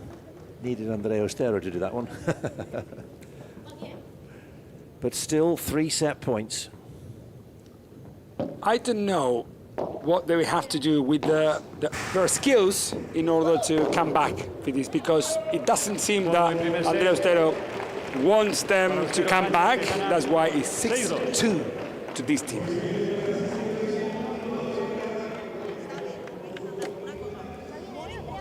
One word, impressive. From a 3-love lead to a 6-2 set victory in just under half an hour. Break points won, you can see that working nicely. 7 points in a row, romping through that first game. And that set the standard, really. Golden points, 3-1 in favour of the team who are setting their stall out.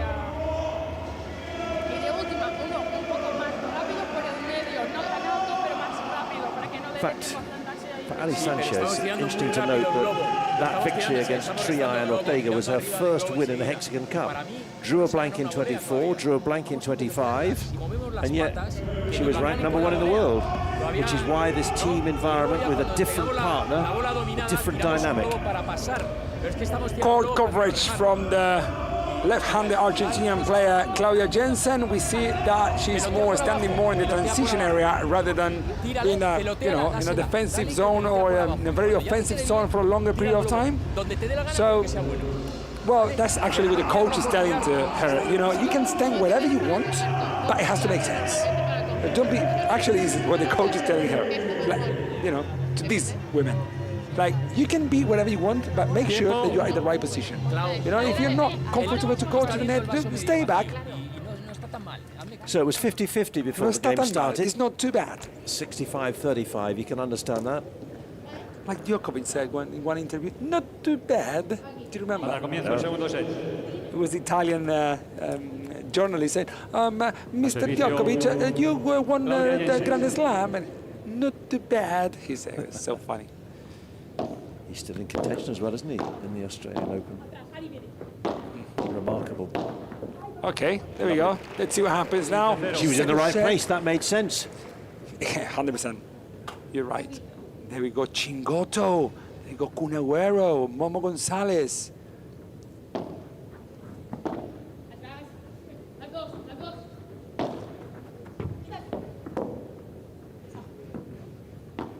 Clever lob from Andrea.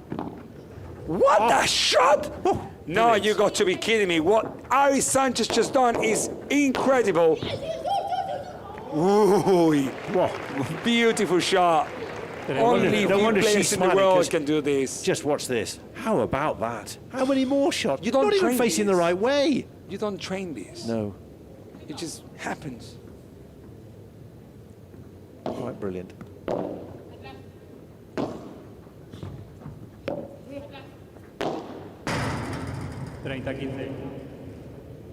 Well, I got to tell that Claudia Jensen, there we go, Ramiro Choya, the coach, together with Lucia Saiz, ex-1 in the world. I was just recording with her before coming here.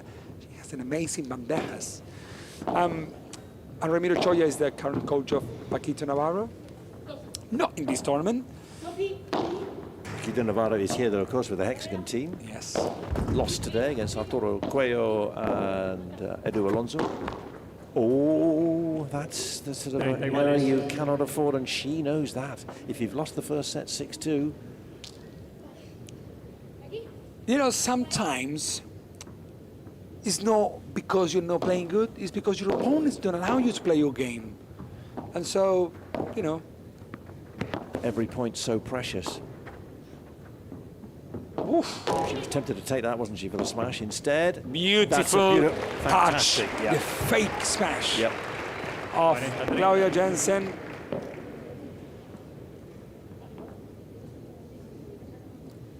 Beautiful. Touch, finesse, frustration.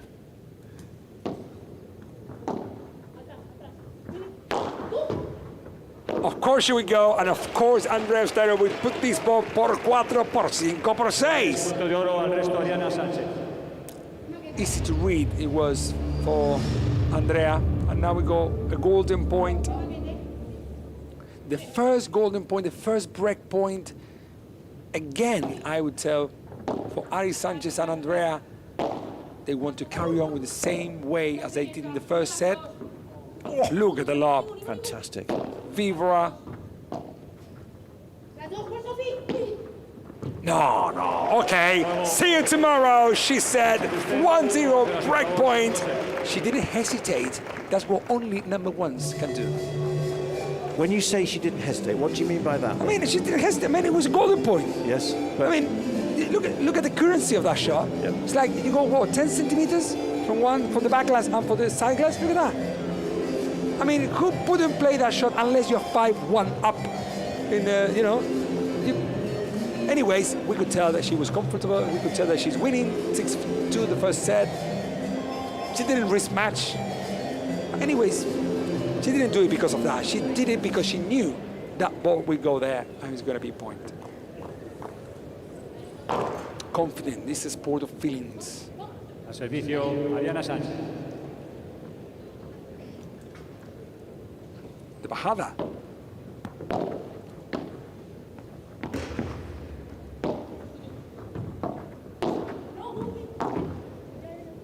Pero 15. You think about that, these players are practicing at the moment. Yes. You know, they're practicing because the first tournament of the year, even though it's not the official FIP or ranking or whatever, yes. But they are it's a big prize money. They're playing for the teams. They play the next generation of players in men this time, the men's team and the female team. So the three pairs counting every point makes the difference. With a prize of 1.3 million euros to be shared.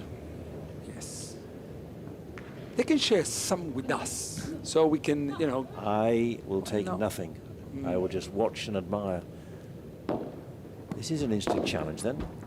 When I used to compete, well, it was. I think when I used to compete, there was not even 5% of that amount of money in the prize money. What was that when you in the main started? tournament? Yeah. No. When I retired 5 years ago. Right. 5 years ago, I had a World Padel Tour event, and there was not even, as I'm telling you, how is 5% of that money? Was 60,000? But this is a sport which is growing wherever you look around the world. They want to be in the Olympics in 2032, and that's fast approaching. That's just 6 years away. Part of the Asian Games, which is part of the Asian Olympic Committee, so that's another step in the right direction for the sport. That's going to the sidewall. Whoa, well, there's a recovery.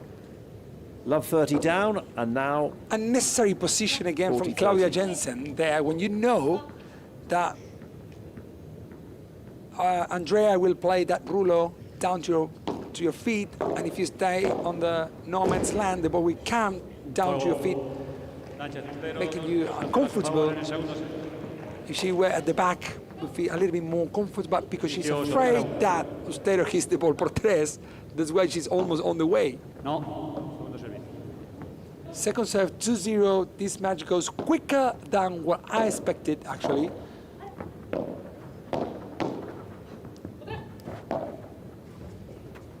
Another winner from Ari Sanchez.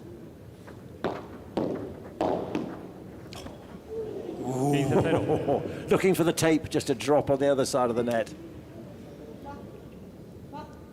I don't understand. Yeah, no, this is Rama Valenzuela, also a top player. Not very, very, very top, but very sure that he will. Next generation. Another por tres from Andrea, this little woman who wants to show us why she was chosen by the 4 years #1 in the world, Ari Sanchez, to compete this year. That's why Rama Valenzuela cannot even believe it neither. And he's playing, of course, with who's his partner in the next gen? Raman Valenzuela. Rama. With Enzo Jensen. With Enzo Jensen. Yeah, you see? Yes. All ties in. Enzo to the Rafa Nadal Academy. Enzo is also left-handed, you know. What a defensive from Ari. Unbelievable, Ari. Unbelievable. Andrea Ustero reaching the shot. This is paddle champagne. It is champagne paddle. Ari Sanchez cannot believe how good you're feeling these two girls together. #1s, be ready, because they're coming. But this is just ideal for these two. This is a tournament where it's about learning, it's about developing a partnership, the chemistry. The chemistry, I promise you. They know how they would more or less play together, but the chemistry is a key, at least in these pairs.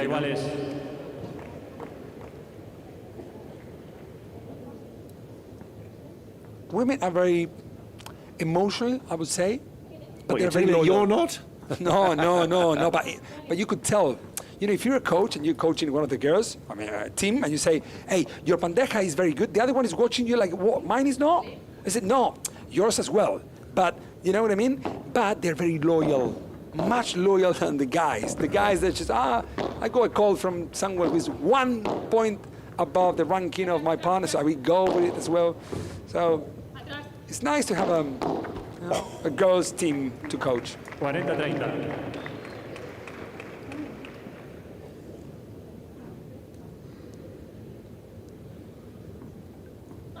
Yes, you're on television, and yes, at the moment, paddle is doing well in this particular game, but that's a great recovery from Ari Sanchez. They're too wonderful. I mean, it's another golden point. So comfortable. If the match carries on like this, but it's not because Claudia and Sofia are not playing good. It's not because of that. It's because Andrea and Ari Sanchez at the moment are unstoppable since the first day of this Hexagon 2026. The Generali Hexagon 2026. No. Too long. They know every golden point. Whoever is playing Ari Sanchez, Andrea Ostero, it'll always be surely Ari Sanchez. 30-40, isn't it? No. Or is it 40-30? I thought it was going to be a golden point, but there we go. Oh, No. No, so it's 2-1. It's 2-1. Okay. There we go. I thought also it was a golden point, but it's not. Let's see what happens next. Well, for crew paddle, that was a big win. Important to get a foothold in this second set after going down in the first 6-2. Right, let's hear more from Mauri, not about this match, but the transition in paddle. This is how you do it.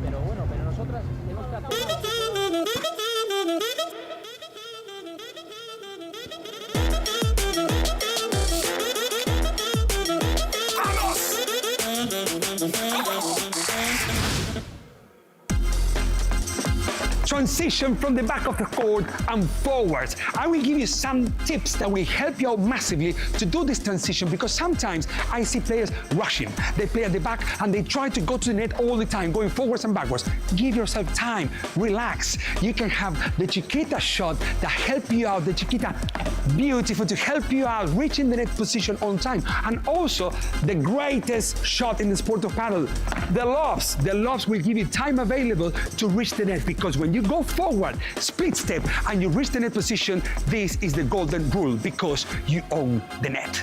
This is no rocket science.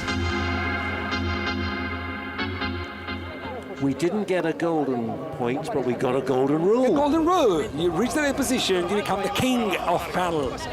Vamos a pelearlo, venga, vamos, coño. Estamos mucho más cerca de lo que parece. I love the slow motion videos because they really show, you know, all the muscles, all the movements, the joints from the feet to the wrist. But you get the technique as well, don't you? The arm rising up, the lead arm, and then the racket arm, and the way it goes through. And we're seeing it with the best. Yeah.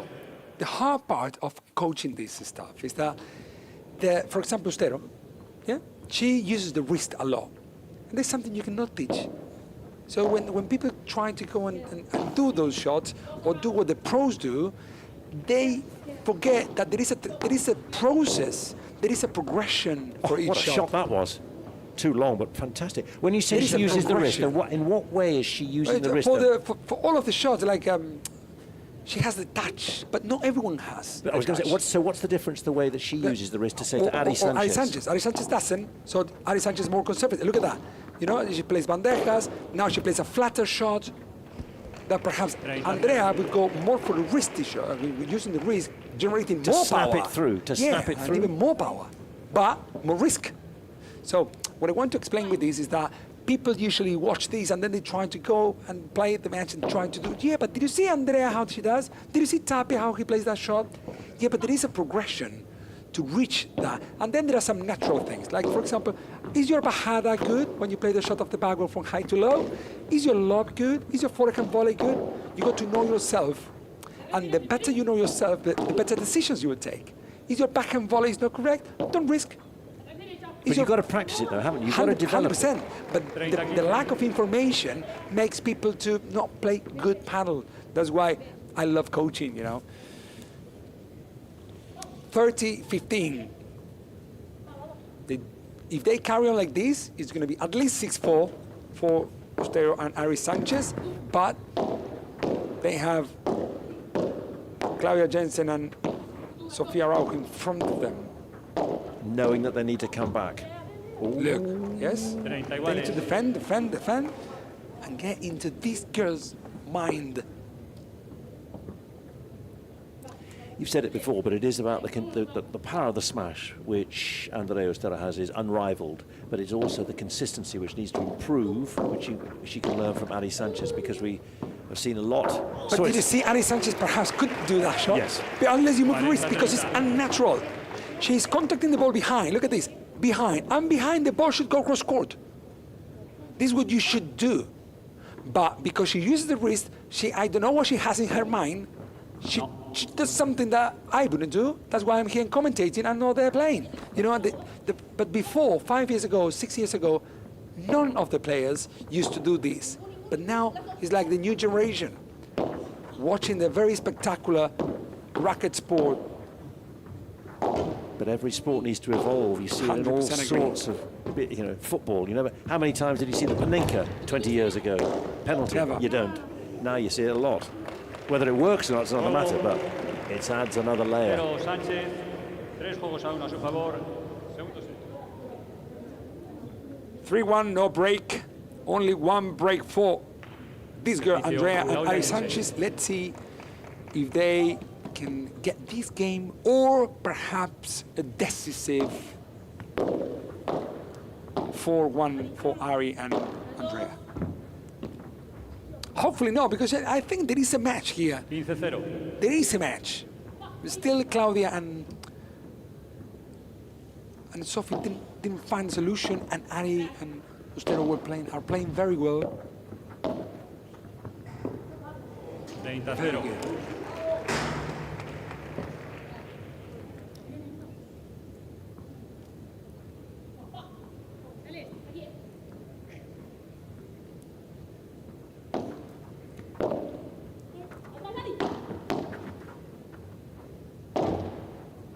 Cheers, go.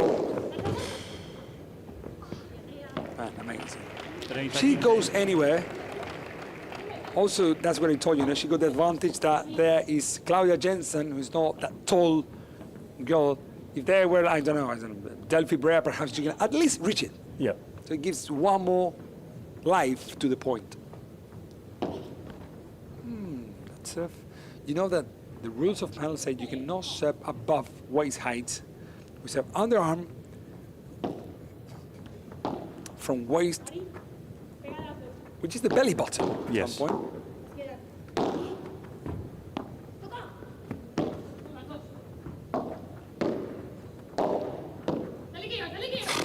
It's a lovely shot. Man, she's doing anything. It's feeling so comfortable, but that talks, that shows, is very good for Andrea, because it shows how comfortable she feels with Ari. If when Andrea makes a mistake already in 1 hour and 20 minutes they're together, or perhaps 2 now, the thing is that if Andrea, let's say, makes 2 unforced errors, dumb unforced errors, that they say, what are you doing? And Ari Sanchez, like, she didn't get a touch to the net, did she? No, she didn't. Touch the net. Man. Wow. Let's see now, because as I told you before, if they get this game, I wouldn't tell you it's over, but it's going to be like very difficult for this. You see the technique. Well, you saw the replay of the technique then. Your point about the wrist, phenomenal. How many players could do that just to see it?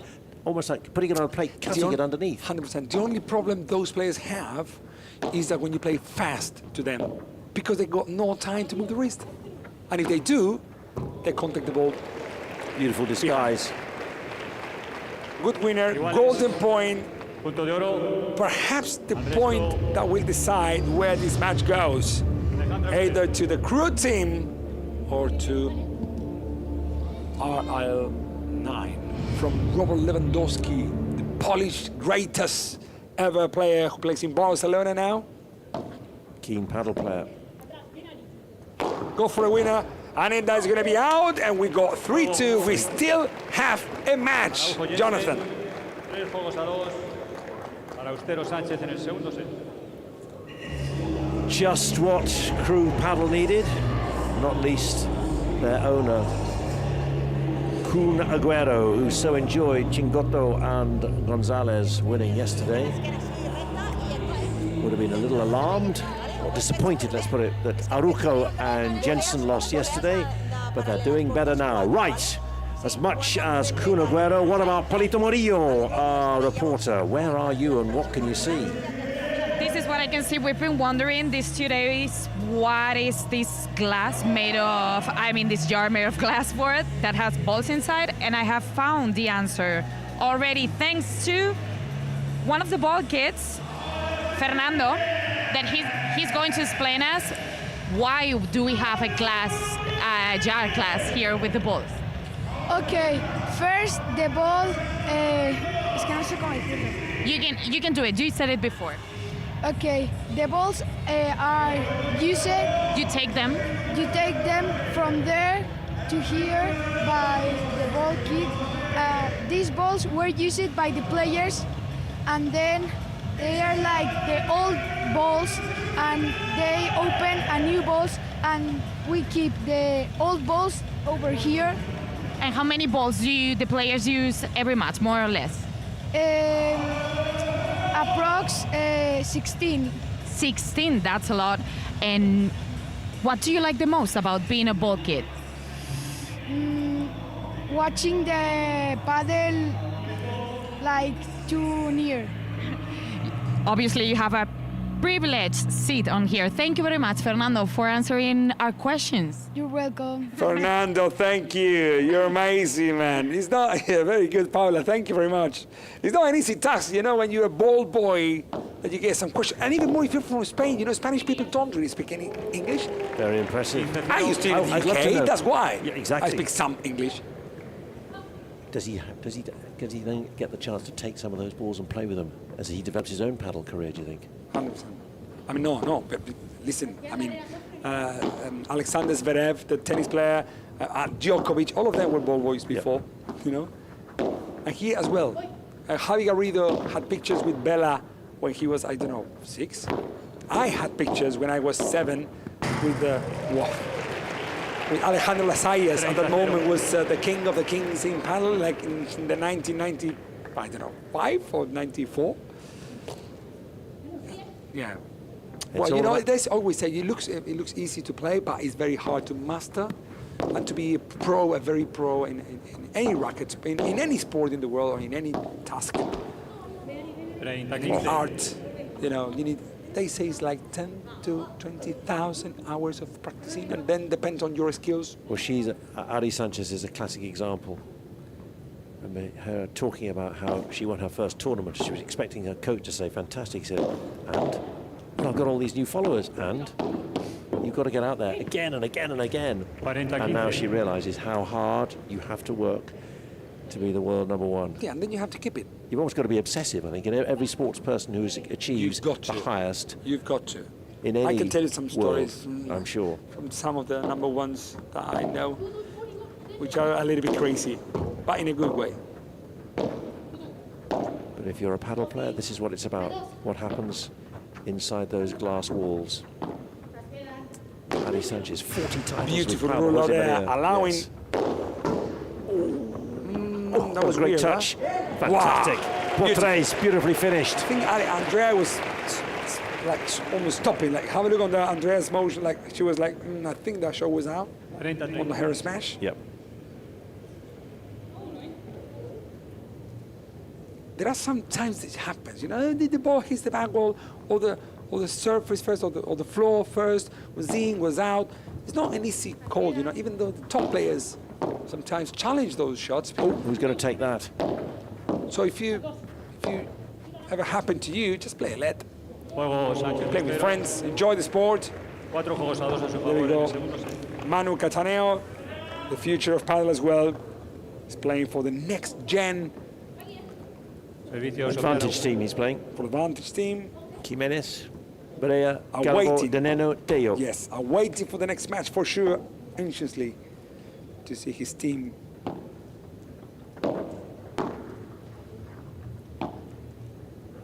That's going into the sidewall. Be interesting to know, and I know you'll probably say it'll be on the fingers of one hand, or probably possibly two, in terms of the unforced errors by Ari Sanchez. I think the last unforced error, well, apart of this one. No, yeah. The last was, I think, just it was the one before that, just the shot before then, when she Yeah. left it too high then into the last sidewall. mistake she did, I think, was 2007. Yeah, that's the point. But that's all about, you know, and she's playing on the left side, so she should be more offensive player, like, for example, Sofia Araujo. But because she's not that offensive, then she needs a left-handed player to play with her.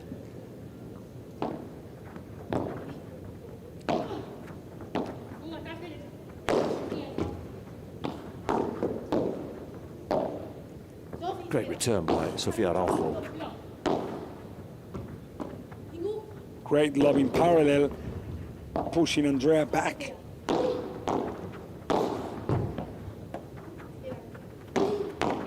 Van de Vibra.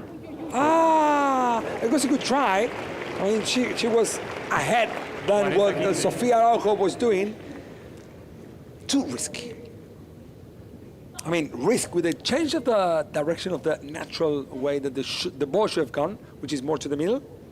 So change direction and also to close to the net. So it's two ways. Oof. Great shot to the middle as well. Now it's 40-30. Ari wants this game. She wants to lead for 5-2. That's actually what Claudia and Sofia don't want. Have to guard against it. Got a hold serve. I think we guessed the fact that that's gone. The power held serve. Again, yes, from Portugal. The best ever player from Portugal here at the Hexagon Cup. Generali Hexagon 2026. 4-3. Still one break up for Robert Lewandowski 9 team. There with Thomas, one of the best friends also from Lewandowski. I was with him, the Polish guy as well. Bueno, ja està, però ara ja està, ara ens concentrem i estem nosaltres manant, vale? Tirant bé el globo quan toca, saques tu, vale? Saca Andrea. Ei, Andrea primer, i estan atentes, vale? Si ens tiren globo, parlem bé del que hem de fer en cada moment. Si puja una o puja l'altra, vale? Remember the coach. Hey, I understand some Catalonian language now. Marcela Ferrari, the coach, is telling them, listen, you're not used to play together, so you need a communication. You need to communicate more. With overhead shots, sometimes you go both together to the middle. So talk, talk, and Las talk. que tienes que ir, las que te has quedado atrás, está bien, ¿vale? Venga.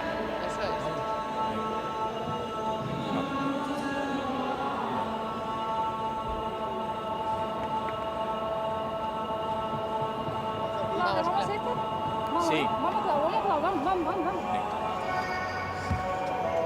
almost. Well, no words necessary. Exactly, exactly. Sometimes, you know, some people say, hey, the coach is...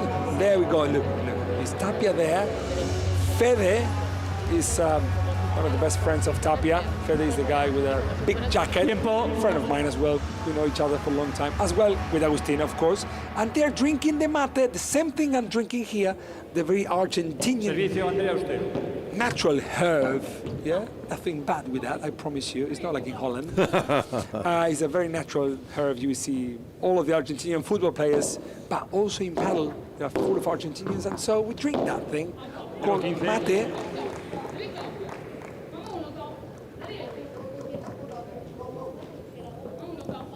You can sense Sofia Araujo knows they've got to make a move.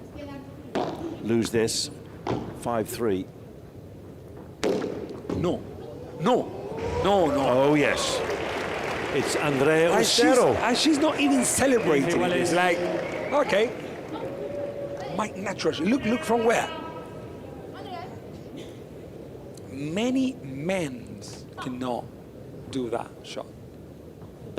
And I'm talking high level.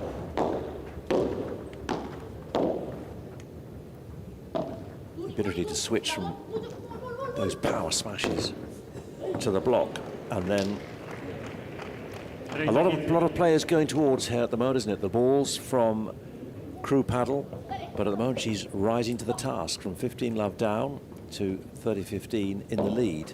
I don't know how many points Andrea Ostereo has won till now in this match, but a lot. So that's why, if you as a partner, and Ari Sanchez knows it, you got to allow your partner to mistake.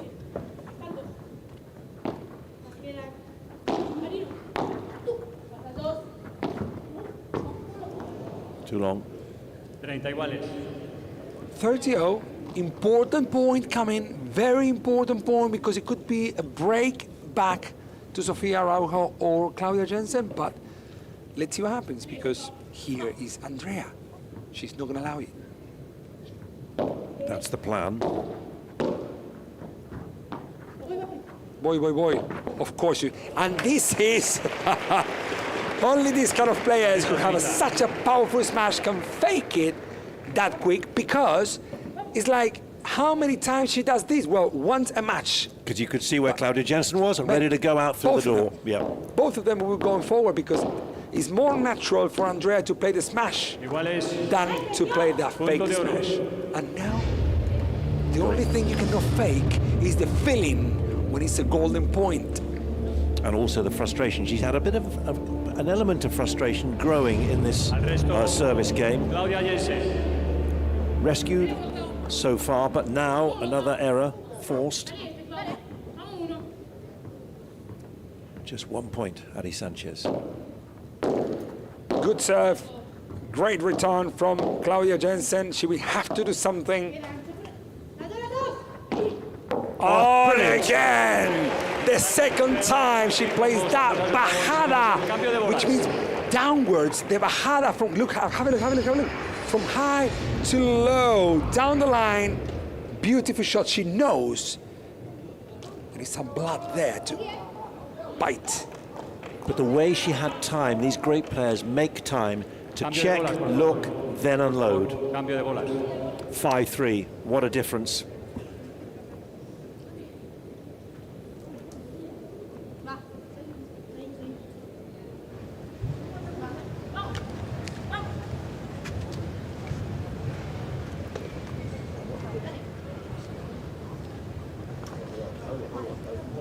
Sorry. So we're getting some new balls now, and there, oh no. There we go, thank you very much indeed. In the glass bowl.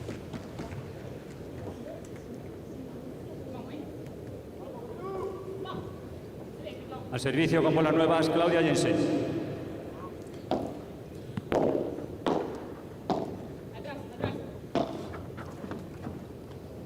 Oh, Ari Sanchez. I think we're up to 6. We're off the fingers of one hand for unforced errors. 30-0. That's a good serve. It's crazy that, you know, Andrea is doing it shows like, you know, she can easily perform and play these kind of matches with her current partner and world number one, ex-world number one, Ari Sanchez. The thing is that I would love to see Andrea playing semi-finals, for example, in the Premier, or kind of events that would put her perhaps a little bit more under pressure. 40-0.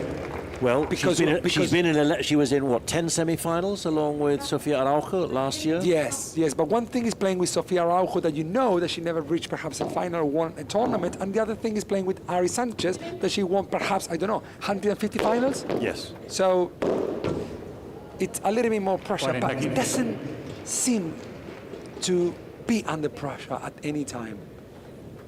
Andrea. Yep. You know what I mean? Yep. If she misses, it's because of technical or decision making, not because she's under pressure or because she feels that. And that young mindset is beautiful. You know, sometimes you say, no, make it more steady, no, don't miss, no.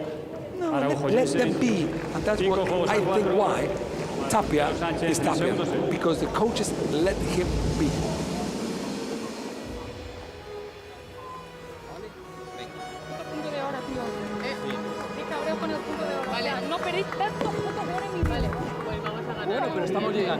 Ari Sanchez transition area from back to forward, of course, much more in the defense and the transition area than to attacking area.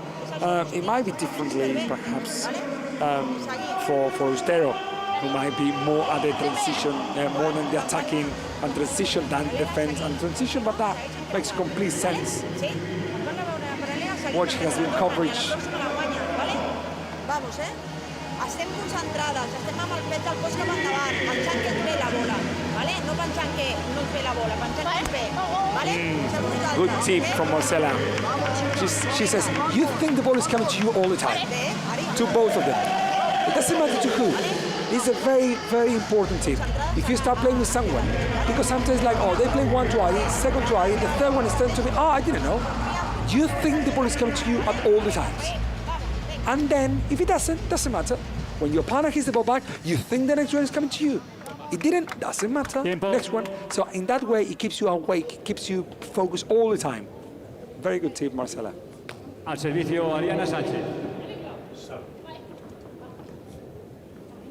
Ari Sanchez to close out this second set and the match for RL9. Even she will admit the last few points haven't been her strongest.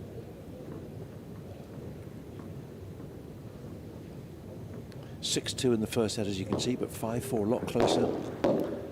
And Crew Paddle looking to level at 5-all.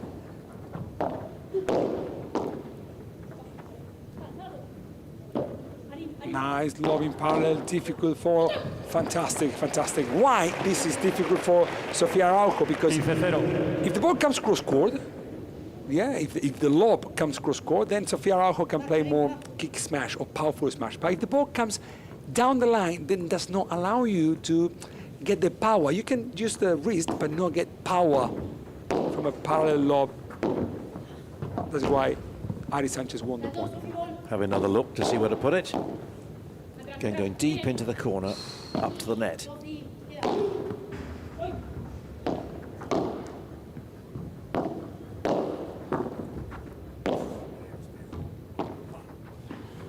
Oh, great shot. Great shot is what they got to do if they want to win this. Just do something different. Let's see.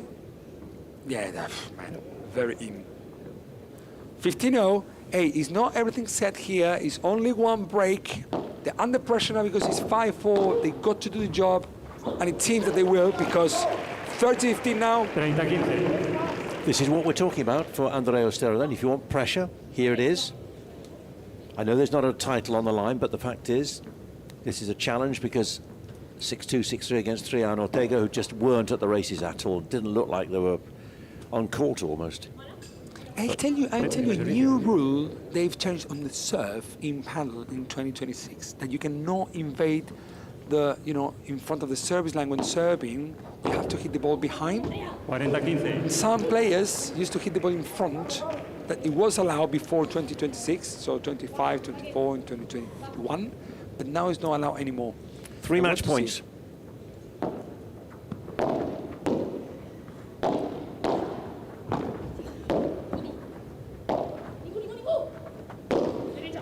Beautiful Vivera. They won this, and they will have it, and there we go. Ari Sanchez and Andrea Ostero demonstrating why they will play together this year, and they started here at the Hexagon Cup 2026. 6-2, 6-4, ruthlessly efficient in the first set. They got the job done in the second, but that is the whole point. Nice gesture. Big popular figure. Spanish champion, world #1, and now how about this? Have some of those used balls. Now we know what goes comes out of the glass jars. How many more are going to be distributed?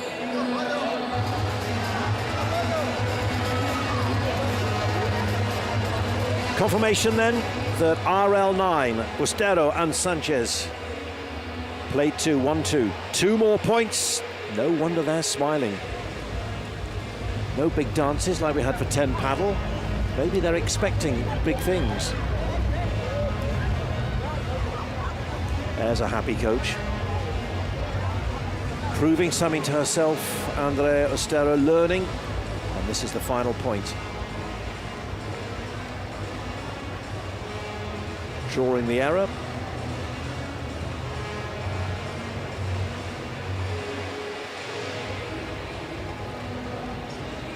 So for crew paddle, Sofia Arauco, winner with team advantage of the Hexagon Cup in 2024. That's played 2, lost 2.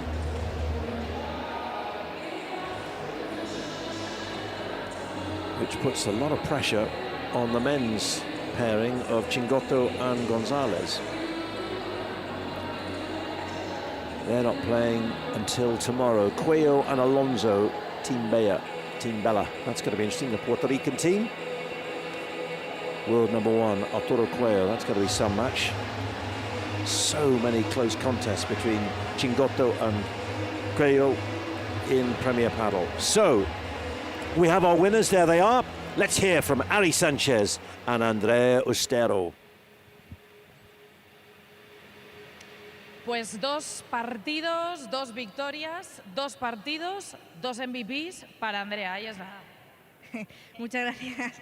Nada, contentas del nivel que hemos demostrado hoy. Creo que se está viendo reflejado. Very happy with the level we've just shown again today. It shows that the job we've done throughout the winter time here in Spain, they have been training already together to see how they complement together. And Paula said you got a great. You seem a very strong pair. You see each other like very comfortably. It's like first date, you know. It's like the first day that you meet someone and it's like everything goes good, chemistry. Desparpajo, I don't know how to say it, but that's what I told you now. It's like that young mindset that she does. It seems that she doesn't care. That's what Ari Sanchez said. I don't want to cut that.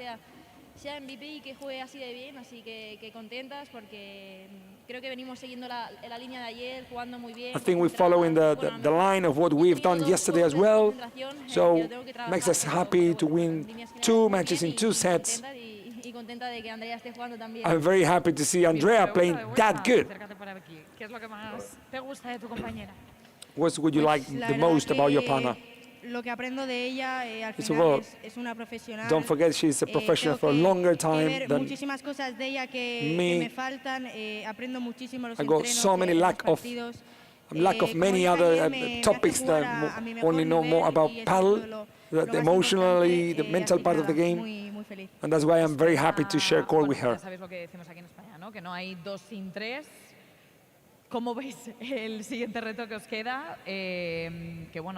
How do you see the next match that you have together tomorrow? Tomorrow they have Bea Gonzalez and Bea Caldera. Tomorrow they play against them. And with these conditions, Ari Sanchez said, well, they're great defenders, both of them. And also Bea Gonzalez, very good attacker. That's why they have a little bit tough match tomorrow. So that's why they go to rest. Same as us for, 2 minutes, because we're going to come with perhaps the match of the day. An amazing match we're going to have now. So total points won, a quite big gap, you know. 62 points won against 47, 57% of the points to Andrea Ustero and Ari Sanchez. The ranking talks, and at some point, Ari Sanchez and Andrea did the job with 5 golden points won against 3 from the crew team, who couldn't manage that 6-2, 6-4 in 1 hour and almost 10 minutes. And the match is gone. And we go now for the last one. Jonathan. We're almost ready, but let's have a look at what we've seen so far on this second day of competition in the Caja Mágica. 5 matches with 1 to go, and we're going to see the standings. So Team Bella had those 2 wins in matches 2 and 3. We saw the win for 10 paddle, then RL9 come with a win, and Rafa Nadal Academy started the day with that victory. Excellent Triay and Ortega, how good were they? Much better than when they played Ari Sanchez and Andrea Estero. Which means that when we see the league table, it's looking good for 11-11. 10 paddle is looking good as well. But keep an eye on Team RL9. They're up to 4th. Those 2 wins for Sanchez and Estero have moved them nicely into contention. But we wait to see, with the final match of the day, the advantage team against the Rafa Nadal Academy team, whether we may have new leaders of the league table come the finish of play tonight. 1 more match to go on this second day, and we're looking forward to it. Juan Teo and Marti De Neno against Franco Stupacek and Alex Ruiz. Mari Andrini and Jonathan Edgard say thank you for your company. Likewise, Paolo Morillo. We'll see you shortly, but for now, thank you very much for watching. Vamos.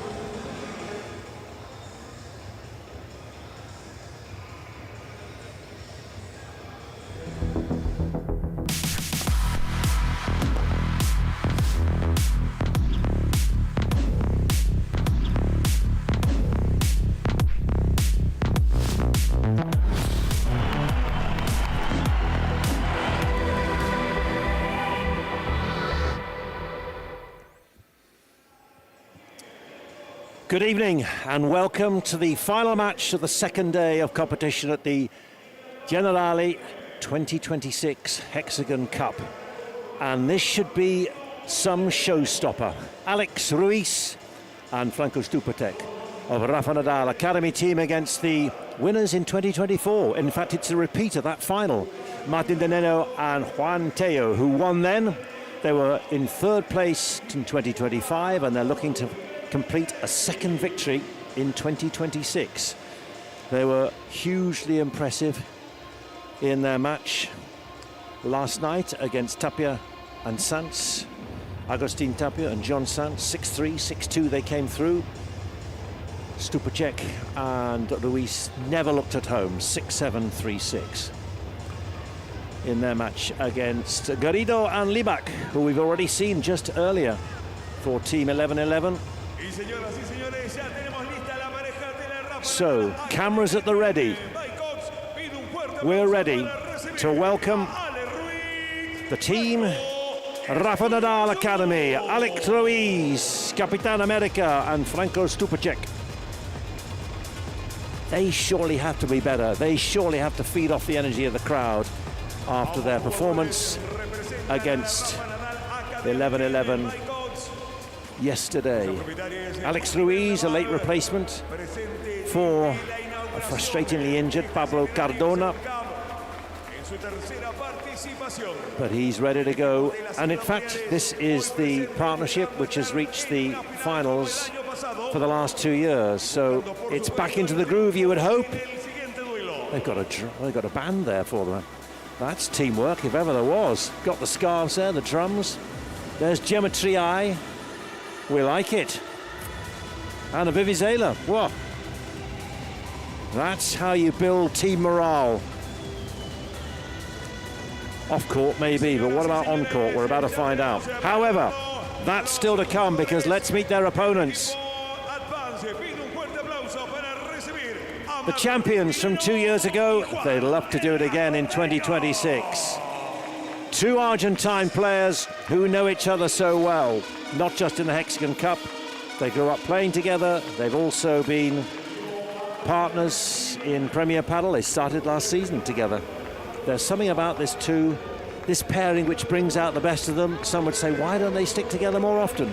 But that isn't necessarily the way of padel in 2026 or even 2025. You move around. There's a new kid on the block. There's a chance to improve possibly. They'll take it. They go for it. So let's see how this one unfolds. But today, they are very much together. They proved that in their pairing yesterday. And here's a fellow Argentine, Mauri Andrini. They are so consistent. They can not wear people down, but they will not go away. Yeah, 100%. Don't forget that Dineno had played with the Stupacek for I don't know how many years.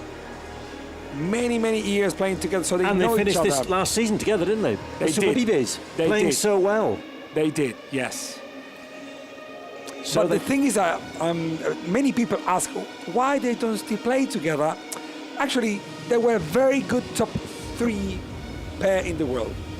We're very good top 3 pair or top 4 pair. The key words are top 3 because you're saying they're looking to number 1 always. Exactly. So, but I mean, why do they fight for? They fight for number 1. So they got to try to find options. What would you do if you were there? Well, I will try, because I listen to so many opinions from people from all over the world. So, well, I would have. That's why you're not here. That's why you're not Chingoto. That's why they take different decisions. They just try different things, and they do it with the best they can. And at some point, as I told you, yesterday, that Teo and Chingoto again. That's hello. Others, they played like 8 years together. Yeah, Teo and Dineno are very comfortable. Yesterday they were very comfortable as well. They show a lot of comfortableness by playing together as well. And Stupa is not used to play, even though they played together before with Alex Ruiz, but he's not used to play with left-handed player. And that you feel that makes a difference? I don't know how much different. If there's quality, does it matter whether you're right or left? It could be 2 games. And those two games is a break and the break and against these two guys, Dineno and Teo, they're lions. They don't stop. They will fight for every single point, even if they're winning 5-0. One mistake, they hate it. So they're fighters, and when those little details make a big difference. So let's see. I think this match goes more pressure on Alex Ruiz and Franco Stupacek. And from there, how he performs, how he plays, how he feels, will make either they can win or they will easily lose. Let's see. We want to put pressure now on our reporter. Oh, yes. Paula Murillo. Do you feel the pressure, Paula? Don't do that to me. Pretty please, I beg you. But as we're reaching the last match of the day, we're also reaching the peak, the climax of the electric atmosphere here. As Mauri would say, this is padel, papa. Pretty much we have the same scenario as the last match. Two pairs that come from two different places. Alex and Franco really want to turn a page over, leave yesterday's loss behind, while Martín Dineno and Juan Tellos, their glass is obviously greener, and you can tell they're sweating confidence, but we'll see what happens then. Back to you guys. Good phrase, that, sweating confidence. Do you sweat confidence, Marty? Do you sweat at all? No, let's not go there. I saw my hands. Yes. So, Rafa Nadal Academy against Advantage. Ruiz and Stupacek against Dineno and Teo. Let's meet the team looking to bounce back from that poor opening yesterday. They look to live up to the name of the Rafa Nadal Academy.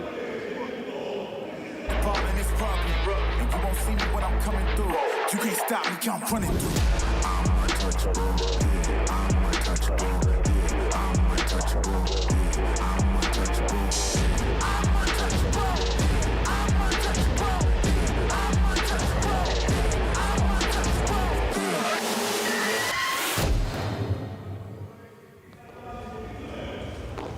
He was smiling then, but he certainly wasn't after the match. In fact, during the match against 11-11.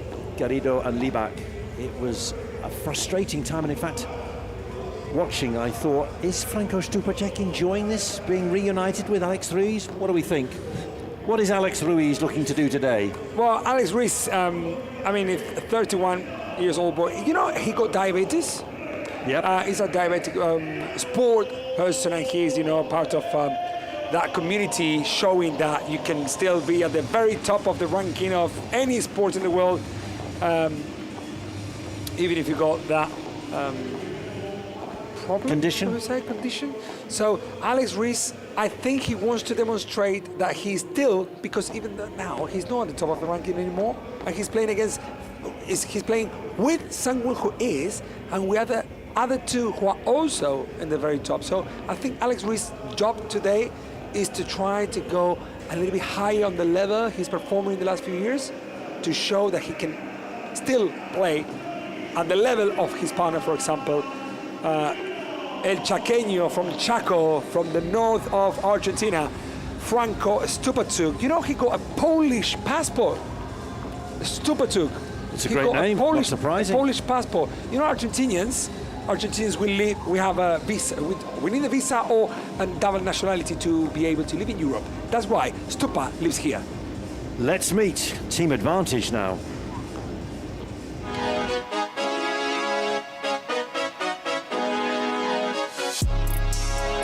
I'm on my prime, I'm feeling like Steph. I get my shot and I promise it's wet. Waited too long, but I told him I'm next. I need my bag, just want me to check. Cable was mine, I ain't taking less. I told them all I'm as real as it gets. Shit be a shit, dog, I'm cutting the net. They're like rockers. They're like lazy. Yeah, I love it. Team owned by Sir Andy Murray, Anthony Joshua, Danny Valverde, Venezuela tennis player and coach, and Alan Yentob. Well, they certainly, both of them, display the relentless resilience of Sir Andy Murray as a tennis player, don't they? They just never stop. Yes, the one who can never stop is this one. Dineno, Martín Dineno, right side player all his life. never play on the left side of the court, like for example LeBron or other players who are, you know, very good on the right side but also play on the left side. Martin Di Neno was always a right side player. He knew, he knows, and he will know, because still at the very top of the ranking, very precise, very tactical player, a very good partner. Everyone wants and everyone needs a Martin Di Neno home. He was your MVP, wasn't he, in the first match last night? Yes. And now the powerful, the beast from Cordoba, Argentina, Cordoba province, around, what, 7-8 hours drive from Buenos Aires city. Juan Tello used to play with Chingoto in the main circuit. Then he was changing different partners. Edu Alonso, who is sharing court with Coelho nowadays, and in this event, sorry.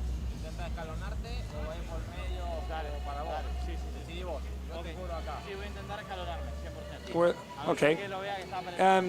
Escalonarme. They are trying to play, you know, the ladder. So it's like, okay, Teo will play perhaps a little bit more in front, and Di Neno a little bit more behind when they play at the net position. That's what it means, you know, escalon. Like, okay, you go one step up, and I stay here a little bit down, you know. He's asking to Di Neno, the coach is asking to Di Neno, just play some lobs in parallel. So Stupasuk plays the rulo cross court to Teo. And here we go, the beautiful team of advantage. We got the point won by the Hexagon Intelligence, all this. Just in the Hexagon Cup in 2026. They won yesterday in 1 hour. Yep. In 1 hour and 7 minutes. Yeah, they were good. They were good. That was quick. It's going to be that quick today. I'm not sure about that. 6-3, 6-2 against Agustin Tapia and John Sanz. Well, they got, again, a left-handed player and right-handed player. But remember what we saw last night? A lot of play focused on John Sanz. So therefore, is that going to be the same on Alex Ruiz? Because Stupacek, as we know, ranked much higher in the world rankings. Yeah, there we had the Rafa Nadal Academy team with the time on court 1 hour and 15 minutes only this year. With the first match yesterday, they got 46% of break point. And Alex Ruiz and Stupacek, lead by Maribel Nadal. How good is having Maribel Nadal here with the She Loves panel? Maribel, of course, is the sister of the king of the clay king in tennis, Mr. Rafa Nadal. 5 titles here at the Madrid Open, and what do we reckon? 54% to 46% in favour of team advantage. Well, they show me these graphs like in the beginning and the second set. If it's in the beginning, I would put 60-40. 60-40 in favour of team advantage? Yeah. Okay, well, just because I'm going to make a note of that. It's my opinion. It's my opinion just because the match hasn't started yet. If I have to take the statistics from what I've seen yesterday and what Dave won the previous match before 2 years ago, I would go 60-40. Second set, I don't know yet. Let's see. Let's see how this unfolds. Martin Di Neno, ranked 12 in the world. Juan Tello, ranked 17. Gets us underway with the first serve. And the first point.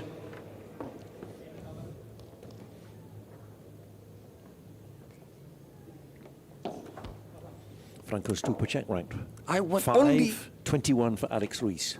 Only for advanced level players who have been, not advanced level players, but at least advanced, those who have advanced information about the sport of padel. I just want you to watch that how Martin Di Neno is serving as from now on from the Juan Tello side. When he plays from the left side, the serve, I want you to see now, for example, from where he's at, because he used to serve by making the ball bounce and hitting the ball inside the service box of the right side, but now, because the rules change of paddle for the serve, he has to contact the ball from the left side, behind the line, to make the ball in. It's a new rule in the sport of paddle.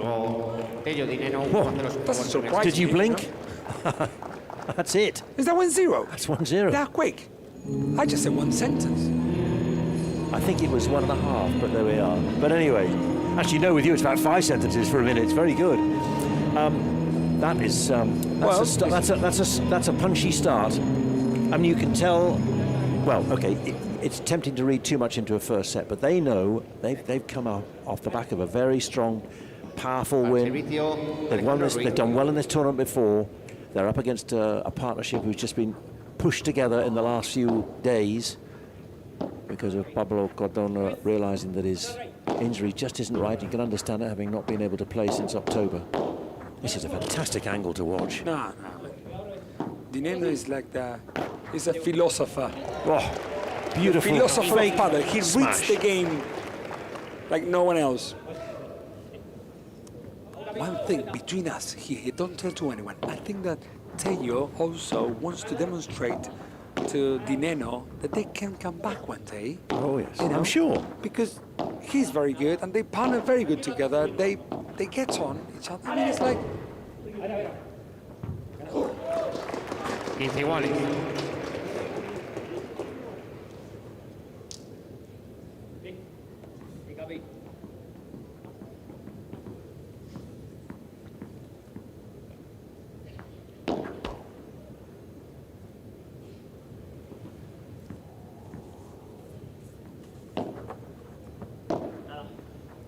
Gato solo. 2.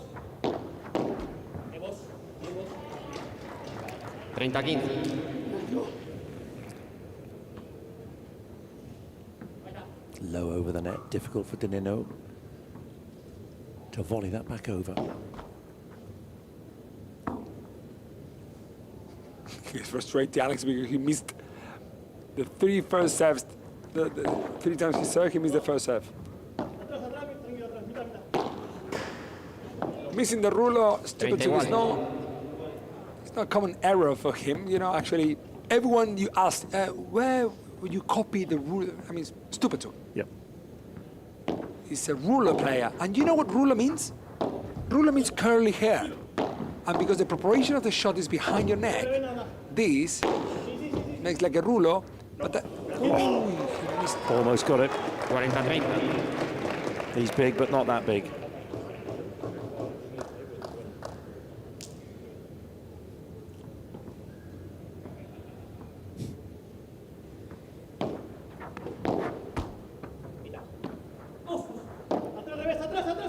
Gonna go for it.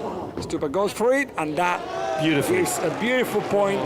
You know why it works, that smash? Because the ball in this court, like Javi Leal, when you kick the ball, you know, and you print spin on it, top spin on it, then the ball takes a very high, you know, kick. but a kick up. But for players who hit the ball only with power, like for example Tello, he would not be able to hit the smash from that far because he doesn't use the kick. He uses power and flat smash. Yep. And flat smashes at this level, from that position, from behind the line or from the line, service line, perhaps not going to work as good as if you have the kick like Stupa. Is that the difference then, going back to your original point about the difference in the top 3 and top 1? That extra spin, that extra kick that you're able to find? No, it's part of it. You mean top players? Yes. Well, I mean, Chingotto doesn't have any kick. You know, he got other things which are much important than Ale Galan, you know, top 2 in the world. Yes. Look at that, beautiful, beautiful por 4. Ooh, I think he liked Gato that. Tello. Yow! Gato the cat. Cat and mouse, what a partnership they were. We've already mentioned Fede. I wonder if he's watching this. He was there for the last match. Crew paddle, his team, Sofia Arauco and Claudia Jensen going down against Ari Sanchez and Andrea Ostero. Robert Lewandowski 9. So 2 footballers in opposition. And 2 tennis players in opposition as well. Correct. Now, Rafa Nadal and Andy Murray. Look. Oh, no, yeah, he touched it. He did a bit of a touch. Okay. Not exactly what he wanted. No, my goodness. Oh, my goodness. Amazing reach from Gato Tello. They were hesitating a little bit, you know, at that moment. It's like, did he touch it? No. I was Well, you know, that as well. sometimes, I don't know how to explain this, but only this is the father of Dineno. You could tell. Yes. They're quite similar. Marcelo. Marcelo Dineno, el turco the Turkish, because it looks like a Turkish. Slightly, slightly. In Argentina, we do this, you know. I know. If you are what's Martin de Neno's nickname? The Lame. That's, I mean, he doesn't mind that, but as a result of that awful car crash 10 years ago, exactly. actually. Man, I didn't know how to explain that as clear as you did. Well. But in Argentina, it's I don't know, man. We're crazy species in the world. Argentine banter. Yes. What good finish. Backhand volley down to the corner. Impossible for a stupor.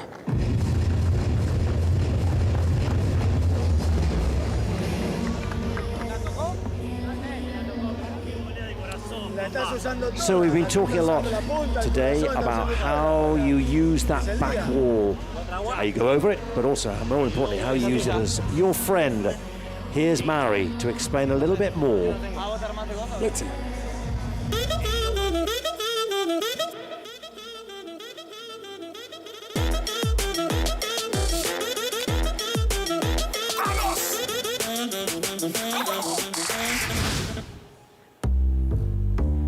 Make the back glass your best friend. I will give you 3 top tips to help you improving the shot of the back wall. First of all is the position. If you're too close to the back wall, then you're going to be uncomfortable. If you're too far away also. So make sure you are in between service line and the back wall. Second tip, early prep. You have to be ready. Otherwise, you will end up using the wrist, and that is not good because you lose control. And the third one, very important, decision making. Take it easy. You start step by step using the back walls, but then they will become your friends. It's not a rocket science. Well, Ari Sanchez used your techniques to perfection. Watching, analysing in that previous match, supreme play off the back wall. Yeah, well, you know, this is the basics of, you know, it's not rocket science. It's to show people, you know, sometimes we make things more complicated than what actually are. But for these kind of, the level of these players, the shots from Ari Sanchez are more kind of bajadas, more offensive shot. But of course they did what I just said on that video, you know, early prep, position-wise, and decision-making. You got to know yourself. It's good you're bajada, go for it. It's not good you're bajada, don't go for it. There are many other ways to win, not only with a powerful smash. So Franco Stupacek has his first serve in this match. Looking to hold serve to level 2 games all.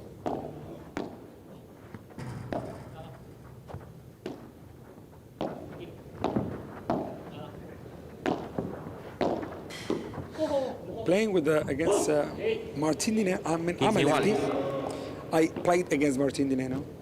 And playing cross-court to him, it could be one of the worst things that could happen to a left-handed player. Why? Because he has with the forehand, I mean, he opens this shot, they open the angle to Alex Ruiz non-playing shoulder, pushing Alex Ruiz either to a smash, por tres, so Di Neno will run out of the court, or to play the rulo. When he plays the rulo, one of the best shots that Martin Di Neno has is the topspin, let's say, slow topspin shot with the forehand. So pushing him to do this all the time, to play winners. 40-15.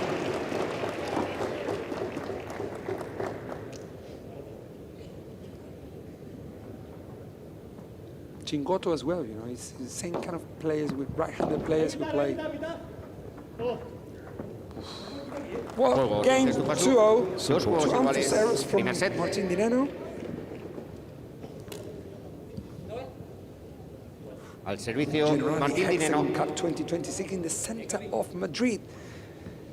Yes, the Caja Mágica. Magic box. Caja is una cajota, is the big box. It's a massive stadium with 12,000 beautiful seats that will be complete full in no time.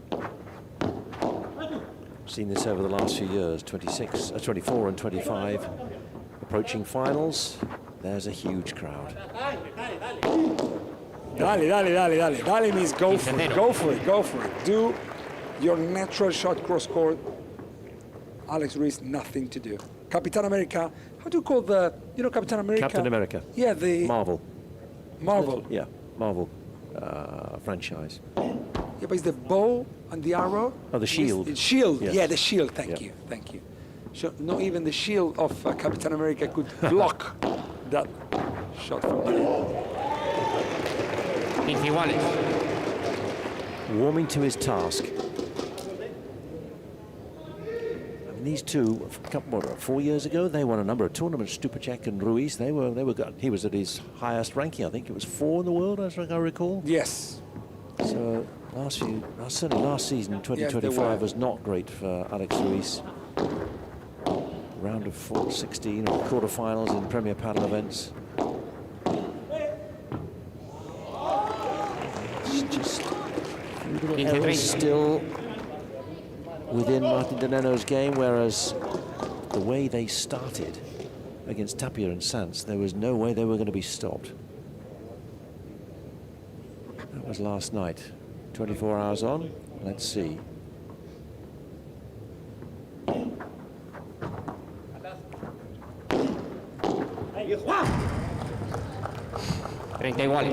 Que bien jugás. Gato said, how good you are. How good you are. Giving some confidence back to Martin Dineno. His partner Juan Tello needs Martin at the highest in order to be able to defend and to build up this game. Is going to be very tactical.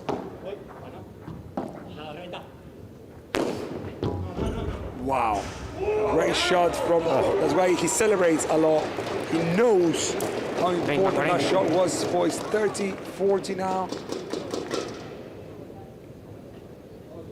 Great technique.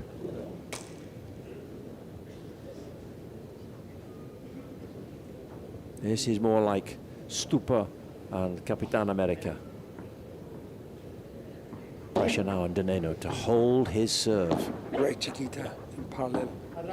Beautiful lob as well from Ruiz. Do you think they're going to break this?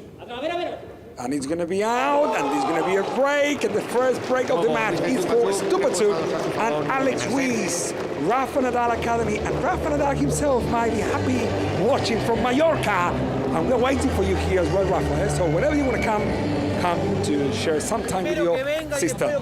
There's his sister, Maribel Nadal, Geometry Eye, very happy on drums.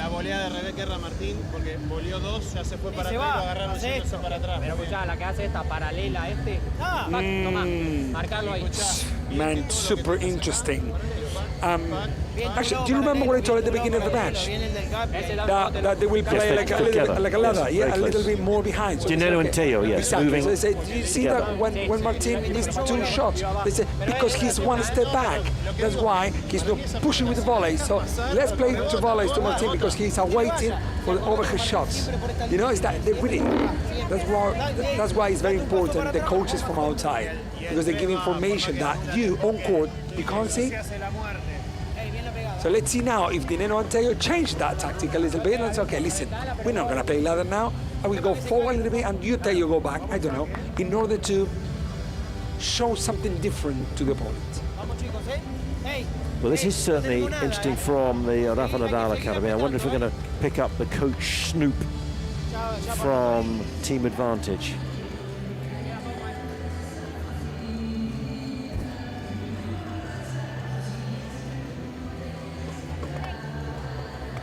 I think they've gone already. they're out on court. There was no snooping to be done. They're urgent. They want to get out there and get going. Yeah, they've been there. The coach said, do you want the drink that everyone knows, that black and sweet drink that everyone knows? I don't want to say the brand. But he said, do you want? Just take this to Alex Ruiz for the sugar. Solo agua. No, for the sugar. Okay, all right. For Alex Ruiz, you know? Yeah, I get that bit. I thought you meant Martin and no, the coach of Alex. I mean, right, okay. Alex Ruiz said to him, "Hey, would you like to have some more sugar? How do you feel?" And he said, "No, I'm okay." And we are with a break up, so even better.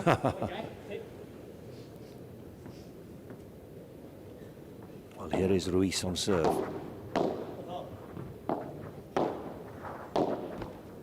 Confidence at the moment flowing from Rafa Nadal Academy's side of the net.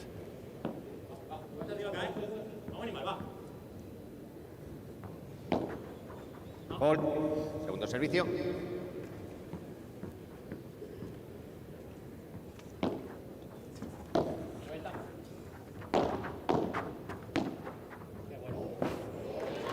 Oh, 40-0. What a shot. Look at the confidence from Alex Ruiz now. That's what I told you. The match depends on him, I would say, at some point. So if he plays at this level, man, look at the confidence. All the shots they're playing are right, accurate, all of the shots. So in this case, I mean, not even Teo and Chingoto can manage it. The thing is, how long can you keep this performance? 10 minutes, 7, 12, an hour? If they do an hour, they win. With that sport, isn't it? Yeah. The C word, confidence. It runs through whatever you do, at whatever level you play. And at the moment, he's flying. Look at that lob. I thought what yes, I need. look I at it. Like, what?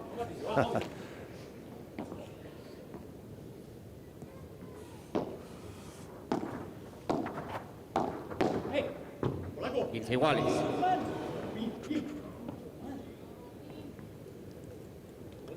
Feels like we've seen more mistakes from these two in this first set than we saw in the two sets last night, don't you think? And then we saw perhaps as well in the last two Hexagon Cups together. Yeah. I promise you, I have never seen the amount of ambers errors we have just had from the advantage team, Dineno and Teo, but man, it's part of the game. They were so good playing yesterday, and today they're not perhaps 100% comfortable. The thing is that everyone knows, and everyone who has ever watched padel before know, that these two have the potential to do and to come back because emotionally and mentally they're very strong.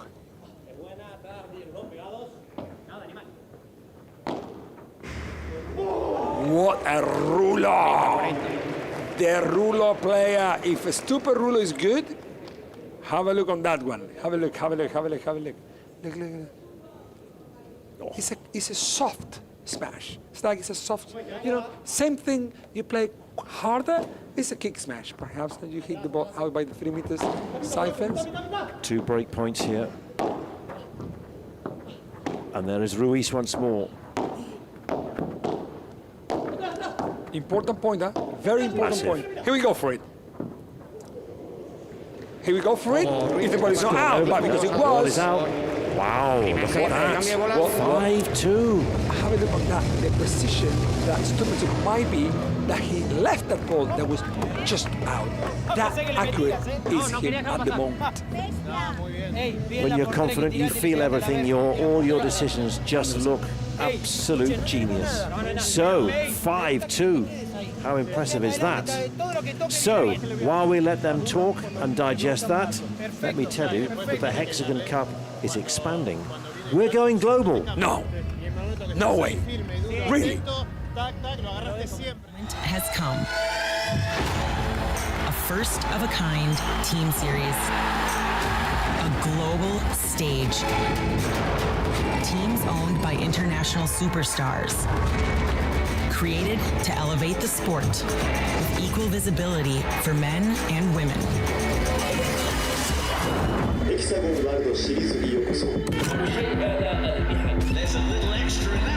Hexagon World Series, governed by FIB.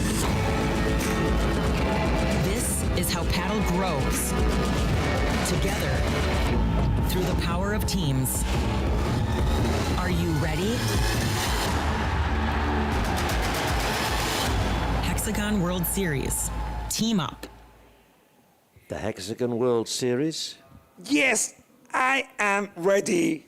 Good. This is a fantastic for setup. The players. Wow. For the teams, for the fans, for the game. For the game, and you could really tell what a step forward for paddle thanks to events and investors of the sport of paddle, helping the sport to grow, going globally to many different countries. So what an amazing setup Hexagon Cup has done in for the last 3 years. Yep. I mean, it's two. This is the third. Yeah, exactly. It's the third. So I don't know when it's going to be in 3 more.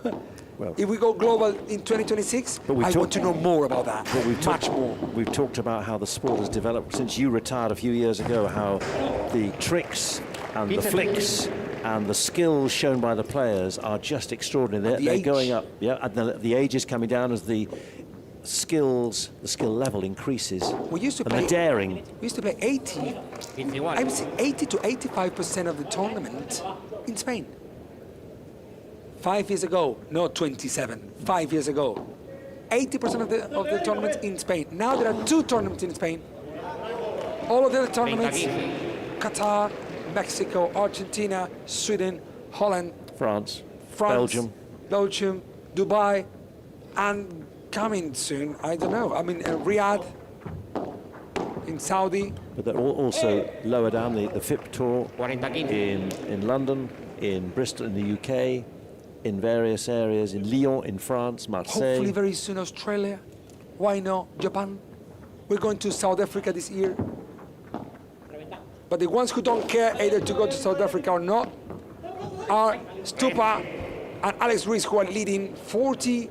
I know, he touched the net, so that's what I'm telling you, it's 6-2. Easy start for Stupa and Alex Ruiz. And so let's see how Juan Tello and Dinero find the solution, because I promise you, they will do something to come back. Well, we should say, well, actually tune in and I'll keep what I'm going to say in a moment.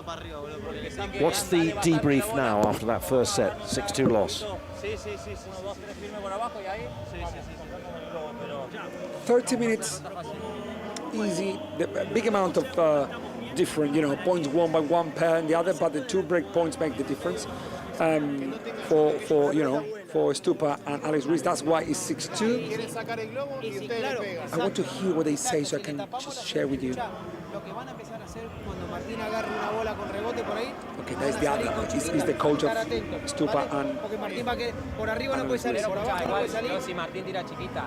tiene que venir de atrás. Prefiero que la tire y que venga. Sí, pero hay que hablarlo bien. Para mí van a insistir. Yo digo, para mí van a insistir en tirar el globo. Sí. La base de ellos es el globo. O sea, que van a buscarlo al campo. Off-court winners.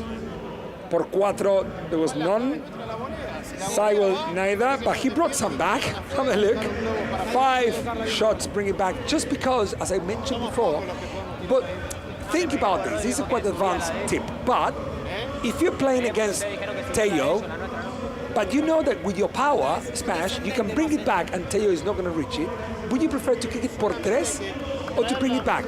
Por 3, even if you bring the ball much to your side, the players can run out of the court and still reach it because there is no net outside. So that's why Stupa won 5 shots, bringing the ball back. He wants that thing because with a kick smash, putting the ball up, not even Tello can reach it.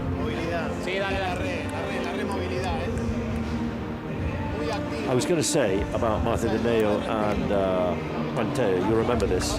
In 2024, they saved a match point and then managed to win in a tiebreak 10-6. So now it's 60-40. Exactly what you said. They were listening to you, Mauri, at the start of the match. No, but he's saying the other way around. I say 60 advantage and 40 to Rafa. Don't let the facts get in the way of a good story. Well, let's see, because never mind the win predictor, it's what happens in reality. What's going to happen on court now? Because Tello and Dinero have got a big challenge. Get ready, because I can tell you that something is going to happen in this match. Something good.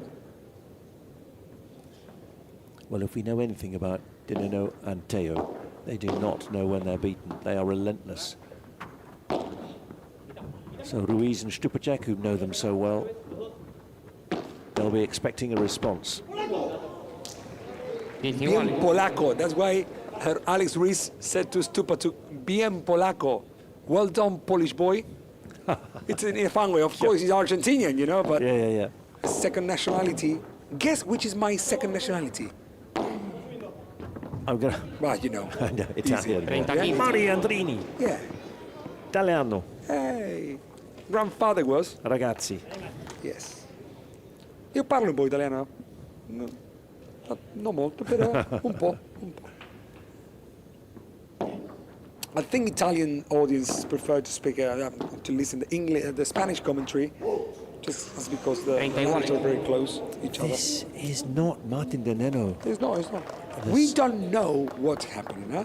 You think about perhaps, I don't know, he's having, I don't know, paining his cuff, I don't know, something that we might not know, but it doesn't seem that. It seems that he's not comfortable. There's not the confidence about the court that we saw last night. Yeah, but there's the good thing about padel.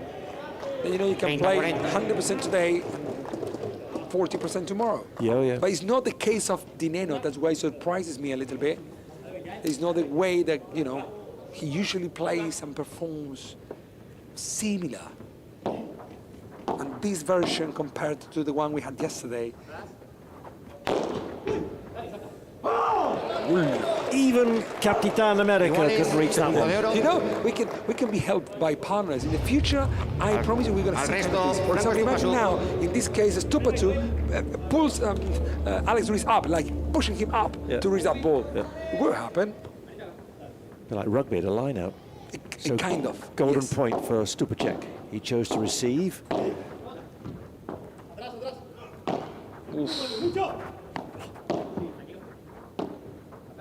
Oh, what a chiquita. Yes, from Ruiz just. And there we go.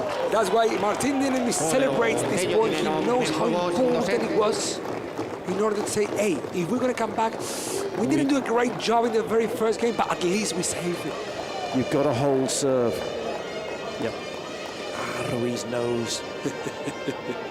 Good for us, so we have a longer match, more paddle. That's what everyone is looking for, and even us as well from the Hexagon Cup. The last match of the day today, tomorrow, more and better as well. Saturday as well, and Sunday, the very big finals. First and second place, third and fourth will be played in this beauty purple heart of paddle in Madrid. Hexagon Cup. I want to know more about the World Series. That will come. Man, I want to know more that will right come. now, somehow. Got to be patient. Al servicio. I'm going to tell you. Throughout this year, throughout this weekend, I want to know more, if we can. I will talk to production about it, if they can give us some more information. 15-0. Where's next? Where? You'll have to wait and see. It's like Christmas. England, Holland, you Sweden, don't know what's coming. Italy. I don't know. I want to know. Alex Ruiz wants to know what's coming next here. Can they come back? From Great Chiquita, amazing lob.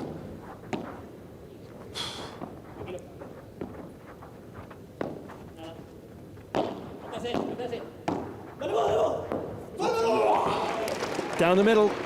It's a very tactical game. Very tactical game. There are no many winners, if you think about it. There are no many winners. They force the errors, they look for the gaps, they are wait for the right moment, and that's why we're having a spectacular match, even though you are waiting Teo and Di Neno to wake up in this game, but Capitan America, Alex Ruiz and Stupa don't want that.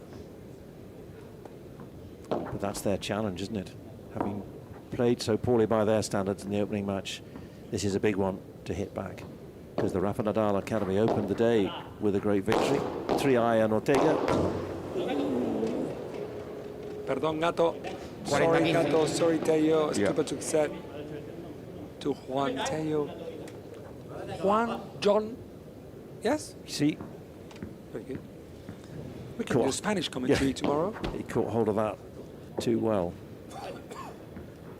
Looking to level with minimum fuss. Here we go for it with a kick that the ball flies and goes high. And if Gato Teo can reach it, no one else. Segundo set. 1-0. What a lead. Did you see how what he about did? the technique? Well, that technique wrist? is that he knows that because he doesn't have a time enough to prepare for a powerful smash, he needs to use even more the wrist to make the ball to take that kind of top spin to lift the ball up, because it's not going to be power that lifts the ball up, but spin. Spin. Yep. If you understand the point. No, absolutely. Thank you. You could see it. You could see with that Wonderful slow motion replay.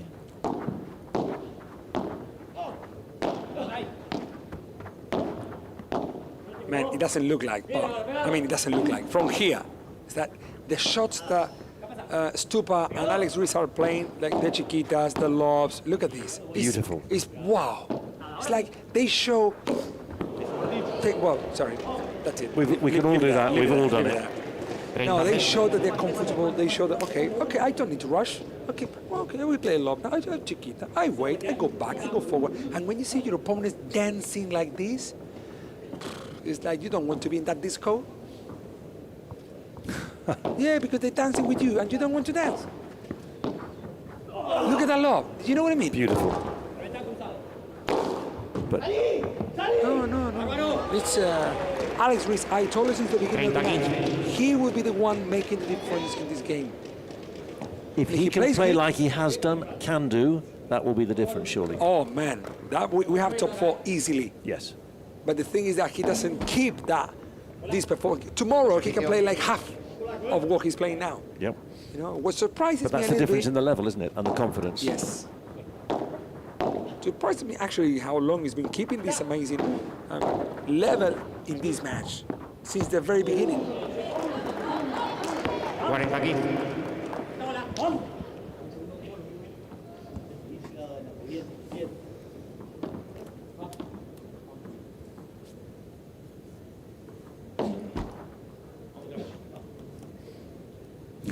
Does he want it back? Yes, he does. Juan Teo, is he the most superstitious, or there are others superstition? No, he might be others. Okay.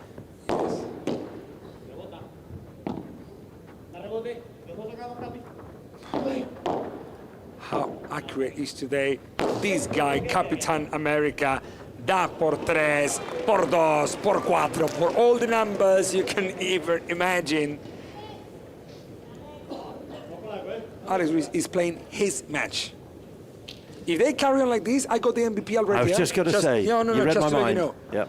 40-30. Although he's playing like this as well, because he is playing with Stupa, you know, because otherwise, Teo and Dineno will say, hey, if he's playing good, we go to Stupa. No. You cannot go to Stupa neither. Stupa will always play good. That's why he's top 3 in the world. No, man, no. He's in another, at the moment he's in another level. But he's asking for the golden point, so you can imagine. There's a golden point, I go, he said, me. But you know it's the same again in sport. If someone wants it, someone's is hot, you just keep feeding them. Because are you sweet now? Estás dulce. You sweet now? Go for it. Yeah. All yours. Not every day is Christmas. No, exactly. So, but good news for us. So we got a longer match, much more padel. Vamos.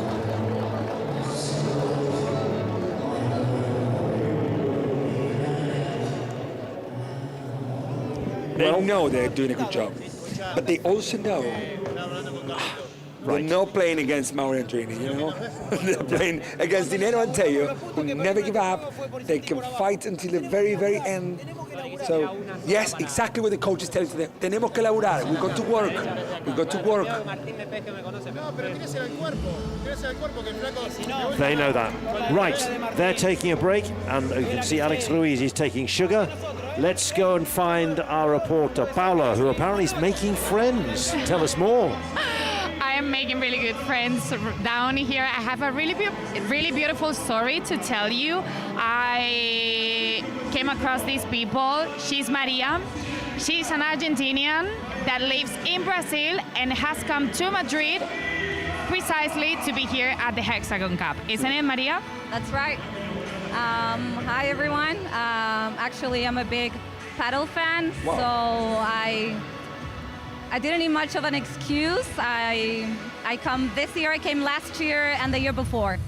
So, and tell me, you've been trying all day to get that T-shirt signed by Tapia. Tell us the story. Oh my God! So yeah, show us the T-shirt. Yeah, we bought, my friend and I. This is Paula. We bought Tapia's T-shirt. We've been here waiting since 11 a.m. all day, but apparently we bought like the wrong side of the court's tickets. so we were supposed to be right there, and hopefully tomorrow we'll be luckier. Hopefully he will see it and he will come down here. We'll be right here waiting for you tomorrow. Thank you very much, Maria. Thank you. Gracias. Obrigado. Thank you very much, Paula. Obrigada. She didn't sound Argentinian. Wow, wow, wow, wow. Dineno is back, huh? Look, look, look. Look the hunger of the Argentinian blood. Martin Dineno, also Italian nationality as well. Double nationality. But he plays for Argentina, of course. Paula, she didn't sound that much Argentinian, I would say. I mean, her English is amazing. And she lives in Brazil. And now, and again, and again. Fantastic point. Si te gusta, if you like it. No, he didn't like it. Oh. No, yes, he did. Oh, what a match we're watching.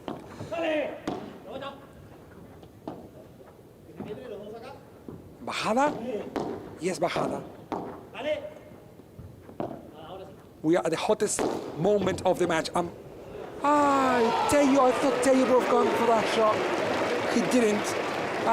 15-0. It's iguales.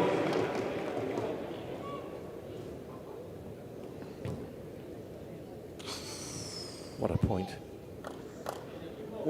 Have a look at that. Stupa straight away goes forward because he knows what's coming. Because if Dineno decides to play above the 3-meter side fence, then his partner will be there. But if Dineno decides to play through the door, then no one will be there. He has to be there. 15-30. So, did you see that point? Yes. Well, that point, it could be a game changer.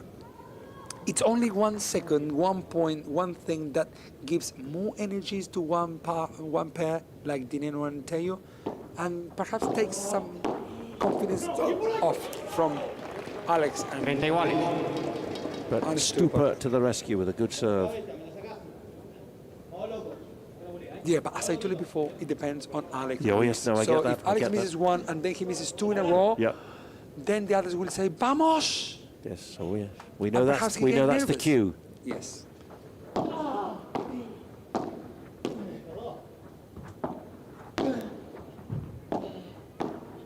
Lob will come to Alex very soon. You see? Bien gato. Well done, Tello. And this is 2 break points. 2 break points to advantage team. To go 3-1.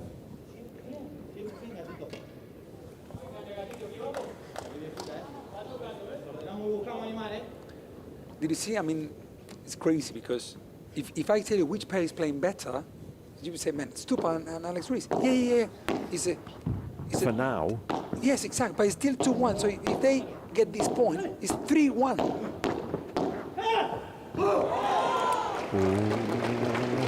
Iguales. Punto de oro. Juice. Who do you think is going to call it? We juice. Who do you think is going to call it? Martin Dineno. He did? Dineno, yeah, that was the backcourt. So who is going to receive? Dineno.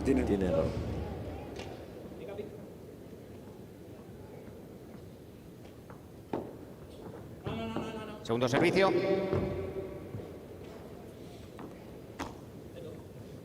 Let's have that ball back and let's do it properly.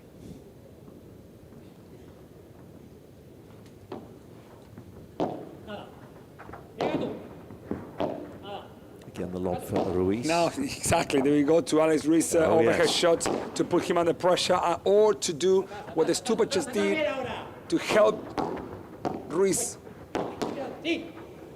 No way. A little bit of luck. Unbelievable. But they got to finish shot, it off. But you got to finish now.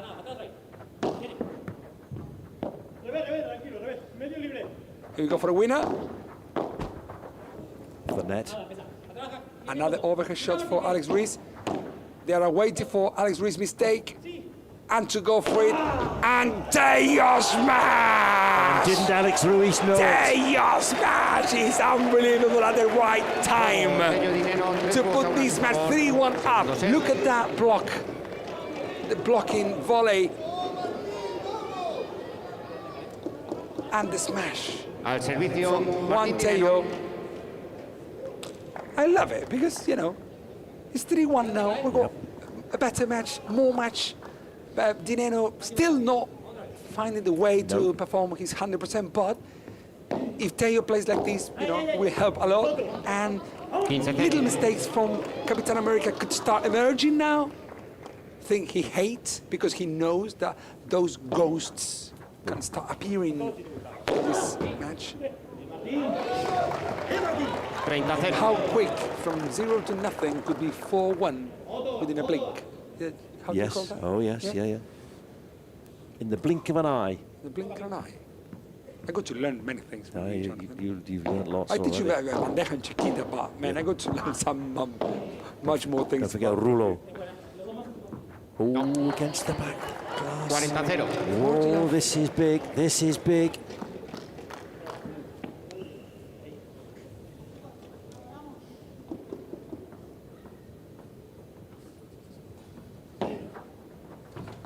Tina Calvo, though, he's just sort of standing and cheering.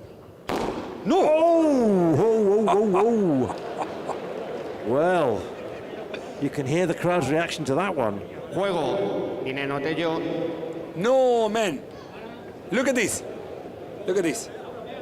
Alex Ruiz can't believe it. No. I tell you, do you know what happened? Go on. So, Tello won the point. Because the net touched Alex Ruiz. Alex Ruiz, yep, okay. The net touched Alex Ruiz before the ball bounced. Do you understand? Yes, I do, yeah. The net means nothing. Yes. The net is nothing. If you hit the ball from outside the court to the net and then the ball bounces after the ball hits the net, still in play, yes? So, but if you touch the net at any time, you lose a point.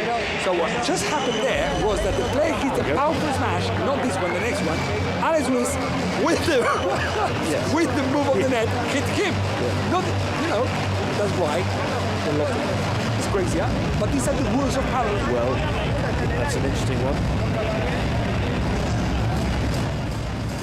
Take avoiding action, you lose the point. I know this rule because it's very weird, and I coach this in the course for coaches and so on, but it's not something that you will find typically in any match. Return of direction, return of the serve, a little bit more to Alex Ruiz from Juan Tello, you could tell, rather than to Stupa. I think that in average, not only the return of the serve, but most of the shots that Juan Tello has played comfortably were chosen to play to Alex Ruiz in order to get what they were waiting for, which is some unforced errors, because they know from Stupa they're not going to find unforced errors, but from Alex Ruiz perhaps they will. So they were waiting for the right moment to come. And it's 4-1. It's crazy, isn't it? How they come back. And now the ghosts coming from what happened in the last final? We were winning, Stupa and Alex Ruiz.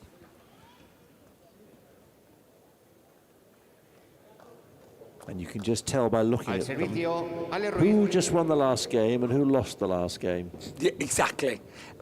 But the very good thing about Dineno is that even if he's winning 5-1 the first set or he's losing 5-1 in the first set, you just arrive to the court, you don't know if he's winning or losing. That tells you a lot about which kind of player he is. Yes. If you arrive, I don't want to name other players, but you say, he's losing, yeah? They say, yeah. 30-0. Por cuatro with a backhand volley from Captain America. Beautiful shot. A man in a hurry, I'd say. Wants that ball back as well. Lucky ball. Good response so far.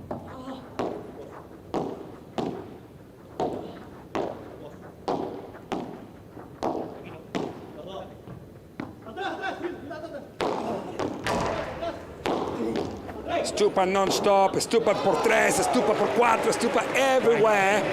There we have El Polaco, the Argentinian player who doesn't want to give up.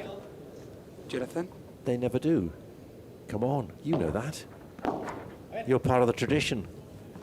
Juego Ruiz Stupa sube 4-2, that's it. A favor de Tello Dineno. Segundo set. That's what you do after a break. Come straight back out. Bang, bang, bang.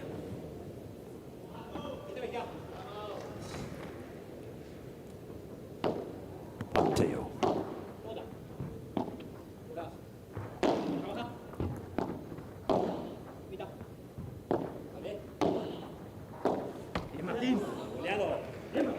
good change of direction from Martin, because sometimes, you know, even though, let's put it this way. I mean, if you say that Alex Ruiz is a little bit weaker than Stupacuk, yeah, because the ranking talks, it's not because I say it. The ranking says that Stupacuk is a little bit more, a better player. Sometimes if you play to the weakest player, that might happen to you as well. Sometimes when you play at your padel club, you play everything to one player, then you're yourself under pressure, only looking for one angle. So it's not bad sometimes to change from one side to the other. Hey, Turquito, how are you doing? Martin Dineno's father. Glad to be back in the game, or to see his son back in the game with Juan Teo. Could be a long night, this, in the Caja Mágica. But they're drawing errors, forcing errors on the other side of the net. They're so comfortable now. How the paddle changes, how the moment throughout the match changed. And this is the beauty about paddle. That's what happens in tennis. We were 6-1 the first set, yeah, and then tie break. How does it come? Why? So often in badminton, so often in volleyball. The momentum can change just on a brilliant point, and a superb, easy peasy, magnificent move. 5-2, big lead by Martin Dineno and Teo. From 6-2 up, Ruiz and Stupacek to 2-5 down in the second set. Let's see what they say. Vos le tiraste el globo bien abierto al gato y no nos ganó y llegó colgado. Y con esa jugamos, ¿eh? Bueno, dale. No lo estás tirando. Dale, lo tiro. Estamos tirando mucho el globo a Martín y el gato está muy encima porque sabe que no le tiramos el globo. Vamos a arriesgar alguno. Cuando saquen ellos. They say to play some more lobs to Teo because they're just playing the lobs to Martin, to Martin, to Martin. Martin is not missing the shots. The vigorous from Martin Dineno are complicating a little bit Alex Ruiz. That's why they say, why don't we play the lobs to Gato Teo? Teo is not putting us under pressure. So why don't we change it, even though we know that Gato Teo has an amazing smash, but he's not winning with his smashes because we play every single lob to Dineno. So they say, why, Alex, why don't you play as well and try to play in parallel the lobs, not only cross-court to Dineno, because Dineno is not missing, and when Dineno is not missing, you got to beat him and you got to win. He's not going to lose. If the current tactic is not well, keep this. Dale. Stupid, yes, I go. Okay, I do it. You got it. They're asking about when you make Teo move, because Teo moves like in slow motion. You know, Teo moves in slow motion. When you make him move, he doesn't like it. So why did you make him? But the thing is that if Teo is confident, he will open the angle to the middle between Alex Ruiz and Stupa.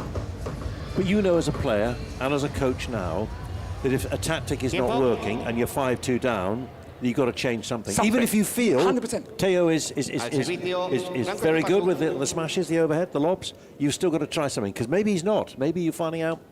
100% agree, and actually that's what made Dineno and Stupacuk to split up. They said, man, we try everything, doesn't work, that's it, we're going to split. That's why people say, why do you don't carry on playing together? I said, man, they know more than us. Why yes, why not to? Yeah, but they're from Argentina, they play very good together. They're a very nice pair, they get on. Yeah, but they're not winning the pairs, they want to win. They want to beat. Anyways.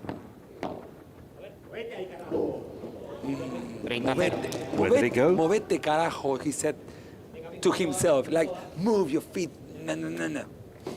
I cannot say the last No, I'm words, sure. But the point is, the ball is going more to Teo. Yes. Very good smash from Stupa.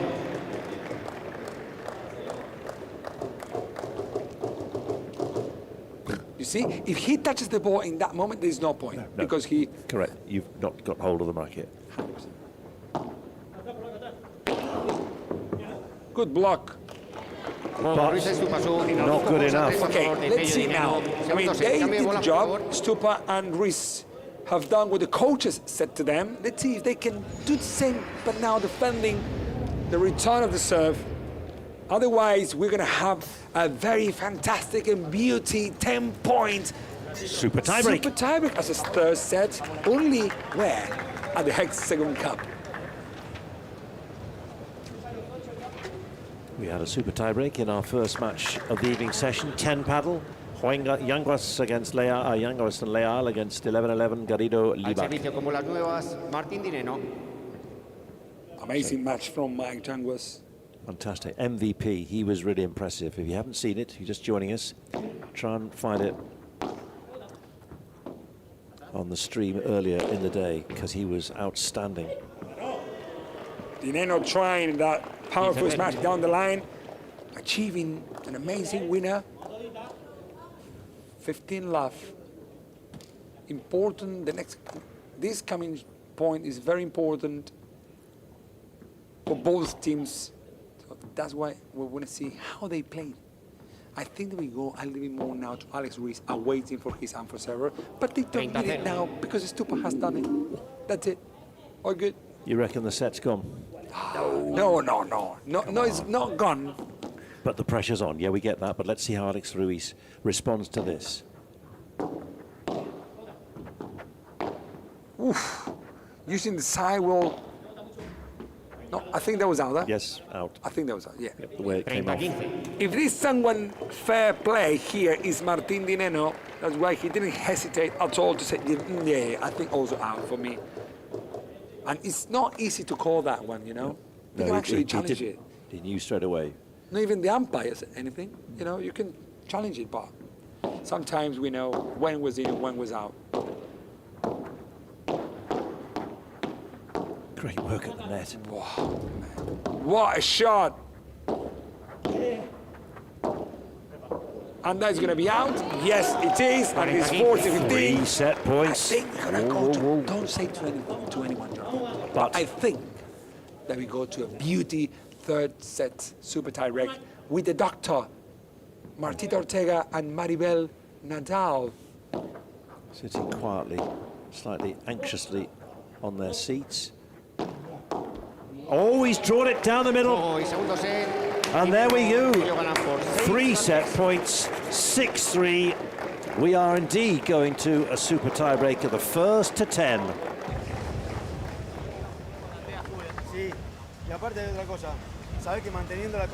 Well, it's interesting to see, as this match has improved, much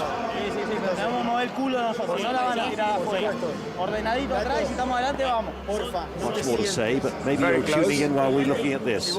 Very close.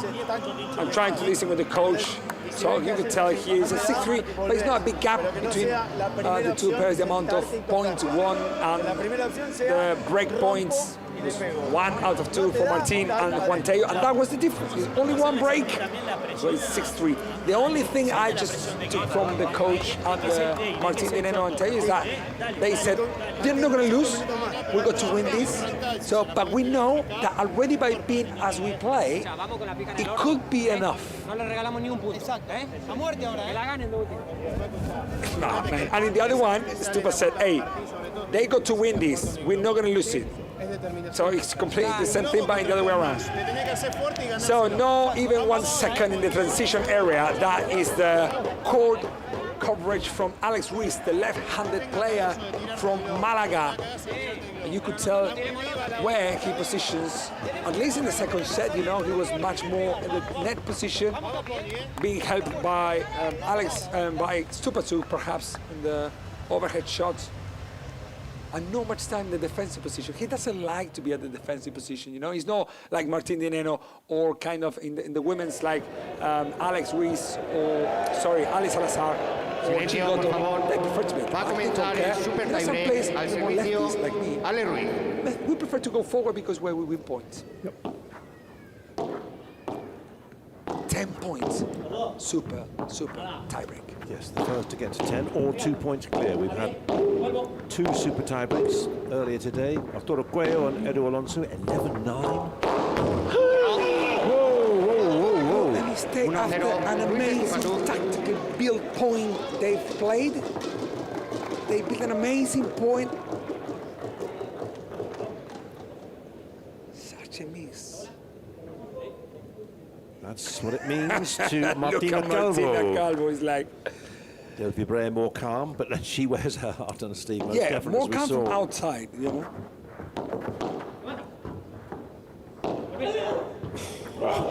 Man, what a pain. These two guys.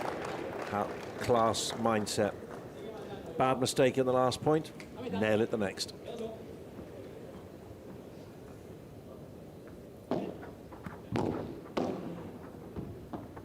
Short backswing.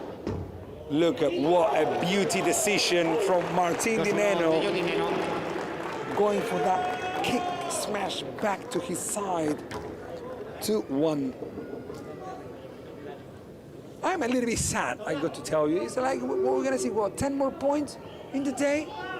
Second day of the Hexagon Cup. It's a 5-day tournament, okay, 5-day we got 3 more Don't to go. peak too soon. 3 more to go.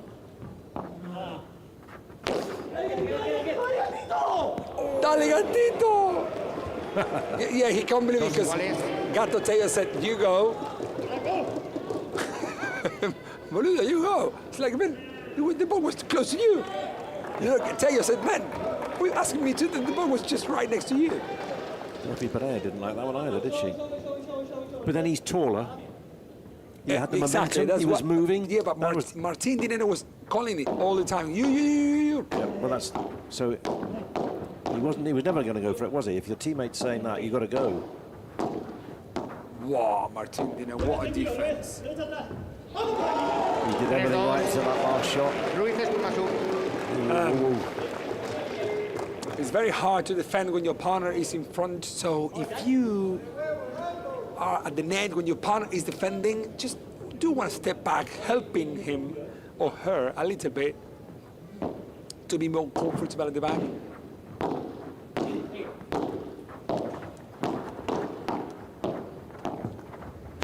And again, and again, and again, Martin Di Neno's gun.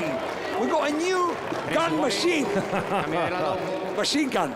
Yes. I don't know why I swapped the machine gun. That's Franco Stupacek, isn't it? No, Javi Garrido. Oh, Javi Garrido, okay. No, but he put the nickname to... Di Neno put the nickname to Javi Garrido. Yeah. Well, he's taken a leaf out of his book. Yes, man. 3-2. But he doesn't want to follow Javi Garrido and Tino Liebach into defeat today, does he? That's the thing. Yes. So also in a super tiebreak. Second. And also in a super tiebreak. Yeah.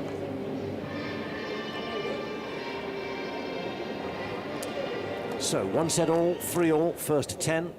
Juan Deo, what have you got in your armory? Man, reminds me the final of 2 years ago at the Hexagon Cup in Madrid as well, 2024. Same match, different scenario in the semi-finals, not on Thursday, but on Sunday. And it happened the same thing, kind of the same thing. And now at the very last time, the very last part of the game, of the match, is when you don't want to have Di Neno in front of you, or Teo, you know.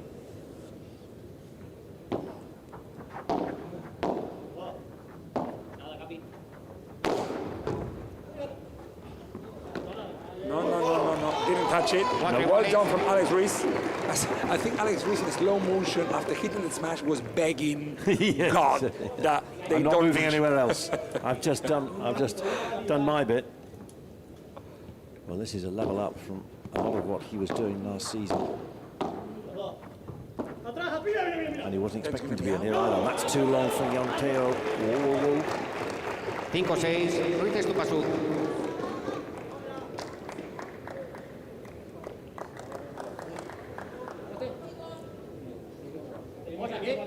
5-2, no breaks. 4 players, I think they're playing, at this time of the match, they play at the highest. 4 of them. 4 of them are playing the best, at least out of this match.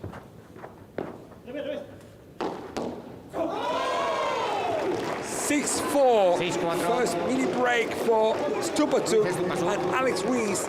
And at the end, well, not at the very end, but yes, only 4 points to win this very important match for Rafa Nadal Academy team. But then you know who's there. Martin Di Neno, and look at him going. No, look at Capitan America. Look at Capitan that. America. Phenomenal. If they take this point. Here we go for it. And that's why they are leading for 7-4. Capitan America is on fire. Look at this. 1, 2. Wow! Fantastic. The shield of Capitan America is working perfectly. The left-handed player from Malaga. Captain America or Captain Marvel. Either way. Oh. Delphi Brea can't believe it. So this is now pressure. Would have been a match if it was only a tie-break, but because it's a super tie-break in the Hexagon Cup, third set. A chance to come back for Dineno and Teo, but they've got to take this point, you feel. 8-4, that'll be too much. Whoa. No! Oh, ready, waiting, 8-4. willing. Change side, 12 points. Stupacek is there. And thank you, yep. Out of his arm. Wow. Exciting for the Rafa Nadal Academy. Get that sugar in for the final push. 2 more points, they're over the line. And they get their first 2 points.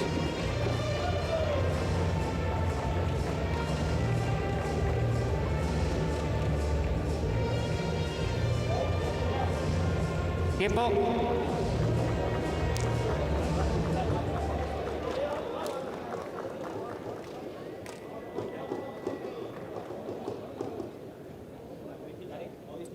Take them level if they were to win, take 2 points, take them level with advantage with 4 points. Still 11-11 out in front with 10 paddle. But let's see. This is paddle and things can change.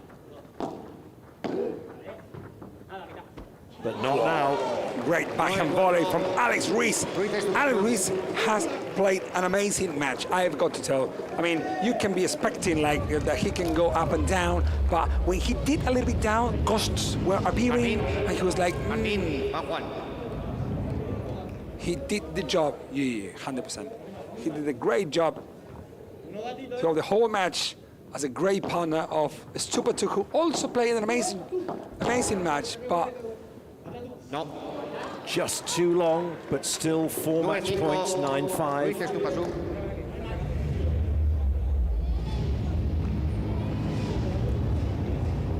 So, Juan Teo, what have you got? It needs to be something special.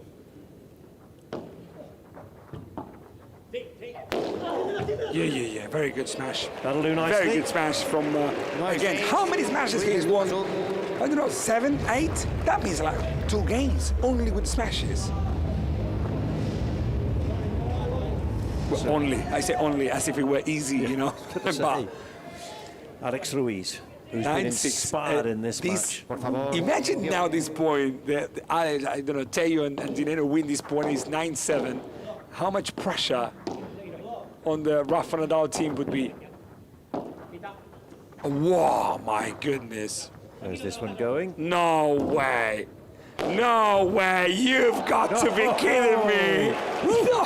My word. And again, 9-7. Now, a very what a lob. decision. What a lob. I mean, there were 2 lucky shots. I got to tell, like lucky, but you know, Hey, the you chiquita make your own luck. of Dineno was just, I don't know, 2 inches from the net, and then the lob from Teo in parallel. Hi, I'm sweating. Ahora sí. Here we go. No. There he goes. You've got to be kidding me! This is padel champagne! Golden point, match point, super tie break. Nothing can make Dineno shake. Have a look on that shot. He's not gonna hesitate. 9-8 with the serve. No, I can't believe this. Quite brilliant. Dineno's Quite different brilliant. level. God. We started at 11 o'clock in the morning, and here we are still at 10 o'clock at night now in Madrid, and we still don't know who's going to win this final match. Another match point to save, though. No. And Alex Ruiz knows it. At the right time, at the right moment, to put this match to Rafa Nadal Academy. Jonathan, How fitting is that? Alex Ruiz, who looked completely out of sorts in that first match.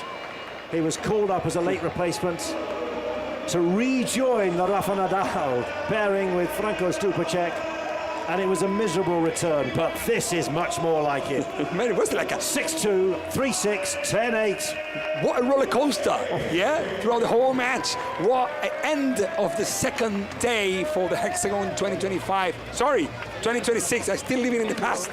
But with these kind of matches, we can see the future of padel. They know how to celebrate, and wherever Franco Stupacek is, you know they're going to go for it. Oh, there's relief as much as celebration. Marta Ortega, Geometry Eye, and here he comes. They know how good Alex Ruiz played. That's why he's in the middle, and that's why I think he should be the MVP of this fantastic match these four players has given us as a present. Wow, what a day, what a day. That is Enzo Jensen, the brother of Claudia. But he is all part of the Rafa Nadal Academy team. A day which started so well for the Rafa Nadal Academy, 6-4, 6-love, Marta Ortega and Geometry Eye, and it's ended with a super tie-break victory. Have a look at this. Dineno and Teo both tried anyways, even though they knew that the shot of Dineno was rubbish, if I got to tell, you know, that smash. Yep. They didn't care, they tried. Because just in case, you know, they played the lottery and they win. They didn't, because that's how it should be, you know. But the smash wasn't good and well deserved from... Runners-up for the last 2 years. Yes. Hexagon Cup 2024, Hexagon Cup 2025. What does 2026 hold for them? If they play like that, and if they got Geometry Eye and Marta Ortega firing, they started slowly, but they're back. And if, particularly Geometry Eye today in the first match was outstanding. Not that on Marta Ortega, to take nothing from her, but Geometry Eye was, you could just tell, this is my match. So, we're just drawing breath, and while we do that, Paula is going to be talking very shortly to the winners. They need to get their breath back, don't they? What a picture from this beautiful Caja Mágica in Madrid. Many amazing tennis events have played here, and now with tennis, fantastic. So we're going to hear what the players have to say, and I will try to translate a little bit what these winners say. Vamos. Bueno, más felices que dos perdices estos dos jugadorazos. Os tengo que preguntar por el super tie break del final, que estábamos todos enganchados. Guys, you're very happy. You could tell that you're both very happy, but I got to ask you about con 5 bolas de partido, pero las habéis ido the perdiendo. super tie break at the very end. ¿Y cómo lo estáis viviendo desde dentro? How do you feel it from the inside? Eso tenerlo claro. So we were having a very bad time. I want to make clear that we were having a very bad time on court at the end of the... We had a very good sensations, you know, yesterday and today, you know, we were training in the morning. We knew we had to fight a lot to beat Dineno and Teo. With Alex Ruiz all around the court, you know, and even, how do you say that, you know, waving, not waving, diving through the floor, fighting for every single shot. You are the MVP of the match. And Destiny wanted you to come back because he's replacing Pablo Cardona. And Pablo was injured before starting the tournament, and so he came to replace the young player. And now he says he's very thanks to Rafa Nadal Academy. It's like more than a team, it's a family for me. We fight in every single point all together. You could tell that everyone is shouting and cheering from outside. I'm playing with the Stupa for me, fighting next to him. He said the MVP is like it's always shared with the partner because, and I agree with that, sorry for interrupting this, but is to share with the Stupa. And hopefully in the next match we can also give more points to our Rafa Nadal Academy team. Paula said from 2 matches, 2-1 matches from you two. which is a very good one. Sin duda, acá la competencia es por equipo, así que Without any doubt, Stupa said, of course, we got to all fight together. The whole Rafa Nadal Academy, they say we need our best version all together. Ya se queda en casa y vamos a utilizar solo el negro, así que esa es la clave. Yeah, they said, you see, they said that they played with the green T-shirt yesterday. That didn't work perfectly for them, so now they come with the black T-shirt and they will carry on with the black T-shirt for the whole tournament. This party at the Hexagon in Madrid never fails. It's always an amazing paddle party. It was snowing outside a day ago, it was raining yesterday as well, and everyone is coming anyways. We're a couple of thousand people today. Thursday, yesterday was also people coming to the stadium, so he's glad to play here in his country and in Madrid. Congratulations for such an amazing match, Paulita. He's greeting the players, and thank you, Paulita, for a great interview once again. Well done, the men in black then. No, they're in green on there. Exactly. I don't think you're going to see they them don't want that. On the side of the graphic there. You can see 54% to 46%. But look at the golden points won, Dineno and Yanteo. But in the end, that is not what counted. It was the performance, when it mattered, of Alex Ruiz and Franco Stupacek. So how has that changed the league tables? With Stupacek and Ruiz to play Agüero and Alonso on Saturday, it's all bunching up, isn't it? Look at that. Got a feel for the Hexagon team. Eva Longoria might be very happy. Absolutely. You know, 11-11. It's called 11-11 because it's her lucky shot, her lucky number, same as mine, because the 11th of April is my birthday. Yeah, 10 Paddle is owned by Pierre Gasly, Formula 1 driver. Advantage Sir Andy Murray. Robert Lewandowski 9. Rafa Nadal, well, that's self-evident. It's all bunching up and it's looking very tight and building towards the weekend when Saturday will decide who is playing in Sunday's final. We look forward also to see Geometry Eye and Marta Ortega again for Rafa Nadal Academy. Fernandez and Icaro, they're playing, and it's going to be Chingotto and Gonzalez for Dineno and Ranteo on Saturday. So, it's just warming up nicely from Jonathan Ledgard and from Mauri Andrini. Thank you, I thought I'd give you a word. Thank you. And Paula, thank you very much indeed for watching. Thanks for the second day. We'll be back for day 3. Join us then.